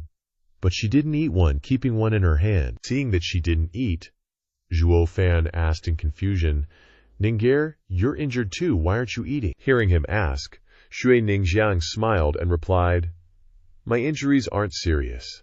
This third-grade pill is so precious, it's better to save it for you guys." Hearing her words, Zhuo Fan was a little surprised, then chuckled softly, "Heh, what's so precious about it? Even if it was bestowed by Qianlong himself, you still have to eat it. Ning'er, just eat it. He owes you this, you don't know. Your big brother probably wanted to sacrifice you from the start, using you as bait. His current state is self-inflicted, HMPH." At this moment, a cold snort suddenly rang out. Shui Ning turned her head to look over. Shi Tianyang was also seriously injured now. After taking the pill, he was much better, but he still couldn't move. Recalling what Zhuo Fan had done before, he couldn't help but be cold. When Zhuo Fan spoke of his plan, Shui Ningxiang was basically unconscious inside the Thunderfire storm and couldn't hear clearly. Now hearing Ji Tianyang say this, she couldn't help but be startled and looked towards Zhuo Fan. She hoped he would tell her it wasn't true, but he remained sitting there without saying a word. A surge of sorrow suddenly rose in her heart. Zhuo Fan looked at her at this moment, hesitation in his eyes as he said, "Ning'er, ah." Before he could finish speaking, Shui Ningxiang hastily interrupted, a bitter smile on her face. "All right, you don't need to say anything else. I know that big brother Zhiyong Shuangquan has everything planned out in his actions. This must be a misunderstanding. I'm gonna go check on the lumber. You too can enjoy your situation. This place is no good for me. With that, she booked it into the deep woods. Seeing her leave all nonchalant, Shi Tianyang was pissed for her. He yelled, "Ningzhi, you're just gonna let him off like that. He's injured and can't move. Get your revenge however you want." But Shi Ningxiang didn't even acknowledge him. Either she didn't hear or just didn't want to. Shi Tianyang was about to keep going, but Zhuo Fan snapped, cutting him off. "Shut it. If you want to die, I'll make it happen right now." TCH. "You're hurt worse than me. What's there to be scared of?" Shi Tianyang mumbled, but didn't say anything else. Still, there was a bit of fear in his words, because he could feel the killing intent rolling off Zhuo Fan. He was there for the whole plan. Watching Zhuo Fan lead Yu Giki step by step into his trap, he knew how scared Zhuo Fan was. Even though they lost this fight, and even if his methods made people hate him, he really did force a heavenly profound realm expert to use his last-ditch trump card. Earning some respect, soon enough Shui Ningxiang came back. She had a bunch of dry branches in her hands, woven into 2 stretchers. She hauled Zhuo Fan and Shi Tianyang onto them. Zhuo Fan looked at her, feeling bad for putting her through this, and wanted to apologize so badly, but she kept avoiding his eyes. The words just wouldn't come out. Suddenly, the sky turned dark, and bam! Rain poured down on the 10,000 Beast Mountain range. Shui Ningxiang didn't care about the rain. She just pulled the 2 injured guys, trying to find shelter. But she was hurt too, and losing blood made her super weak. She fell after a few steps, but she didn't care. She just got back up and kept dragging them. They didn't say a word the whole way, just silent together. Watching her struggle but still do her best to drag them along, they glanced at each other, feeling something. Shi Tianyang was super ashamed right now. He used to think Ningzhi was weak and wanted to leave her to fend for herself. Zhuo Fan was even more ruthless, saying he wouldn't abandon her but still using her as bait. And now they're both seriously injured, probably won't be able to move for months, and have to rely on her. Shi Tianyang didn't get how she could be so kind, not abandoning them. They'd never be able to repay this debt. After walking a bit, the ground in front of them caved in, and a mole popped out. It ran up to Shui Ningxiang, and she was happy to see the little guy. She let it run off before, and didn't expect it to come back. Suddenly, it darted off in a direction Shui Ningxiang knew it wanted to lead her, so she immediately dragged Zhuo Fan and Shi Tianyang along. In no time, they saw a huge cave in front of them. Shui Ningxiang quickly pulled them inside, helping them lean against the cave wall to rest. A day later, Zhuo Fan finally woke up, but he looked around, and something felt off. His face changed, and he yelled, "We can't stay here. Let's get out of here, quick!" Shui Ningxiang heard him yell and froze, looking at him confused. "What is it?" Zhuo Fan glared inside the cave, pointing at the grass and saying, "Look, it's all worry-free grass." Shi Tianyang looked where he was pointing, furrowing his brow in confusion, and asked, "Worry-free grass is supposed to be good for pain relief. What's wrong with it?" Zhuo Fan rolled his eyes, exasperated, and said seriously, "That's for humans. It has a paralyzing effect on spirit beasts, and it'll attract a ton of them." Shi Tianyang seemed to realize something, and exclaimed in shock, "You're saying this is a trap?" "Yeah. And it's a trap set by a profound beast. That's the whole mountain mole. It forced it to bring us here." Zhuo Fan nodded, confirming his guess. Shi Tianyang bit his lip, looking at the mole and yelling, "Damn it, you traitor! You just ran away in a crisis. You want to die here?" The whole mountain mole trembled when it heard Shi Tianyang yelling. Shrinking back in fear, Shui Ningxiang couldn't bear it, and held it in her arms, comforting it, then spoke to Zhuo Fan. "What should we do now? What else can we do, Rune?" Shi Tianyang urged quickly. Normally he wouldn't care about these spirit beasts, but with his current state he had no way to fight back. Zhuo Fan pondered for a moment, then quickly asked, "How long have we been here?" Shui Ningxiang looked up at the dark clouds outside the cave, shaking her head. "I don't know, probably a day." Zhuo Fan shook his head and sighed, his face unusually serious. "Damn it, they've caught our scent. The effect of the pills is wearing off. Those beasts will find us when they come in. We can only try to hold them off wave by wave." Shi Tianyang jumped, horrified. "Really? You said wave by wave?" Nodding, Zhuo Fan sighed. "Powerful spirit beasts wouldn't resort to tricks like this. Only low-level ones would set up this kind of trap. Most of them hunt in packs. As if to prove his point, the sound of wolves howling came from outside the cave, pairs of vicious eyes staring inside. Hearing the howls, the three inside the cave were terrified. They finally found us. Zhuo Fan squinted, looking out, and sighed. We're screwed. Those are bloodthirsty cruel wolves. They're only rank 2 spirit beasts, but they hunt in packs. The Wolf King is a rank 3. Even a rank 4 wouldn't mess with them. Shi Tianyang followed his gaze, looking out, his face showing a hint of sadness. I can't believe I, Shi Tianyang, child of the heavens, am going to die here. Heaven is truly jealous of talent. Shui Ningxiang was equally scared, but Zhuo Fan calmly turned to Shi Tianyang and said, Shi Tianyang, grab your sword and give it to Ningxia. Saying that, Shi Tianyang seemed doubtful, feeling like his words were a joke. With Shui Ningxiang's strength, even with his sword, she wouldn't stand a chance against those ferocious spirit beasts outside. She's not Zhuo Yifan, capable of fighting beyond her level. He felt a sense of unease. He looked at Zhuo Yifan and said, Ningxia, even if my Radiant Star Sword is a rank 4 spirit weapon, Ningxia only has the strength of the 4th level of Qi refining. How can she fight those beasts? She's not you, able to face a heaven-profound expert with just the 6th level of Qi refining. Freaking monster. Zhuo Yifan calmly listened to him, glanced around and continued. Ningxia, take the sword, but you don't need to fight them head-on. Just break through the encirclement. With that, he took out a white porcelain bottle from his pocket and gave it to Shui Ningxiang, saying, Ningxia, keep this bottle of Qi concealing pill safe. After you break through, rely on it to leave this place. And don't go home. Just leave the city. Hearing this, Shi Tianyang seemed to understand Zhuo Yifan's plan. They owed Shui Ningxiang too much. Now they were cornered. She was the only one among the 3 of them who could exert her strength, so they couldn't drag her down. Thinking this, his eyes flickered, and he decisively gave his Radiant Star Sword to Shui Ningxiang, looking at the 2 of them. Even if Shui Ningxiang was slow on the uptake, she knew that they wanted her to escape the encirclement, leaving them to fend for themselves. Thinking of this, the hand holding the sword couldn't help but tighten. She moved towards the cave entrance. Seeing her go out, Zhuo Yifan and Shi Tianyang exchanged glances, a faint smile appearing on their faces, as if a burden had been lifted. At this moment, Shi Tianyang smirked and muttered, So, we can finally repay this debt of gratitude. Even if we die, we'll have no regrets. Zhuo Yifan's expression was calm as he said indifferently, I don't care about repaying any favor. Even if I die now, I'll still be a little unwilling. I just don't want that girl to do anything for me anymore. HMPH, cold and heartless. Shi Tianyang pouted, harumphed, but didn't argue with him. After they had secured Shui Ningxiang's path to survival, they stood still, as if waiting for the pack of wolves to rush in. But just as they were waiting for the wolves to charge, they heard cries from outside the cave, blood splattering everywhere.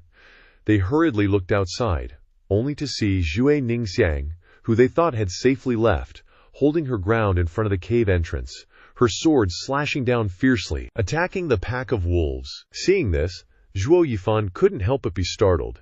Ningxia, what are you doing? Shui Ningxiang swung her sword. Immediately taking the head of a wolf, she turned to look at Zhuo Yifan and Shi Tianyang, smiling brightly and said, You see, as long as I guard this place, they won't be able to get inside. You idiot. Those rushing forward are just sacrifices. The Wolf King won't care about their lives, but they'll drag you to your death. Zhuo Yifan looked at her dazzling smile, scolding angrily. But Shui Ningxiang didn't pay attention to his words, shaking her head and saying, The Wolf King is a beast, so it doesn't care about its subordinates' lives. But since I was born, the 2 of you have been my most important friends, so I won't abandon you. Saying this, she once again mobilized her yuanqi, unleashing her swordsmanship, fiercely attacking the pack of wolves. With each slash, the blood of the wolves splattered everywhere. But with her strength, not to mention that she was already injured, she wouldn't be able to hold on for long. But she didn't care. The little girl's small body stood guard in front of the cave entrance, facing the pack of wolves without retreating. At this moment, her small back was deeply etched in Zhuo Yifan's eyes. He took a deep breath. His eyes started to moisten, and his heart was extremely resentful, not knowing if he was angry at himself for using that kind girl in the past, or angry that she didn't listen to him and stubbornly stayed here to die, but it didn't matter.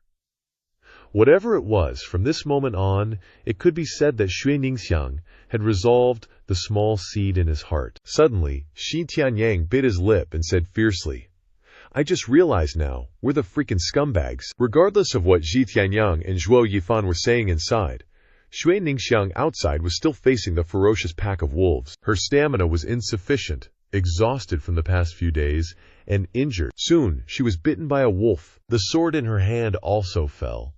And then another wolf attacked her remaining arm. Even if she wanted to resist, it was impossible, and blood started to flow. Seeing this scene, Zhuo Yifan and Shi Tianyang were not too surprised. They didn't dare to look, so they closed their eyes tightly. They really couldn't bear to see that little girl torn to shreds by the wolves, leaving not even a trace behind. But so what? They were powerless now, with no way to save her from the predicament of being dismembered by the wolves. Outside the cave, the pack of wolves was still attacking Xue Ningxiang. Seeing the person in front of them unconscious, as if sensing that the hunt was successful, the pack of wolves roared loudly, immediately bringing their sharp teeth towards her. Suddenly, a loud roar erupted from the depths of the myriad beast mountain range. Roar, Zhuo Yifan, and Shi Tianyang fainted at the same time. At the same time, the pack of wolves trembled in fear, instantly losing consciousness and falling to the ground. Only the Wolf King could resist, fleeing in terror. Fortunately, this roar saved Zhuo Yifan and his friends from death. At most, they just fainted. Zhuo Yifan. Vaguely hearing someone calling his name, Zhuo Yifan slowly opened his eyes, looking around in a daze. He didn't know where he was, but his consciousness quickly returned. He was heavily injured and unconscious before, so how can he move now? While he was still wondering, a blue, illusory figure suddenly appeared in front of him. Zhuo Fan looked suspiciously at it, only to see the figure like a blue flame, and he had no idea who it was. "Are you Zhuo Fan? I heard those two little brats calling you that?" The figure chuckled. Speaking profoundly, Zhuo Fan was puzzled and frowned, saying, "Who are you?" The blue figure slowly shook his head, saying casually, "You don't need to know who I am. This is my territory. I should be the one asking you that question." "Zhuo Fan, what are you doing in the Myriad Beast mountain range?" Zhuo Yifan pondered for a moment, then said without hiding anything, "Catching spirit beasts, refining demonic objects." "What spirit beast?" "A level 6 spirit beast, the thundercloud sparrow. What do you want to catch it for?" Hearing this, Zhuo Fan rolled his eyes and said nonchalantly, "Hey, uncle. Catching spirit beasts is naturally for improving my strength." Suddenly, with a boom, Zhuo Yifan's head hurt, as if it was about to explode, and the other person laughed loudly at the same time. "Little punk, this is inside your consciousness space. You're right on the money. I'm very satisfied with your answer." His eyes couldn't help but shrink. Zhuo Fan looked at the illusory figure in front of him, feeling terrified. You can use your consciousness to invade another person's consciousness. This strength has already surpassed the divine transformation realm, even beyond the transcendent. Taking a deep breath, he said in surprise, "Are you a person from the holy domain?" He never expected that in the mortal world he could actually meet an expert from the holy domain. The other person seemed surprised that Zhuo Fan could say that place, and couldn't help but admit, "You really aren't ordinary. Actually knowing that I'm from the holy domain, and even being able to set up the ancient blood refinement formation for the blood infant."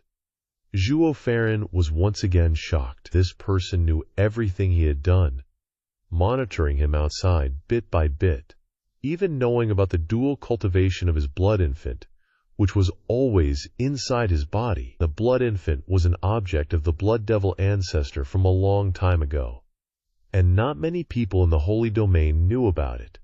He only knew about it thanks to the 9 Serenities secret records of the Devil Emperor. Yet he knew, at this moment he felt like he was standing naked in front of this person, letting him arrange everything as he pleased. And he knew that the other person came from the holy domain, but he didn't know anything else. This feeling was really not good. He asked again cautiously, "Who exactly are you? I already said, you don't have the right to ask here. Why do you want to find the thundercloud sparrow?" "Tell me the truth," the other person said coldly. Zhuo Fan pondered for a while, knowing that he couldn't hide it, and answered seriously, I want to go to Thunder Cliff to find the ruins of the Heavenly Emperor. I need the Thunder Cloud Sparrow to help me block the purple lightning." The other person seemed to have already known the answer, just waiting for him to admit it, and then laughed loudly. "Ha ha, good, very good. That place inside is a good place, you should go." As soon as he finished speaking, the other person suddenly disappeared, instantly appearing in front of Zhuo Fan. He simply didn't have time to react, and was shocked. The other person was too fast, but sensing that there was no malice, he stood still. He only saw the other person gently raise his hand and lightly touch Zhuo Fan's forehead. Quickly, a red flower appeared on his forehead, along with a gentle aura that swept through the top of his head. The other person disappeared again, with only his voice echoing. "Little brat, you and I have a connection. I'll give you a small gift, hoping it can help you in the future. Also, if you want to find the Thunder Cloud Sparrow, go to the third area, within 300 miles. But whether you can subdue it or not depends on your ability." Wait a moment," Zhuo Fan exclaimed. Suddenly sitting up, a ray of sunlight shone into the cave. It shone in his eyes, and he couldn't help but be surprised. At this moment, he could actually move normally.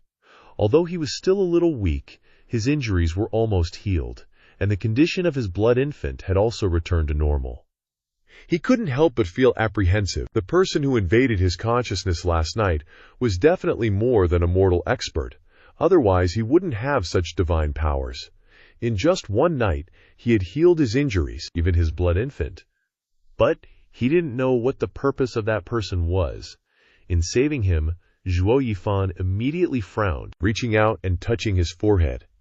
He remembered that the other person had lightly touched his forehead last night, seeming to have left something in his body, but with his current strength he couldn't probe it. Now his main goal was to improve his strength. Only with strong strength could he survive in this world. Thinking this, Zhuo Fan walked out of the cave again and saw Shui Ningxiang lying there, her breath weak, her body covered in wounds left by the wolves. He called out loudly, "Ningxie, little girl." No matter how he called, Shui Ningxiang didn't move. She was too weak and would die at any moment if she wasn't treated. Thinking this, Zhuo Fan immediately gave her a heart-protecting pill. Her complexion immediately turned rosy again. Fortunately, she only had external injuries. She would be fine after a few days of recuperation. At this time, Shui Ningxiang slowly opened her eyes after taking the pill. Seeing Zhuo Fan in front of her, she smiled and said, "Brother Zhuo, are we dead?" Seeing that she had woken up, Zhuo Fan smiled and reassured her. "Don't worry, we're both alive."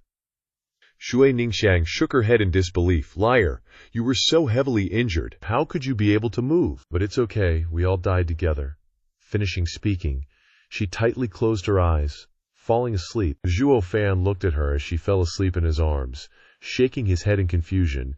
He really didn't understand her. To alleviate her pain, Zhuo Fan carried her closer to the pain-relieving herbs to rest, which would also be good for her wounds. After settling Shui Ningxiang, Zhuo Fan remembered someone else and immediately went to find them. After walking a bit, he saw Shi Tianyang lying unconscious on the ground.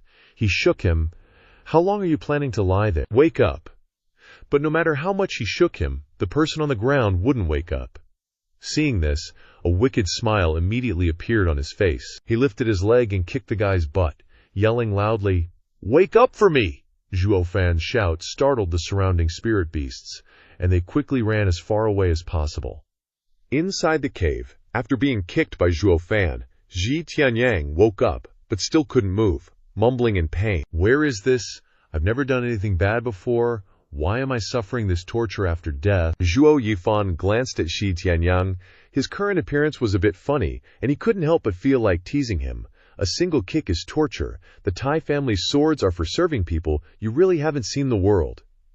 Hearing the voice, Shi Tianyang turned his head and looked at Zhuo Fan, stunned. "Humph, you're the one who kicked me. We clearly died together. Why are you torturing me?" Zhuo Fan finally couldn't hold back and burst out laughing. "If we were dead, all living beings would be equal, but unfortunately, we're still alive." "What? We're still alive?" Shi Tianyang heard Zhuo Fan say, and was immediately surprised. He immediately checked his surroundings again and laughed loudly. "Ha ha, it really is that cave, we're still alive." But he quickly noticed that Zhuo Fan, like him, had been seriously injured before and couldn't move. But now he could stand fiercely in front of him, exclaiming in shock, "If we're both alive, why did you recover so quickly? We both drank the same kind of pill, but your injuries were much more severe than mine. And your cultivation isn't as good as mine. Why? Tell me the truth, you're not human, are you? Could you be a spirit beast that is cultivated for thousands of years?" Zhuo Fan didn't pay attention to what he said, shrugging indifferently and smiling smugly. "Of course I'm human, just my character is a bit better than others." Shi Tianyang was really too surprised at this moment. The guy in front of him was unfathomable, his strength mysterious. He knew formations for refining pills, and had more scheming than others. Zhuo Fan's strength was low, but he knew more than him. His reputation as a genius from a family meant nothing in front of this guy. But he was also relieved that Zhuo Fan had recovered. He could protect them so they could rest and recover and leave this place. After talking to Shi Tianyang, Zhuo Fan went out of the cave holding a spirit stone in his hand, and immediately set up a heavenly concealment formation. Once the formation was activated, no one would be able to approach this place. That way they could rest and recover in peace. In the blink of an eye, the three of them had been in the 10,000 Beast Mountain range for 3 months. Their injuries had fully healed, and their cultivation was showing signs of breaking through. At this moment, in front of the cave, in a small forest, Shi Tianyang split the rock in front of him with a sword, looking triumphantly at Shui Ningxiang and shouting, "Ningxie, what do you think?" Shui Ningxiang clapped her hands and cheered excitedly. "Tianyang Gerge is so amazing." At this moment, Zhuo Fan also walked over, smiling. "Powerful sword form. Perhaps after you recover you can break through the 8th level of bone forging." Hearing what he said, Shi Tianyang frowned and said dissatisfied, "Didn't you also take this opportunity to break through the 7th level of weapon manifestation? What do you know? I'm about to break through. I know it myself. Do I need you to say it?" Shui Ningxiang saw that they were about to argue and immediately ran over to mediate. "You two have been arguing every time you meet for the past few months. You two weren't like this before, isn't it because of me? I keep thinking about this kid using Ningxie as bait, and my anger soars to the sky. Don't even mention arguing. I just want to get rid of him now." Shi Tianyang still remembered being tricked by Zhuo Fan before, and said resentfully, "You're the same, aren't you?" Who was it who wanted to throw her down first to stall the 7th elder? Shi Tianyang was embarrassed hearing him expose it, but quickly said righteously, "That wasn't me. If I had known Ningxie was so good, why would I have been willing to throw Ningxie down? It's still better than you bringing her to the tiger's mouth. I'm a demonic cultivator. It's normal to be a little worse than you. You're much more evil than me, Zhuo Fan." And Shi Tianyang started arguing again. They had been like this for the past 3 months, starting trouble as soon as they were together. Shui Ningxiang was already used to this. She stood to the side watching them, smiling, and waving her hand, saying, "You two, don't argue over my affairs anymore. It's all in the past. I don't mind it. It's not that I don't want to give you justice." Shi Tianyang glared fiercely at Zhuo Fan, walked to Shui Ningxiang's side and put his arm around her shoulder. "Everyone is a friend who has been through thick and thin together. Let's forget about everything that's in the past." Shui Ningxiang looked at Zhuo Fan on the other side and smiled, and immediately smiled along, extending her hand forward.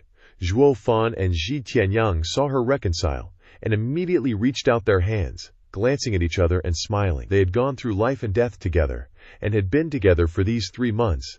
They had long regarded each other as close friends, inseparable and irreplaceable. Such friendship, he feared he would be hard-pressed to find again in this life. It's just a pity that he still had things to do. At this moment, Zhuo Fan indifferently withdrew his hand and turned to leave. "Now that everyone's injuries have fully recovered, let's say goodbye." Zhuo Fan's words immediately startled Shi Tianyang and Shui Ningxiang. Neither of them understood. Looking towards Zhuo Fan, they had just gone through life and death together. Shouldn't they continue to fight side by side? Why would he say such a thing at this time? Seeing that they didn't say anything, Zhuo Fan pondered for a moment, then shook his head and said, "Sorry, I misspoke just now. It's me who has to leave. Shi Tianyang, I can't take Ningxie out safely, so you help me take her out." "Zhuo Da Ji, where do you want to go?" Shui Ningxiang quickly spoke to stop him. Zhuo Yifan didn't hide anything and directly said the place he wanted to go. The third region, Shi Tianyang and Shui Ningxiang, were shocked once again. That place was so dangerous that even experts in the heavenly profound realm didn't dare to set foot in it. And this guy was telling him that he wanted to go there. Shi Tianyang asked suspiciously, "Didn't you go in there at first to avoid the seventh elder? Why do you want to go in there now?" Zhuo Fan was silent for a moment, and finally said his purpose. "I won't hide it from you anymore. The third region is my goal this time." "Honestly, bringing you guys along was just to use you. I heard he was planning to use them as bait."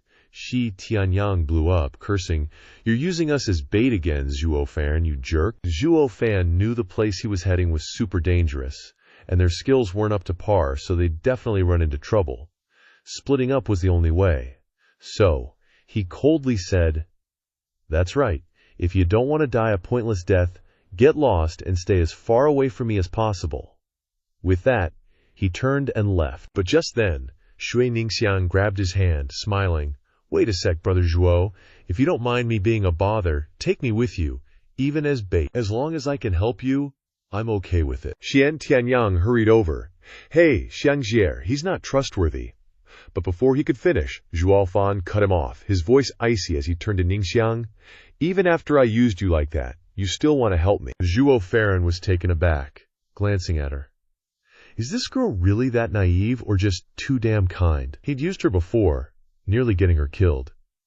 Yet she still trusted him and wanted to help. In both his past and present lives, he'd always been ruthless and cold. But she was the first person willing to do anything for him. A warm current flowed through his heart. Shui Ningxiang looked at him with gentle eyes, sincerely holding his hand. "Before, no one in Qingming City would help me, only Brother Zhuo did. We were able to snatch the gold sand from the hands of the Yugai Seven and survive, all thanks to your formations and strategies. Didn't we say we'd stick together, Brother Zhuo?" Shi Tianyang, seeing Xiangxi's sincerity, was also touched. Remembering their past life and death experiences together, he finally stepped forward and put his hand on theirs. Zhuo Fan, looking at their actions, helplessly shook his head. "You want to come too," Shi Tianyang pouted. "Yeah, but I'm just worried that Ningder will be sold off. Don't get the wrong idea." Zhuo Fan chuckled. "With your brains, you might be the one getting sold." "What did you say?" "Haha, just kidding." The ruckus ended, marking the start of their journey together, though this time Zhuo Fan genuinely considered them his close friends, the kind you can't buy. In the depths of the third area of the Myriad Beast mountain range, the trees were so thick they blotted out the sky, teeming with ferocious spirit beasts. And nestled in the rustling bushes were Zhuo Fan and his crew, crawling on their bellies to avoid those beasts. Even with the stealth pills, getting spotted meant game over, so this was the only way in. After half a day of crawling, the proud Shi Tianyang finally snapped, abandoning the ground and standing up. "How long are we going to crawl for? We'll never get there." "I ain't crawling no more. Too embarrassing. And besides, how easy is it to run into a rank 5 spirit beast?" Seeing him stand, Zhuo Fan roared, "Idiot, get down, you'll be done for if you get spotted." Shi Tianyang didn't care about the scolding, sneering. "What's the big deal? The trees are so thick, how would any spirit beast see us?" As soon as he finished, a loud roar echoed through the sky. Giant trees fell like dominoes, revealing a massive black bear, its imposing presence shocking the trio. Shi Tianyang fearfully dropped to the ground, while Zhuo Fan yelled, "Rank 4 spirit beast, the berserk gale bear." But before the bear could attack, a giant snake appeared, and before they could react, the bear became the snake's lunch. Zhuo Yifan was shocked, quickly yelling to Shi Tianyang, "Rank 5 spirit beast, the diamond canopy python, move it!" He took the lead, continuing to crawl forward. Shi Tianyang and Shui Ningxiang hurriedly followed.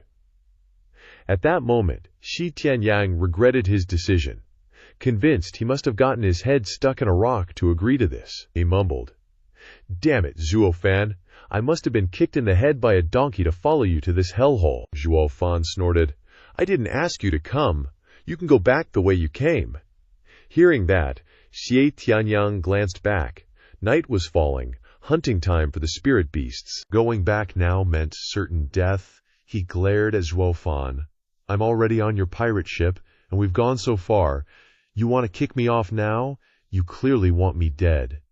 Hearing that, Zhuo Fan and Shui Ningxiang exchanged a look and chuckled. Another round of bickering passed. The three of them continued to crawl, secretly venturing deeper into the third area. A month later, Zhuo Fan and his friends had moved deeper into an area less frequented by spirit beasts. However, rank 6 spirit beasts would appear here. Rank 6 spirit beasts are considered kings in the Myriad Beast mountain range, and lower-ranked spirit beasts wouldn't dare enter their territory. Shi Tianyang cautiously bent down and whispered to Zhuo Fan, "Can we stand up here?" Zhuo Fan nodded, casually saying, "Crawling at the start was to avoid being seen by the many spirit beasts, too many eyes. But this place is rank 6 spirit beast territory. Standing up and running away is better than being prone." Xian Tianyang, relieved, stood up, smiling.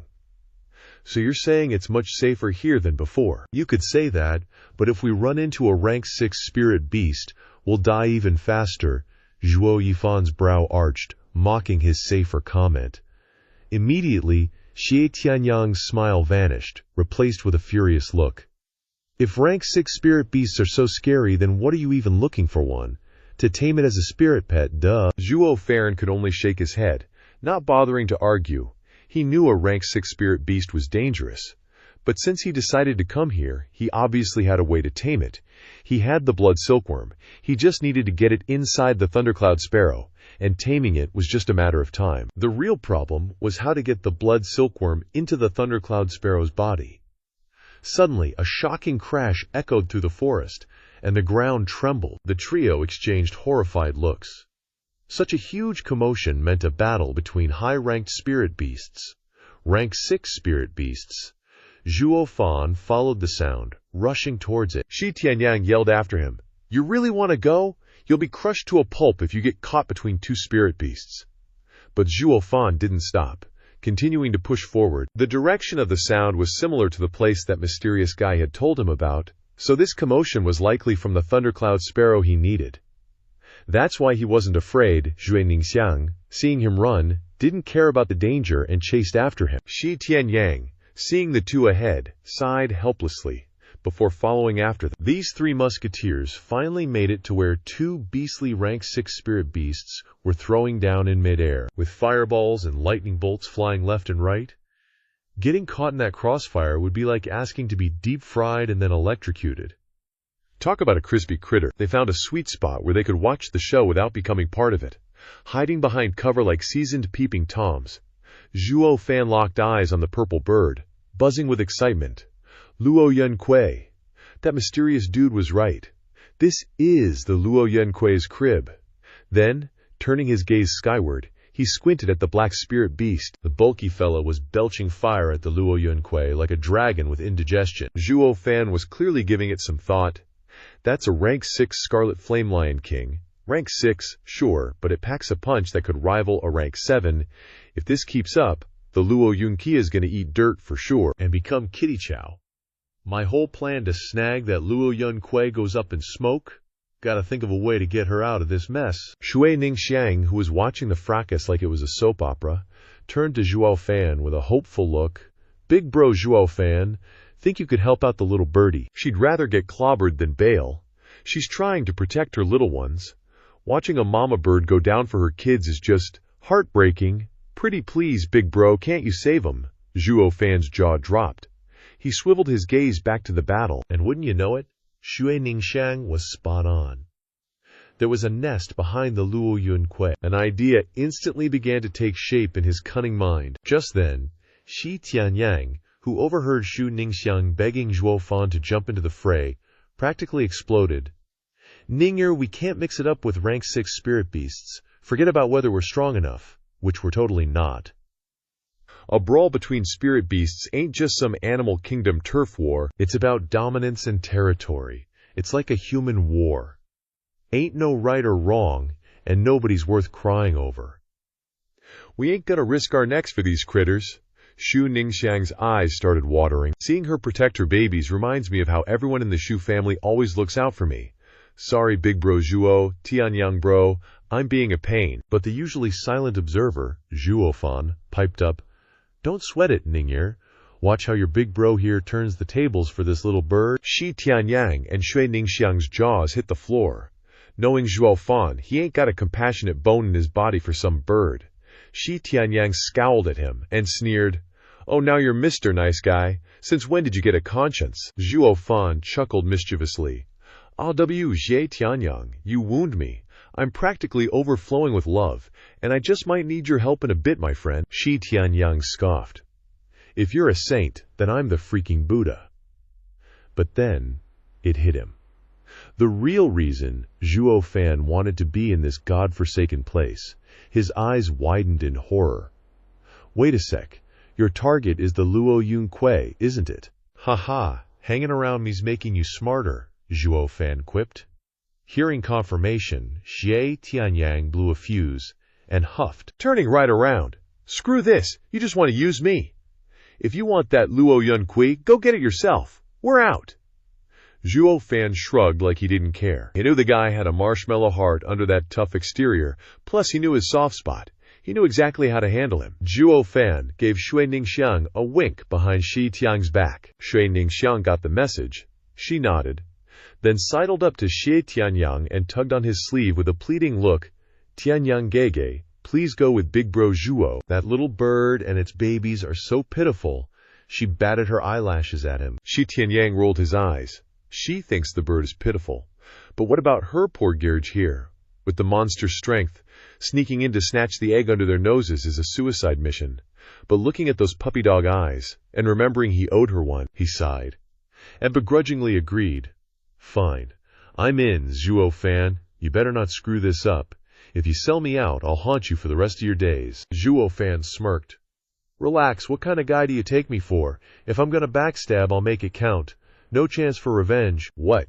Seeing Shi Tianyang was about to blow a gasket, Zhuo Fan clapped a hand on his shoulder and said, "Chill, I got your back, Ningxier. Find a safe spot to hide. Don't let those beasts spot you. We'll be back before you know it." With that, Zhuo Fan and Shi Tianyang hauled ass towards the fighting beasts. Thank goodness for stealth pills. They flew under the radar. Getting closer, they could feel the raw power rolling off those rank 6 spirit beasts. Seriously hardcore. Lightning and flames were tearing up the sky, turning it into a smudged canvas of destruction. Xie Tianyang eyed the spectacle, then turned to Zhuo Fan. "So, what's the plan, Stan?" Zhuo Fan, who had it all figured out, answered, "While Luo Yunque's busy, we sneak in, yoink the egg, and stash it somewhere safe. When she realizes her kiddo's missing, she'll bail on the lion and hunt for her egg. She can outrun that furball any day, and we've saved the day." Smart thinking. "What a softy," Shi Tianyang sighed, impressed. "All right, let's go jack that eagle's nest," Zhuo Fan signaled. And they tiptoed into Luo Yunque's territory, snatching the egg without a peep. They were about to high-five when the Scarlet Flame Lion King suddenly stopped blasting Luo Yunque, backed up a few steps, and locked eyes with them. Then, in a heartbeat, it charged at the two would-be rescuers. Sensing danger, Zhuo Yifan shouted in alarm, "Crap, that beast has spotted us! Run!" But then Shi Tianyang anxiously said, "What about the eggs? What are you waiting for? Dump them all." Zhuo Yifan ignored Xie Tianyang, and without another word, flung the eggs outwards. The eggs scattered across the ground, but luckily they were spirit beast eggs, so they didn't break. Suddenly, a fireball from the Scarlet Flame Lion King shot towards the eggs, causing Lei Yunque to cry out in fear. It immediately rushed over, using itself as a shield to protect its offspring. Lei Yunque was severely weakened after taking that hit from the Scarlet Flame Lion King and crashed to the ground. Seeing this, Zhuo Yifan couldn't help but secretly praise, "That Scarlet Flame Lion King is so cunning." It knew Lei Yunque was fast, so a direct hit was impossible. Instead, it targeted the immobile eggs. Lei Yunque would definitely risk its life to protect them. Getting injured was inevitable.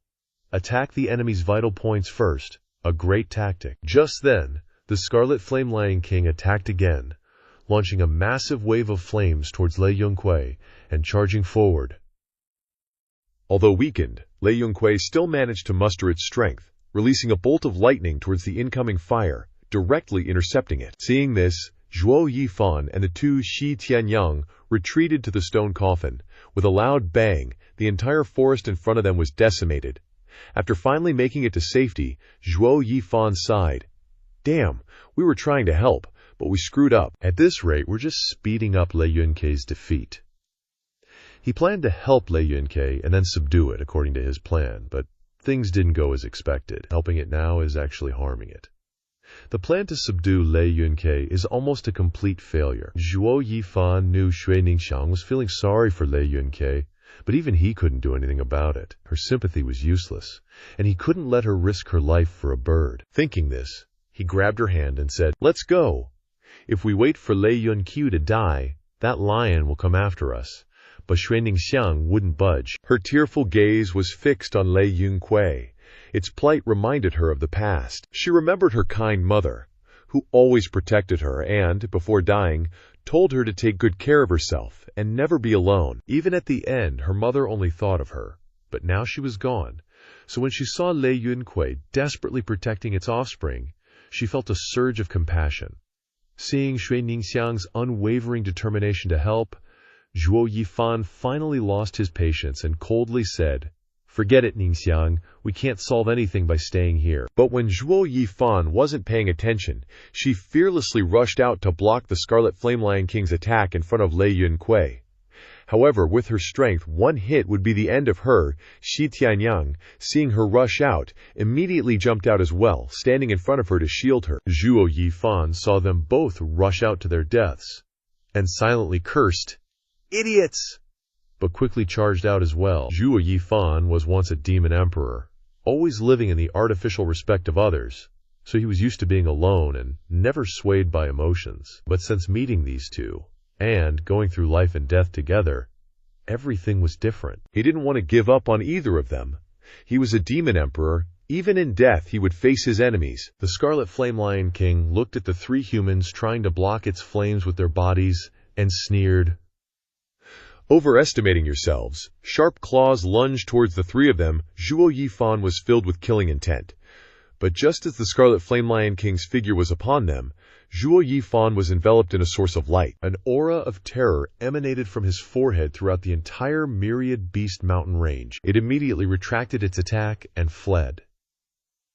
Who would believe that a 6th-level spirit beast in the Myriad Beast mountain range could be frightened by a human? Seeing the spirit beast run away, as he faced it, Zhuo Yifan also saw a blue flame radiating from his forehead in the beast's eyes.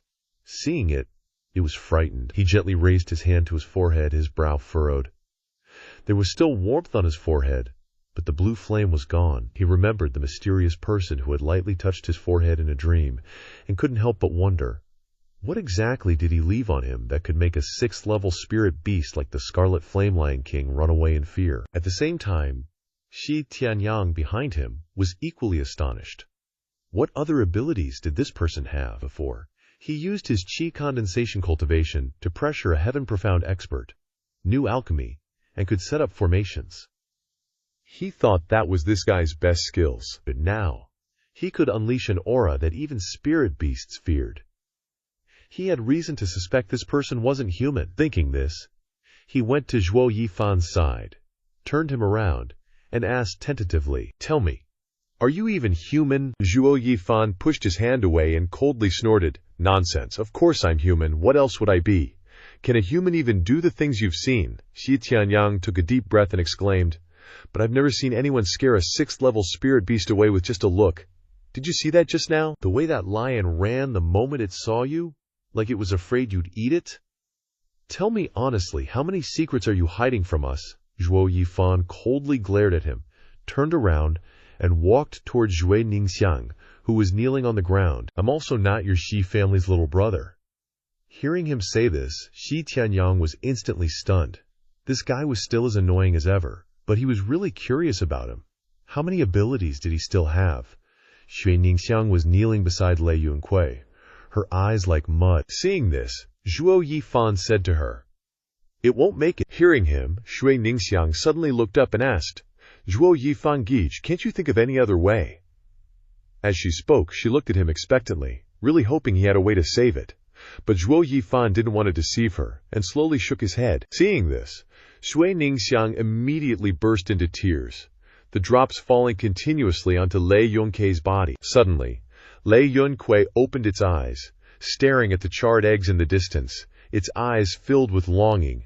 Shui Ningxiang also looked in the direction it was looking and said loudly, "It wants its children." Zhuo Yifan went over and brought the eggs to its side, but they were all burnt black, with no signs of life. He shook his head and said, "They're all burned, there's no life left. Wait, where's one more egg? Where's the other one?" "Maybe there's still hope," Zhuo Yifan heard her say and helplessly shook his head. "We only found these 4. There aren't any others around." With that, Shui Ningxiang was disappointed again and bowed her head apologetically. "I couldn't help you." As soon as she finished speaking, Lei Yongxi revealed an egg from under its massive wings. Shui Ningxiang looked at it and was immediately delighted. Zhuo Fan, seeing the signs of life in the egg under Lei Yongxi's wing, couldn't help but sigh. Lei Yongxi actually managed to protect an egg, even in such a dangerous situation. It used its own life to protect its child. Suddenly, Lei Yongxi, with the last of its strength, let out a cry, turned its head towards Zhuo Fan, and offered its last egg. Seeing this, Zhuo Fan couldn't help but exclaim in surprise, "This egg has been burned by the fire. It's injured. Even if it hatches, it won't live for long, unless..." He suddenly thought of something and speculated, "You want to give it to me?" Lei Yongxi nodded upon hearing his words. Then it took one last look at its child and departed in peace. Shui Ningxiang, seeing that it couldn't hold on any longer, cried even harder. Zhuo Fan and Zhi Tianyang exchanged glances upon seeing this scene, and sighed inwardly. She was indeed kind, but they didn't expect her to be so heartbroken over a spirit beast she had no connection with. They, at most, only had a bit of respect for Lei Yongxi and wouldn't be this saddened. This excessive kindness of hers, who knows if it's a good thing or a bad thing? Zhu Ningxiang knelt before Lei Yongxi and cried for half an hour. Zhuo Fan finally couldn't bear to watch any longer, afraid that she would cry until she fainted, so he spoke to comfort her. "You see, it's dead. It can't come back to life. Don't be too sad." Xian Tianyang nodded in agreement. "That's right. Who knew you and Lei Yongxi would get along so well after only meeting once?" Hearing these words, Shui Ningxiang wiped away the remaining tears on her face and sniffled, "Don't misunderstand. I'm not crying because of it. I'm just homesick. Seeing it risk its life to protect its child, I'm reminded of my father. He also disregards everything to protect and care for me." The corners of Zhuo Fan's mouths twitched slightly. They had wasted their time thinking she was heartbroken for the bird, only for her to be reminded of her family by the scene. No wonder this girl was so bravely self-sacrificing to protect Lei Yongxi. Seeing that she didn't care much about the bird, Zhuo Fan opened his mouth. "Ningguer, don't be sad anymore. I'll take Lei Yongxi's body." Hearing this, Shi Tianyang disagreed and shouted, "Beast tamer, how can you monopolize the body of a 6th-grade spirit beast?" As the heir of the 7 families, Shi Tianyang knew that the bodies of high-level spirit beasts were treasures, and 6th-grade spirit beasts could be used to refine pills. He really valued this. Zhuo Fan glanced at him and said calmly, "Didn't you see Lei Yongxi entrusting it to me earlier? Then its body is no exception, so you stay here and take care of Ningguer. I'll be back in a bit." With that, Zhuo Fan flew away, leaving behind an angry Shi Tianyang. "Don't!" Shi Tianyang watched him leave, wanting to follow and see what he was going to do. But he didn't want to leave Shui Ningxiang alone in this dangerous place, so he decisively gave up the idea of going with him and stayed put. Meanwhile, Zhuo Fan had arrived at a quiet place and placed the egg in his hand on the ground and waved his hand. Lei Yongxi's corpse also appeared. After a glance, Zhuo Fan mobilized his Yuan Shi, and a flame quickly appeared in his hand. This was the power of the origin flame, which had no combat power, but could be used for refining tools. The best Jianzi stones from the royal family and Qi Qianlong Pavilion, plus the body of a spirit beast nurtured by the spiritual qi of heaven and earth, could be used to refine items containing spiritual qi. The shell of this egg is severely damaged. It must be soothed with Lei Yongxi's spiritual qi to help it grow. Otherwise, it will become a stillborn. To nurture it with spiritual qi, you need something that can pour spiritual qi into it and store it. Now that Lei Yongxi is dead, as long as I hatch this egg and it becomes my demonic creature, it can help me enter Luo Luoxia. That's why he deliberately told Lei Yongxi before it died that its body could help its child survive, so it agreed. But whether it agreed or not, his plan to use its body for his purposes would not be cancelled. At this moment, Zhuo Fan moved the flame in his hand towards the egg and Lei Yongxi's body, beginning the refining process. After a while, he retracted his hand, and the hand seals quickly disappeared. Looking at the fiery item in his hand, he grinned triumphantly. In that case, his goal would be achieved very quickly. On the other side, Shi Tianyang and Shui Ningxiang waited until they were bored and could only look at the sky and watch the stars. This was Lei Yongxi's territory, and no spirit beasts dared to come, so they were absolutely safe. Just then, Zhuo Fan's figure returned. Shui Ningxiang was immediately happy to see him and ran to him. "Big brother Zhuo, you're back." Shi Tianyang watched him return empty-handed and asked, probing about the corpse of Lei Yongxi, "What did you do with it, Zhuo Fan?" Hearing his question, immediately teased, "I divided it into 8 pieces." What? Shi Tianyang almost knew what he was going to say, and snorted coldly. "Ningxie, don't worry, the bodies of spirit beasts are mostly handled like that. It's just that I don't know what he refined." Zhuo Fan, seeing that he had guessed his intentions, smiled evilly. "If you don't want to guess, then get out of here." Shi Tianyang, hearing these words, knew that Zhuo Fan was teasing him, and snorted coldly, "I, as the future of the Yujia 7 families, the young master of Sword Marquise Manor, would not covet your things. HMPH, let me tell you, even if I die here, die in the mouth of a spirit beast, I would not want a single item from Zhuo Fan." Zhuo Fan, seeing him go crazy, shrugged indifferently and turned to leave. Okay, young Master Ji, you have the most integrity." Shi Tianyang, seeing that he didn't care about him again, was furious. "Don't turn your face away when talking to someone. And hey, do you know today is Ningxie's 16th birthday? That's why he was so anxious about his family." Seeing Lei Yongxi protect the egg made him feel heartache. Hearing his next sentence, Zhuo Fan frowned and glanced at Shui Ningxiang, only to see her blushing, head down, looking embarrassed and shy. Thinking about the past few months, the 3 of them had gone through life and death together, plus Shui Ningxiang's kindness. He should still give her something. Thinking about it, he laughed loudly. "So today is Ning'er's birthday? Then I, as the big brother, must give you a worthy gift."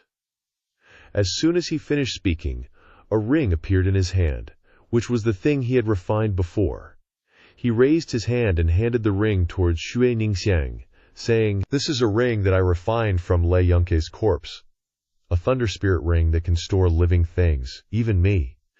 This kind of ring is not the same as ordinary space rings. Not only is the refining method complicated, most sects don't pass it on, but the most important thing is the spiritual energy.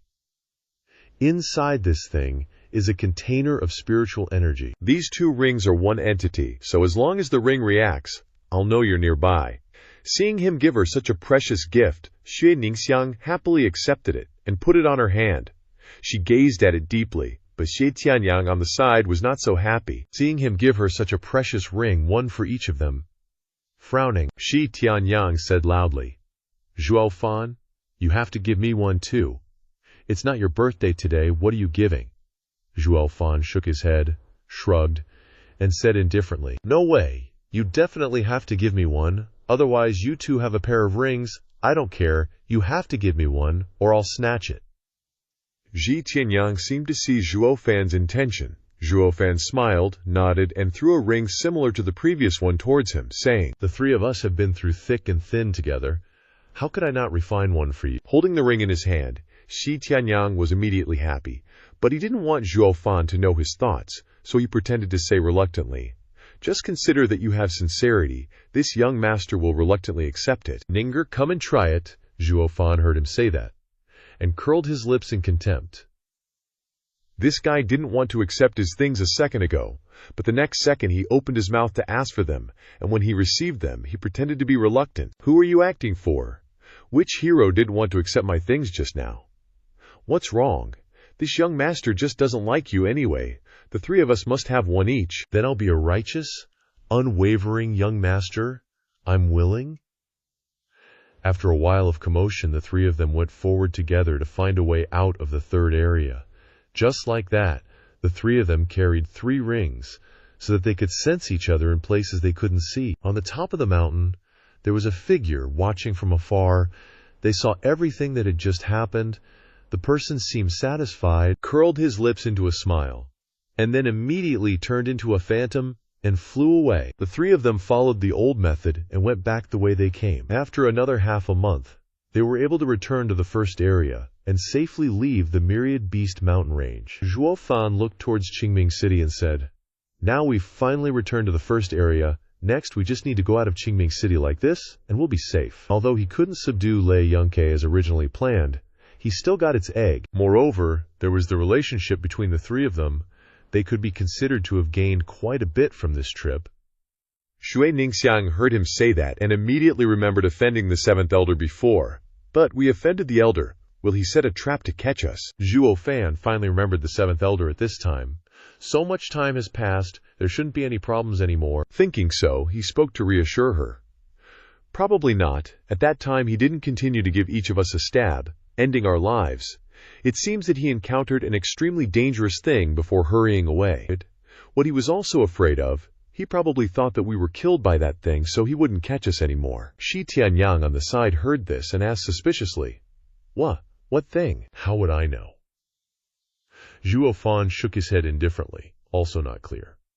At that time, he was also vaguely unaware of what the situation was. After waking up, he only speculated about the problem after looking at the ruins around him. After finishing speaking, he turned to Shui Ningxiang and asked in return, "Ning'er, do you have any plans immediately after leaving the city?" Shui Ningxiang heard him ask, and remained silent for a long time, without answering, as if thinking about something. After a while, she looked toward Zhuo Fan and said, "Big brother Zhuo, where are you going? I'll go there." Zhuo Fan heard this, and was slightly startled, his eyebrows slightly furrowed. He still had things to do, and it was also very dangerous. He had always been alone, he was used to it, and he wasn't used to having someone by his side. Shui Ningxiang's words made Shi Tianyang nervous. "Ning'er, aren't you going to the Sword Marquee Manor with me? There, don't even mention your family chasing after you. Even the Yuming Valley can't do anything." Hearing these words, Shui Ningxiang's eyes lit up, and she happily nodded. "That's great, brother Zhuo Fan. Come to the Sword Marquee's Manor with us, too. I've never seen what the strongest of the Yuewu Empire's 7 noble houses is like." Shi Tianyang heard this and nodded in agreement. "Zhuo Fan, for Ningir's sake, I'll invite you to my house as a guest." Even if Zhuo Fan regarded them as confidants, close friends, he still had things to do, and couldn't stay here for too long, so he refused. "I still have things to do. We'll meet again if there's a chance in the future." Shi Tianyang really wanted Zhuo Fan to come to the Sword Marquee's Manor. Also, he wanted to sign an alliance contract with him before. Thinking about it, he persuaded again. "I've already welcomed you to my house. As brothers, we have to give each other face." I said, "I'm not your younger brother." Shi Tianyang heard him refuse, and was about to raise his voice to argue with him, when a whistling sound suddenly rang out. Then a powerful pressure immediately arose around them, and then they heard a deep voice say, "None of you three will leave." A heavenly profound realm expert from the Zhu family finished speaking, and a gloomy old man appeared in front of the three of them.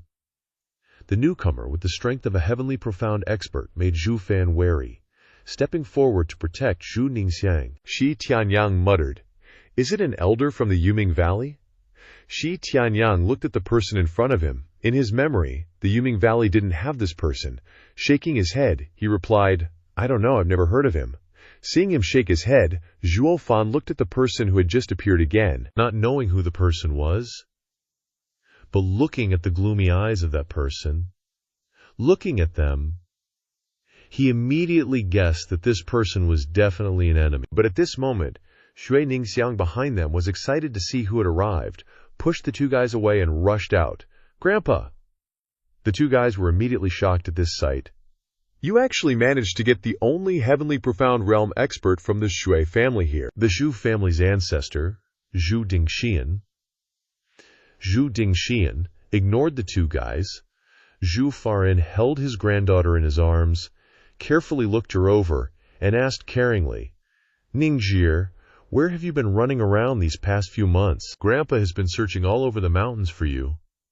Hearing her grandfather's concerned words, Zhu Ningxiang mumbled apologetically, "I'm sorry, I made you worry."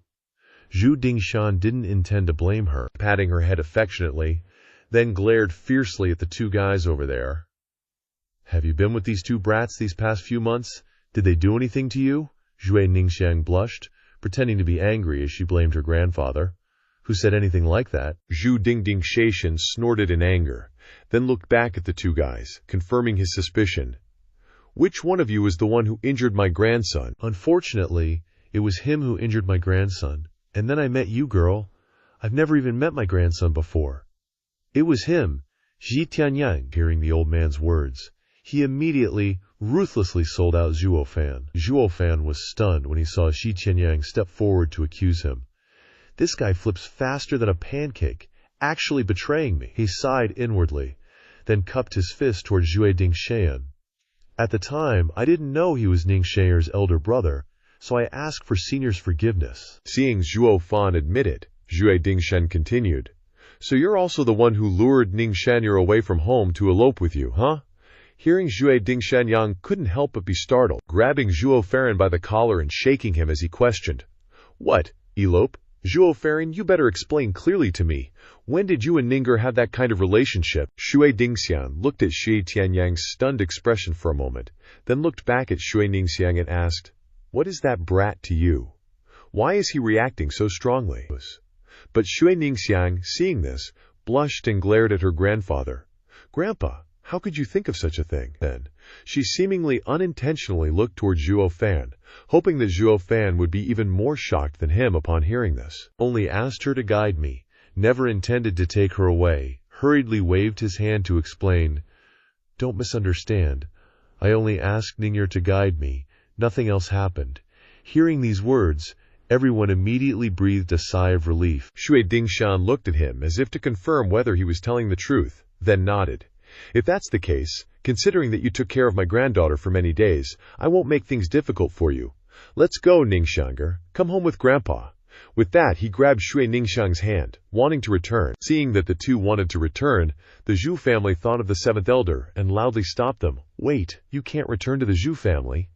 Seeing him obstruct them, Zhu Dingshan was puzzled. What's wrong? Zhuo Fan sighed and said, I won't hide it from you. The three of us have offended Yu Quan, the seventh elder. Ninger has also been seen by him. He's probably heading over to the Zhu family to settle the score right now. If you and Ninger return, you'll only be walking into your deaths. Hearing this news, Zhu Dingshan trembled and couldn't stand steadily. Kneeling on the ground in a daze, he never expected that Shui Ningxiang's trip outside would cause such a disaster.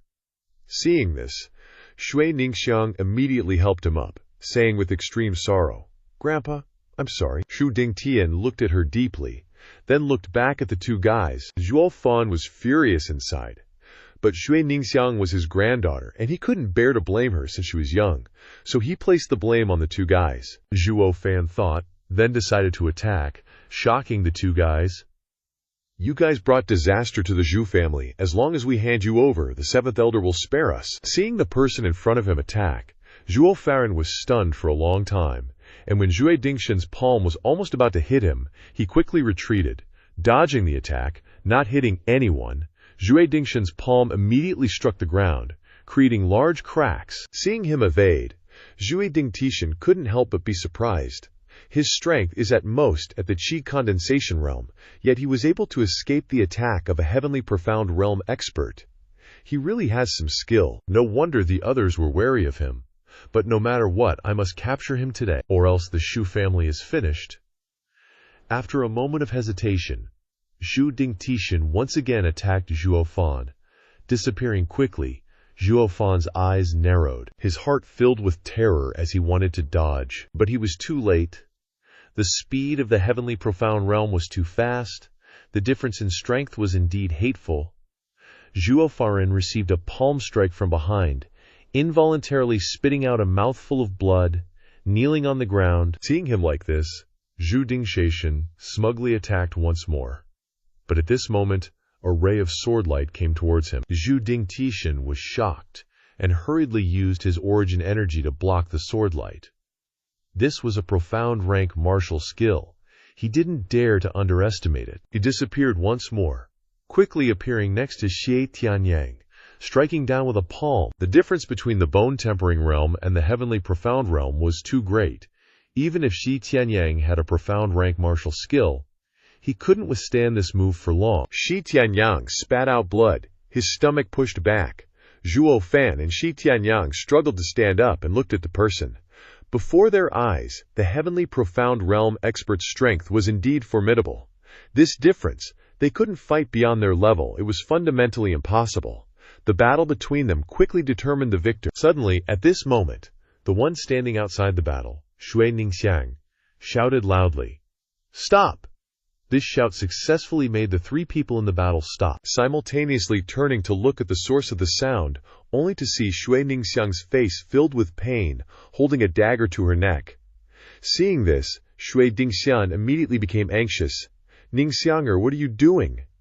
Sobbing for a moment, Shui Ningxiang's eyes were filled with tears. Yang said, "Grandpa, please spare them, they are all my friends." However, for the sake of the family's safety, Shui Ningxiang no longer had a doting attitude towards Shui Ningxiang. His eyes looked darkly at Zhuo Fan and Shi Tianyang. "If I spare them, the Shui family will be doomed for eternity." "Grandpa, if you take another step forward, I will kill myself in front of you." Hearing him say this, Shui Ningxiang's hand, holding the dagger, continuously pressed against her neck, and blood had already begun to appear. Seeing the blood on her neck, Zhao Cheng felt a pang of heartache and cried out anxiously, "Ningzher!"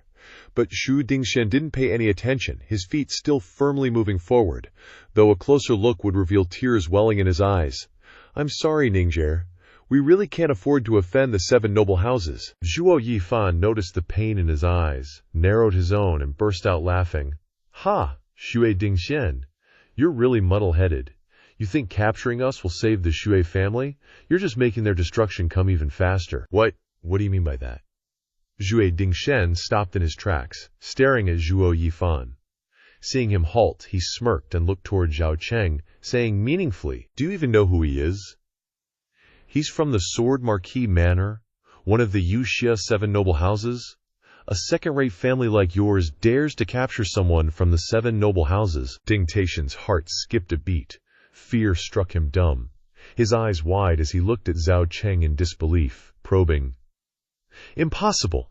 You must be lying to this old man. Should people from the Sword Marquis Manor notify you about traveling to Mingcheng, do I need to get permission from you for wandering around? Why don't you open your eyes and take a good look at what kind of weapon and skills he's using? If you don't believe me, try attacking him. I'm not clear on the specifics, but the Sword Marquis Manor will definitely wipe out your entire clan." Zhu Dingxian was immediately terrified, wondering if what he said was true. He slowly assessed Zhao Cheng, fearfully taking several steps back. Sure enough, Zhao Cheng possessed a 4th-grade spiritual weapon, and his martial skills were even of the profound rank. How could an ordinary family's descendant receive such treatment? Aside from the Yuxia 7 noble houses, who else could it be? Realizing the gravity of the situation, Zhu Dingxian was drenched in cold sweat and fell to his knees. Seeing his reaction, Zhuo Yifan smirked and continued his verbal intimidation.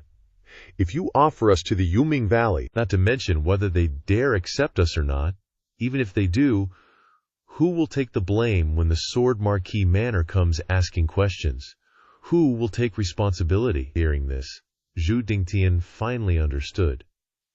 He was truly in a dilemma, unable to offend any of the 7 noble houses. Thinking this, he turned to the 2 and apologized.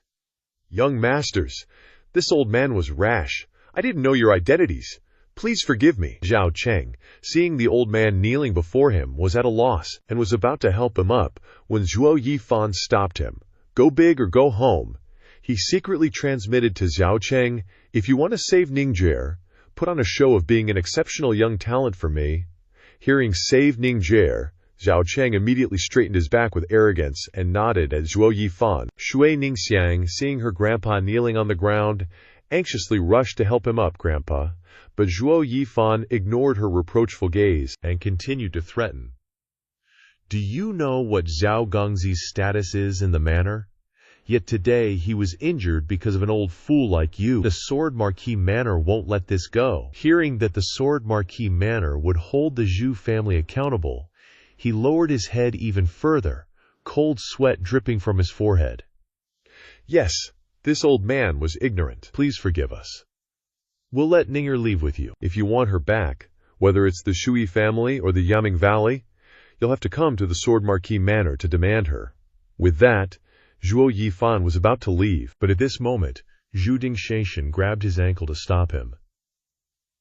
Wait, Ningxing'er offended the seventh elder. It doesn't matter what happens to this old man, but I can't let her go. Otherwise, the Shui family will be finished. Even if this old man has to offend you young masters from the Sword Marquee Manor, I absolutely won't agree. Zhuo Yifan narrowed his eyes at him, noticing the determination in his eyes, that he would definitely not let Shui Ningxiang leave. And suddenly thinking of something, Zhuo Yifan snatched the sword from Zhao Cheng's hand and pointed it at him. Zhao Cheng and Shui Ningxiang were immediately shocked, a sense of fear rising in their hearts. Zhuo Yifan, Zhao Cheng, whispered to him using a secret art, "Kid, have you gone crazy? I thought you were just bluffing. I didn't expect you were serious. He is Ningxier's gramps, you know." Zhuo Yifan paid no attention to their reactions, the sword still firmly pointed at the kneeling man, and coldly asked, "Zhui Dingxian, what do you want Ningxier to do?" Zhu Mingtian sighed helplessly, took a deep breath, and said, "I both know you young masters are fond of my granddaughter, but she's already betrothed to a young master from the Yuming Valley, and her 16th birthday, she has to be sent for a political marriage. She's run away countless times because of this. Now that the deadline is here, if she doesn't go, the entire Zhu family will face disaster. I beg you to spare us. Ning'er really cannot go through with this political marriage." "Ningxier wants to leave the city for this reason," Zhao Cheng said in surprise. Shui Ningxiang nodded sadly at the mention of the political marriage. Zhuo Yifan looked deeply at the kneeling man. He didn't seem to be lying, so they really wanted to send her for a political marriage. But he knew that if she went this time, she shouldn't even think of returning. Thinking this, he sighed and said, "It seems you don't understand. It's fine if it's really a political marriage. Too bad." "Too bad what? How could her fate be entrusted to people from the Yoming Valley?" Zhuo Yifan shook his head and said indifferently, "Zhao Cheng, the marriage is fake." The Yuming Valley's marriage scheme has clearly been around for a long time. Have you ever seen a bride survive and return? The Yuming Valley is one of the 7 houses, and there are many rules. How can families like ours be picky? We can't inquire about the woman after they married." Zhu Dingxian sighed. Zhuo Yifan shook his head. Sure enough, no one had guessed the Yuming Valley's true purpose, still thinking it was just a normal marriage. But little did they know that behind it was a long-standing conspiracy of the Yuming Valley, and he couldn't help but become serious. He said coldly, "Ha ha. Not asking means you agree with them. But if I tell you that all the brides who marry over there die, would you still send Ning Deer there?" Shui Mingtian was shocked to hear this. He didn't believe the Yuming Valley would do such a thing to the Zhui family. After all, their Zhu family had been loyal to the Yuming Valley for over a decade. Such a thing wouldn't happen. Thinking this, he decisively denied it. "What? How could that be? We've been so loyal and dedicated to them." Zhuo Yifan immediately sneered. "It's precisely because you're loyal that they chose you as cauldrons." The word cauldron struck Zhu Dingxian's heart hard. As a heaven-profound realm expert, how could he not know what cauldron meant? But he absolutely didn't believe that the Yuming Valley would do such a thing, and even set their sights on his granddaughter. Seeing their reaction, Zhu Yifan chuckled. He was a man of the demonic path, so he knew the demonic path well. He bluntly said, "In the demonic path, there is a method to collect wrong souls and resentful spirits to create attack techniques. However, the world's yin and yang are balanced, and excessive resentment can easily lead to backlash, so pure souls are needed to supplement cultivation. 16-year-old virgins are the perfect candidates," Zhao Cheng said. "They are using Ningxie to cultivate." Zhao Cheng was shocked.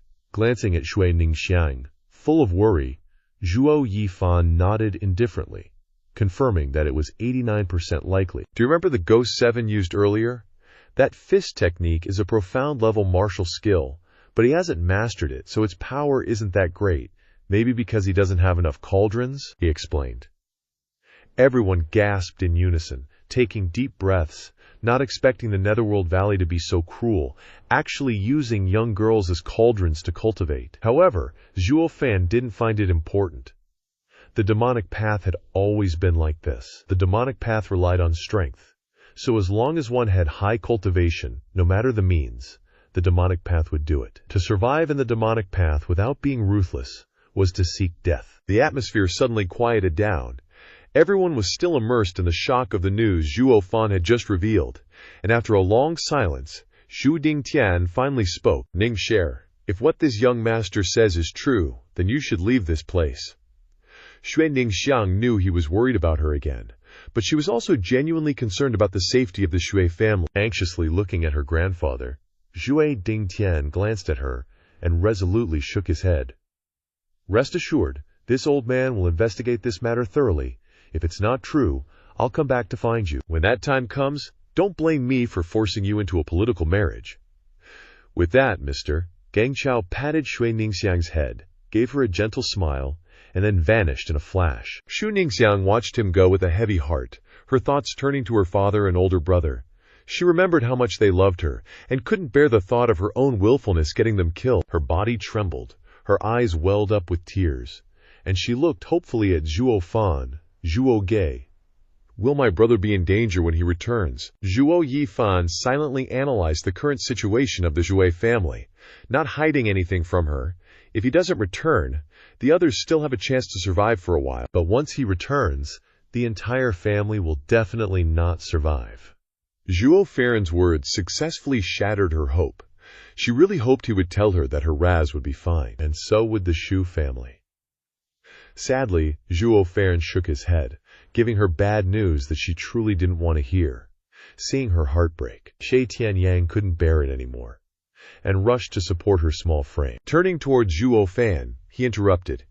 Hey, are you a worm in the belly of Yugichi? On what basis do you say that Xiangjie's grandfather and the entire family will be wiped out? You're a Tianshuan realm expert when you return, someone that Yugichi would be wary of, wouldn't he? That's where you're wrong. Although I'm not a worm in his belly, he and I are the same kind of person. I can roughly guess what he's thinking. From the beginning, we offended him, which naturally meant that the Xue family had already betrayed the Netherworld Valley. When he returns, he will definitely eliminate the roots. But then Xue Laoyezi went to find Ningxue. If that's the case, and he can't find a Tianshuan expert, he'll still spare the others to use as bait. Xue Laoyezi's return, once he returns, it's already set a tragic ending. He truly couldn't bear to see her in pain.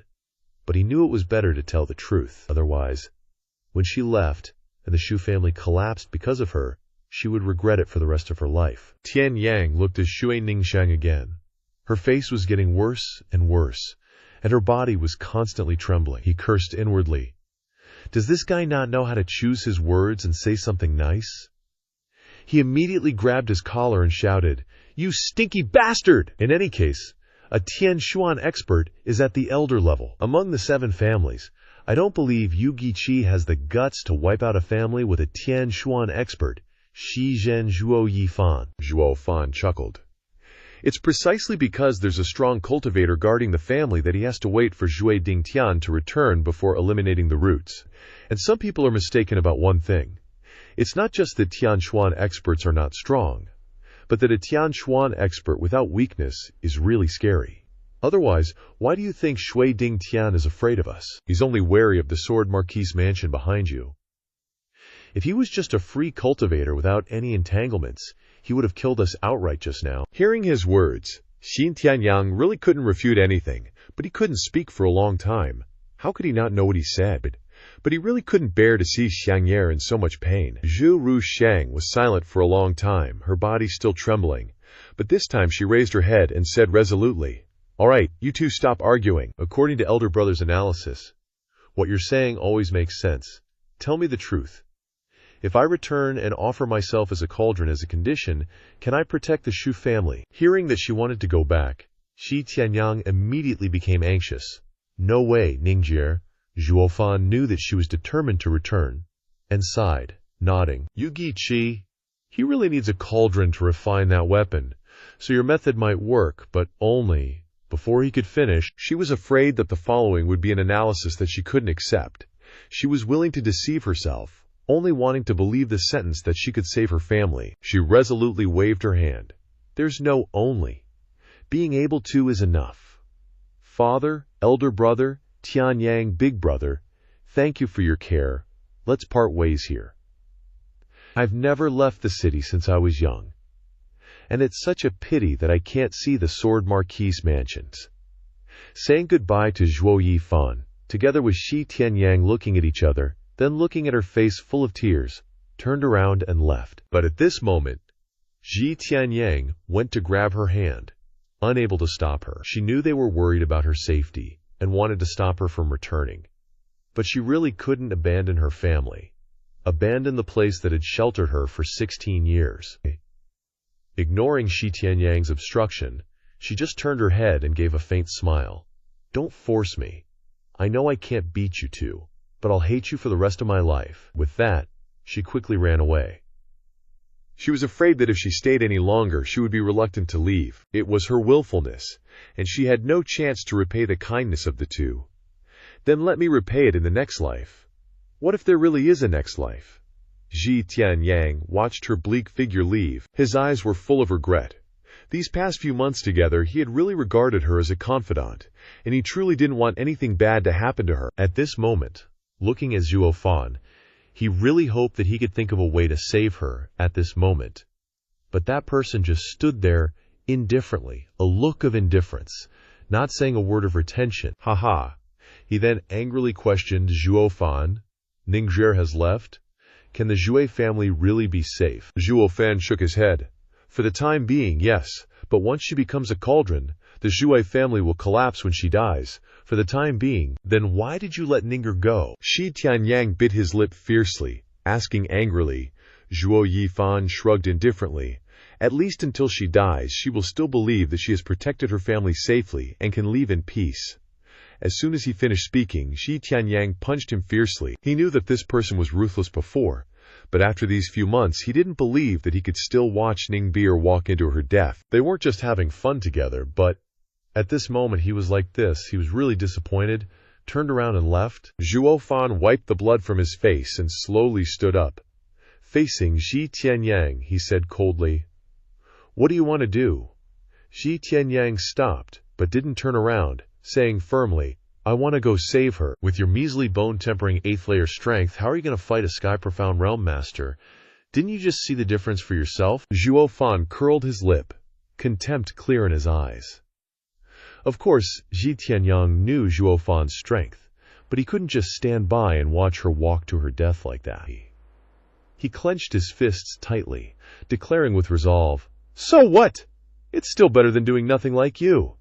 Besides, didn't we almost defeat you Kuichi last time?" Zhuo Fan looked at him like he was an idiot when he brought up young Kuichi's earlier stumble into their formation. The only reason they almost forced young Kuichi to lose before was because he underestimated them, plus they had a ton of trump cards back then. But with Yona Kuichi in his current state, how could that even happen now?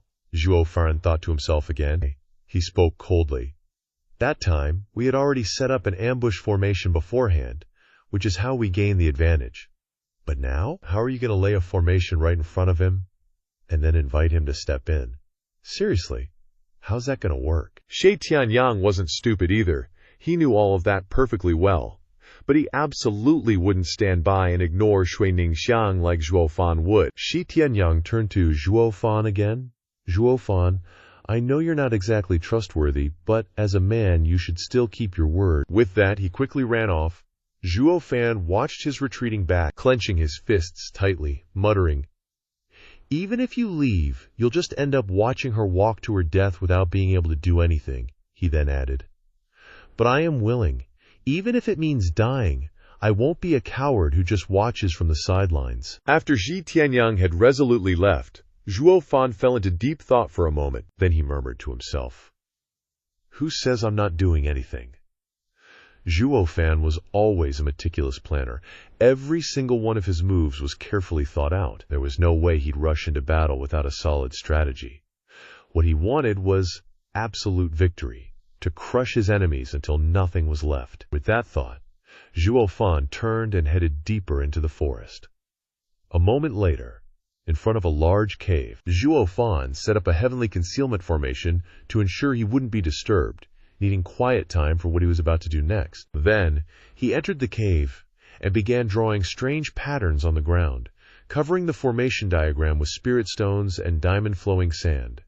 Once everything was meticulously arranged, 2 pairs of flowing light wings materialized in his hands, and at the same time, they also appeared in the center of the formation.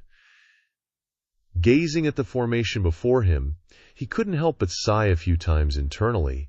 He truly never thought there'd be a day he'd have to use such a dangerous cultivation technique on himself. But right now, this was the only way he could boost his cultivation as quickly as possible. His enemy was Yu Kui-chi, an old geezer with both immense strength and cunning schemes. If he didn't have absolute power, he'd have to rely on tricks to win. He'd never cut off his own path. At this moment, Zhuo Fan channeled his primordial energy towards the center of the formation. A stream of golden light intertwined with crimson bloodlight appeared, circulating around the formation diagram. It was the heavenly demonic Great Transformation Art's body tempering array, refining his body to the 89th level of body tempering stage 2. The heavenly demonic Great Transformation Art could refine material within the body, turning it into an indestructible adamantine body. Once this cultivation technique was mastered, one's bones would become as hard as iron and steel, allowing them to crush anything in their path. Invincible. However, over-refining was excruciatingly painful. Forging demonic treasure materials into one's body was like having tens of millions of swords carve into every inch of your flesh, a pain 10,000 times worse than death by 1,000 cuts. If you failed to cultivate it successfully, both your body and spirit would be utterly destroyed, annihilated for eternity. At this moment, Zhuo Fan had entered the center. The formation activated, and his primordial energy began the first stage of body tempering. Muscle tempering. A wave of pressure began to infiltrate the muscles of his body. This body tempering method aimed to utterly destroy his entire body, from head to toe, inside and out, then rebuild his bones with diamond-flowing sand. This way, once completed, he would achieve both internal and external cultivation, becoming truly indestructible. Yet the agony involved was still unbearable. Zhuo Fan's body, now in the first stage, trembled ceaselessly. He bit down hard, enduring the pain without letting out a single sound. If it weren't to save Xuanning, he definitely wouldn't put himself through such torment, forcing himself to cultivate this self-harming technique. Even knowing how good this body tempering method was, it was truly too masochistic. A short while later, he finally succeeded. Having painfully endured the first stage, he let out a breath. After the agony subsided, he continued into the second stage of body tempering, bone refinement. As the name suggested, this stage was all about fortifying the bones. This process was 10 times more painful than the first stage, and the agony crashed over him once more. He couldn't help but twitch, biting his teeth fiercely and pressing his hands to the ground, suppressing the urge to cry out.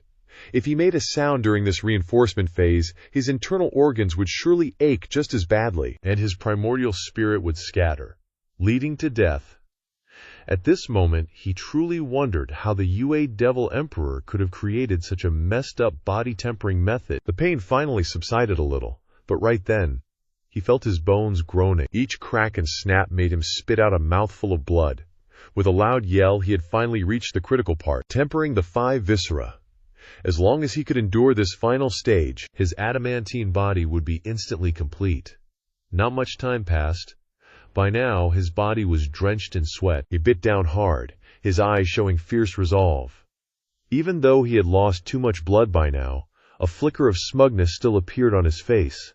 He had finally succeeded. Now, all he had to do was nurse this broken body back to health. But at that moment, his smile suddenly froze, as intense pain erupted ceaselessly from his chest, causing him to let out a direct scream. After destroying his internal organs, the diamond-flowing sand instantly surged into his brain, launching an assault on his mind and ravaging his primordial spirit. The most vital part of a cultivator was their head.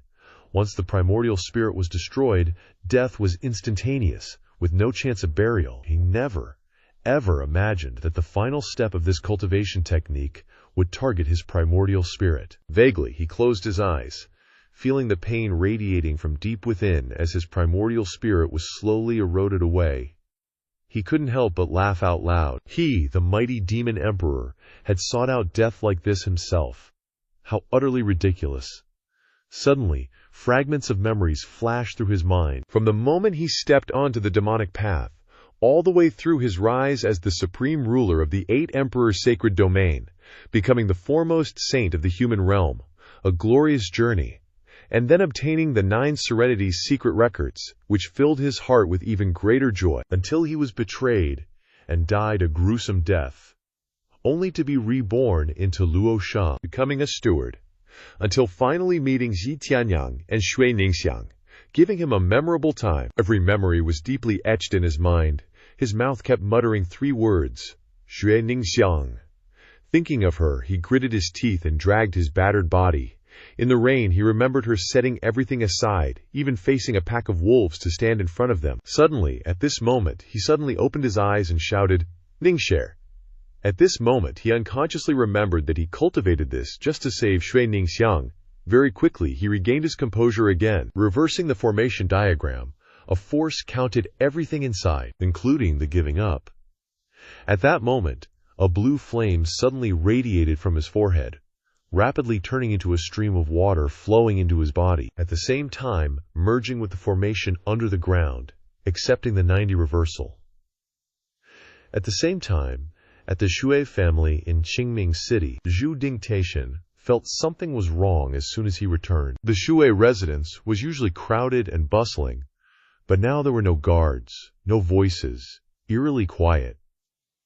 Quickly remembering what Zhuo Fan had said in the forest, he felt that something had happened to the Shui family, and he stepped inside with a worried heart. Walking to the inner courtyard, he saw the gloomy figure of Yonggi sitting there, calmly enjoying the good tea.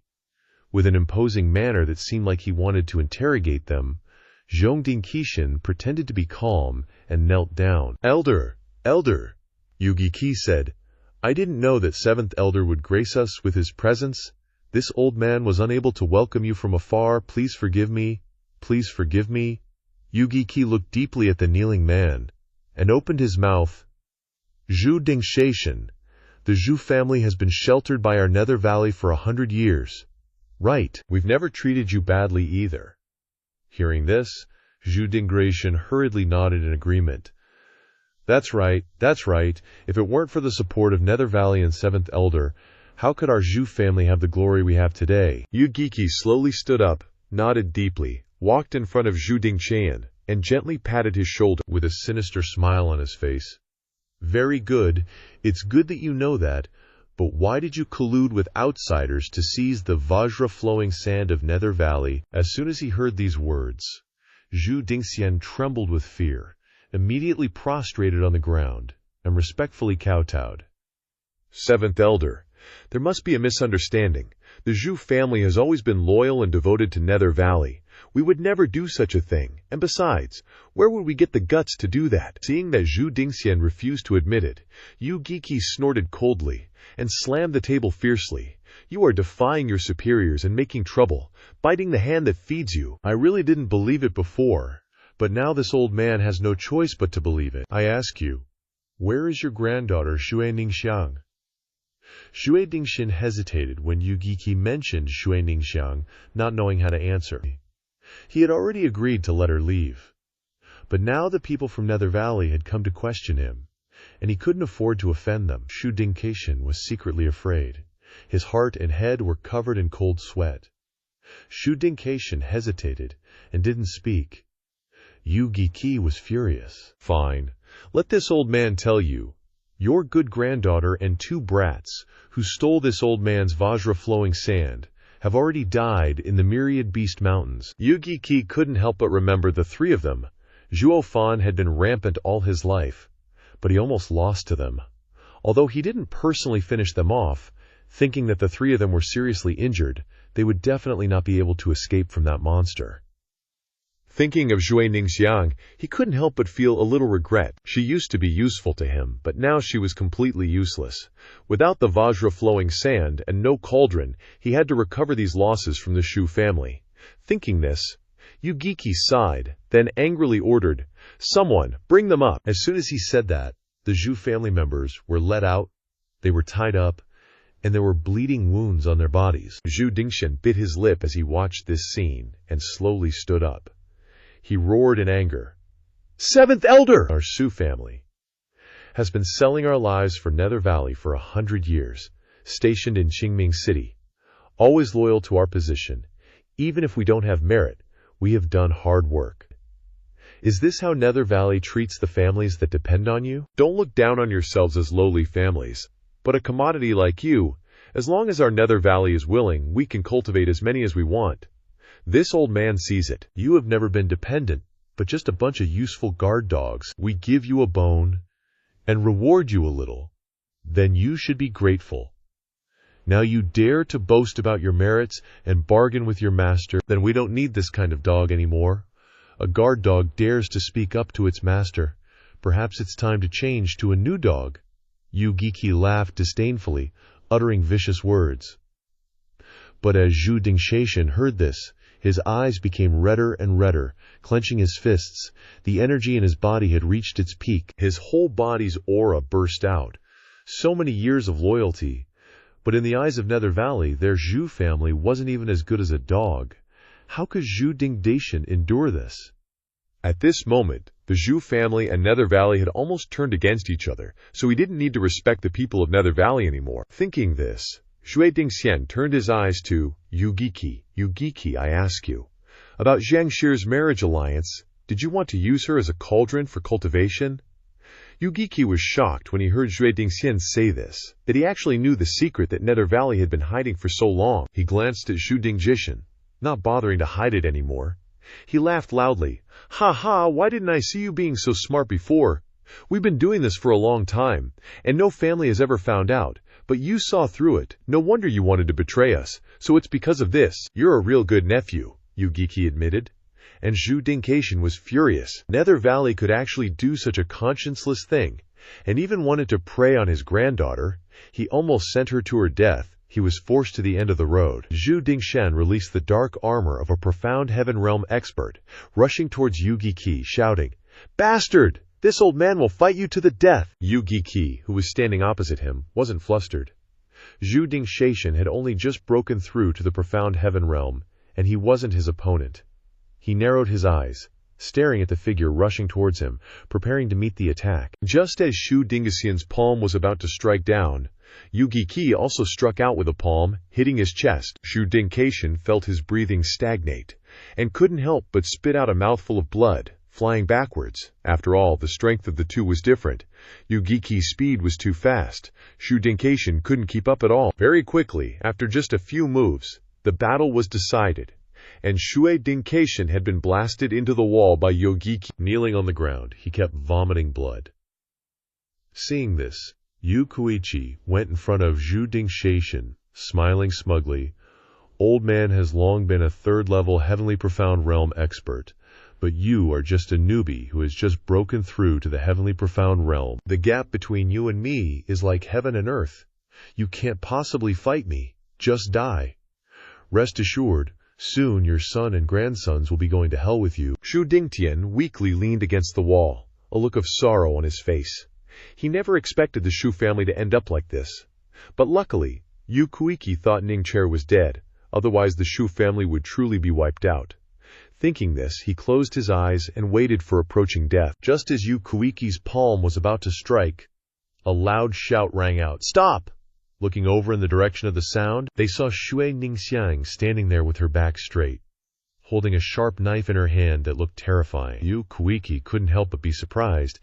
How could a little girl at the Qi refining stage escape the claws of that monster? However, he didn't care. It was good that she returned, which meant his furnace cauldron was still there. He couldn't help but be secretly delighted. The livestock hasn't died yet. Zhuo Dingshan didn't look at him. She was looking around, surveying the scene. The Zhuo family had just been through a massacre. Her father and brothers were tied up, and her father was seriously injured, with streams of terrifying bright red blood flowing out.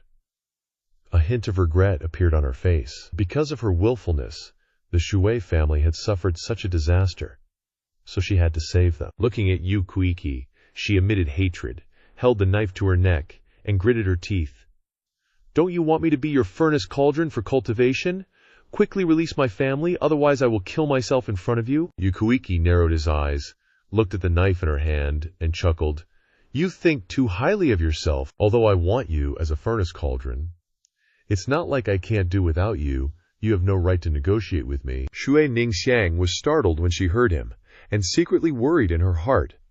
But quickly she remembered Zhuo Fan's words. She trusted him, and looked up at Yukuiki again.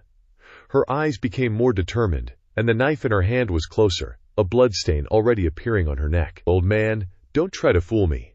I know that the furnace cauldrons in your Yuming Valley are not enough, so I am actually very important. If you say that, I will die with my family. Ningzher, don't stop. Zhu Dingshan and Yunkuiki saw her actions. One side fearing something would happen to her, the other side fearing she would ruin his plan, but both ultimately wanted her not to harm herself. Seeing this, Shui Ningxiang was secretly delighted. As expected, Zhuo Fan was right. She had the right to negotiate with him. Thinking this, she continued to probe. So the seventh elder is still reluctant to let me die, huh? Kuiki stared at her for a moment, his mind immediately racing. He didn't believe that this little girl could guess his thoughts. So there was only one possibility. That deeply scheming little bastard was still alive. He laughed softly twice. Kuiki said to Shui Ningxiang, is that little bastard still alive or not? Shui Ningxiang was startled when she heard him mention Zhuo Fan. She knew they had offended him. If he knew he was still alive, he would definitely not let him go. Thinking this, she replied sternly, he died in the Beast Mountain. If you want to find him, go and pick up his corpse, but I'm afraid it's already been eaten by spirit beasts. Her expression fell into Yomakuiki's eyes, and he couldn't help but sneer. As expected, that little devil is still alive. The only time in his life he suffered a big loss was at the hands of that little bastard. He sneered and said gloomily, you don't need to lie to me. From ancient times until now, I have rarely met opponents. The biggest loss I suffered was at the hands of that little brat. And I didn't get the diamond sand back, and I was also seriously injured. Little girl, I'm not looking down on you. With your mind, you can't guess my trump card. It must be that little bastard who taught you. Forget it, I'll take it, as I was careless this time and was exploited by you.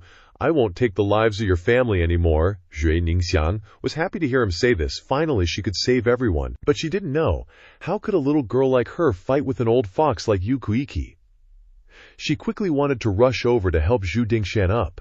But at this moment, Yukuiki's palm struck toward Zhu Dingshan, restricting his cultivation. Zhu Dingshan was already seriously injured, and now suffered another blow, immediately fainting. Seeing this, Shui Ningxiang kept shouting at him, Yukuiki, I agree, I don't need your lives. But I didn't say I would let you go. After all, my father is still a heavenly profound realm expert. I have to restrict his strength. When people come to Yuming Valley, I will release them. Shui Ningxiang bit her lips slightly and stared at Yukuiki. You have to keep your word, Yukuiki sneered. This little girl wants to play games with him. Foolish. When he had cultivated her Shu family's internal energy, she would definitely die. Thinking this, he ordered, of course, such an important person can't be deceived. Bring Ninger Miss back to her room to rest. Tomorrow we will set off for Yuming Valley, according to his orders. A leader brought servants to Shu Ningxiang's side. Today is Yuming, who had fought before. Yuming stood next to her, assessed her, and said crudely, so this is the furnace cauldron for senior brother to cultivate with. She's grown up so beautifully. Shui Ningxiang didn't give him a good look, ignored his words, and immediately turned to leave, her body as firm as an indestructible diamond. After the servants had taken Shui Ningxiang away, Yuming approached Yukuichi from behind and carefully asked, Master, I wonder if you have thought of a countermeasure to deal with the Luo family estate. Their steward Zhuo Fan is going to be the biggest problem for us in the future. Yukuiki couldn't help but think for a moment when he heard him mention the Luo family. That's right. Right after Yongming returned, he had reported the situation on the Blackwind mountainside to Yonkuiki. Of course, he also knew that 2 elders of Yuming Valley were killed by a chi refining stage brat named Zhuo Fan. So he was still planning to get rid of the Luo family on that side. Thinking this, he asked Yuming, you haven't told anyone about him killing our 2 elders, have you? No. If this is said, I'm afraid even the sect leader won't believe it. Yuming honestly confessed. Yukuiki smiled and said, At first, I didn't believe that a chi refining stage little devil had the ability to destroy a heavenly profound realm expert, but a month ago I also met such a monster and suffered a lot. It seems the world is vast. All kinds of strange people exist, but let's deal with that little brat first. I'll think of a way for Zhuo Fan. As for Shui Ningxiang, along the way, Shui Ningxiang heard the conversation between the two clearly. Yukuiki kept worrying. Yukuiki was indeed targeting Zhuo Fan. She was afraid something would happen to him, but she was now unable to help him. She could only silently pray in her heart, hoping he could leave safely, and that nothing unfortunate would happen. Meanwhile, on a mountain peak in the Wanshao mountain range, a figure in a white robe was sitting cross-legged in cultivation. Suddenly, he felt the flame he had left on Zhuo Fan lose its connection, and he couldn't help but be surprised. The person broke out of his cultivation state, carefully probed, and sure enough, he could no longer sense it. The person muttered in doubt, "Qing Yan, I thought that person had disappeared. So, did he erase it himself, or did he take it for his own and escape my control? But still, how could my Qing Yan be erased by him? It can't be that heaven-defying. Could he have really refined it? But if that's really the case, how do I find him now?" Thinking of this, the person couldn't help but worry a bit. But he quickly calmed down, chuckled, and gave up. He'll definitely come back himself later. At that moment, in a deep cave in the Wanshao Mountains, purple lights appeared, illuminating the entire forest. A moment later, Zhuo Fan's figure slowly walked out. He supported himself on the cave wall. But suddenly the rock wall exploded without warning. He was surprised and withdrew his hand, then grinned triumphantly. "After body refinement, my body was extremely weak, so I've been recuperating in this cave. Heaven doesn't disappoint those who persevere. After countless hardships, I finally succeeded. Now I've undergone a complete transformation, truly becoming an indestructible diamond body. This body is now refined from diamond-glazed sand, even stronger than a spiritual weapon. There's also the blue flame that guy left on my forehead," Zhuo Fan mused. "Before, I couldn't control it due to insufficient strength. But now, after the formation of the 9 Serenities Devil Emperor, my primordial spirit has completely merged with it, becoming a primordial spirit fire, and I can control it freely. Moreover, it can ensure the safety of my primordial spirit. Even a Tiangshuan expert can't do anything to me," he thought, then quickly put on his clothes. "It's time to get to work." Quickly putting on his clothes and tying up his hair, he flew towards Qingming City. In his heart, he kept thinking of, "Yugi Qi, Yugi, your end has come." Cut 2. 93rd Elder of the Sword Marquis Manor, Jian Sui Feng. The next morning, on a bustling street, the Mingji Yu wedding procession was on its way to the Shui Manor. The procession was crowded, with trumpets and drums playing lively music, bringing a joyful atmosphere to the neighborhood. People on the street chattered, everyone thinking that the Zhui Manor was climbing up the social ladder by marrying the Yuming Valley. But no one knew that this alliance would cause the Shu Manor to fall into eternal doom. At the same time, at the Shu Manor, in a small room, Shui Ningxiang was wearing a wedding dress, but her face didn't have a hint of the joy of someone about to get married. She was trying to put on the gorgeous jewelry, sadly saying to Quan Shanshu, who followed her, "I'm sorry, you can't follow me anymore. Once I step out of this door today, I won't be able to return here again. I originally wanted to make a home for you, but unfortunately, I can't do it. I'm sorry, my child. No matter what, I will save my family." At this moment, 2 gleeful maids entered, reminding her young lady to get married. Hearing the urging, Shui Ningxiang slowly stood up, put on the bridal veil, and inhaled Huang Yao. She stepped out. Secretly remembering the people of the Zhue family, she would definitely protect the Zhue family completely, just like the way they used to love and pamper her, even if it meant sacrificing her life. But little did she know this trip wouldn't only affect her Shu family. Before long, it would lead to the extermination of the entire family. The Yuming Valley wedding procession quickly arrived in front of the Shui Manor.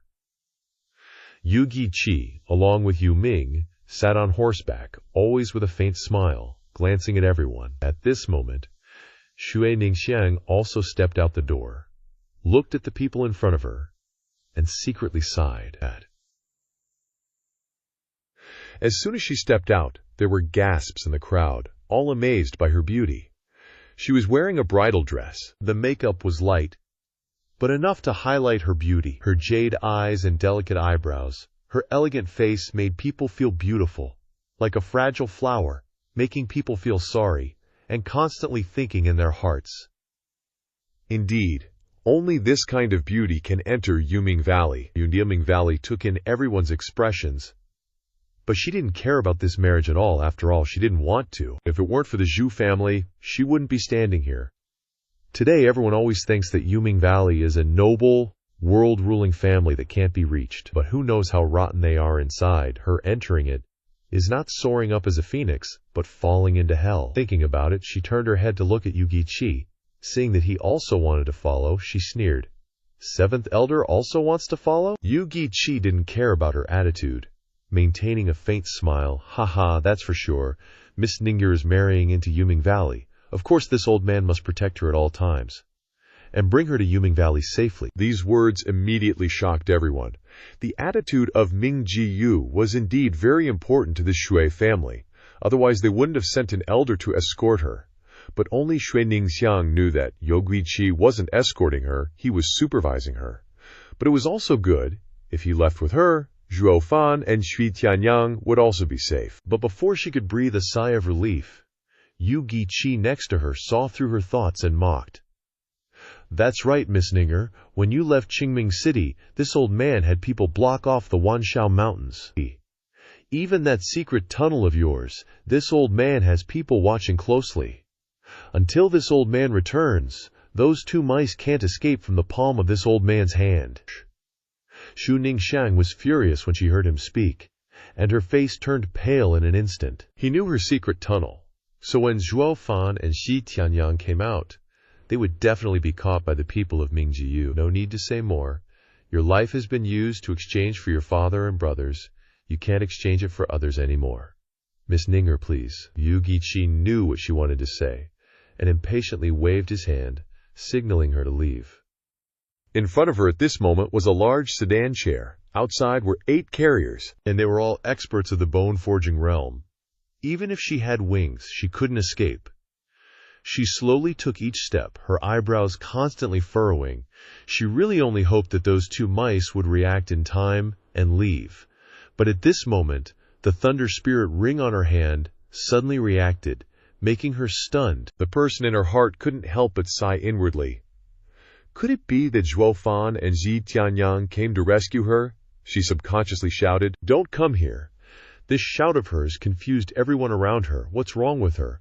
But only Yugi-Chi knew that the prey he was waiting for had arrived. His eyebrows furrowed slightly, and he looked around. Suddenly at this moment there was a loud shout, "Ninger, we're here to save you." After saying that, a figure rushed towards the sedan chair, holding a long sword in his hand and attacking Yugi-Chi.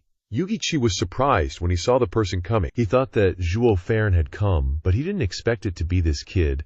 But whoever came was fine. As long as they appeared in front of him, he would definitely make them have no return. Looking at Xie Tianyang, who was rushing towards him, he curled his lips in disdain. "So you're not dead yet, but you're just a bone-forging realm, and you dare to challenge this old man?" As soon as he finished speaking, he was not afraid. The 4th grade spiritual weapon was attacking, and he channeled his origin power to the palm of his hand. The surrounding environment suddenly whipped up a crazy gust of wind, making everyone feel a chill down their spines. Shi Tianyang thrust his sword but was blocked by a force and retreated, a little shocked.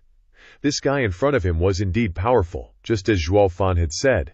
They had succeeded before because Yuan Giki had underestimated them. But now that he was here, he wouldn't give up and leave. The long sword in his hand attacked again, rending the sky strike. Yugi-Aki's eyes narrowed when he saw the technique Shi Tianyang used, and he instantly disappeared, dodging the attack. That sword slashed down on the palanquin, instantly shattering it. Yugi-Ki looked at the person in front of him in surprise. Void Spirit 9 strikes. Who are you from Sword Marquis Manor? Why is it that someone so young can receive the exclusive true teachings? Could it be that Sword Marquis Manor is meddling in Xie Tianyang's affairs, HMPH, not giving Yugi-Ki time to rest? He continued to slash with his sword. The second Void Strike. Know your own limits? Even if you're using a Xuan-grade martial skill, you need to understand that the bone-tempering realm and the heaven profound realm are an insurmountable gap. Yu Giki sneered dismissively. As soon as he finished speaking, Yu Giki instantly disappeared, quickly appearing in front of Xie Tianyang. Staring intently at him, Xie Tianyang was surprised to see the opponent and raised his sword to defend. However, young Giki was too fast to avoid and was immediately hit, sent flying out. By the time he stood up, he had already been captured by bone-tempering realm experts from Underworld Valley. Yu Giki slowly retracted his hand, looked at Xie Tianyang kneeling on the ground, and sneered, "HMPH, little brat, you brought this humiliation upon yourself. If it wasn't for the face of Sword Marquis Manor, this old man's palm would have killed you already." Xie Tianyang laughed twice when he heard him, curling his lip in disdain. "Kill this young master if you dare, but when that time comes, Underworld Valley will definitely have to fight Sword Marquis Manor. Can you bear the responsibility? Hey, hey, hey." Yu Giki's face was gloomy, and a murderous intent flashed in his eyes. "You little brat. Do you really think that this old man is afraid of your Sword Marquis Manor? Today, you caused trouble in this old man's territory first. Even if I kill you, Sword Marquis Manor won't have anything to say." As soon as he finished speaking, Yu Giki mobilized his profound energy again and struck down with his palm. Xue Ningxiang, who was on the side, saw Yu Giki about to attack and shouted anxiously, "Don't." But Yu Giki didn't pay attention to her. He wanted to settle both the old and new scores with Xie Tianyang today. This palm was still fiercely coming down, and stopped following a loud shout. At this moment, a burst of profound energy struck towards Yu Giki, startling him. Immediately dodging, bang! The place where Yu Giki was standing instantly exploded, smoke filled the air. At the same time, a figure wearing a white robe appeared. Yu Giki looked at this uninvited guest and gave a disdainful smile. "Try, guest. It's rare to see you here. It's been 50 years. How have you been?" Sword following the wind finally showed up. The person who came was an old man in a white robe with a haggard and aged face, murky eyes, and the old man's hands were incomplete, with only 2 fingers left, but the hands were full of calluses and veins. Truly a swordmaster. Xie Tianyang was overjoyed to see the person arriving, and was rescued by that person at the same time. He shouted loudly, "Eighth Elder!" That person heard Yu Giki's sarcasm, eyes full of hatred, looked at him, and coldly spoke, "It was good, but seeing you makes me uncomfortable." Xie Tianyang had escaped from control, immediately ran over and grabbed Sword following the wind's sleeve, hurriedly begging, "Eighth Elder, you've come at the right time. Quickly help me save Ningxier." Sword following the wind looked at Xue Ningxiang, then looked at Xie Tianyang, shaking his head. "Tianyang, this is Underworld Valley's internal affair. We don't need to care about them." Yu Giki laughed loudly when he heard this. "That's right. Young people have to pay a high price for meddling in other people's affairs. The person next to you is a very good example." If he hadn't stuck his nose into other people's business, how would he have lost 3 fingers for no reason? Hearing these words, Sword following the wind trembled involuntarily. His eyes bloodshot, and hatred emanated from his body. He looked at Yu Giki and said, "If this old man hadn't been young and inexperienced back then, how would I have fallen for your dirty trick?" "Can't say it like that. I heard my master mention the senior story before. It's called 'A Man Isn't Licentious, He Isn't a Youth.' Back then, if Senior hadn't shamelessly fooled around with a beautiful girl from our Underworld Valley's dependent family, how could you have been defeated in the gentle fragrance trap? In the end, forcing your manor lord to use 3 cities to exchange for your return, but those fingers can't be reattached." Yu Ming then walked to the side, smiled, and said, fiercely biting his lips, Sword following the wind was enraged, "You guys are going too far. What do you want here? You want to fight? 50 years ago you weren't my opponent. Now you're even less of a match for me. If you really want to fight, then you should still call your 7 Sword Elders over here." The Sword Elders of Sword Marquis Manor are famous throughout the world. This Guio Giki admires them very much.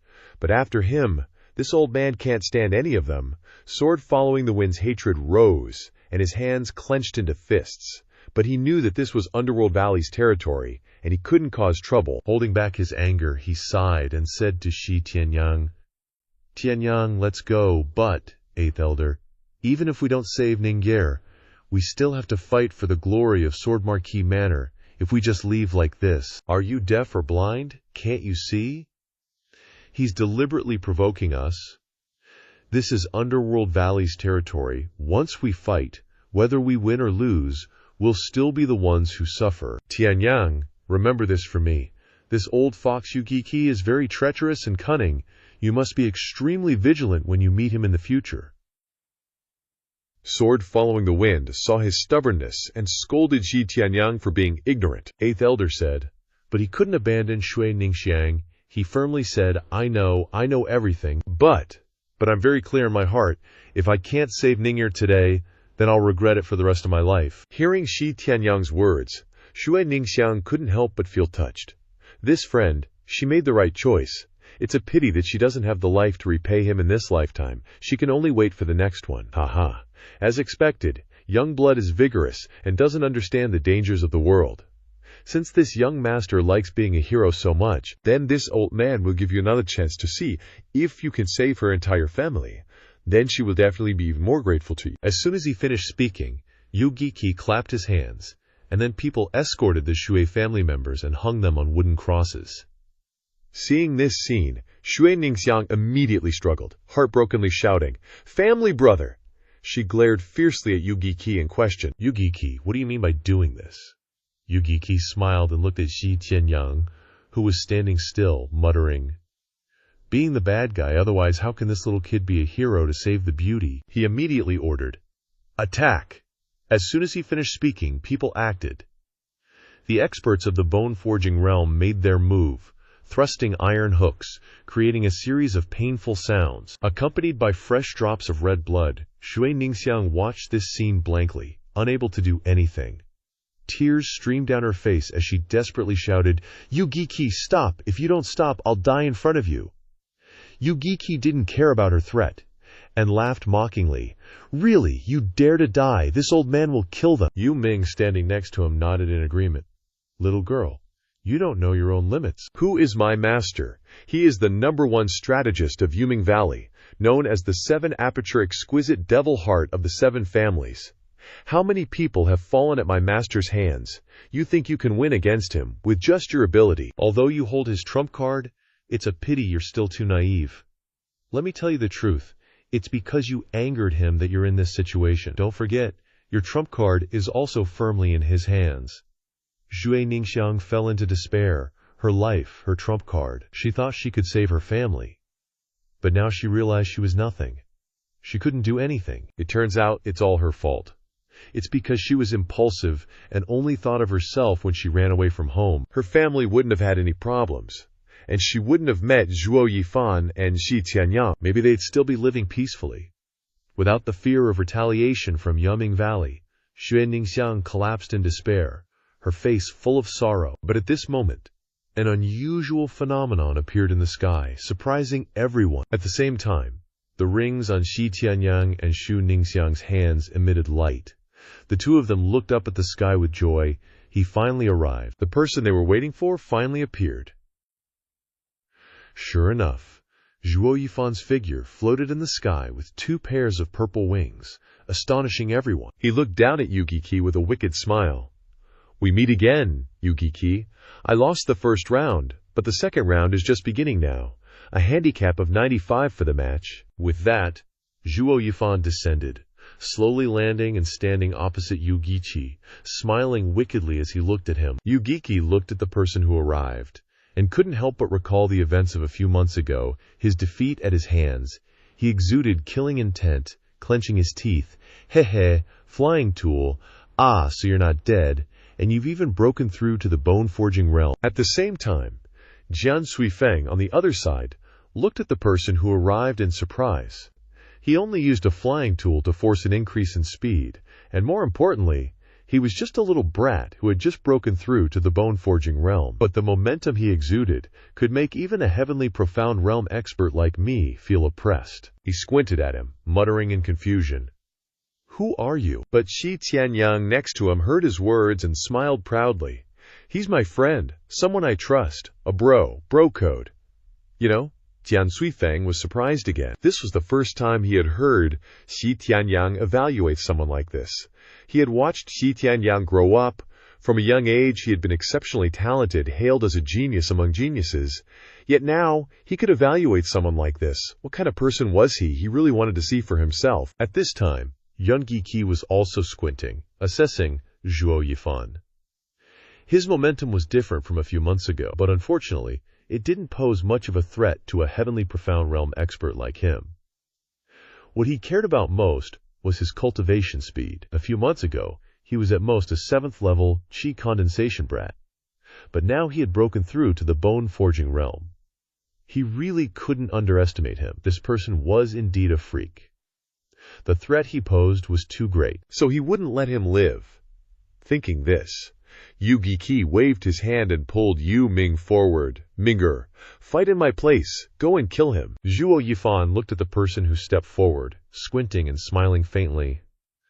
This bastard actually managed to escape.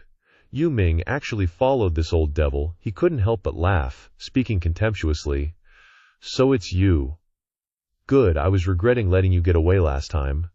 This time, let's end our feud once and for all. Minger, what's wrong? Do you know each other? There was no response. Yu Qi angrily looked back, only to see Yu Ming standing still, his face pale with fear.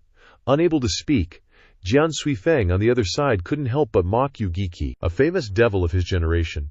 Arrogant and self-important. His disciple is no exception. But look at him now. What situation has he fallen into? Just a little brat of the bone-forging realm? And his most prized disciple is trembling like a dog. Jian Suifeng didn't miss the opportunity to mock him, laughing twice and saying, "Ha ha," as expected of a famous teacher with a talented disciple. Today, this old man has gained a deeper understanding of Yuming Valley's disciple. Such a hero he is. Yuming Valley and Jianhu Manor had been enemies since ancient times. Neither force would miss an opportunity to ridicule the other, but now he was being mocked by a defeated opponent. How could he not be angry?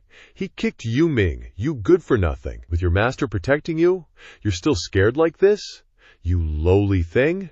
He just broke through to the bone-forging realm. What's there to be afraid of? Yu Ming was still trembling. His defeat at Zhuo Yifan's hands in Blackwind Mountain had become his nightmare. He looked at him again. Seeing him smiling at him, he involuntarily knelt at Young Qi's feet, shouting in alarm, "Master! He is the butler Zhuo Yifan of the Luo family. Elder Yun and Elder Jian both died at his hands." Hearing this, Young Qi looked at Zhuo Yifan in shock. He was the butler of the Luo family, and he killed the 2 great elders of Yuming Valley. No wonder Yu Ming was so afraid of him. However, for him, who had almost been defeated by him, he wasn't too surprised. This person was skilled in setting up formations and had deep scheming. He himself had fallen into his trap, but he couldn't set up a formation in this place. His current strength had only just broken through to the bone-forging realm, and he was no match for Yu Ming, who had the strength of the 2nd level of the bone-forging realm. He thought that Yu Ming was only being affected by his previous fear, so he wanted to let his disciple overcome his inner demons. He must let him kill him himself. Thinking this, he patted Yu Ming's shoulder to reassure him, then turned to the bone-forging realm subordinates behind him. Who is willing to capture him? This old man will definitely reward you handsomely. As soon as the elder's subordinate finished speaking, he stepped forward, flashing a sinister grin at Zhao Cheng. Yu Qi, on the other hand, advised Yu Ming, "Take a good look. This kid's only good at formations. Without a chance to set one up, he's nothing special. Once the guards capture him, you can kill him yourself and be rid of your inner demon." Jian Suifeng stood by, observing. Since the Jian family wouldn't interfere, he could only watch from the sidelines. Though he disliked Yu Qi, he couldn't help but marvel at how the guy was dealing with Yu Ming's inner demon. Not bad for a 7-aperture exquisite fiend, figuring out the problem and a quick fix in no time. With that thought, Jian Suifeng glanced at Xi Tianyang. "Tianyang, your friend's in trouble." Xi Tianyang, hearing him, chuckled lightly. "That guy's a monster. He could gain the upper hand against you despite the difference in your spirit weapons and strength, let alone now that he's broken through to the bone-tempering realm. A simple fight isn't a challenge for him." Xi Tianyang stated calmly, "That kid looks so composed. He'll be fine." Hearing this, Jian Suifeng frowned, looking ahead with curiosity. He'd never seen a bone-tempering realm first-level cultivator beat a 7th-level cultivator, but Shi Tianyang's nonchalant attitude reassured him. Of course, he really wanted to see these Yuming Valley folks get wrecked. Meanwhile, the Yuming Valley lackey approached Zhao Cheng, smugly saying, "You're a gift from heaven to me, buddy. Capturing you, the little devil, means big credit with 7th Elder.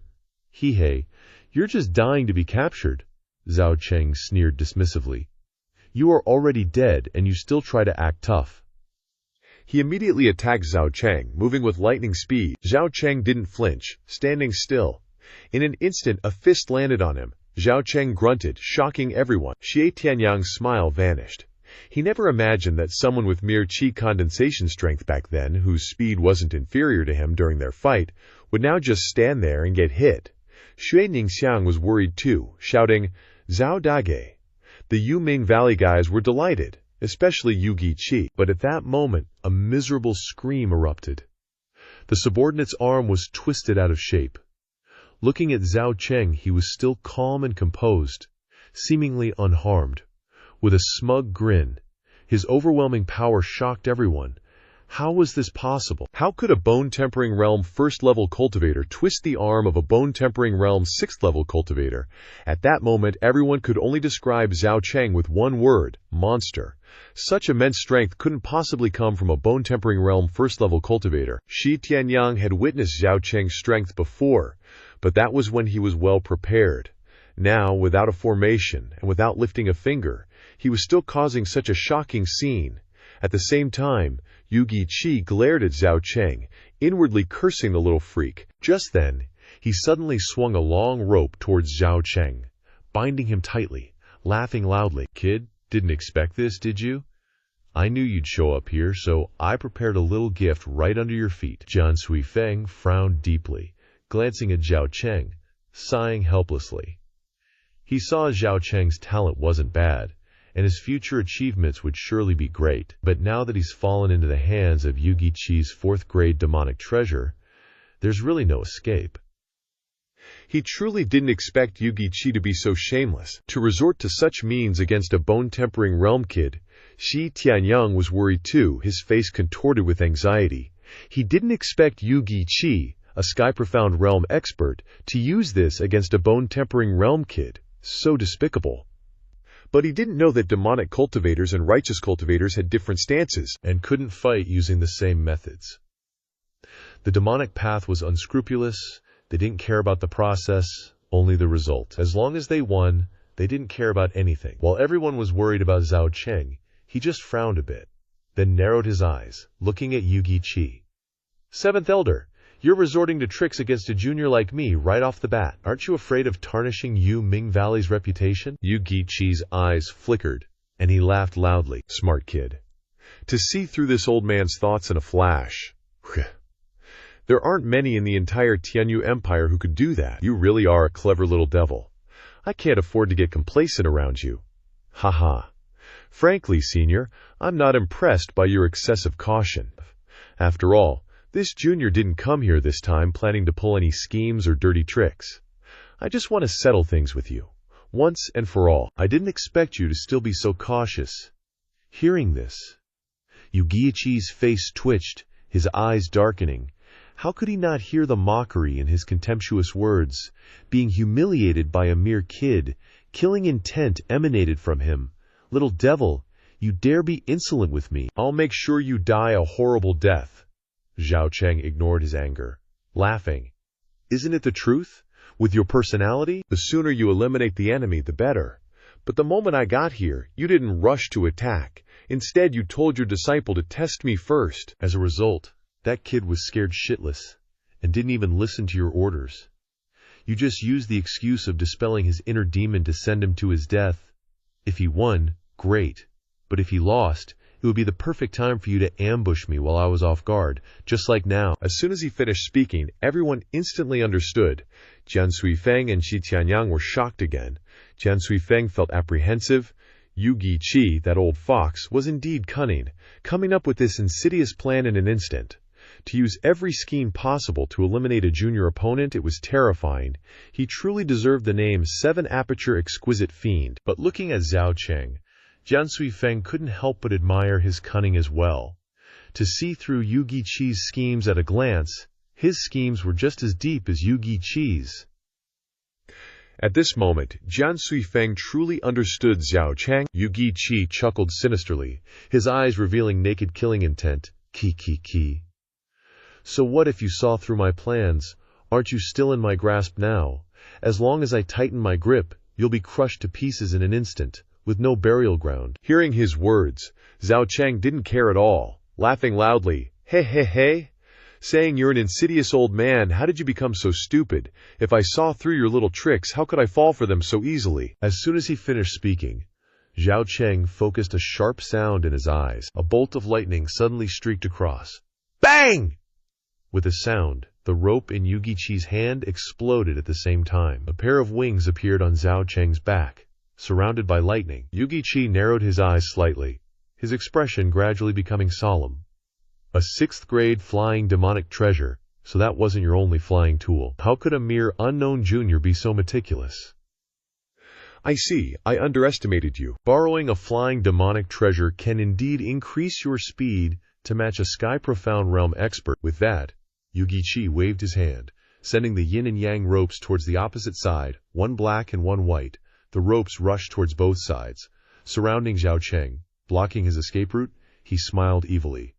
But a sky-profound realm expert is stronger than a bone-tempering realm cultivator in more than just speed. How could Zhao Cheng not know this? However, he didn't bother paying attention to the two ropes, sneering, "This? Of course, I know. The terror of the sky-profound realm lies in the agility of close combat, which is something no flying demonic treasure can compensate for." But just as the two ropes approached, Zhao Cheng rushed straight for his vitals. But at this moment, a change occurred. A pair of wings appeared, winding around and confronting the two ropes, instantly knocking the ropes away, without touching a single strand of hair on him. Seeing this scene, Yu Guiqi and Jian Suifeng exclaimed in shock. How is this possible? Demonic treasures are inanimate objects. How can they transform at will? Zhao Cheng stood there with a straight back, saying indifferently, "Who said it's a demonic treasure? Demonic treasures are tools made by demonic cultivators. But when I refine the wings of the Lei Yun sparrows, I refine them into my body. You could say it has become a part of my body, and it is not an ordinary demonic treasure." Yu Guiqi was now truly angry, gnashing his teeth. Damn monster kid! With that, the staff in his hand attacked Zhuo Fan again. But this time it wasn't just 2, but 8. Simultaneously lunging forward. Yet, Zhuo Fan remained nonchalant, not worried in the slightest, and sneered. Is this the agility of a profound realm expert? What a joke. Suddenly, everyone heard a series of loud explosions, with lightning constantly crackling, but they couldn't see the staff or Zhuo Fan's wings at all. They only saw him standing calmly, surrounded by lightning. Seeing this scene, everyone truly realized how intense their battle was. They couldn't keep up at all. And at this moment, after many attacks in the battle, Yu Guiqi had appeared behind Zhuo Fan, holding a sharp weapon in his hand, grinning triumphantly. "You little brat, let's see what tricks you can pull this time." Just as Yu Guiqi struck, Zhuo Fan quickly used the Misty Shadow Step, catching Yu Guiqi off guard. The moment he revealed an opening, Zhuo Fan instantly appeared behind him, sneering inwardly. "Seventh Elder, doesn't it feel good to be ambushed from behind? If what I had in my hand right now was a rank 3 demonic treasure, and if I stabbed you, you'd be a dead man. But even when that opportunity came, I'm still alive and kicking." Hearing Zhuo Fan's taunts, Yu Guiqi couldn't hold back anymore and erupted, his eyes dark. "You son of a bitch, don't get too cocky." With that, Yu Guiqi attacked him again, emanating a thick killing intent. Never before had he had such a strong desire to kill someone. Zhuo Fan posed too great a threat. If he didn't eliminate him today, he would definitely be unable to do anything to him in the future. At this moment, Yu Guiqi, a heaven-profound expert, was using his full strength. The yin-yang twin puppets sped up, wanting to prevent Zhuo Yifan from escaping even a single step. Zhuo Fan looked at it without panic, smiled faintly, and then used the Misty Shadow Step again, instantly disappearing. Once again losing sight of his opponent, Yugi-Chi gritted his teeth and said, "That's the same footwork again, do you only know how to run?" With that, he squinted at the afterimages, and suddenly attacked in one direction, saying, "That's Zhuo Fan's real body.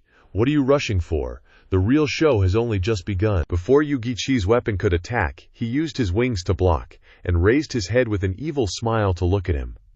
The two afterimages fought fiercely in the air, but no one below could see them. Looking at this intense battle scene, everyone was in awe. A bone-tempering realm cultivator actually fought against a heaven-profound realm expert, creating such a shocking scene. At this time, Xie Tianyang below looked up and was constantly shocked. "Too fast, I can't see how they're fighting at all." He turned to look at Jian Suifeng. "How can it be so fast? I can't catch their movements at all." "Eighth Elder, what's the situation now?" Jian Suifeng was the only person here who could keep up with the speed of the two people above, and cold sweat was constantly dripping down his forehead. He had lived so many years, this was the first time he could see this scene. It was too shocking. "Tianyang, this friend of yours is terrifying. This old man has never seen Yugi-Chi suppressed to this extent before." Yugi-Chi has clearly used his full strength, but he is still able to steadily suppress him just by relying on speed. But he's not relying on speed to fight Yugi-Chi head-on, but is instead dueling with Yugi-Chi while slaughtering his subordinates under his nose. Why? Jian Suifeng's eyes narrowed slightly as he looked at the battle, and smiled faintly. "Haha, that's what's scary about that kid. He's doing this to slap that old ghost face in the most brutal way." Yugi-Chi is known as the Seven Orifices Exquisite Devil. Today, he's being played like a cat playing with a mouse by a bone-tempering realm kid amidst applause. He fails to do anything to his opponent time and time again, so where does his face go? At this moment, Jian Suifeng understood. Zhuo Fan is the same kind of person as Yugi-Chi. Vicious, brutal, deeply scheming, and ruthless. This kind of person is the most terrifying. Offending them is a big trouble. Their revenge is not only to want their opponents to die, but also to take away everything most precious, making their opponents wish they were dead. At the same time, at this time on the battlefield, after a period of fighting, Zhuo Fan changed from defense to offense, and proactively came to face Yugi-Chi, grabbed his weapon with one hand, and said coldly, "So this is what you call a heaven-profound realm expert? It's nothing more than this." Yugi-Chi was caught off guard by Zhuo Fan's change, and once again used his strength to attack. Zhuo Fan released his hand at the same time, and the two retreated simultaneously. Yugi-Chi's mind was constantly racing. Zhuo Fan's current strength was no longer the same as before. He was sure that his strength had now surpassed him. Not to mention this person's scheming was unfathomable. This was the first time he had encountered such a person. Just at this moment, Jian Suifeng's laughter suddenly rang out below, hitting Yugi-Chi's heart hard. "Haha, as expected, there is always someone more evil than you. Yugi-Chi has done many evil deeds in his life, and now he is being tormented to this point by a little devil. It's really enjoyable, haha." As soon as the words fell, Gui-Chi in the air gritted his teeth constantly. His lifelong pride was actually being destroyed in the hands of this kid. He would definitely not let this happen. If he continued like this, he would definitely be played to death by Zhuo Fan. Suddenly, he glanced at Shui Ningxiang, deciding to take a gamble, otherwise there was no other way. Thinking this, he waved his staff again, still heading towards Zhuo Fan. "Wasting your effort, this toy has no effect on me." Having said that, he used the wings on his back for support. But just when the long spear was about an inch away from Zhuo Fan, it changed direction and attacked Shui Ningxiang on the other side. Zhuo Fan's eyes narrowed, and he hurriedly flew towards Shui Ningxiang to block Young Giki's attack. Otherwise, she would definitely be done for. Seeing this, Young Gieki immediately smirked triumphantly. Sure enough, he was right. This Zhuo Fan was no longer as ruthless as he was in the Wanshou mountain range. He appeared here today because he cared about that girl Shui Ningxiang. Therefore, as long as he attacked Shui Ningxiang to distract him, he would win this battle. Seizing the opportunity, Yugiki laughed loudly. "Haha, so that's how it is. Zhuo Fan, oh Zhuo Fan, I've finally found your weakness. Your ruthlessness and selfishness always made me wary of you, so when you came here today, I still thought you were here for revenge, but it turns out you're here to save this girl." Zhuo Fan, protecting Xue Ningxiang on the opposite side, glanced at him and said coldly, "So what? The outcome today won't change? You're gonna die sooner or later." "Well, if you were as ruthless as you were back then, I'd still be wary of you, but now that you've developed feelings for that girl, you've let me grasp victory in my hands, haha." With that, Yu Giki rushed forward, forming a hand seal for a Xuan-grade martial skill, Ghost Face Seal. In an instant, a ghost face illusion appeared before everyone's eyes, surrounded by extremely mournful wails of wronged souls. Jian Suifeng, who was observing from the side, was shocked upon seeing this and shouted loudly, "Not good!" This is the Xuan-grade martial skill of the Yuming Valley, Ghost Face Seal. This Ghost Face Seal is unlike ordinary martial skills. It attacks the primordial spirit, making it difficult to defend against. Basically, cultivators below the Divine Illumination realm find the Ghost Face Seal extremely difficult to deal with. If you're hit lightly, you'll fall unconscious. If you're hit hard, both your body and spirit will be destroyed. Jian Suifeng's words were clearly transmitted word for word to Zhuo Fan in the distance, clearly intending to guide him. How could Yu Giki not know this? But he wasn't worried, and laughed loudly, "Brat, if you dare to dodge, the Ghost Face Seal will directly hit that girl's face. I don't think you can escape the Ghost Face Seal while carrying someone like that." Hearing this, Xue Ningxiang hurriedly said, "Brother Zhuo, leave me alone. You must dodge it later. As long as you save my father and everyone else, I'll be grateful to you even if I die." Zhuo Fan turned to look at her, shook his head with a smile, and then said coldly to Yu Giki on the opposite side, "She's mine. With me here, don't even think about hurting her." "Very well, then I'll deal with you." Laughing loudly, Yu Giki suddenly pointed forward, and the Ghost Face Seal let out a mournful cry and rushed towards Zhuo Fan. Seeing this scene, Xue Ningxiang behind him anxiously called out, "Brother Zhuo!" But Zhuo Fan still firmly protected her behind him. The Ghost Face illusion slammed into him fiercely, and suddenly, wails of grief and pain rang out as a mass of black energy enveloped him. Seeing this, Xie Tianyang couldn't help but look anxiously at Jian Suifeng, but Jian Suifeng shook his head helplessly and sighed. Even a heavenly profound realm expert couldn't avoid this move, let alone an ordinary bone-tempering realm cultivator. Xue Ningxiang had already collapsed to the ground, crying in sorrow. Yu Giki laughed triumphantly, looking at Zhuo Fan surrounded by vengeful ghosts, and said loudly, "Brat, you're done for." So, the path of the demon is ruthless, but you developed feelings, which has become your fatal weakness. Little girl, you're the one who killed this kid. Hearing this, Xue Ningxiang cried out in despair, "Brother Zhuo, I'm sorry. It's me. I'm the one who killed you." But as soon as she finished speaking, a triumphant laugh echoed from the black mist. "Oh my silly girl, don't cry in front of this old geezer. The more miserable you are, the happier he is." Jian Suifeng and Xie Tianyang were surprised and delighted to hear his voice. It's a good thing he's still all right. But Yu Giki wasn't so happy, his eyes filled with disbelief. Impossible. His primordial spirit should have been completely devoured. Just then, Zhuo Fan let out a soft chuckle. "You think you can kill me with a petty little trick like this? Aren't you being a bit too naive?" 7 Aperture's Soul Ghost.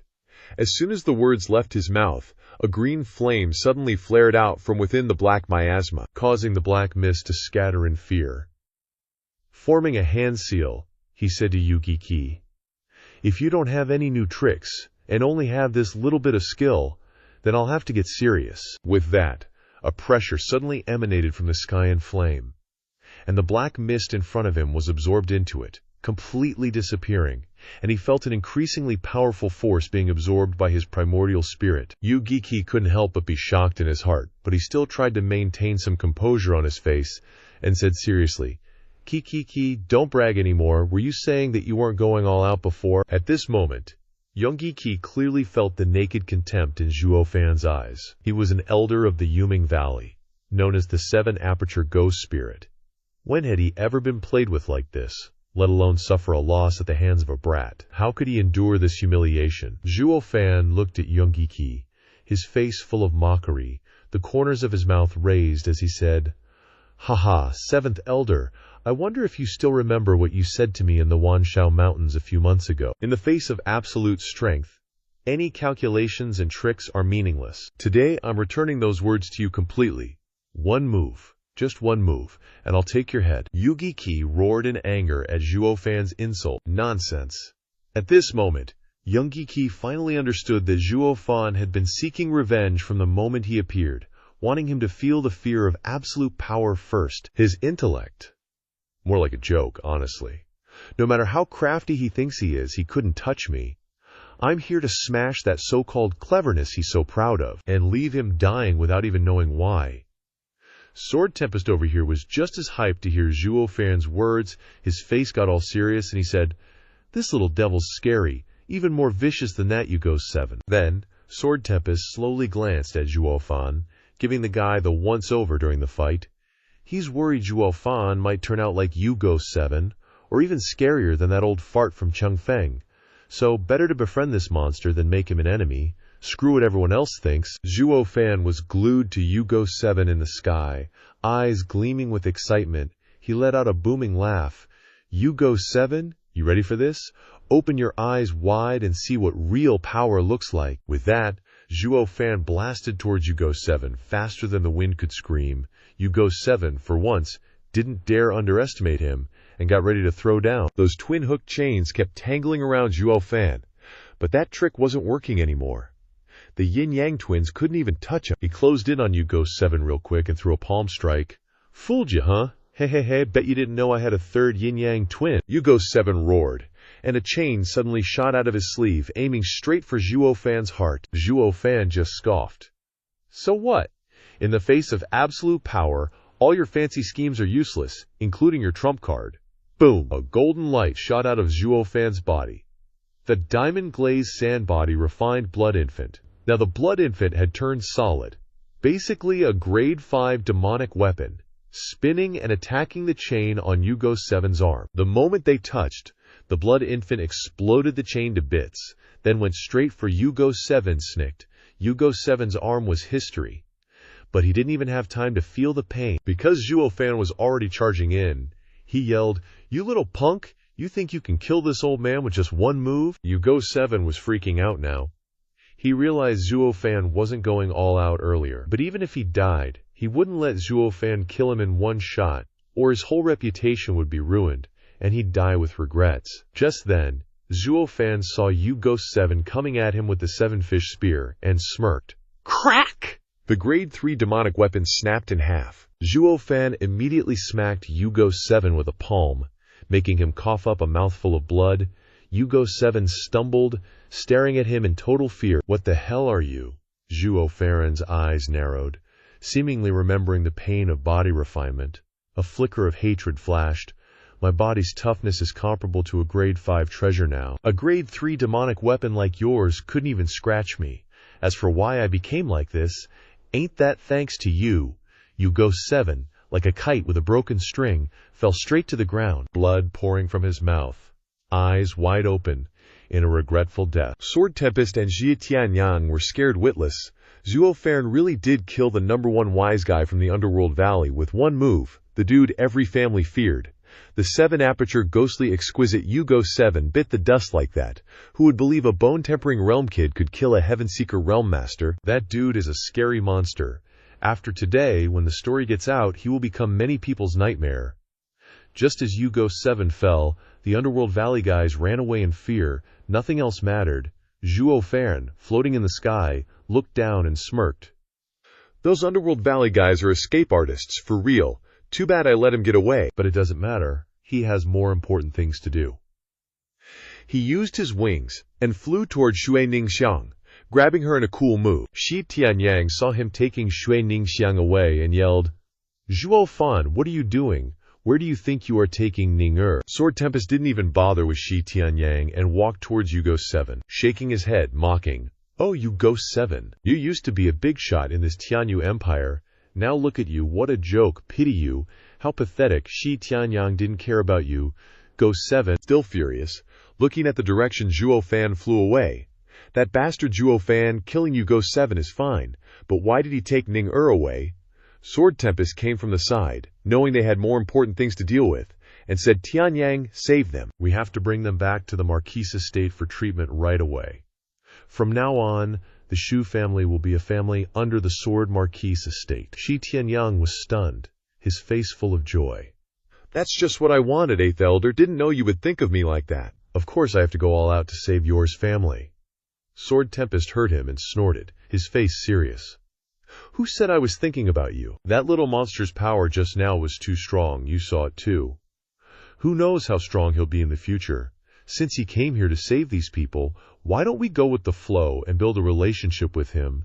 If he becomes our enemy in the future, we can keep them as hostages to deal with him. Hearing this, Shi Tianyang pouted in dismay. So, saving the Zhuo family isn't because of him, but for Zhuo Fan's sake, who's the core disciple of the Sword Marquis estate, huh? If Yor finds out, where will I put my face? At the same time, in a corner that no one noticed, Yo Ming was hiding here, trembling and resenting Zhuo Fan. I didn't expect him to be able to kill 3 elders of Underworld Valley. He is too scary. At this moment, outside the small forest of Qingming City, a thunderous bang resounded. Zhuo Fan and Shui Ningxiang landed on the ground together. Shui Ningxiang looked at him in confusion. Zhuo Fan smiled back and calmly said, "We agreed earlier I would take you away, take you out of the city. Now I have fulfilled my promise." Shui Ningxiang was surprised when she heard him, then looked around and smiled excitedly. Is this outside the city?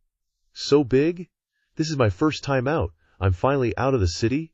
Thank you, big brother Zhuo. Zhuo Fan smiled faintly and stared deeply at her, profoundly saying, "It's nothing. This was our promise from the start. Ninger, perhaps we should say a proper goodbye now." Shui Ningxiang was shocked when she heard he wanted to leave, looked up at him with some regret in her eyes, and said in a choked voice, "Are you leaving? Where do you want to go?" Zhuo Fan shook his head and sighed. "I don't know. After all, I still have a lot to do. The place that Zhuo Fan wants to find is the ruins of the Heavenly Emperor. He still hasn't forgotten that the purpose of his trip is to find a strong person for the Luo family. This is something important he must do. However, his goal is not fixed. He can only try his best to find it." Seeing the determination on Zhuo Fan's face, Shui Ningxiang knew that he had decided to leave, and did not stop him, but she did not want to leave him. After a moment's thought, she hesitantly turned to Zhao Cheng and asked, "Zhao Cheng Ge, can you take me with you?" Zhao Cheng firmly shook his head, saying, "No way. With your current strength, it'll be too dangerous for you to come with me. Silly girl, you still have family to take care of. That little punk Shi Tianyang isn't messing around. Seems he's got some serious pull in the Sword Marquis manor. The Zhu family has already offended the Yuming Valley, and they need someone to lean on. If he puts in a good word for you guys, shielding you under the wings of the Sword Marquis manor, it definitely won't be a problem. I'm leaving now." With that, she turned and left. Right now, she needs to think about her family. She can't be impulsive like before, or she'll get them involved like this time. She also can't wander around with Zhao Cheng. Thinking this, she looked up and shouted at him, "Zhao Cheng Ge, when will we meet again?" Zhao Cheng didn't even turn around when he heard her question, just waved his hand. The lightning ring on his finger glowed, reminding her, "When the lightning ring shines again, that's when we'll meet." 1 month later, in the imperial garden of the Emperor's city, 2 old guys were playing chess in a small gazebo. One was wearing a dragon robe, with silver streaks in his hair. Those aging eyes belonged to the Emperor of the Tianyu Empire. The other had a flowing white beard and ruddy complexion. His entire aura commanded respect. Suddenly a flustered voice rang out.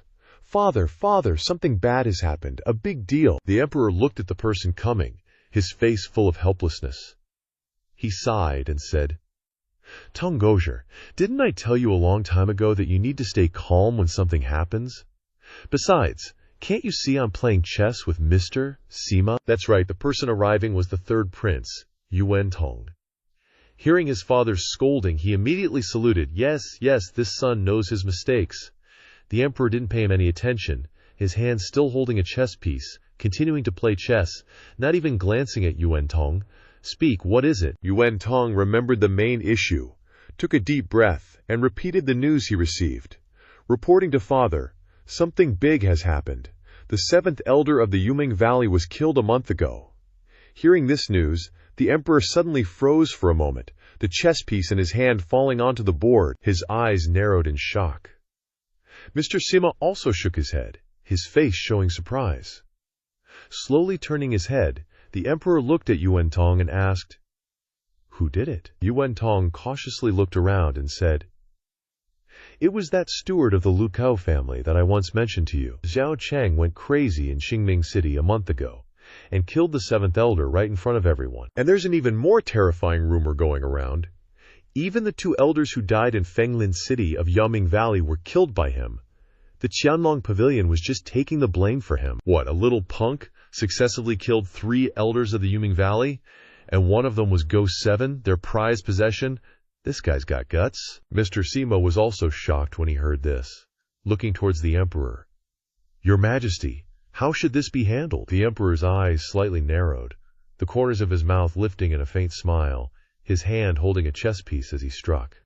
"If it were grudges of the 7 noble families, I'd be a little headache, Billy. But for this matter, Yuanshan isn't here to complain to me. Just ignore them. But the Luo family has to be handled carefully. Don't let them lay a hand on the Luo family. I need my shining pearl to shine brightly now." Haha. Yuan Tong heard these words, took a deep look at the emperor, bowed to accept the order, and then left. At the same time, at this moment, in a small house, Gege Changfeng was leisurely sitting in a chair, his eyes half closed. Suddenly, a shadow appeared, whispering in his ear.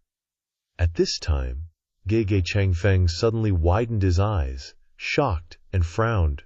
"What? Yu Giki is dead." Oh, it seems that the balance of the 7 aristocratic families is about to be broken. This old man should prepare early. After all, the opponent is you, my majesty. At the imperial sacrifice hall in the imperial capital, an old man with white hair and beard also received the news. He couldn't help but sigh.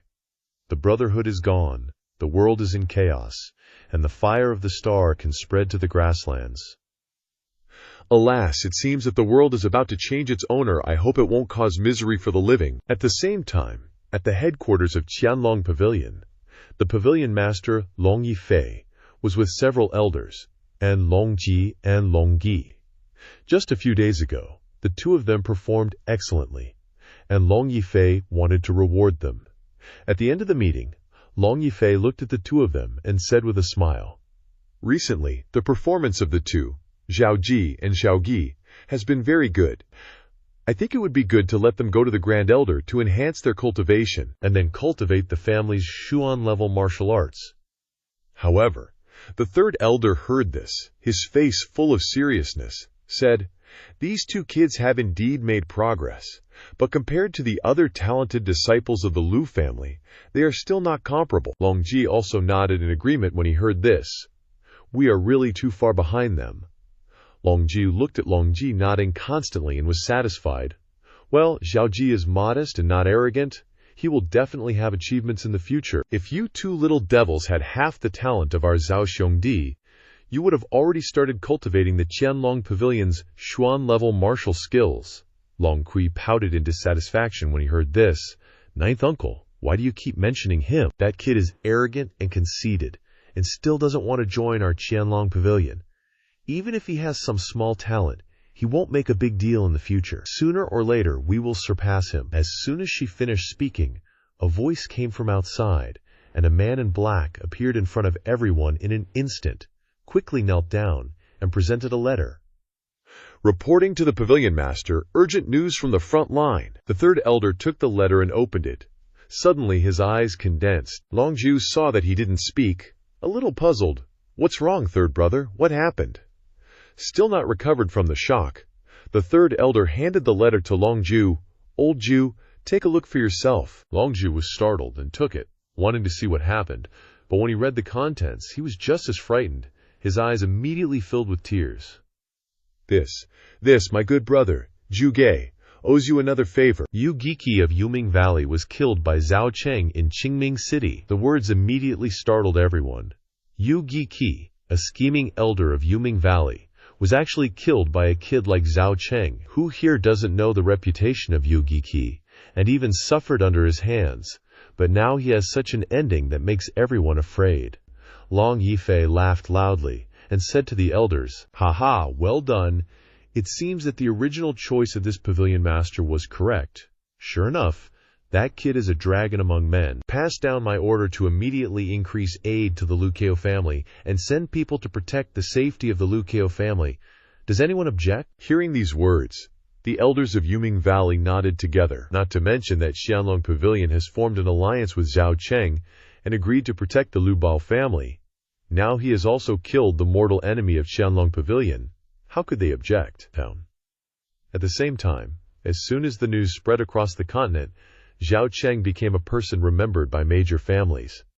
After this battle, Zhao Cheng's name will surely shake the world. In a quiet mountain valley, surrounded by mountains and forests, without sunlight all year round, humid around, and all kinds of poisonous insects appear everywhere. However, this place is full of natural treasures, exotic flowers, and herbs everywhere, so it is called Yuming Valley. Behind the inside of the mountain valley, Yu Wanshan listened to Yu Ming return to report the news, furious. Yu Ming, you said? So all three elders of our underworld valley were killed by that brat. Yu Ming kneeled below, not daring to raise his head, his whole body trembling as he honestly reported.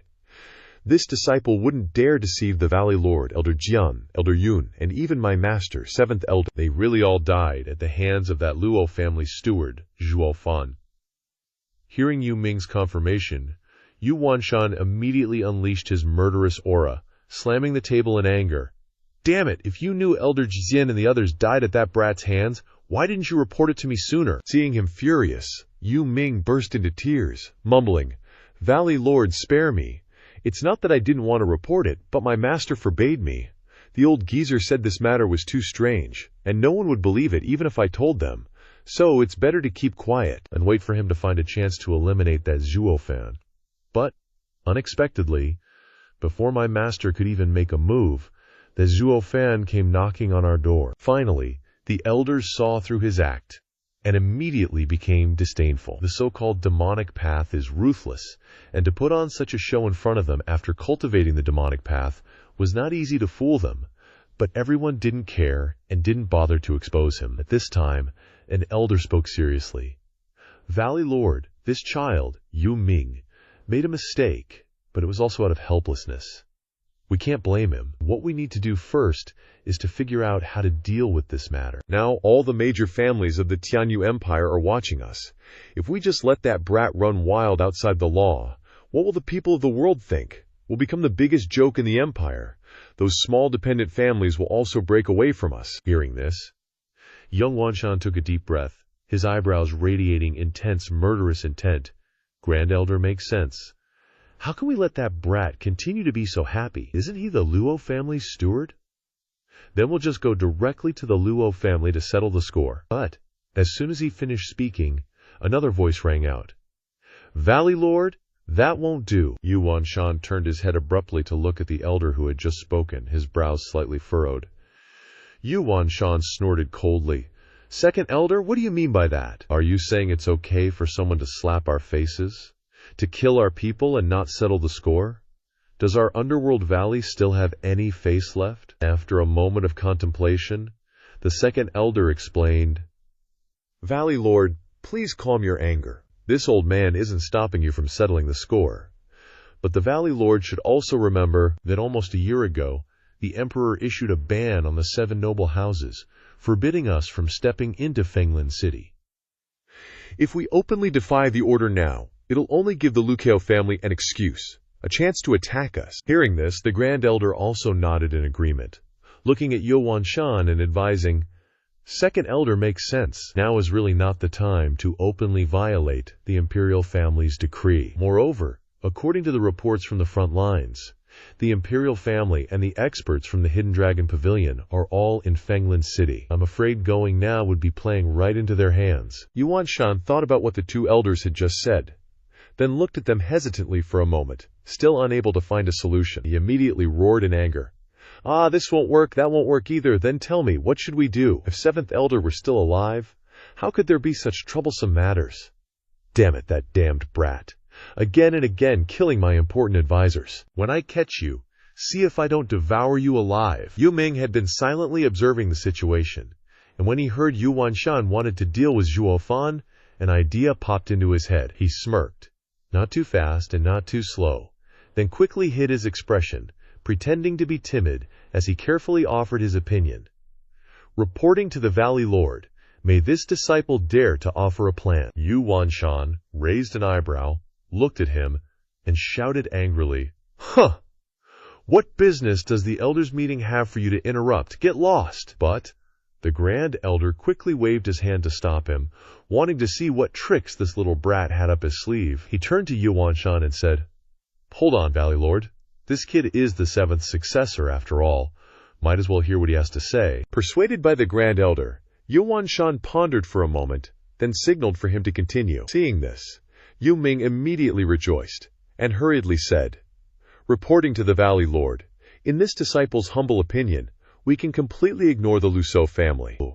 The Zhuo family can rise up completely based on Zhuo Fan's strength, so as long as we eliminate Zhuo Fan, the Zhuo family will no longer be scary." As soon as he finished speaking, young Wanshan's eyes lit up, secretly praising him twice, then looked down and signaled, "Continue." The corners of his mouth slightly raised. Yun Ming nodded and continued, "Understood. Although we can't get close to Fenglin City, Zhuo Fan isn't there right now either, so we don't need to pay attention to it at all, just focus on dealing with Zhuo Fan. So how do we find that brat? Issue an underworld pursuit order, so that he has nowhere to hide in the entire empire."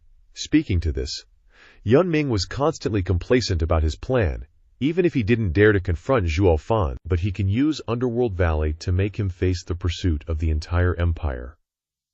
In this way, no matter how powerful he is, he will surely fall to his death. The Grand Elder of Underworld Valley heard Yu Ming's plan above, seeming to see through his thoughts.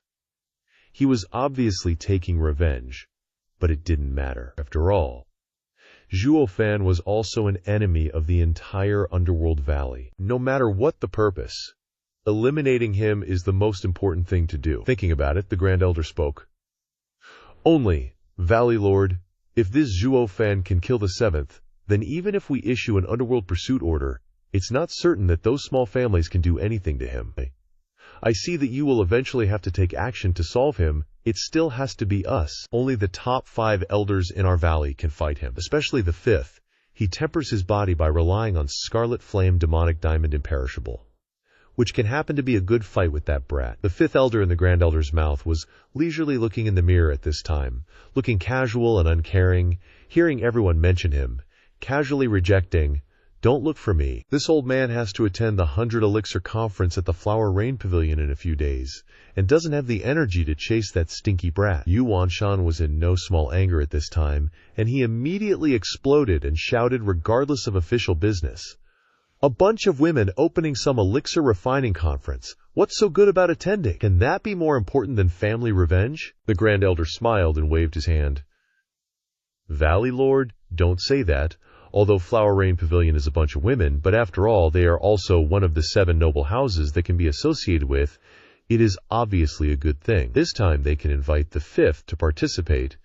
Isn't it because they value his single body of inflammation technique? It may be to take this opportunity to refine some new elixirs." Yu Wanshan heard this and did not agree, pouting his lips and resenting. "HMPH, a bunch of stinky women can occupy a seat in the 7 families. One day I will have to put their territory into my hands." The Grand Elder saw his temperament and did not care, smiled and shook his head, looked at Yu Ming again, and secretly assessed. "This person used to follow Yu Giki. His mind and strength are not bad. It is worth training." Thinking about it, he turned to Yu Wanshan and said, "Valley Lord, this old man wants to accept this disciple Yu Ming into his sect, so that he can participate in the elder meeting instead of the 7th's position." Yu Wanshan glanced at Yu Ming, who was kneeling, secretly nodding. "Okay, train that kid well. There will be another 7-aperture ghost spirit exquisite." Yu Ming heard these words and couldn't help but be overjoyed, and hurriedly bowed his head. "Thank you, Valley Lord. Thank you, Grand Elder." At the same time, at Black Wind Mountain, Fenglin City, the back mountain, the Lu Bao family, Peng Yan was sitting cross-legged practicing. His body was full of injuries.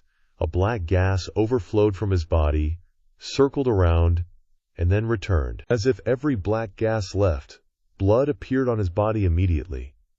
Suddenly at this time, Lei Yuting appeared from behind. Peng Yan opened his eyes and looked at her, grinned and smiled. Your hidden shadow art is really getting more and more powerful. I didn't even realize you had arrived in front of me. Miss Lei Yuting, came to find him for something. But every time she came to see him when he was cultivating, she saw his body full of injuries. Finally, she couldn't help it anymore, and asked suspiciously, "What kind of evil art are you practicing?" Pang Commander Lei Yuting looked at the person in front of her who didn't answer her question. Knowing that he didn't want to talk, she didn't pry, snorted coldly, "It's unexpected that the demon slaughter art you cultivate can break through to the bone-forging realm in just 1 year. This makes so many geniuses of the family click their tongues in amazement." Pang Commander grinned and laughed loudly. Hi, it's because of Zhuo Brothers' cultivation method. That's right, only one of the 20 children you brought passed. Can you help me find a few more? Lei Yuting looked towards the place less than 50 meters away from him as he said. There were children of 15 or 16 years old who were persisting in gritting their teeth to cultivate, and beside them, there were still piles of rotten corpses. Lei Yuting looked at it and immediately spoke loudly. Only one of the 20 survived. Finding Shui Pang Commander was not surprised. His eyes only contained coldness. This passing rate is already high. At the beginning, 50 people practiced, and then all of them died. But because of the Luo family, everything is worth it. Lei Yuting was silent after hearing this. Suddenly she remembered the main thing, then snorted coldly and said to Peng Yan, "HMPH, you are all very diligent in cultivation. Look at what that kid is doing. He killed the 7th elder of Underworld Valley, and now Underworld Valley is issuing a pursuit order for him." Pang Commander was surprised for a moment, then laughed loudly and sighed, "Haha, Zhuo brother is indeed a person who does great things. Wherever he goes, he makes the world tremble." Hey Lei Gunyang, no need to worry. With Zhuo Xiongdi's skills, that Yuming Valley kill order is just a piece of cake for him. Lei Yuting bit her lip, pretending not to care. HMPH, who cares about him? Picking a fight with Yuming Valley for some girl? Since when did he become such a righteous hero? So that's what this is about. Zhuo Xiongdi does like sticking his nose into other people's business. Stick his nose into my foot. As if I don't know him. HMPH. Speaking of it, she was filled with fury, instantly disappearing without a trace. Pang Tongling thought for a moment, remembering how much his young mistress cared about everything related to Zhuo Fan. He suddenly shouted, "Don't tell the young mistress about this, understand? Especially that conversation just now." But Lei Yuting was already gone. He shook his head and sighed, "Ah, women, am I right?" At the same time, in a distant forest, Zhuo Fan, who was cultivating, suddenly sneezed twice. He muttered, "Who's bad-mouthing me behind my back?" After leaving Qingming City, Zhuo Fan had traveled straight here, stopping in this deep forest to cultivate. A glint flashed in his eyes. He immediately spread his wings, shooting out like a bolt of lightning. He roared. First move of the Devil Massacre, 3 strikes. Demonic dragon ascends to heaven. As soon as he finished speaking, a black dragon silhouette suddenly appeared around him, mixed with lightning, crashing straight into the small mountain on the other side, shattering it to pieces. Then, he continued to execute the second move of the Devil Massacre 3 strikes, Ghost Dragon Claw, and the third move, Dragon Ghost Rend. In a flash, Zhuo Fan had caused quite a stir in the forest. After finishing the 3 moves, he landed on the ground, breathing heavily, disappointment filling his eyes. He'd thought that after mastering the moves, his primordial spirit would not only improve but also have some support. But he didn't expect to expend so much original force just using 3 moves. He clearly understood that once the news of him killing young Kiki spread, Yuming Valley would definitely come after him for revenge, so he had to cultivate quickly so that he could protect his life, even when facing strong enemies. But what was holding him back wasn't his body's ability to withstand these 3 powerful moves, but the limited original force from his cultivation level. So these 3 moves are only for the sake of protection. Otherwise, if he ever used them, it wouldn't be the enemy who died, but he would be seeking his own death. He definitely had to consider this problem. After a while, he sighed pensively and slowly sat down to continue cultivating. Suddenly remembering the thundercloud finch's egg, he decided to take it out and see how it was doing. It had been over a month since he'd come to this deep mountain forest to cultivate. This egg was in the thunder spirit realm, temporarily maintaining its life with the prenatal spiritual energy of the thundercloud finch. but it was only sustaining it. If he wanted it to hatch, he had to completely restore its life force. Ordinary medicine was basically useless to it. Only heaven-defying treasures that could bring the dead back to life had a chance of helping it hatch. But the world was so vast. Where was he supposed to find those kinds of spirit medicines? Thinking of this, Zhuo Fan suddenly frowned in thought for a moment. But at this moment, a loud shout reached his ears. "Song Yu, hand over the body-tempering elixir recipe if you know what's good for you. If you don't blame us for being rude." Zhuo Fan's expression instantly turned gloomy. Someone was disturbing his cultivation again. He thought for a moment, then lifted his foot and headed towards the sound. Pushing through the bushes, he finally saw the people. There was a carriage, and a handsome man and beautiful woman, both with bone-tempering realm cultivation, facing 5 Qi condensation realm cultivators, the leader of whom had a bone-tempering realm 6th level cultivation. At this moment, the man and woman looked at the old man, gritting their teeth and saying, "HMPH, don't even think about it. Our Song family's body-tempering elixir is a secret and cannot be spread outside. We still have to bring it to participate in the 100 elixir gathering. How could we give it to you?" Hearing this, Zhuo Fan smirked triumphantly. He cultivated at this place, and unexpectedly heard the information on body-tempering elixir. Not bad. The old man opposite them saw that they didn't agree, and his eyes showed his desire and laughed loudly. "Ha ha ha, Song Yu, Song Tian, you two siblings are so old before entering the bone-tempering realm. Aren't you ashamed of the effects of this elixir? Moreover, a third-rate family like you dares to monopolize the secret formula of a 4th-grade elixir. It's such a waste of God's gift. Quickly hand it over obediently. HMPH, we won't hand it over, even if we die." The woman frowned in disgust at his insult and snorted coldly. Finishing the sentence, the two immediately attacked forward. However, with their strength, they were knocked away by the old man's palm and fell to the ground. Song Qian's clothes were no longer intact at this time, revealing her delicate skin. Seeing this, the old man cast a lustful gaze at Song Qian, laughing loudly. He, Miss Song Qian, why do you have to be like this? Just hand over the secret recipe and elixir obediently, or else this old man will have to search your body even at this age." Song Qian was stared at by him, with anger in her eyes. Her cheeks flushed red as she glared at him. Then she ran to check on the young man's condition. "Younger brother, are you okay?" Song Yu shook his head, with determination in his eyes. "Sister and brother are fine." "Okay, then let's die together. Even if we die, the family's secret recipe can't fall into the hands of this damn old man." Finishing the sentence, Song Qian held a 1st-grade spiritual weapon in her hand. Song Yu placed it on the necks of the two, determined to die under this sharp blade. Seeing this scene, Zhuo Fan couldn't help but think of the first time he met the Luo Yunsheng siblings. They were all like that, disregarding their lives to protect the family's inherited tokens. But in his eyes, those things were not worth as much as life, so what they did was very stupid. Thinking this, Zhuo Fan helplessly shook his head, took out a leaf, put his original force in.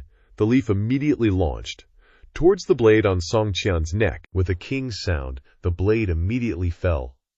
The old man and the people opposite him saw it, and immediately exclaimed in alarm, "Who?" At this time, Zhuo Fan slowly walked out of the forest, speaking calmly. "It's just a bit of 4th-grade elixir. Ha, do you need to die?" The old man saw that the newcomer was only a bone-tempering realm 1st level, and couldn't help but laugh loudly, curling his lips in disdain and saying, "I thought who was so bold. Turns out to be just a kid who still smells like milk with a bone-tempering realm cultivation. Kid, you're a demonic cultivator, right? You guys are most evil when it comes to cruelty, so you're here talking about morality with this old man." Zhuo Fan didn't care, and coldly snorted, speaking calmly, "I'm not talking about morality. I'm talking about strength. If I want them to live, you won't be able to kill them." The old man saw that he was arrogant, and immediately laughed coldly, showing killing intent in his eyes. "Oh, based on you?" Song Tian saw the old man showing killing intent, and was immediately afraid that he would implicate the person in front of him, and said towards the front, "Little brother, run away quickly. You're not his opponent. Please don't risk your life for us siblings." As soon as Song Qian finished the sentence, the old man gave a treacherous laugh. "Run? You can't run anymore, kid. Blame yourself for minding other people's business." After saying this, The old man immediately attacked Zhuo Fan. However, he didn't care, still standing there indifferently. Until the moment the old man reached his eyes, he lightly raised his hand. A ray of red light came out, only to see that the old man then fell into a pool of blood, without even seeing his head. Seeing this scene, everyone was immediately stunned. Just now, they clearly saw that Zhuo Fan didn't do anything, just waved his hand, and the old man's head was smashed. This was a bone-tempering realm expert, and yet he was easily killed like that, not knowing who trembled and shouted monster. Then ran away. Zhuo Fan saw this and didn't want to chase, turning around and wanting to leave. Song Qian saw this and hurriedly shouted, "Wait! What is it?" Zhuo Fan replied emotionlessly. Seeing the person before her, Song Qian's cheeks flushed red, and she lowered her head involuntarily, saying, "I don't know your honorable name, young hero. Our Song family will definitely repay this life-saving grace." Zhuo Fan didn't pay attention to her words, replying coldly, "No need." With that, he turned and left. Seeing his attitude, Song Qian was quite irritated. She was considered a renowned beauty in the family, since forever every guy who saw her would fall head over heels. But now, the person in front of her treated her like air, making her doubt her own charm. She was filled with resentment. Unwilling to give up, she chased after him, determined to block his path. Seeing her obstructing him, Zhuo Fan instantly lost patience, his face hardening as he said, "What else?" Seeing his attitude, Song Qian cursed inwardly, but still maintained a charming smile on her face. "Where does this young hero want to go?" Zhuo Fan didn't even glance at her, coldly snarling before turning to leave. "None of your business." Unable to stop him, Song Qian had no choice but to shout loudly, "We're heading to Huayu City to participate in the 100 Pill Gathering. I wonder if the young hero is going the same way." Hearing her mention Huayu City, Zhuo Fan immediately stopped, slowly turning around with a frown. Huayu City, one of the 7 noble houses, the Song Pavilion of the Huayu Pavilion. At this time, Song Yu had come forward, nodding and saying, "That's right. It's the 100 Pill Gathering organized by the Huayu Pavilion once every 10 years. Any family with advanced pill refining techniques, or a family with inherited pill refining secrets, will come to compete. If they are fortunate enough to be valued by the Huayu Pavilion, they will be accepted as a dependent family and will receive the protection of the 7 noble houses." Hearing these words, Zhuo Fan pondered for a moment. If it's the 100 Pill Gathering, it will definitely gather rare medicinal ingredients. I might be able to find some heaven-defying treasures to restore that egg. Moreover, if he wanted to join the sphere of influence of the 7 noble houses, it would be better to go with these 2 Song folks. Thinking of this, the corners of Zhuo Fan's mouth turned up, looking towards the 2 of them as he said, "Hearing what you 2 said, I'd also like to witness the 100 Pill Gathering." Hearing him say this, Song Qian was immediately overjoyed, exclaiming in surprise, "That's great, how about we go together?" Zhuo Fan smiled and nodded. After all, he had to infiltrate the forces of the 7 noble houses. Using them to give him an identity to enter wouldn't be bad. After agreeing to cooperate, Zhuo Fan and the Song siblings immediately set off for Huayu City. Before that, the Song siblings had asked about his name, but given his current situation, he couldn't openly use his name, so he kept it a secret, simply smiling and giving a fake name to get by. After about half a month, the carriage finally stopped in front of a city gate. Song Yu, who was in front, reined in the horse, laughing loudly into the distance. "Luo Fan, sister, we're here." Hearing that they had arrived, Zhuo Fan immediately jumped down from the carriage, finally free from suffering. But when he saw the sign hanging above the city gate, he immediately frowned in anger. "Damn it. Seriously, this is Huayu City. Are you kidding me? This landling city doesn't belong to the 7 noble houses. It's controlled by the royal family."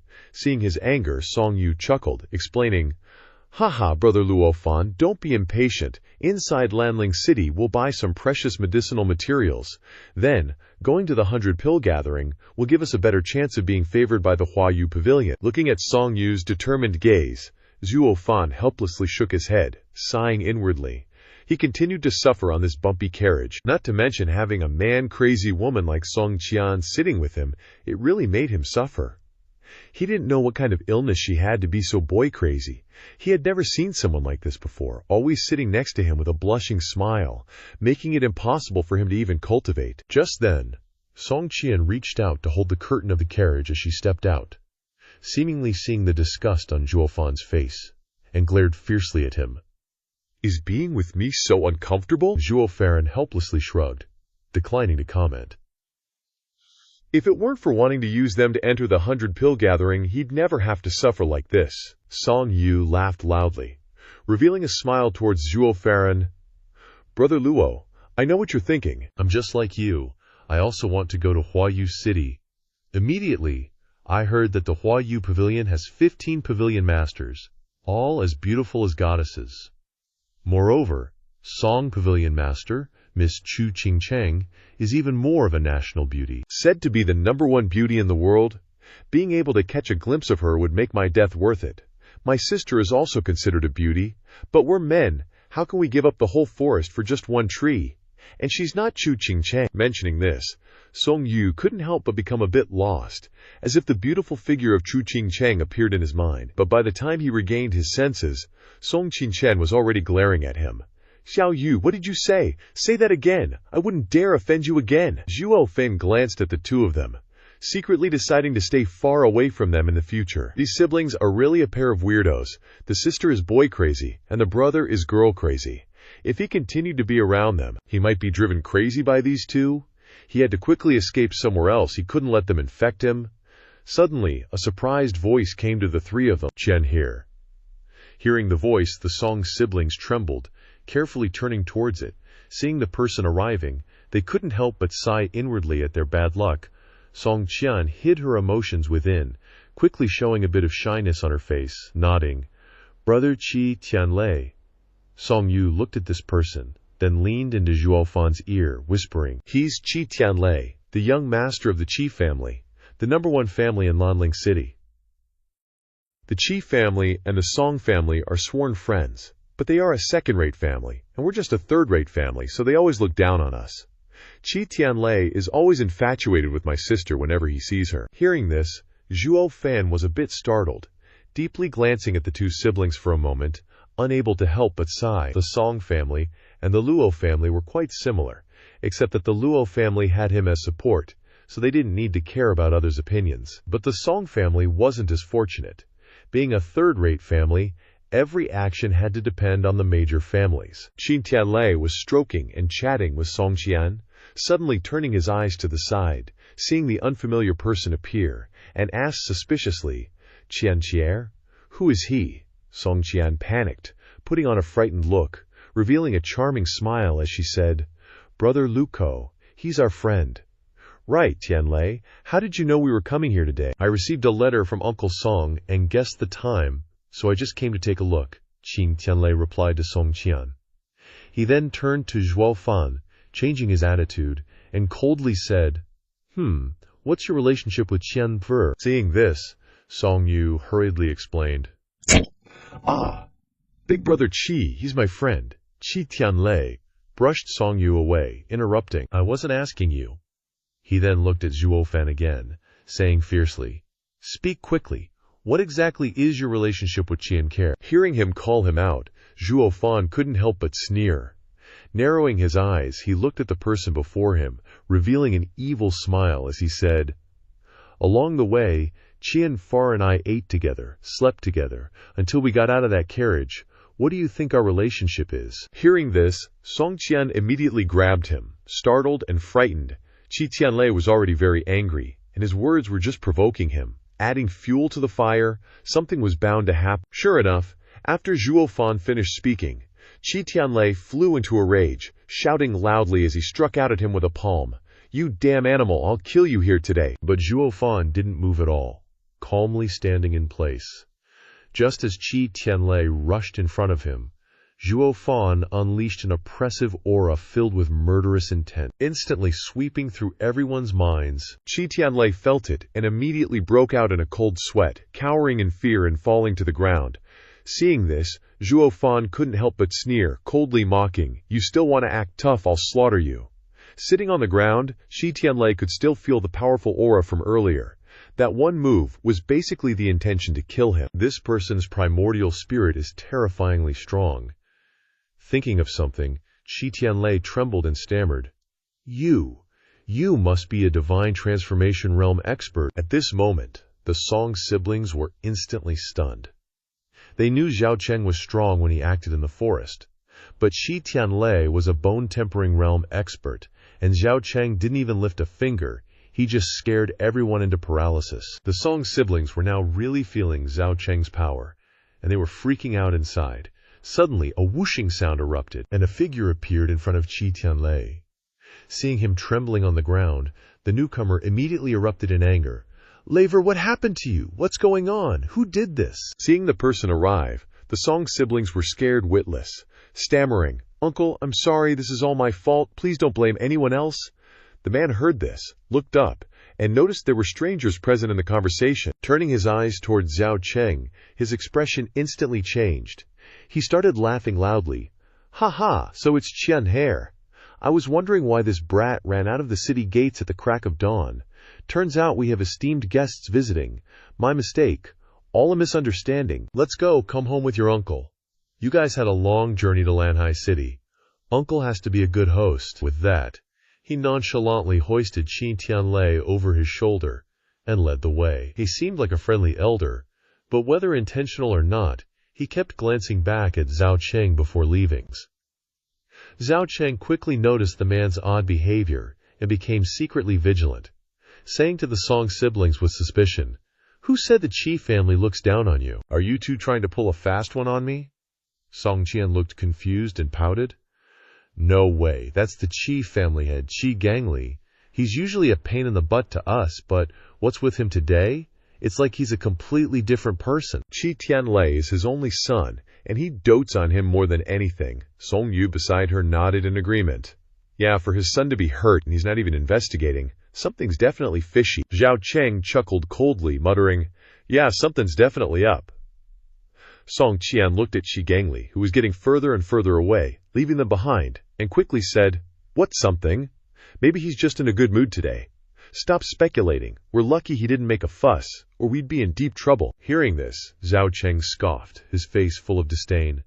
"Just him? Right now, even a peak bone-tempering realm, or even a heavenly profound realm cultivator here today couldn't do anything to me. Ever since he had immense power, he always had the confident swagger of a demon emperor. But Song Qian and Song Yu didn't think so. They didn't know his true strength."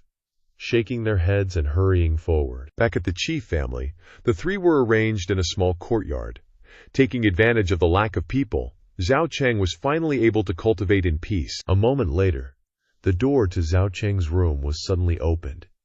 He slowly came out of his cultivation state and opened his eyes to see the Song siblings approaching. The Song siblings couldn't hide the panic on their faces and avoided eye contact with him.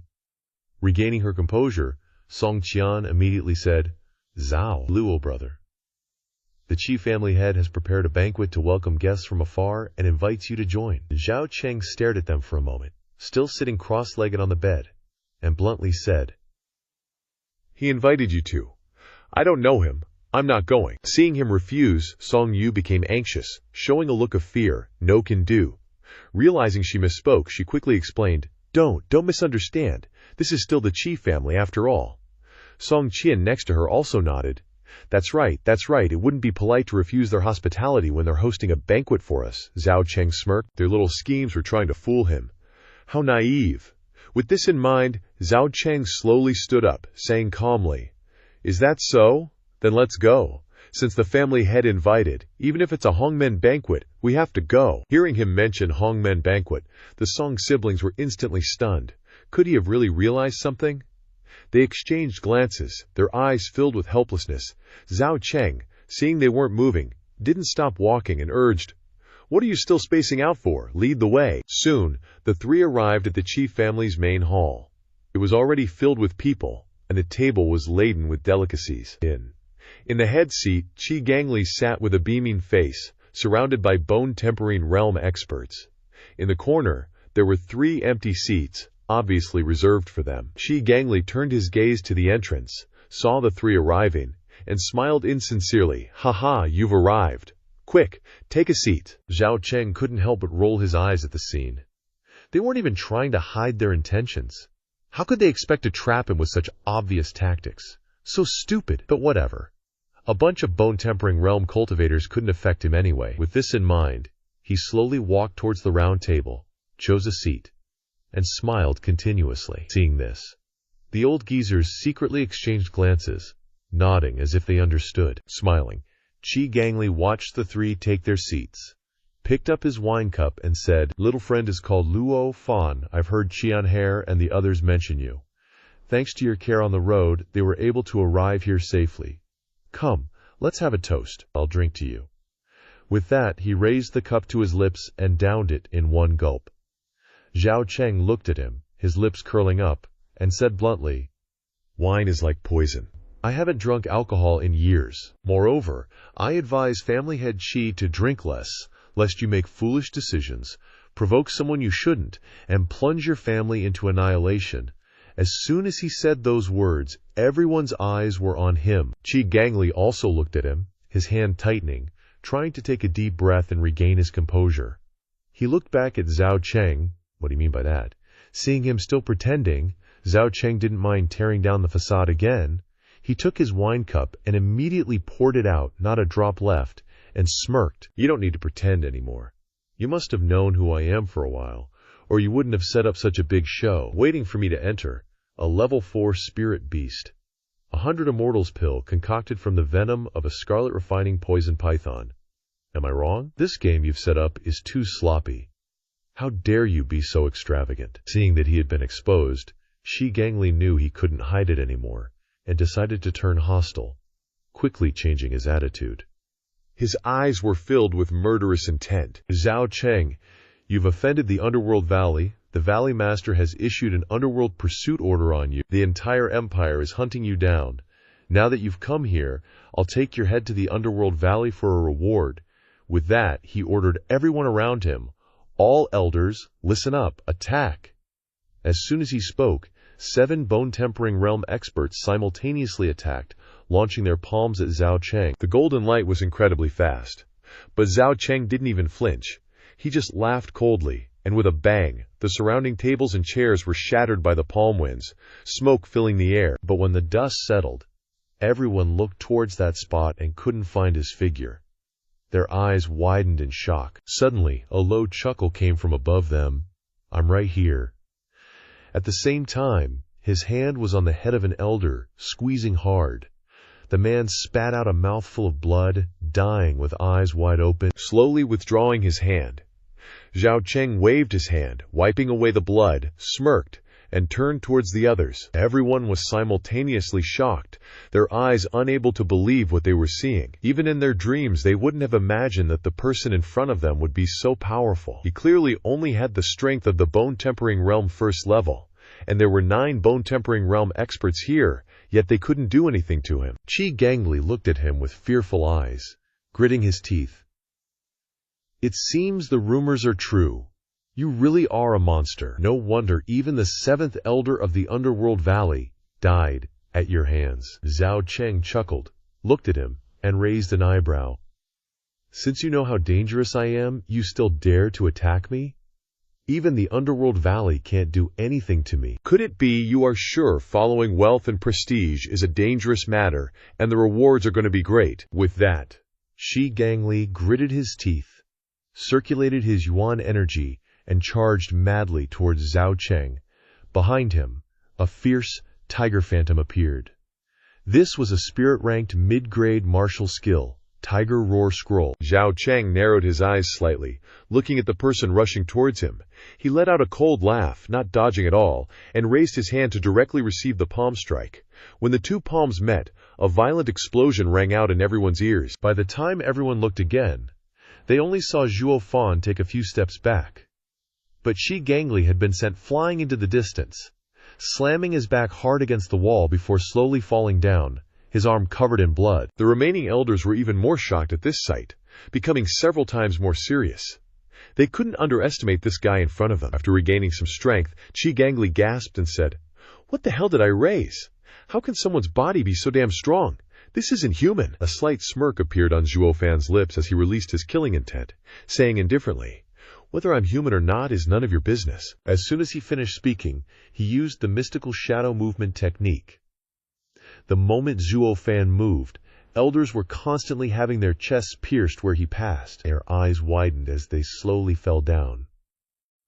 In the blink of an eye, he appeared in front of Qi Gangli, lifting him up by the neck. The elders didn't even have time to react before their family head's life was in his hands. At this moment, everyone, including the Song siblings, simultaneously understood his strength. Their hearts grew heavy with dread. The momentum had shifted. Qi Gangli started to give in, trying to negotiate. "Zhuo Fan, before I didn't know my own limitations and offended you.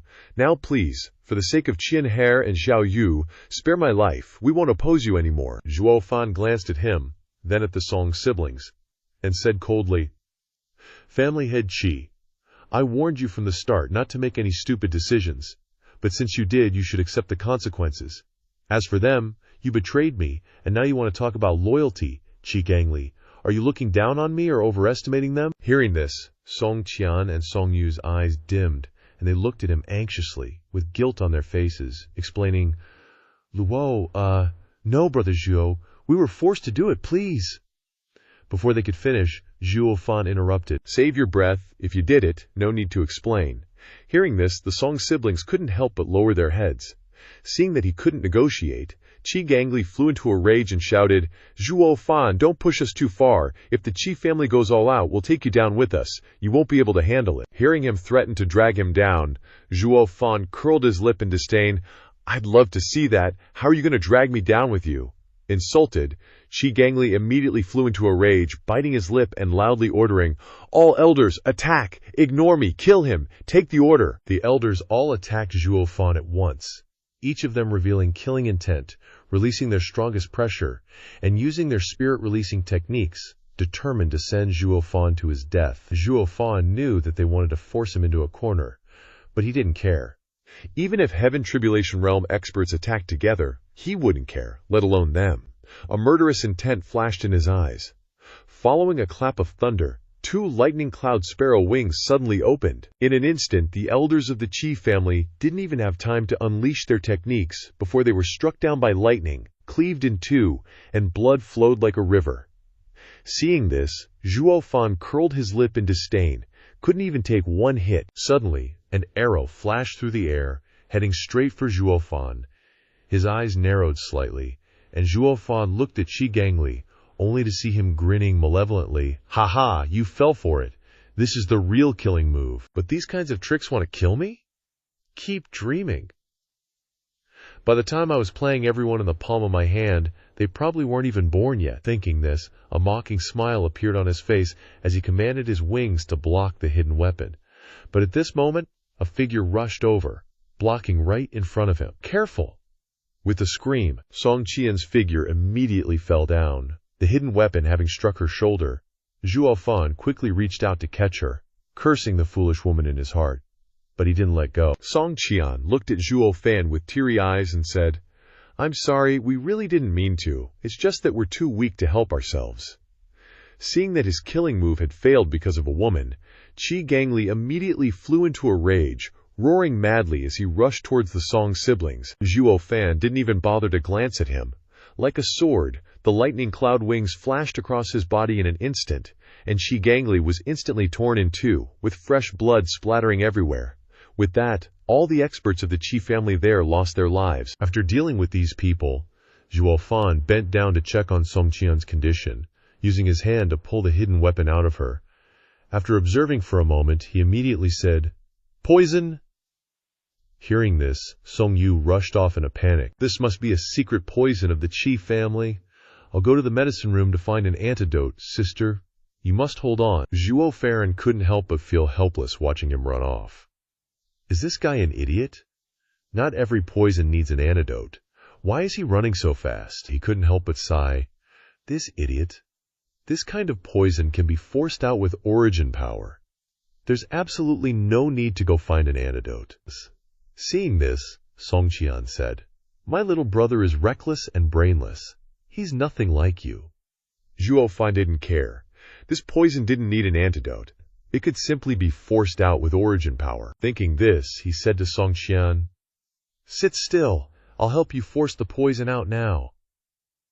Hearing him, Song Qian immediately nodded, turning her back to him. When Zhuo Fan's icy hands slowly landed on her back, her face unconsciously flushed red.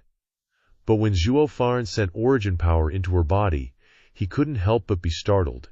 He couldn't trace the source of the poison. It's also possible that this poison of the Qi family can avoid the detection of origin power. Thinking this, he decisively withdrew his hand, saying helplessly, "It seems my origin power can't force your poison out. I can only use the stupidest method, sucking it out." Hearing this, Song Qian was immediately surprised. Her face flushed with embarrassment, and she said, "Then I'll have to trouble you." Zhuo Fan looked at Song Qian's wound, lost in thought. Out of all the places she could have been injured, it had to be here. Doing this is a bit awkward, but after thinking about it, he still decided to help her suck out the poison. At this moment, in a place where no one could detect it, an old man was secretly observing their actions, a smug look on his face. After a while, when Song Qian's blood had started to turn a bright red color, Zhuo Fan finally stopped sucking out the poison. He raised his head and exhaled, "It's done. Most of the poison has been sucked out. You should be fine." But at this moment, he couldn't help but feel doubt. Normally, poisonous blood in the mouth would have a sour and spicy taste. But Song Qian's poisonous blood, other than the color not being the same as ordinary people's, had no other differences. Thinking this, he said to Song Qian, Go find your brother." Then he left the place. Suddenly, at this moment, he felt that something was wrong with his body. He couldn't control his body, and he knew things were bad. His suspicions were indeed correct. There really was a problem here. By the time he realized the situation, a large golden bell had appeared above his head, quickly appearing and trapping him inside. Seeing it, Zhuo Fan knew it was a 4th-grade defensive spirit weapon, the kind only the great elders of the Qi family would have. So there was a trap waiting for me. Just then, 3 elders of the Qi family, along with Qi Tianlei and a smug Song Yu, approached. Overjoyed at the sight, an old man took the lead, squinting his eyes as he laughed loudly at Zhuo Fan. "Ha ha! You're nothing more than this. This is our Qi family's 4th-grade spirit weapon, the purple gold glazed goblet. It can defend and capture people. I've long heard that you're a man who takes action for women." Finished speaking, he looked at Song Qian with a kind attitude. "Qian Shir, you perform very well. Thank you for the praise, elder." Looking at Zhuo Fan, who was restricted in the defensive spirit weapon, the old man smirked again and said, "Aren't you very curious? How did you get poisoned?" Actually, there was no poison on the hidden weapon fired at Qian Fear earlier, only a bit of medicine that could change the color of blood. The real poison was on Qian Fear's arm. "You must have had a good time sucking it, right?" Finished speaking, everyone present burst into laughter. In their eyes, Zhuo Fan had fallen into this situation because of a woman. As the saying goes, even heroes have a weakness for beauty. Zhuo Fan was no exception, so they used this point to lure him into a trap, but they didn't know that the person in front of them wasn't an ordinary person. In his concept, there were no men or women, only enemies and friends. He was cold and ruthless. How could he harm himself for an unfamiliar woman? He looked at the person who had just spoken, probing his strength. Zhuo Fan knew that he was the Heaven Tribulation Realm expert guarding the Qi family. But it didn't matter who came. Today, the Qi family, including the Song siblings, were all destined to die. Seeing that he was still calm and collected, Qi Tianlei remembered his dead father and said with hatred, "It was you! You killed my father. I will tear you limb from limb to avenge my father." Zhuo Fan didn't pay him any mind, and just sneered at the Qi family elders, saying with contempt, "Yeah, I've met plenty of shameless bastards in my day, but the kind of shamelessness you guys in the Qi family have, this is a first for me. If I'm not mistaken, that Qi Gangli was just baited from the start, to lure me in. You guys knew he was a goner anyway, and you still say I killed him? You guys threw him away first, plain and simple." The old guy didn't care about his mockery, just laughed arrogantly. "Ha ha ha, so what? I lose a son, I still got grandsons. As long as we get your head, the Qi family can become the #1 subordinate family of the Yangming Valley. Above 10,000 families, with as many elders as we want. The Qi family will only get stronger and stronger. Compared to the glory of the family in the future, what's a little loss in the present, huh? Zhuo Fan nodded upon hearing this, but quickly sneered. How ruthless! But your vision is way too narrow, old man. After all that effort, you're just aiming to be Yuming Valley's top dog? Freaking no ambition at all. If it were me, after paying such a price, I'd at least aim to be the overlord of the continent. The old man was taken aback by his ambition, then burst out laughing mockingly. What childish nonsense! Unifying the continent is something a nobody like you can accomplish, HMPH, the ambition of an ant. At such a young age you've already achieved so much and have such ambition. If it weren't for the value of your head, this old man wouldn't be able to bring myself to kill you. Suddenly, Zhuo Fan slowly stood up. The azure flame on his forehead appeared, rapidly circulating in his body to detoxify, a murderous intent flashing in his eyes as he said, "Kill me? You think you're worthy? When I killed you, Gichi, I gave him a line. Now I can give it to you too. Faced with absolute strength, no tricks are worth a damn." Everyone who saw this scene was shocked. How is that possible? Everyone trembled, terrified. Qi Feilan's eyes were filled with disbelief. This is the Qi family's inherited god-devouring powder. Even Shenzhou experts have trouble dealing with it. But now, he's quickly neutralized it.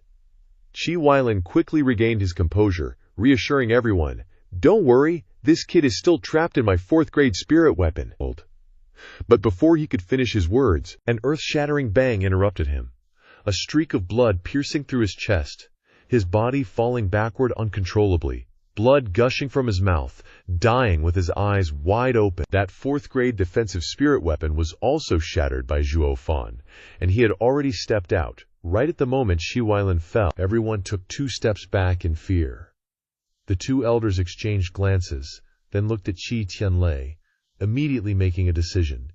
"Young master, run! The 2 of us will hold him back. Young master, you are the last hope of the Qi family. You must live." Hearing this, Qi Tianlei immediately took off, trembling with fear, while the Song siblings also ran away with him. They knew that if he caught them, he wouldn't spare them. They really didn't expect that the Qi family would set such a big trap and still be unable to do anything to him. He's too terrifying. They didn't want to die, and at this moment, the Qi family's main hall, which was bustling with activity earlier, was now filled with corpses. Blood splattered everywhere. Zhuo Fan stood in the pool of blood, constantly excited, not expecting that after body refinement combined with Xuan-level martial arts would be so powerful. He had to practice more martial arts to become even tougher and stronger. That's right. There are still 3 little rats to deal with. Don't let anyone escape. Qi Tianlei and the Song siblings ran together. Without direction, they only knew that they had to leave the Qi family. They had to live. But very quickly, Zhuo Fan caught up, a ray of red light piercing through Qi Tianlei's body, instantly killing him. Song Qian and Song Yu saw him fall, terrified, and looked up at where Zhuo Fan was standing. Song Qian knew that they betrayed him, and they definitely wouldn't have a way out, but she didn't give up, kneeling down to beg for mercy. "Brother Zhuo, we did this because we had no choice. After all, our Song family is just a small family. We can't afford to offend the Qi family, let alone Yuming Valley. If you hate us, then just kill me," spared Xiao Yu. "He is the only son of our Song family." Zhuo Fan looked at the 2 and remembered the Luo family on the other side. They really had similar situations, but they chose different approaches. He helplessly turned his back and shook his head. Same forced circumstances, same family difficulties. You really are so similar to them. Are you talking about the Luo family? Song Qian looked at his back and asked suspiciously. He looked up at the sky and said, "That's right. You are so similar to them that I can't bear to act until. Unfortunately, there is one difference, and that is that you 2 are much smarter than them." But before the Song siblings could rejoice, the wings behind Zhuo Fan suddenly rotated, and the 2 were immediately pierced through by golden rays of light, falling to the ground, dead. Zhuo Fan chuckled. "Time to hit the road. The spring breeze is gently blowing on the willow bank. I'm driving a carriage to find spirit pills. I wonder what kind of expert it'll be, just because their dog eyes can't see Mount Tai." On the wide road, a carriage and a young man swaggered and sang loudly. The carriage had the Song family's symbol on it, and the young man sitting in front of the carriage was Zhuo Fan.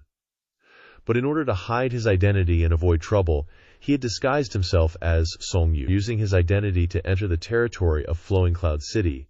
Zhuo Fan suddenly reined in the reins, looked up, and 3 words appeared in front of the city gate. Flowing Cloud City. He smiled softly.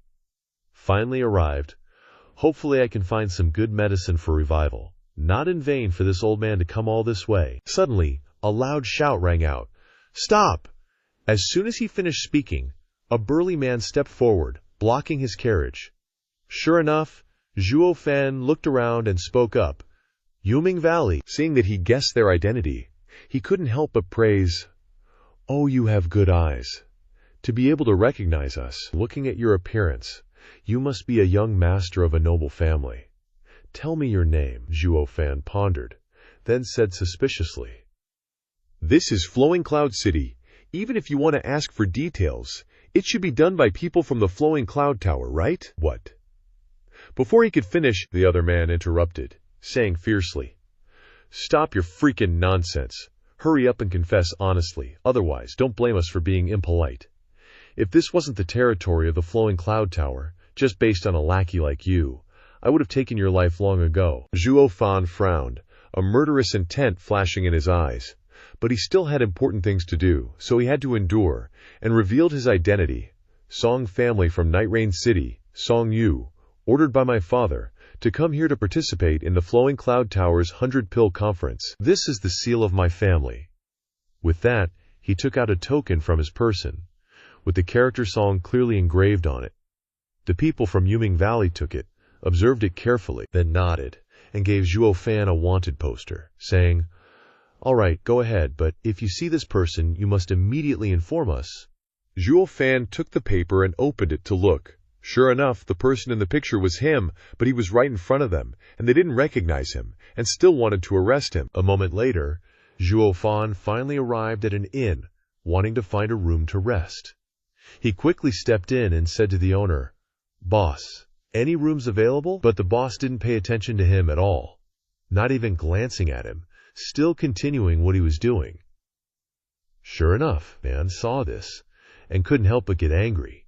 Dog eyes looked down on people. He quickly went to the counter and slammed the table, shouting, "Are there any rooms available or not? Do you think I don't have enough spirit stones?" The boss finally noticed the person in front of him, but didn't give him a good look either, sneering contemptuously. "Are you, young man, the Song family? A third-rate family. What are you doing coming here to watch the fun? Go along this direction. There is a dilapidated tile house 3 kilometers away from here. You can stay there. No need to pay any spirit stones." In an instant, Zhuo Fan really became angry. A hotel owner, and still learning from those big families to look down on lower families, who gave him the guts. Just as he was about to get angry, a group of people came down from the stairs. Among them, a young man took the lead, smiling and speaking to him. "Haha, Song Yu, you little bumpkin, you don't even understand the rules of Flowing Cloud City. How dare you come here to participate in the 100-pill conference?" Hearing these words, Zhuo Fan was immediately startled. There was someone here who recognized Song Yu. How terrible. If this person recognizes that he is fake, he will definitely be in trouble. He couldn't help but hate the dead Song Yu. This stinky brat really deserved to die. Staying with him for half a month, and didn't tell him that he had acquaintances in this place. If he had known earlier, he wouldn't have bothered transforming into him. But now that he has started, he has to follow through, improvising according to the situation. The young man saw that Zhuo Fan didn't answer, and spoke again. "You're still as afraid of me as before. No wonder his younger sister doesn't think much of you." As soon as he said these words, the young man's companion couldn't help but curl her lips. He snorted, his face practically overflowing with disdain. Zhuo Fan heard that, and felt like he'd found a lifeline, grinning as he said, "My friend, you're absolutely right. I figure you guys don't really want to see me anyway, so I'll just get going." With that, he immediately turned and headed out. He was worried that if he stuck around much longer, he'd eventually be exposed as a fake, which would be a huge headache. But just as he was about to make his escape, the young man had no intention of letting him leave, calling out suspiciously, "Hold on, wait a sec, that's weird. Why are you acting so bizarre today? What's with my friend?" "What, my friend? Why are you talking like we're strangers? Zhuo Fan groaned internally. Oh crap, he's about to expose me. Once my identity's blown, those Netherworld Valley folks will be all over me in an instant. And then I can kiss the 100 pills grand. Meet goodbye. In a flash, he was already calculating whether he should just off the guy right now to save himself future trouble. Thinking this, he got ready. Suddenly, the young man seemed to snap awake and exclaimed, "Oh, that's right. Are you mad about Xiaowan breaking off the engagement that day and making you lose face? I can't believe you're still so petty. Are you seriously holding a grudge about it?" Hearing those words, Zhuo Fan's eyes practically lit up with joy, like he'd found a life raft. This was the crucial clue he needed to get out of here. Immediately, he straightened his face, feigning anger, and huffed, "HMPH, you know it and you still bring it up? From today on, we're cutting ties. No need to ever see each other like this again." "Now that's not fair. What does your business with my sister have to do with me?" he added. "And don't forget, we're like sworn brothers, aren't we? Been through thick and thin together." The young man immediately let out a sly chuckle after saying that. This time, Zhuo Fan finally got it. The guy in front of him and Song Yu really had some kind of bond, so it probably wasn't a good idea to fall out with him right here. Thinking this, he grinned, feigning sincerity, and said, "A true hero never brags about his past triumphs. And when it comes to this sort of thing, you're still no match for me." "What? I'm clearly stronger than you. Don't forget, I managed 8 in a row while you only got 5. Oh, those 3 days and 3 nights were truly unforgettable. Just thinking about them makes me nostalgic." Hearing their conversation, the young lady finally couldn't take it anymore. She quickly walked away, her face etched with disgust, muttering, "Disgusting." Under her breath, Zhuo Fan and the young man continued to chat leisurely like old friends who hadn't seen each other in ages. Seeing that the young man still hadn't recognized him, Zhuo Fan secretly breathed a sigh of relief.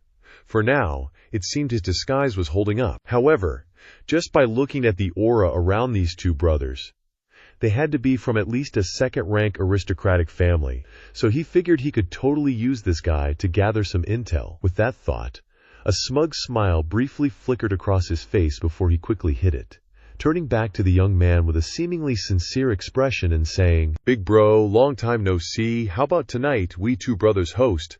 We can have a good, long chat and just enjoy ourselves. Would I be so honored?"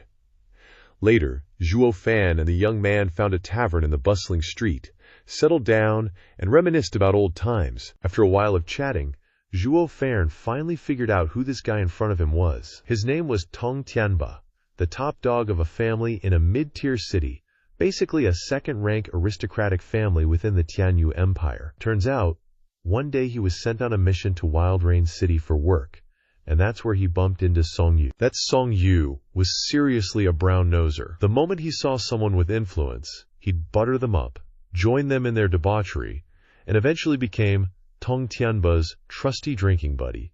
He even went as far as to plan on marrying off his sister, Tong Xiaowan, to this good brother of his. But come on, Tong Xiaowan was the Tong family's only daughter, a precious gem in her father's eyes. How could she possibly marry someone just because Song Yu said so?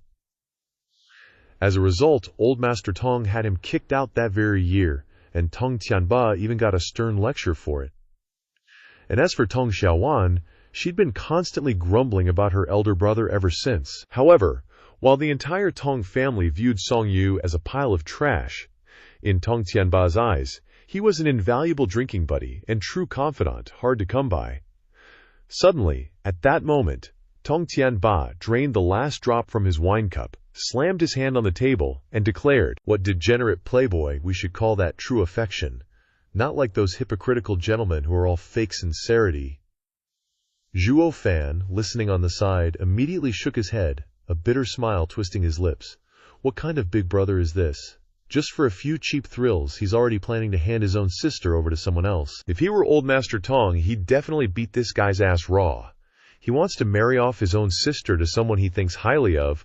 Why doesn't he just marry them himself? He completely disregards his sister's feelings.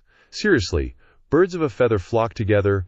Weirdos gotta stick with weirdos, and it truly has nothing to do with status or position. Suddenly, Tong Tianba glanced around, then somewhat vaguely asked, Hey brother Song, didn't your sister come with you? Zhuo Fan heard him mention Song Qian, and couldn't help but subtly bite his lip, a strange smile creeping onto his face.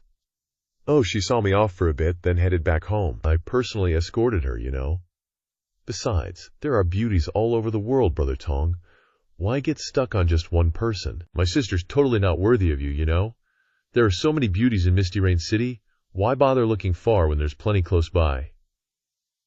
Tong Tianba heard this and shook his head helplessly, then carefully glanced around before whispering, All right, old Brother Song, don't you know?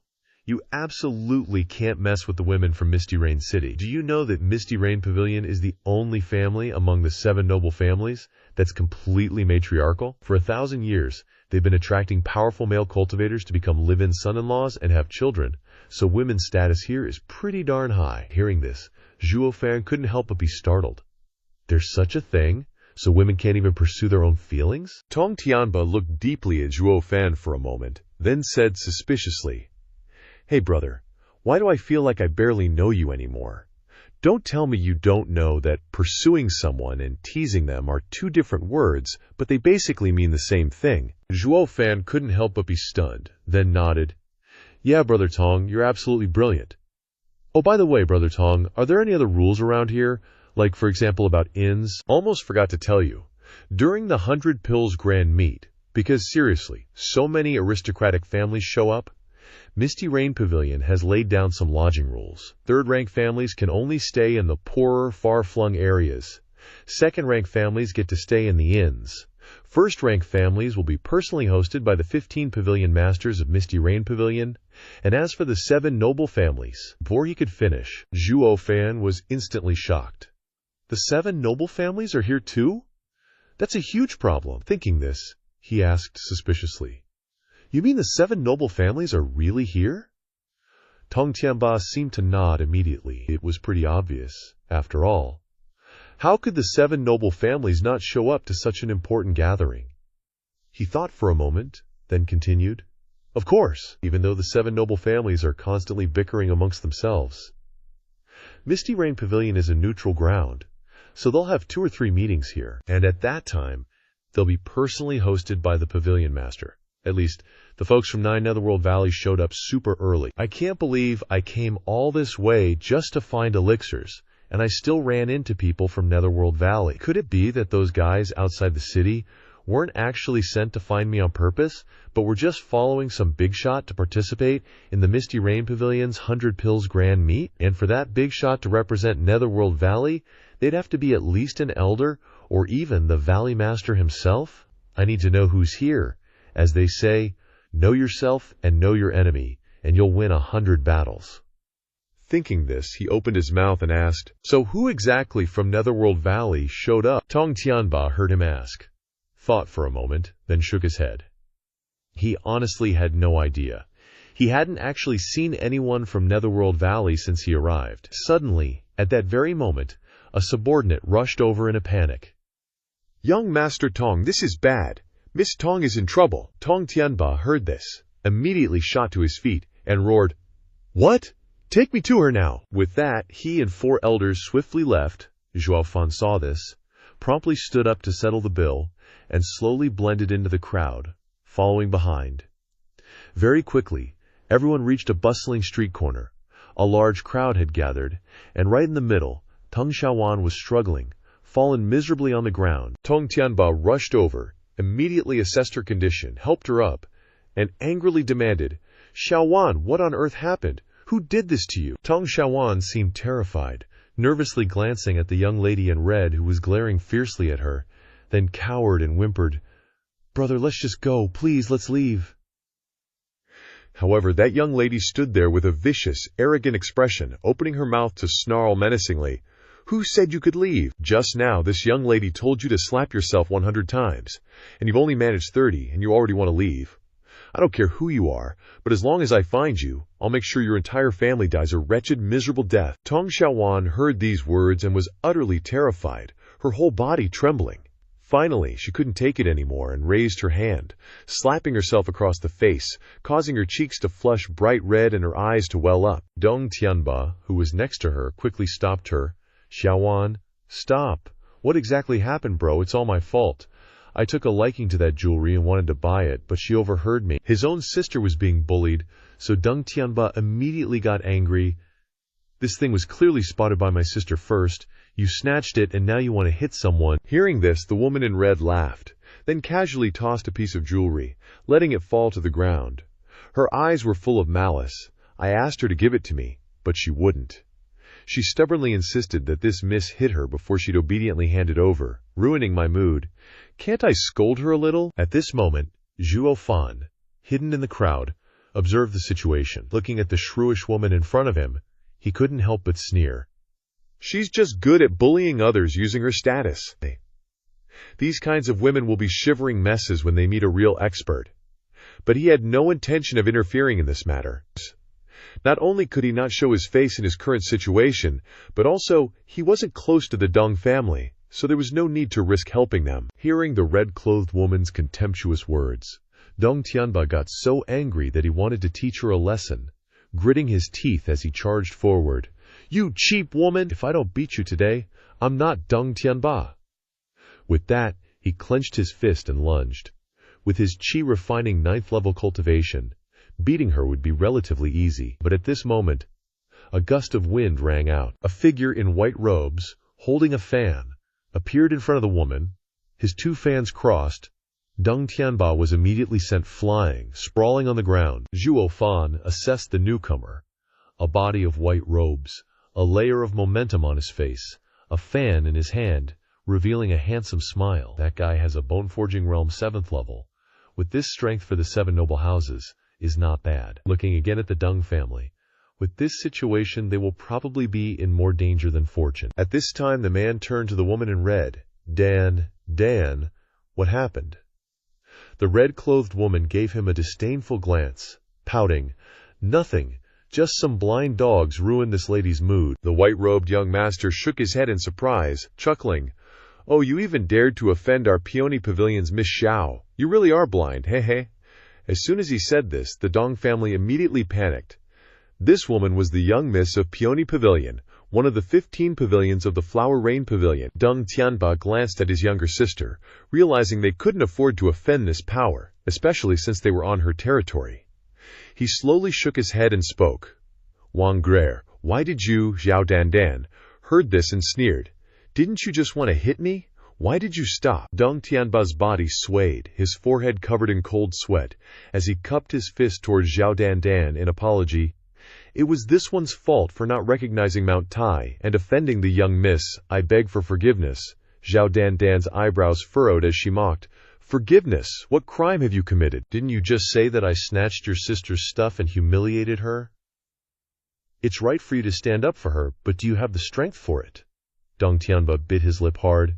Young miss is right, I was overestimating myself, I deserve to be hit. With that, he immediately raised his hand and slapped his face, each slap hitting hard. His face quickly turned red and swollen.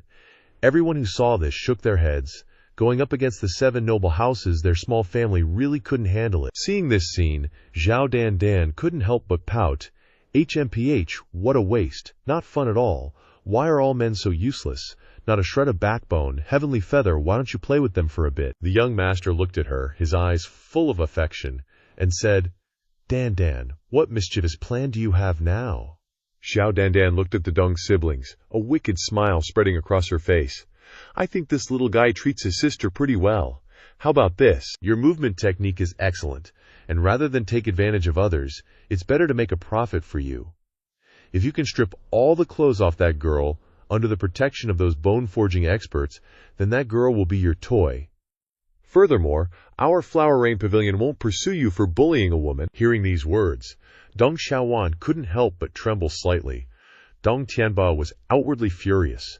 Their bullying was too much. But what could he do?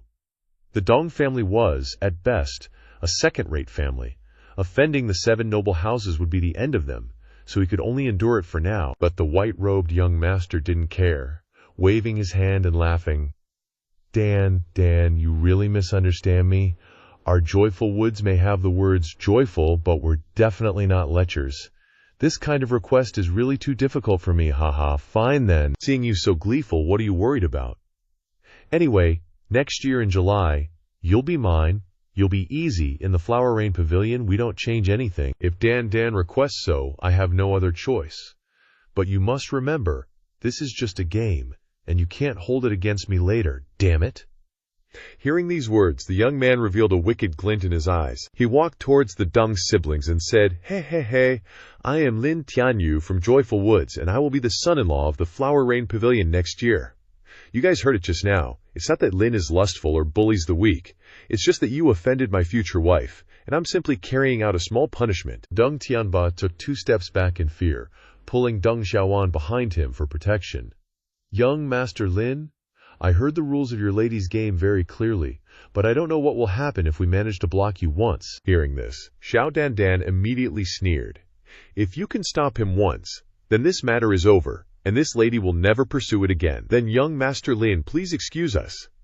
With that, Deng Tianba shouted loudly, his eyes burning with fighting spirit. As long as he had a breath left in him, he wouldn't let them humiliate the Deng family like this. Seeing this scene, Lin Tianyu's eyes were full of disdain, a sinister smile appearing on his face as he said, Not bad for momentum, unfortunately you don't have the strength for it. Zhuo Fan looked at Lin Tianyu for a moment, and immediately saw the problem. This man's cultivation was bone forging 7th level, but the strength of his attacks was only bone forging 6th level. It seems he cultivated to the point of being too focused on movement technique. But this kind of cultivation is putting the cart before the horse. No matter how fast you are, if your hands don't have strength, you can't hurt anyone. When his cultivation increases later, the mistake will only become bigger and bigger, and he will become useless. No wonder a bone-forging 7th level expert was sent to be married off to the Flower Rain Pavilion. But even though his hand strength isn't great, Deng Tianba and the elders probably won't be able to resist him. At this moment, Deng Tianba shouted loudly, ordering the elders to surround and protect Deng Xiaowan. Seeing this scene, Lin Tianyu scornfully curled his lip. It's useless. With the likes of you, you won't even see my shadow. As soon as he finished speaking, he immediately moved. A tearing sound rang out, and Lin Tianyu's figure disappeared in an instant. When he reappeared, a piece of cloth was already in his hand. Lin Tianyu proudly brought it to his nose to smell the scent of the maiden, revealing a lewd smile as he looked towards Deng Xiaowan and said, So fragrant. The second layer of clothing already makes me so intoxicated. I wonder what the young lady's undergarments will be like. Hearing his words, Deng Xiaowan immediately blushed, looking at Deng Tianba with fear and trepidation. Brother! Deng Tianba gritted his teeth fiercely, forcing himself to stay calm, and looked intently at Lin Tianyu. I know, elder brother will definitely protect you. Xiao Dan on the side was already impatient, urging, Are you done yet? Hurry up.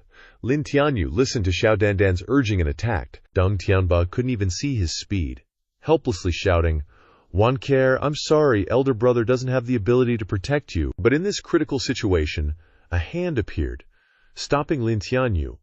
Zhuo Fan outside did not accustom to see those who bully others using their status.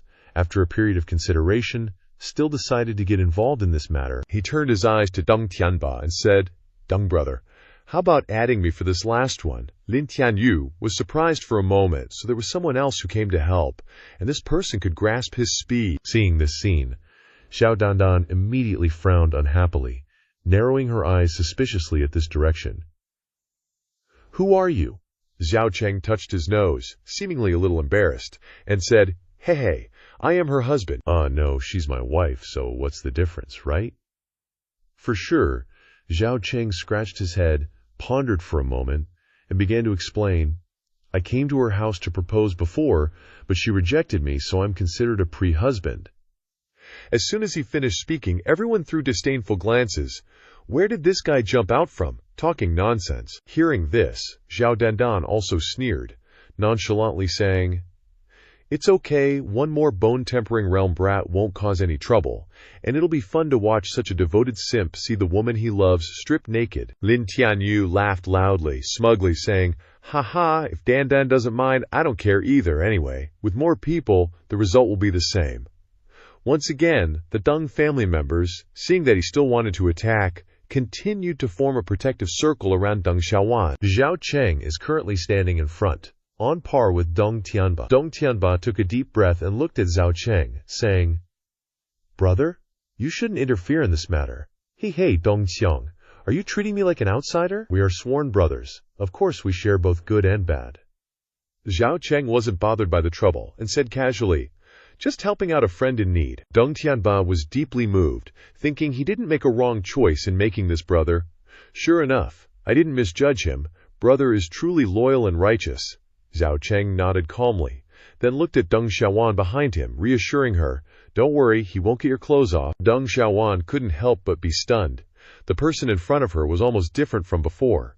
In her eyes, he and her brother were just good-for-nothing playboys, but at this moment he gave her a strange sense of security. In an instant she nodded peacefully, trusting him. Lin Tianyu, upon hearing this, let out a mocking laugh, disdainfully curling his lips. You little punk, you've got guts. I'll deal with you after I'm done with this chick. Hearing these words, Deng Tianba trembled, worriedly glancing at Zhao Cheng, but he still maintained a calm appearance, without any fear, shaking his head. Zhao Cheng said, a petty, arrogant, and cruel person, Dongxiang. Don't bother with him. These unhurried words fell into the ears of others, and their expressions immediately changed drastically. Lin Tianyu was a bone-tempering realm 7th layer cultivator, and his backing was not small, yet this person dared to mock him, truly arrogant and conceited. Xiao Dandan, seemingly afraid that Lin Tianyu wasn't embarrassed enough, looked at him and smiled. Ha ha, Tianyu Ge, you've been laughed at by an idiot today. Lin Tianyu glared fiercely at Zhao Cheng, gritting his teeth, said, a reckless fool, this big brother doesn't care. At most, after I finish dealing with that little girl, I'll take care of him as well. After saying that, he lifted his foot, instantly disappearing, like a gust of wind. He reappeared in front of the Deng family group. Thinking he had succeeded, he arrogantly laughed. Ha ha, the last piece of clothing. Let this young master admire you a bit. Smelling of triumph, Deng Xiaowan cowered. Deng Tianba and the Deng family elders also watched closely, their expressions solemn. Only Zhao Cheng stood there calmly, seemingly unconcerned. When Lin Tianyu was about to reach Deng Xiaowan, Zhao Cheng simultaneously raised his hand to block him, sneering disdainfully, keep dreaming, useless trash. After saying that, Zhao Cheng immediately attacked. A thunderous roar resounding through the sky, a punch landing on Lin Tianyu, and by the time he realized what was happening, he was sent flying out, rolling around on the ground. Everyone around was shocked. He could actually see Lin Tianyu's speed, and even hit him. Xiao Dandan was also stunned at the sight. Lin Tianyu actually lost. With his bone-tempering realm 7th layer strength, he was already considered a master. But he was knocked down by someone else. Truly unbelievable. Deng Tianba was equally surprised. Looking at Zhao Cheng, you hit him. Zhao Cheng scratched his head indifferently, rubbed his hands, and chuckled. Just now, something did bump into my fist. After thinking about it, I looked ahead and saw that my fist had sent him flying. Sigh, my hand hurts so much. Hearing these words, everyone was stunned once again. Deng Tianba laughed loudly in surprise. Ha ha, that's great, brother. How did you do it? This big brother didn't even see half his shadow.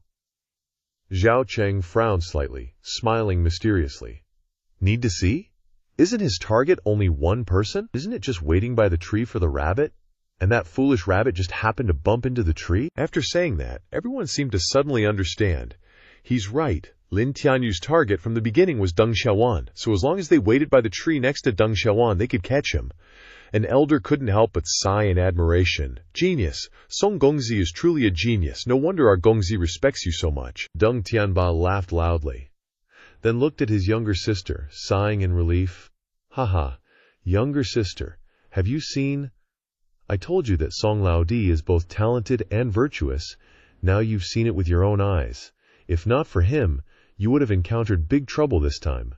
Deng Xiaowan blushed upon hearing this, her eyes filled with gratitude. Zhuo Yifan, hearing this, slowly waved his hand. He didn't think things would be easily resolved. Looking at Deng Tianba, he slowly spoke, Deng Xiong, whether this matter can be put aside or not doesn't depend on your words alone. Seeing Zhuo Yifan's gaze, Deng Tianba suddenly startled, hurriedly stepping forward a few steps, cupping his hands towards Xiao Dandan and smiling. This young lady, we just managed to block one move from Ling Gongzi. Thinking about it, disciples of the Flower Rain Tower would definitely keep their word. So let's just let this matter drop. I have something to do, so I'll take my younger sister back first. After saying that, Deng Tianba ordered everyone to return together. But Xiao Dandan didn't want them to leave like this, and spoke up provocatively. Wait, this lady will certainly not pursue this matter anymore, but, unfortunately, it seems that Tianyu Ge won't let you go so easily. Lin Tianyu had already stood up at this time, regaining his momentum, and coldly said, Yes, this young master is over 70 years old this year, and has never met anyone who could punch so hard. But don't worry, this young master won't bully the weak. It's just that this young master is really enjoying this game, and really can't stop. So please stay and finish playing with this young master. Startled, everyone's hearts trembled. Deng Tianba bit his teeth angrily and said, What? I wonder how this game can be ended, Lin Tianyu sneered, arrogantly saying, Once this young master has played enough, it will naturally end. As soon as these words were spoken, the Deng family's expressions turned from green to white. They really didn't expect the 7 noble houses to be so overbearing, wanting to strip them of their last bit of dignity before letting them go. Zhuo Yifan, who had been silent for a while, suddenly chuckled loudly. Ha, this game looks like it's a lot of fun. Why not let me join in? I and Dongxiong have also played a similar game before, haven't we, Dongxiong? But now you want to tear my woman's clothes, and I can't tear yours. That's a bit unfair. In an instant, everyone looked at him again. Deng Tianba also looked at him with great suspicion. Lin Tianyu also startled slightly, laughing contemptuously. You just happened to land a punch on me, and you're already fantasizing that you can resist this young master. Daydreaming, Zhao Cheng narrowed his eyes, looking at him, then at Zhao Dandan standing next to him, deeply saying, Lin Gongzi, are you not confident? Or are you afraid of your wife? Zhao Dandan's eyebrows twitched slightly, giving Zhao Cheng a deep look, chuckling. Recently, there's been a lot of brain-dead people named Zhuo Fan daring to provoke the majesty of the 7 noble houses, increasingly so. But do you have that ability? Today, if you can take off 1 layer of my clothes in front of Tianyu Ge, I'll kick him away and let you stay here as my husband. What? As soon as these words were spoken, everyone, including Lin Tianyu, was once again overjoyed. But Zhao Cheng didn't take it to heart. He already had his own world. How could her power be worthy? He couldn't help but laugh. Zhao Cheng winked and smiled. Dan Guniang, don't speak so definitively. Although this game is exciting, don't play it until you cry. Xiao Dandan raised her head, sticking out her chest proudly, saying, The one crying will definitely not be me. Lin Tianyu, seeing him talking to Xiao Dandan, was jealous, and impatiently shouted, All right, stop wasting words. Are you guys ready? This young master is about to make a move. Deng Tianba's eyes turned serious upon hearing this, and as he was about to prepare his defensive posture, Zhao Cheng waved his hand, saying, Haha, if it's clearly stated like this, it must be fair. With so many people defending here, it's inevitable that you'll find someone to cheat later. Leaving just me is enough. Deng Tianba startled, calling out softly, but seeing his determined gaze, he nodded slightly, solemnly saying, Brother, then I'll leave my sister to you. After saying that, Deng Tianba and the elders retreated together. Zhuo Yifan then stepped in front of Deng Xiaowan, asking, Deng Xiaoji, do you trust me? Deng Xiaowan couldn't help but stare blankly at him. She clearly hated this guy before, but just now he helped her escape being stripped naked and humiliated, and she suddenly felt like she could trust him. Thinking about it, she gave him a slight nod. Seeing this, Zhuo Fan smirked and breathed a sigh of relief. Great, this is going to be a fun show to watch. As soon as they finished speaking, the sound of wind being torn apart suddenly rang out, and a loud laugh echoed in their ears. Ha, this last layer of clothing, this young master is definitely taking it off. Deng Xiaowan couldn't help but flinch, subconsciously shrinking back, but Zhuo Fan remained calm, watching his movements intently without any fear, when suddenly a crisp sound rang out. Lin Tianyu hadn't even managed to grab a corner of Deng Xiaowan's clothes before he was sent flying, half kneeling on the ground. Lin Tianyu raised his head in shock and said, You can actually see me. Slowly turning his head, Zhuo Fan was now emitting a cold aura all over his body as he lunged forward to attack. In an instant, an explosion rang out. In a flash, Zhuo Fan appeared behind Xiao Dandan, and at the same time, everyone heard the sound of clothes being torn, instantly turning into shreds. Zhuo Fan smiled triumphantly when it came to speed. You're still far behind me. Everyone watched as Lin Tianyu was sent flying again, while Zhao Dandan was stripped clean in an instant, and they couldn't help but stare in disbelief. The speed of his attack was too fast, even faster than Lin Tianyu. So this guy was a master, no wonder he was so arrogant. Zhao Dandan didn't even care about the few scraps of cloth left on her body, and looked at Zhuo Fan in shock. He was just a kid who had broken through the bone-tempering realm, yet he directly surpassed Lin Tianyu's speed, and he only used one hand to do it, plus managed to overcome Disciple of the Hidden Families. So his origins really did come from a third-rate family? How could a third-rate family have such a master? Equally unbelievable. Lin Tianyu was now staring at Zhuo Fan in fear, unable to say a word for a long time.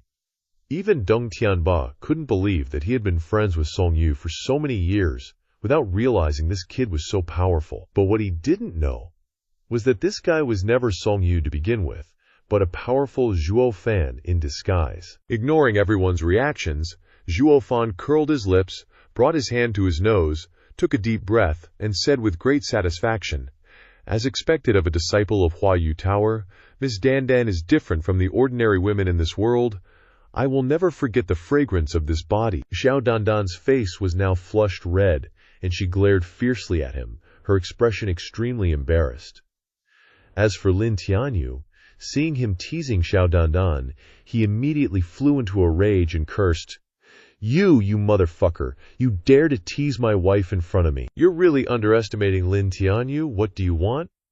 Glancing at Lin Tianyu, Zhuo Fan immediately snickered and gently stepped in front of Zhao Dandan, causing her to scream and fall into Zhuo Fan's arms. She tried to resist and stand up, but Zhuo Fan used his bone-tempering realm strength to suppress her, and she couldn't move at all. Zhuo Fan looked provocatively at Lin Tianyu, then looked at Zhao Dandan, his face flushed, and teased. Miss Dandan, I'm not like that weak husband of yours. I'm 10 inches for 120 minutes, fluent in all positions. I was a bit rough with you just now, miss. You can scold me or hit me, but I definitely won't change. Hearing these words, Zhao Dandan glared angrily at him, but for some reason she stood still and didn't move. Seeing this scene, Lin Tianyu glared fiercely at Zhuo Fan. You little brat, take your hands off her, or I won't be polite anymore. However, Zhuo Fan didn't let go. Instead, he tightened his grip, causing Zhao Dandan's face to turn redder. Zhuo Yifan saw this and cursed the shameless woman in his heart, then glanced at Lin Tianyu. Lin Xiong, what are you planning to do? Didn't you start this game? Since ancient times, the winner takes all and the loser leaves with nothing. If Lin Xiong can win, then both of these women will be yours. Otherwise, Miss Dandan, since I've already won, I hope you'll kick that useless man out and let me become your close companion. Hearing everything, Lin Tianyu's face turned completely pale.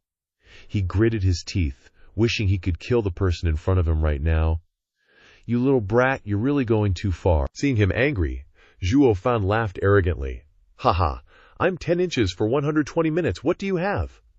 Those who humiliate others will also be humiliated by others. You have the ability.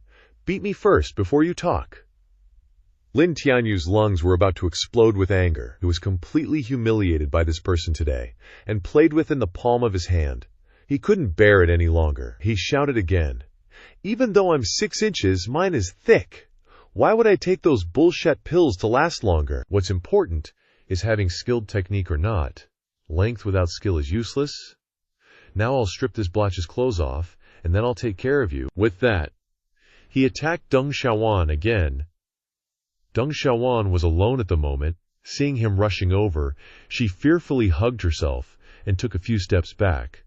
But Zhuo Fan didn't let him succeed, immediately rushing to block him, knocking him to the ground again. Lin Tianyu's mouth was covered in blood from the beating, and when he raised his head again, Zhuo Fan had returned to Zhao Dandan's side, saying with a smile that wasn't quite a smile, Miss Dandan, that useless man of yours has lost another round. This time, I have to strip another layer of clothing from you. With that, he immediately tore off Zhao Dandan's clothes, then raised her chin and said with a smile, Miss Dandan, you won't blame me for being rough, will you? Haha, I'm just that kind of rough person. I'll never change in my life. Zhao Dandan gave him a charming glare, with a hint of shyness on her face, and replied, You're so annoying, can't you be a little gentler? In Lin Tianyu's eyes, their actions at this moment were nothing more than flirting right in front of him, and his face was filled with anger. Gnashing his teeth and saying, "Adulterer and war," Zhuo Fan didn't pay attention, still holding the beauty in his arms, smiling provocatively. "Lin Xiang, this is your last chance.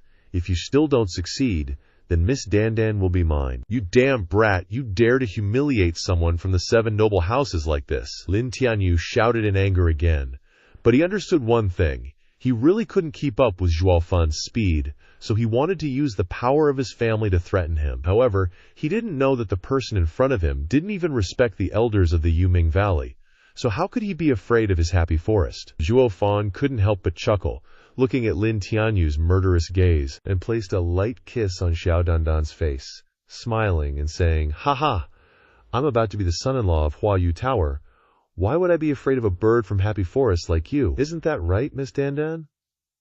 At this moment, Xiao Dandan seemed to be bewitched by Zhuo Fan. Lost in a daze, her mind muddled, and nodded in agreement. This nod completely enraged Lin Tianyu, igniting his killing intent. "You BTCH, you damned couple! I'll send you to the Western Paradise now!" With that, Lin Tianyu formed a hand seal, and the azure wind essence suddenly turned into a whirlwind, wrapping around him like a wind-powered blade rushing forward. Seeing this, Xiao Dandan couldn't help but cry out in warning. "Lin Tianyu, you're really bold, daring to use a killing move on me right in the territory of my Huayu Tower?" At this moment, Lin Tianyu's mind was no longer clear. He had gone mad. He no longer cared who was in front of him. He only knew that he wanted to kill the 2 people in front of him. Ignoring Xiao Dandan's warning, Lin Tianyu cursed with a chilling intent. "You SLT, if I don't kill the 2 of you today, then I'm not a man anymore." However, just as everyone was frightened, Zhuo Fan laughed out loud, his eyes coldly saying, "Lin Xiang, is this your last move? Haha, that's seriously pathetic." Saying this, Zhuo Fan stood in front of Xiao Dandan, reaching out to block Lin Tianyu's attack. Suddenly, a loud bang was heard. The azure wind essence enveloped Zhuo Fan's arm, but it only produced the sound of metal clashing. The azure wind essence scattered. Everyone simultaneously stared in disbelief, only to see Lin Tianyu, with a look of fear, trembling as he looked at Zhuo Fan. Lin Tianyu looked at him in shock. This person's strength was lower than his, but his speed was faster than his. Now even his ultimate technique couldn't do anything to him. He didn't believe it, stammering, "How? How is this possible? You're a body cultivator, but how can your speed be so fast?" Zhuo Yifan's lips curled into a cold smile. "Who says body cultivators can't cultivate movement techniques? Idiots like you who neglect their own strength for their body, you're already trash." As soon as he finished speaking, Zhuo Yifan's eyes filled with killing intent as he stared at Lin Tianyu. In an instant, his body swayed, and he was covered in cold sweat. Before he could react, Zhuo Yifan kicked him. Lin Tianyu felt pain like he was dying, spitting out a mouthful of blood. Everyone from the Dong family was equally shocked to see this scene. A first-level bone-forging realm cultivator actually forced a 7th-level bone-forging realm cultivator to this point, and this guy is a disciple of the carefree forest of the 7 noble houses. He's seriously terrifying. After dealing with one, Zhuo Yifan turned to Xiao Dandan behind him and continued to flirt. "Miss Dandan, did you see that? I'm not only rough with women but also with men. Even if your future husband doesn't die, he won't be able to do that with you later." "You wouldn't blame me, would you?" Xiao Dandan, seeing his earlier aura, looked at him adoringly and said shyly, "You're so amazing. Why would I need that trash when I have you? Don't worry. After you marry into the Flower Rain House, our carefree forest will definitely not dare to bother you." Zhuo Yifan chuckled upon hearing her words. He glanced at the last remaining piece of clothing on her body, his eyes sharp. "Then I must thank Miss Dandan for your concern, but since your fiancé lost, I should, in theory, remove your last piece of clothing." Hearing him say this, Xiao Dandan was immediately startled, her face blushing with embarrassment as she turned to him. "I'll be yours from now on." "Do you really want to embarrass me in front of others?" Zhuo Yifan laughed loudly at the sky. "What a naive woman. She actually believes I want to become her house husband. Dream on." He slowly shook his head, a cold light flashing in his eyes. Just now, you must have heard what I said, right? Those who humiliate others will eventually be humiliated in return. This isn't just for your fiancé, it's for you too. With that, Zhuo Yifan immediately reached out toward Zhao Dandan, intending to strip her clothes and teach her a lesson. But at this moment, he sensed the aura of a heavenly profound expert, and cautiously withdrew his hand to observe. With a heavenly profound expert present, he couldn't act rashly, or his identity would be exposed. Just then, a woman appeared, ethereal and otherworldly, descending from the sky. She possessed the aura of a strong person, wearing a flowing green robe, with a white silk sash wrapped around her body. As soon as she landed, she walked to Zhao Dandan's side, wrapped her in the silk, and made a gesture on her forehead. Zhao Dandan seemed to wake up suddenly, but she didn't remember anything that had happened. After helping her out of her daze, the newcomer gently said, "Silly girl, you don't know what others are saying. Little brother, if you want to pursue a maiden from our flower rain house, rely on your skills. Isn't using demonic sounds to charm someone a bit too low?" Hearing the woman recognize his methods, he couldn't help but sigh. As expected of a heavenly profound expert, she knew with one glance, and even knew how to break it. He had to be careful he couldn't be exposed now. Thinking this, he smiled and said, "What the young lady says is true, but unfortunately, I have no intention of pursuing Miss Dandan. I was merely teaching her a lesson." Zhao Dandan, hearing him expose her, cried out in fear, "Shibo, don't listen to his nonsense. He humiliated this disciple in front of everyone, clearly showing no respect for our flower rain house." The woman basically knew what had happened, so not only did she not help her, but she angrily interrupted, "Aren't you ashamed enough already?" With that, she looked at Zhuo Yifan and said, "If I didn't know you had a reason for doing this, just the fact that you dared to use evil arts to charm a woman like this one would have brought you to justice long ago." Then, the woman in green walked to Deng Xiaowan, placed another thin silk veil on her, and apologized personally. "Miss, this child Dandan has been spoiled by her Shifu. After we return, this one will definitely discipline her severely. I hope Miss won't hold it against her." Deng Xiaowan was a little overwhelmed by the favor, exclaimed in surprise, and hurriedly lowered her head. "Yes, I wouldn't dare." With a faint smile, the woman in green didn't say much, and immediately flew into the sky, taking the unconscious Zhao Dandan and Lin Tianyu with her, whether intentionally or unintentionally. Before leaving, the woman in green glanced at Zhuo Yifan. Zhuo Yifan looked at the mysterious gaze of the woman in green, and his mind raced. Could she have discovered his identity? He frowned in thought for a moment. At this time, the Deng family, after escaping disaster, happily rushed over. Deng Tianba, his face filled with gratitude, said, "Worthy brother, it's fortunate you were here, otherwise our Deng family would have lost all face. The territory of the 7 noble houses is really not a place to stay." Deng Xiaowan, wearing a thin layer of silk, said dazedly, "Song Damage, thank you." Ignoring their thanks, Zhuo Yifan only frowned, looking in the direction the woman had flown, Deng Xiong, who is that woman in green. Hearing this, Deng Tianba's face suddenly became serious. The first of the 15 pavilions of the Flower Rain House, the pavilion master of Green Blossom Pavilion, Qin Tai Ching. Fortunately, pavilion master Qin Tai Ching is approachable, simple, and upright, and doesn't bully the disciples of the noble families. If we had run into the pavilion master of the Peony Pavilion, who has a hot temper and likes to be protective, we wouldn't be able to handle it. Zhuo Yifan nodded knowingly. No wonder her cultivation is so profound, so she's a pavilion master. But if Qin Tai Ching knew my identity, and didn't expose me, is it because she's afraid she can't beat me, and went to call for help?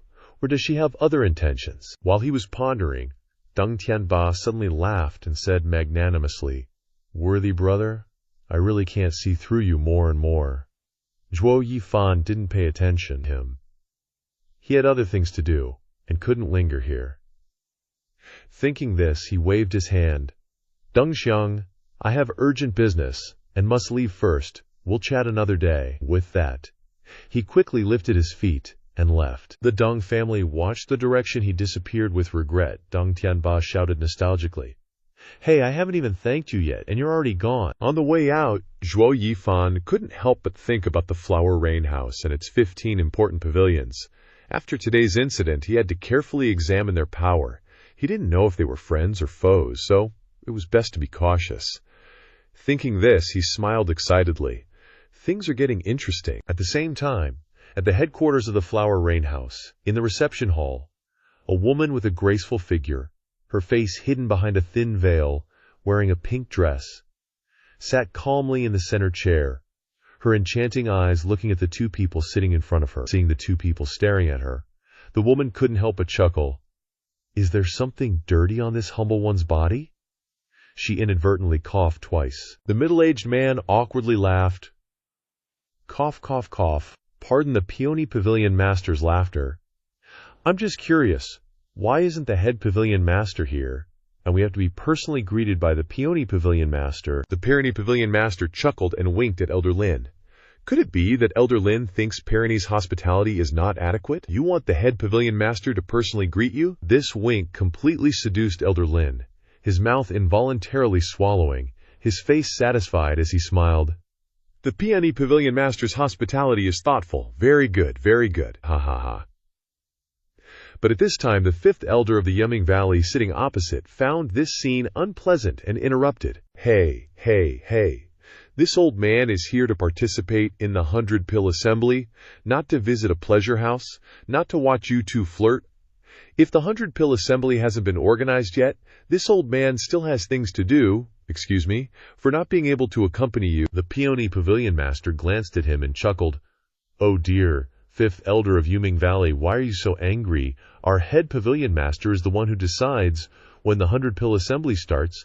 Now that the major powers of the families haven't arrived, how can it begin, Modun? Don't listen to this guy talking nonsense. These past few days, Yuming Valley has had 3 great elders killed by a little brat, one after another.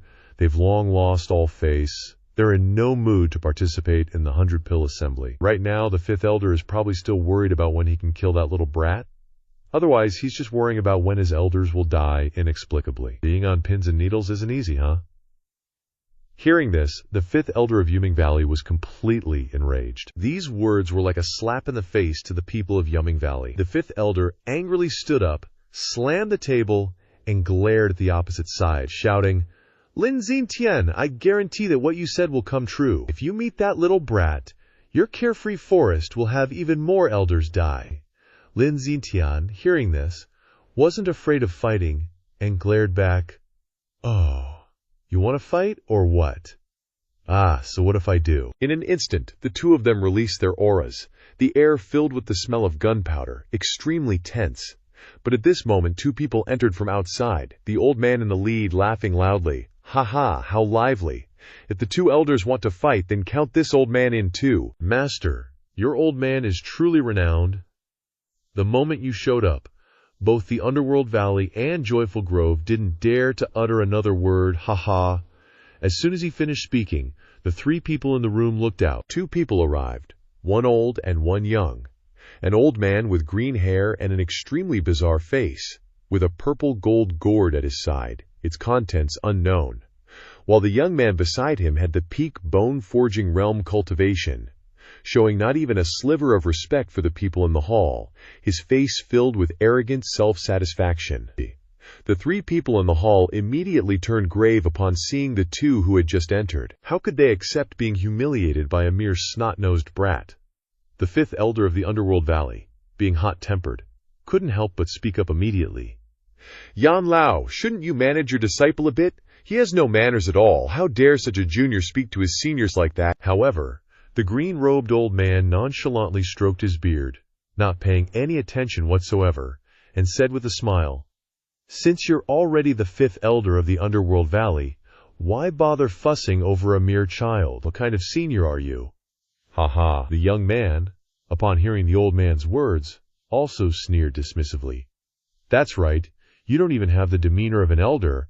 Why should juniors respect you as a senior? The 5th elder, seeing the 2, one old and one young, acting in cahoots, trembled with anger. His face flushed red, wishing he could kill the brat in front of him with a single palm strike. However, after thinking for a moment, he still had important matters to attend to, and quickly suppressed his anger. Lin Zitian, seeing the fifth elder's anger, couldn't help but sigh inwardly, looking at the green-robed old man with trepidation and saying, "Ha! Who would have thought that a small 100-pill assembly would gather the 4 great families of the 7 noble houses all at once? It's truly lively, especially with Yan Lao participating as the ace. This iron-thought assembly will surely proceed smoothly." The green-robed old man didn't give Lin Zitian any face, saying maliciously, "Hey, Lin Zitian, you don't have to be all smiles on the surface while harboring resentment in your heart. This old man knows you people don't like me, but who told this assembly to be called the 100-pill assembly? Without this old man, the poison hand medicine king, participating, how would it be worthy of the name 100-pill?" Upon hearing the man's sarcasm, resentment appeared on Lin Zitian's face, unable to contain his anger. Seeing the situation, Dan Lu, the mistress of the sword-drawing pavilion, finally couldn't hold back, anger bubbling up as she looked at the green-robed old man with a warning glare. "Elder Yan Song, our Flower Rain Tower shouldn't have invited your medicine formula hall, so why are you here uninvited?" A glint appearing in her eyes, Yan Song sneered. "Ha, Tower Mistress Dan, your fiery temper hasn't changed. In the entire heavenly profound empire, where this old man wants to go, who can stop me? Today, this old man has come to Flower Rain City. Are you going to chase me away?" Tower Mistress Dan Lu, upon hearing his words, wanted to rush forward, but Lin Zitian, standing beside her, spoke up to stop her. "Tower Mistress Dan, calm down. We should prioritize the bigger picture." Dan Lu Tower Mistress glanced at Lin Zitian, then looked at Yan Song again, finally remembering the important matter and quickly calming down. But at this moment, the young man beside Yan Song, as if not wanting things to be peaceful, added fuel to the fire. "Ha! Why is Tower Mistress Dan so childish, so impatient? How can you be the Tower Mistress?" "Master is right. A bunch of women can't accomplish anything." Sure enough, Flower Rain Tower is the weakest of the 7 noble houses. Hearing these words, the 3 people in the hall couldn't help but shoot icy glares at Yan Song and his companion. The poison hand medicine king is too arrogant, even his disciple doesn't put anyone in his eyes. But just then, a soft chuckle suddenly echoed from outside the door. "Young friend, although we of the Flower Rain Tower are all women, living in Flower Rain City for over 1,000 years, we naturally have our reasons, and it's not something anyone can nitpick at." After speaking, a woman in a light green Taoist robe gracefully appeared, landing on the ground, with Xiao Dandan and an unconscious person beside her. This person was Qin Tai Ching, the Tower Mistress of Greenflower Tower, who had just rescued someone from Zhuo Fan's grasp. Mother Dan Lu, seeing the newcomer, immediately rejoiced. "Senior sister, you're finally back. Where have you been? We have an uninvited guest here, and I'm at my wit's end." Qin Tai Ching lightly glanced at Yan Song, smiled softly, and said, "Wasn't I tidying up the mess caused by your precious disciple? I've told you before, you need to discipline your disciples more strictly, lest they tarnish the reputation of our Flower Rain Tower." Hearing these words, Mother Dan Lu, although protective of her own, didn't dare to argue with Qin Tai Ching, and could only ask for clarification on who it was and what they had done. Qin Tai Ching helplessly shook her head, sighed, and clapped her hands. Following that, 2 female disciples brought Xiao Dandan forward, her body wrapped in silk, barely covering the essentials, her supple form making the young man beside Yan Song stare unblinkingly. Then 2 more disciples brought Lin Tianyu, unconscious, lying on a stretcher. Lin Zitian, seeing this, immediately startled, rushing to his side, his face furious as he said, "Tianyu, who was it who injured him to this extent?" The young man beside Yan Song curiously looked at him and asked, "Master, is that kid's injury very severe?" Yan Song looked at the unconscious man and grinned gleefully. "Ha! It's not just severe. If he doesn't die, he'll be crippled." The person who attacked him was truly ruthless. The young man couldn't help but sneer twice. The disciples of Joyful Grove are truly weak. To think they could be injured to this extent. Seems like the master's skills aren't up to par either. Hearing these words, Lin Zitian secretly bit his lip, glaring fiercely at the young man. Qin Tai Ching, thinking of Zhuo Fan, smiled and shook her head. Young friend's words are likely mistaken. I just met that person. And although he's young, his strength is no less than the genius disciples of the 7 noble houses. Although young friend is a disciple of Yan Lao, if you were to fight him, you might not gain any advantage.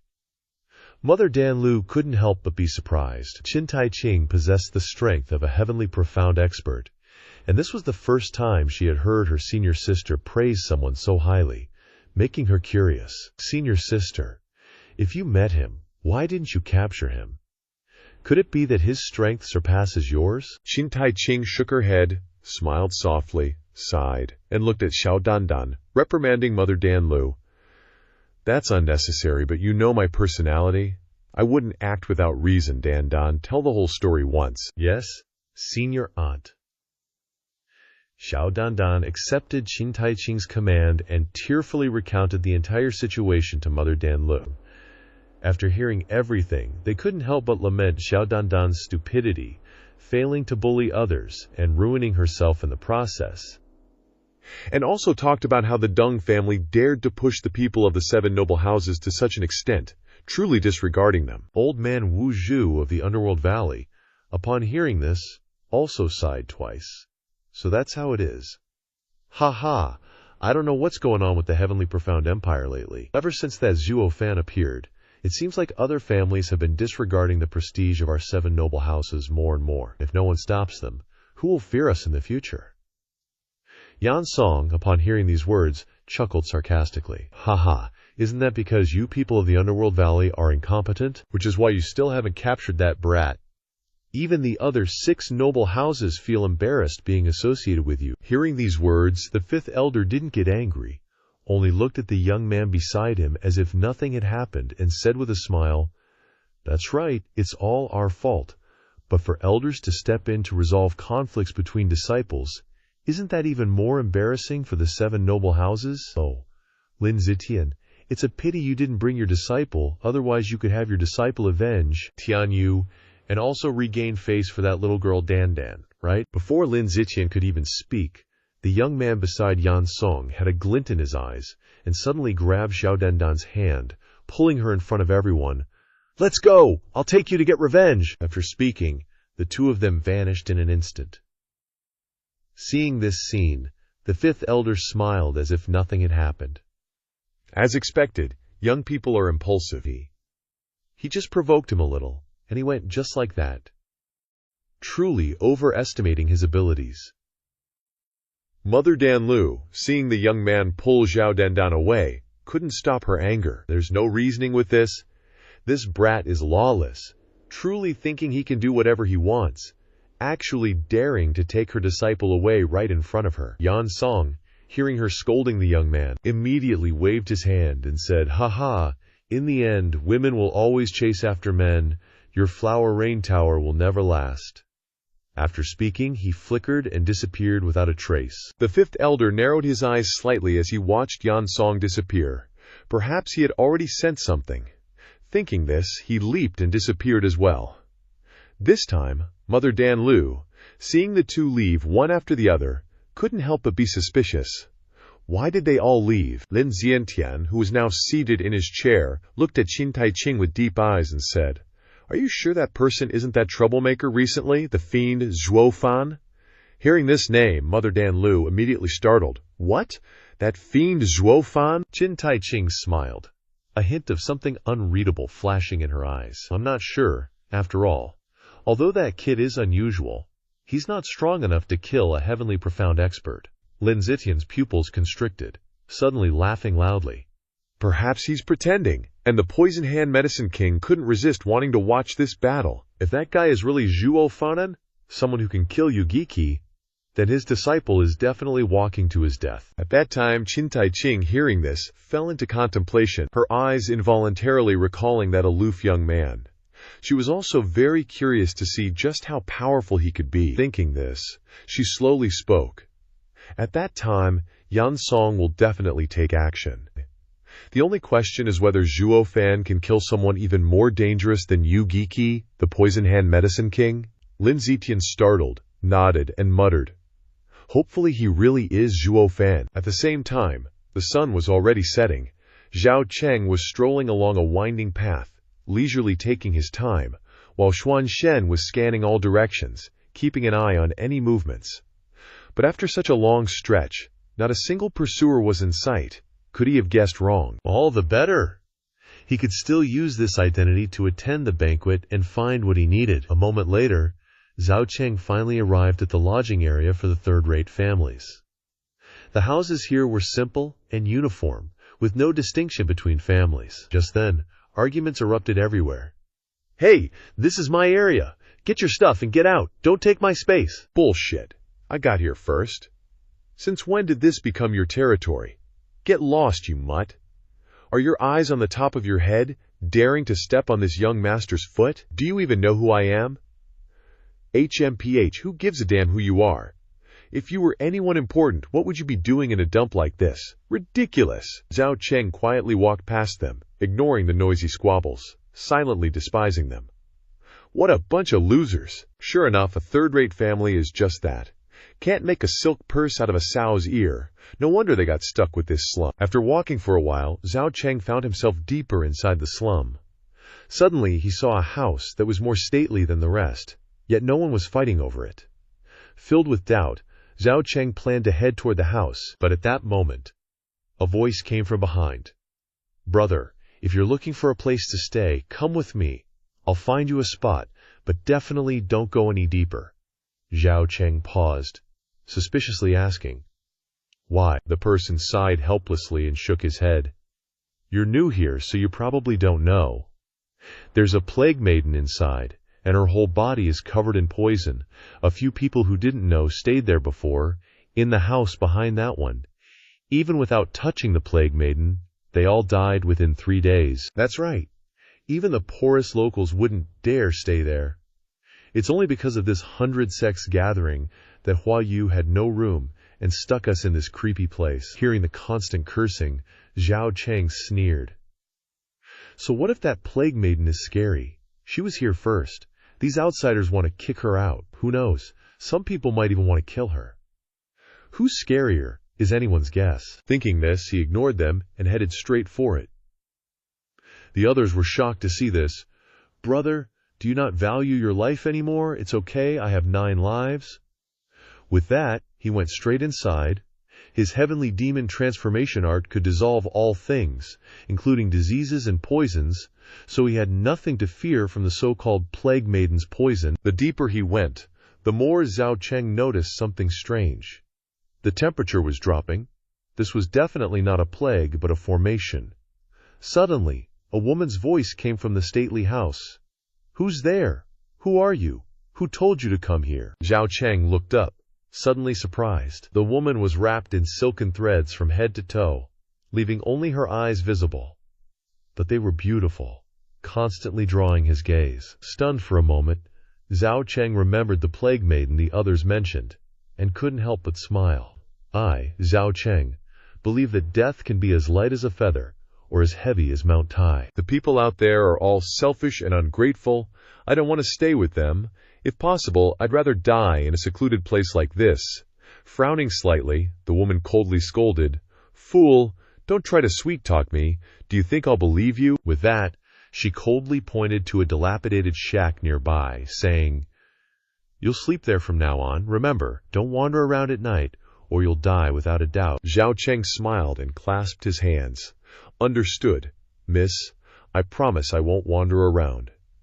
With that, Zhao Cheng turned and headed to the place the woman had pointed to. His eyes narrowed thoughtfully. He couldn't see through her cultivation level. Either she's reached the divine illumination realm, or she's just a mortal. But if she's a mortal, how can she face a bone-forging realm expert with such confidence? "Interesting." Zhao Cheng grinned excitedly as he entered the room, saying, "Ha-ha, this is getting interesting. If you don't want me to go out at night, then something must be happening at night. I'm going to sneak around and find out what's going on." Thinking this, Zhao Cheng immediately sat down, cross-legged on the ground, and began to meditate. Time passed, and as night fell, the surroundings were silent. But suddenly, things changed. The air in the slum began to drop in temperature. Noticing this, Zhao Cheng grinned smugly. "I knew it. It's a formation." Zhao Cheng narrowed his eyes. and a porcelain bottle appeared in his hand. He released the blood infant, then gave it a hidden sparrow pill. Looking at the blood infant flickering in and out of sight, he smiled smugly. Now that the blood infant had taken the hidden sparrow pill, even a divine illumination realm expert wouldn't be able to detect it. With that thought, he immediately sent it to scout the surroundings. At this moment, right at the stately house, there was a hidden formation. The blood infant approached for a closer look, and Zhao Cheng immediately recognized it. It was a third-level yin-moon formation, and at this moment the woman from earlier was sitting in the center of the formation, channeling her yuan qi to absorb the formation's energy. Remembering the deaths the others mentioned, he finally understood how those people had died. This plague maiden was simply healing, but those ignorant people approached and were invaded by the moonbeam yin force, unable to circulate their power, their meridians breaking piece by piece. But this plague maiden was absorbing so much moon essence to suppress the poison in her body. It wasn't wrong, but too much moon essence would affect her meridians, and she might end up crippled. Moreover, when the poison flared up, it would be even more intense than before, and she might even explode and die. What kind of creature would need to use the moon yin force to suppress it so drastically? As the woman healed for the entire night, Zhao Cheng had the blood infant scout for the entire night as well. As soon as dawn broke, he recalled the blood infant. Out of curiosity, he decided to plan an approach to this woman, then find out the reason and find what he was looking for. Early the next morning, just as dawn was breaking, the plague maiden squinted her eyes, her legs crossed as she sat in the yin-moon formation, the icy frost on the ground gradually melting. She exhaled and slowly stood up. Suddenly she heard someone calling her from outside. "Miss." Startled, she turned to look, only to see the smiling young man, carrying fruit in his hands, running towards her. Her eyes flickered, but she quickly regained her composure. She coldly said, "Didn't I tell you not to run around? What are you doing here?" Zhao Cheng pretended not to notice the formation on the ground, innocently saying, "Miss, you said not to run around at night, but it's daytime now." The woman couldn't help but freeze. Her face flushed, but she quickly concealed it. "If you want to stay here, just hide in that dilapidated shack. Even if it's daytime, don't run around or get lost." Hearing this, Zhao Cheng was startled and feigned a wronged expression as he handed the fruit to her. "Miss, I saw that you didn't look well. I picked these fruits early in the morning. Please have them. Thank you for letting me stay." With that, he turned to leave. The woman looked at his wronged back, then at the fruit in her hand, and couldn't help but feel a little guilty. He was kind enough to offer her fruit, but she was so rude to him. Thinking this, she put the fruit to her mouth and took a bite. It was sour and sweet, immediately melting in her mouth, and a hint of a smile appeared in her eyes, and Zhao Cheng, seeing this, immediately felt smug. She accepted the fruit, which means she's starting to have an impression of me. Next, I just need to approach her step by step. I need to find out what kind of poison is in her body, the life-restoring medicine, and the poison that leads people to death. After all, they're only separated by a thin line. Since I'm idle anyway, I might as well start with this woman. Maybe there'll be a clue I need. Women are the easiest creatures to deceive, but also the easiest to be deceived. The day turned to noon. The sun climbed higher and higher, and the woman sat cross-legged to cultivate as usual.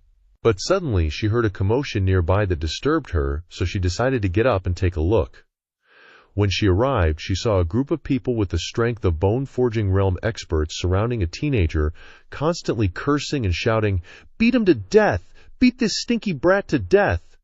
Still not being honest, huh? Beat him to death. Zhuo Fan, though being beaten, was still stubbornly refusing to give in, shouting, "You're not allowed to insult her. She's a good person. Don't you know how many people that damned woman has harmed? And you're still speaking up for her? You deserve to die." But Zhuo Fan still stubbornly resisted. Covered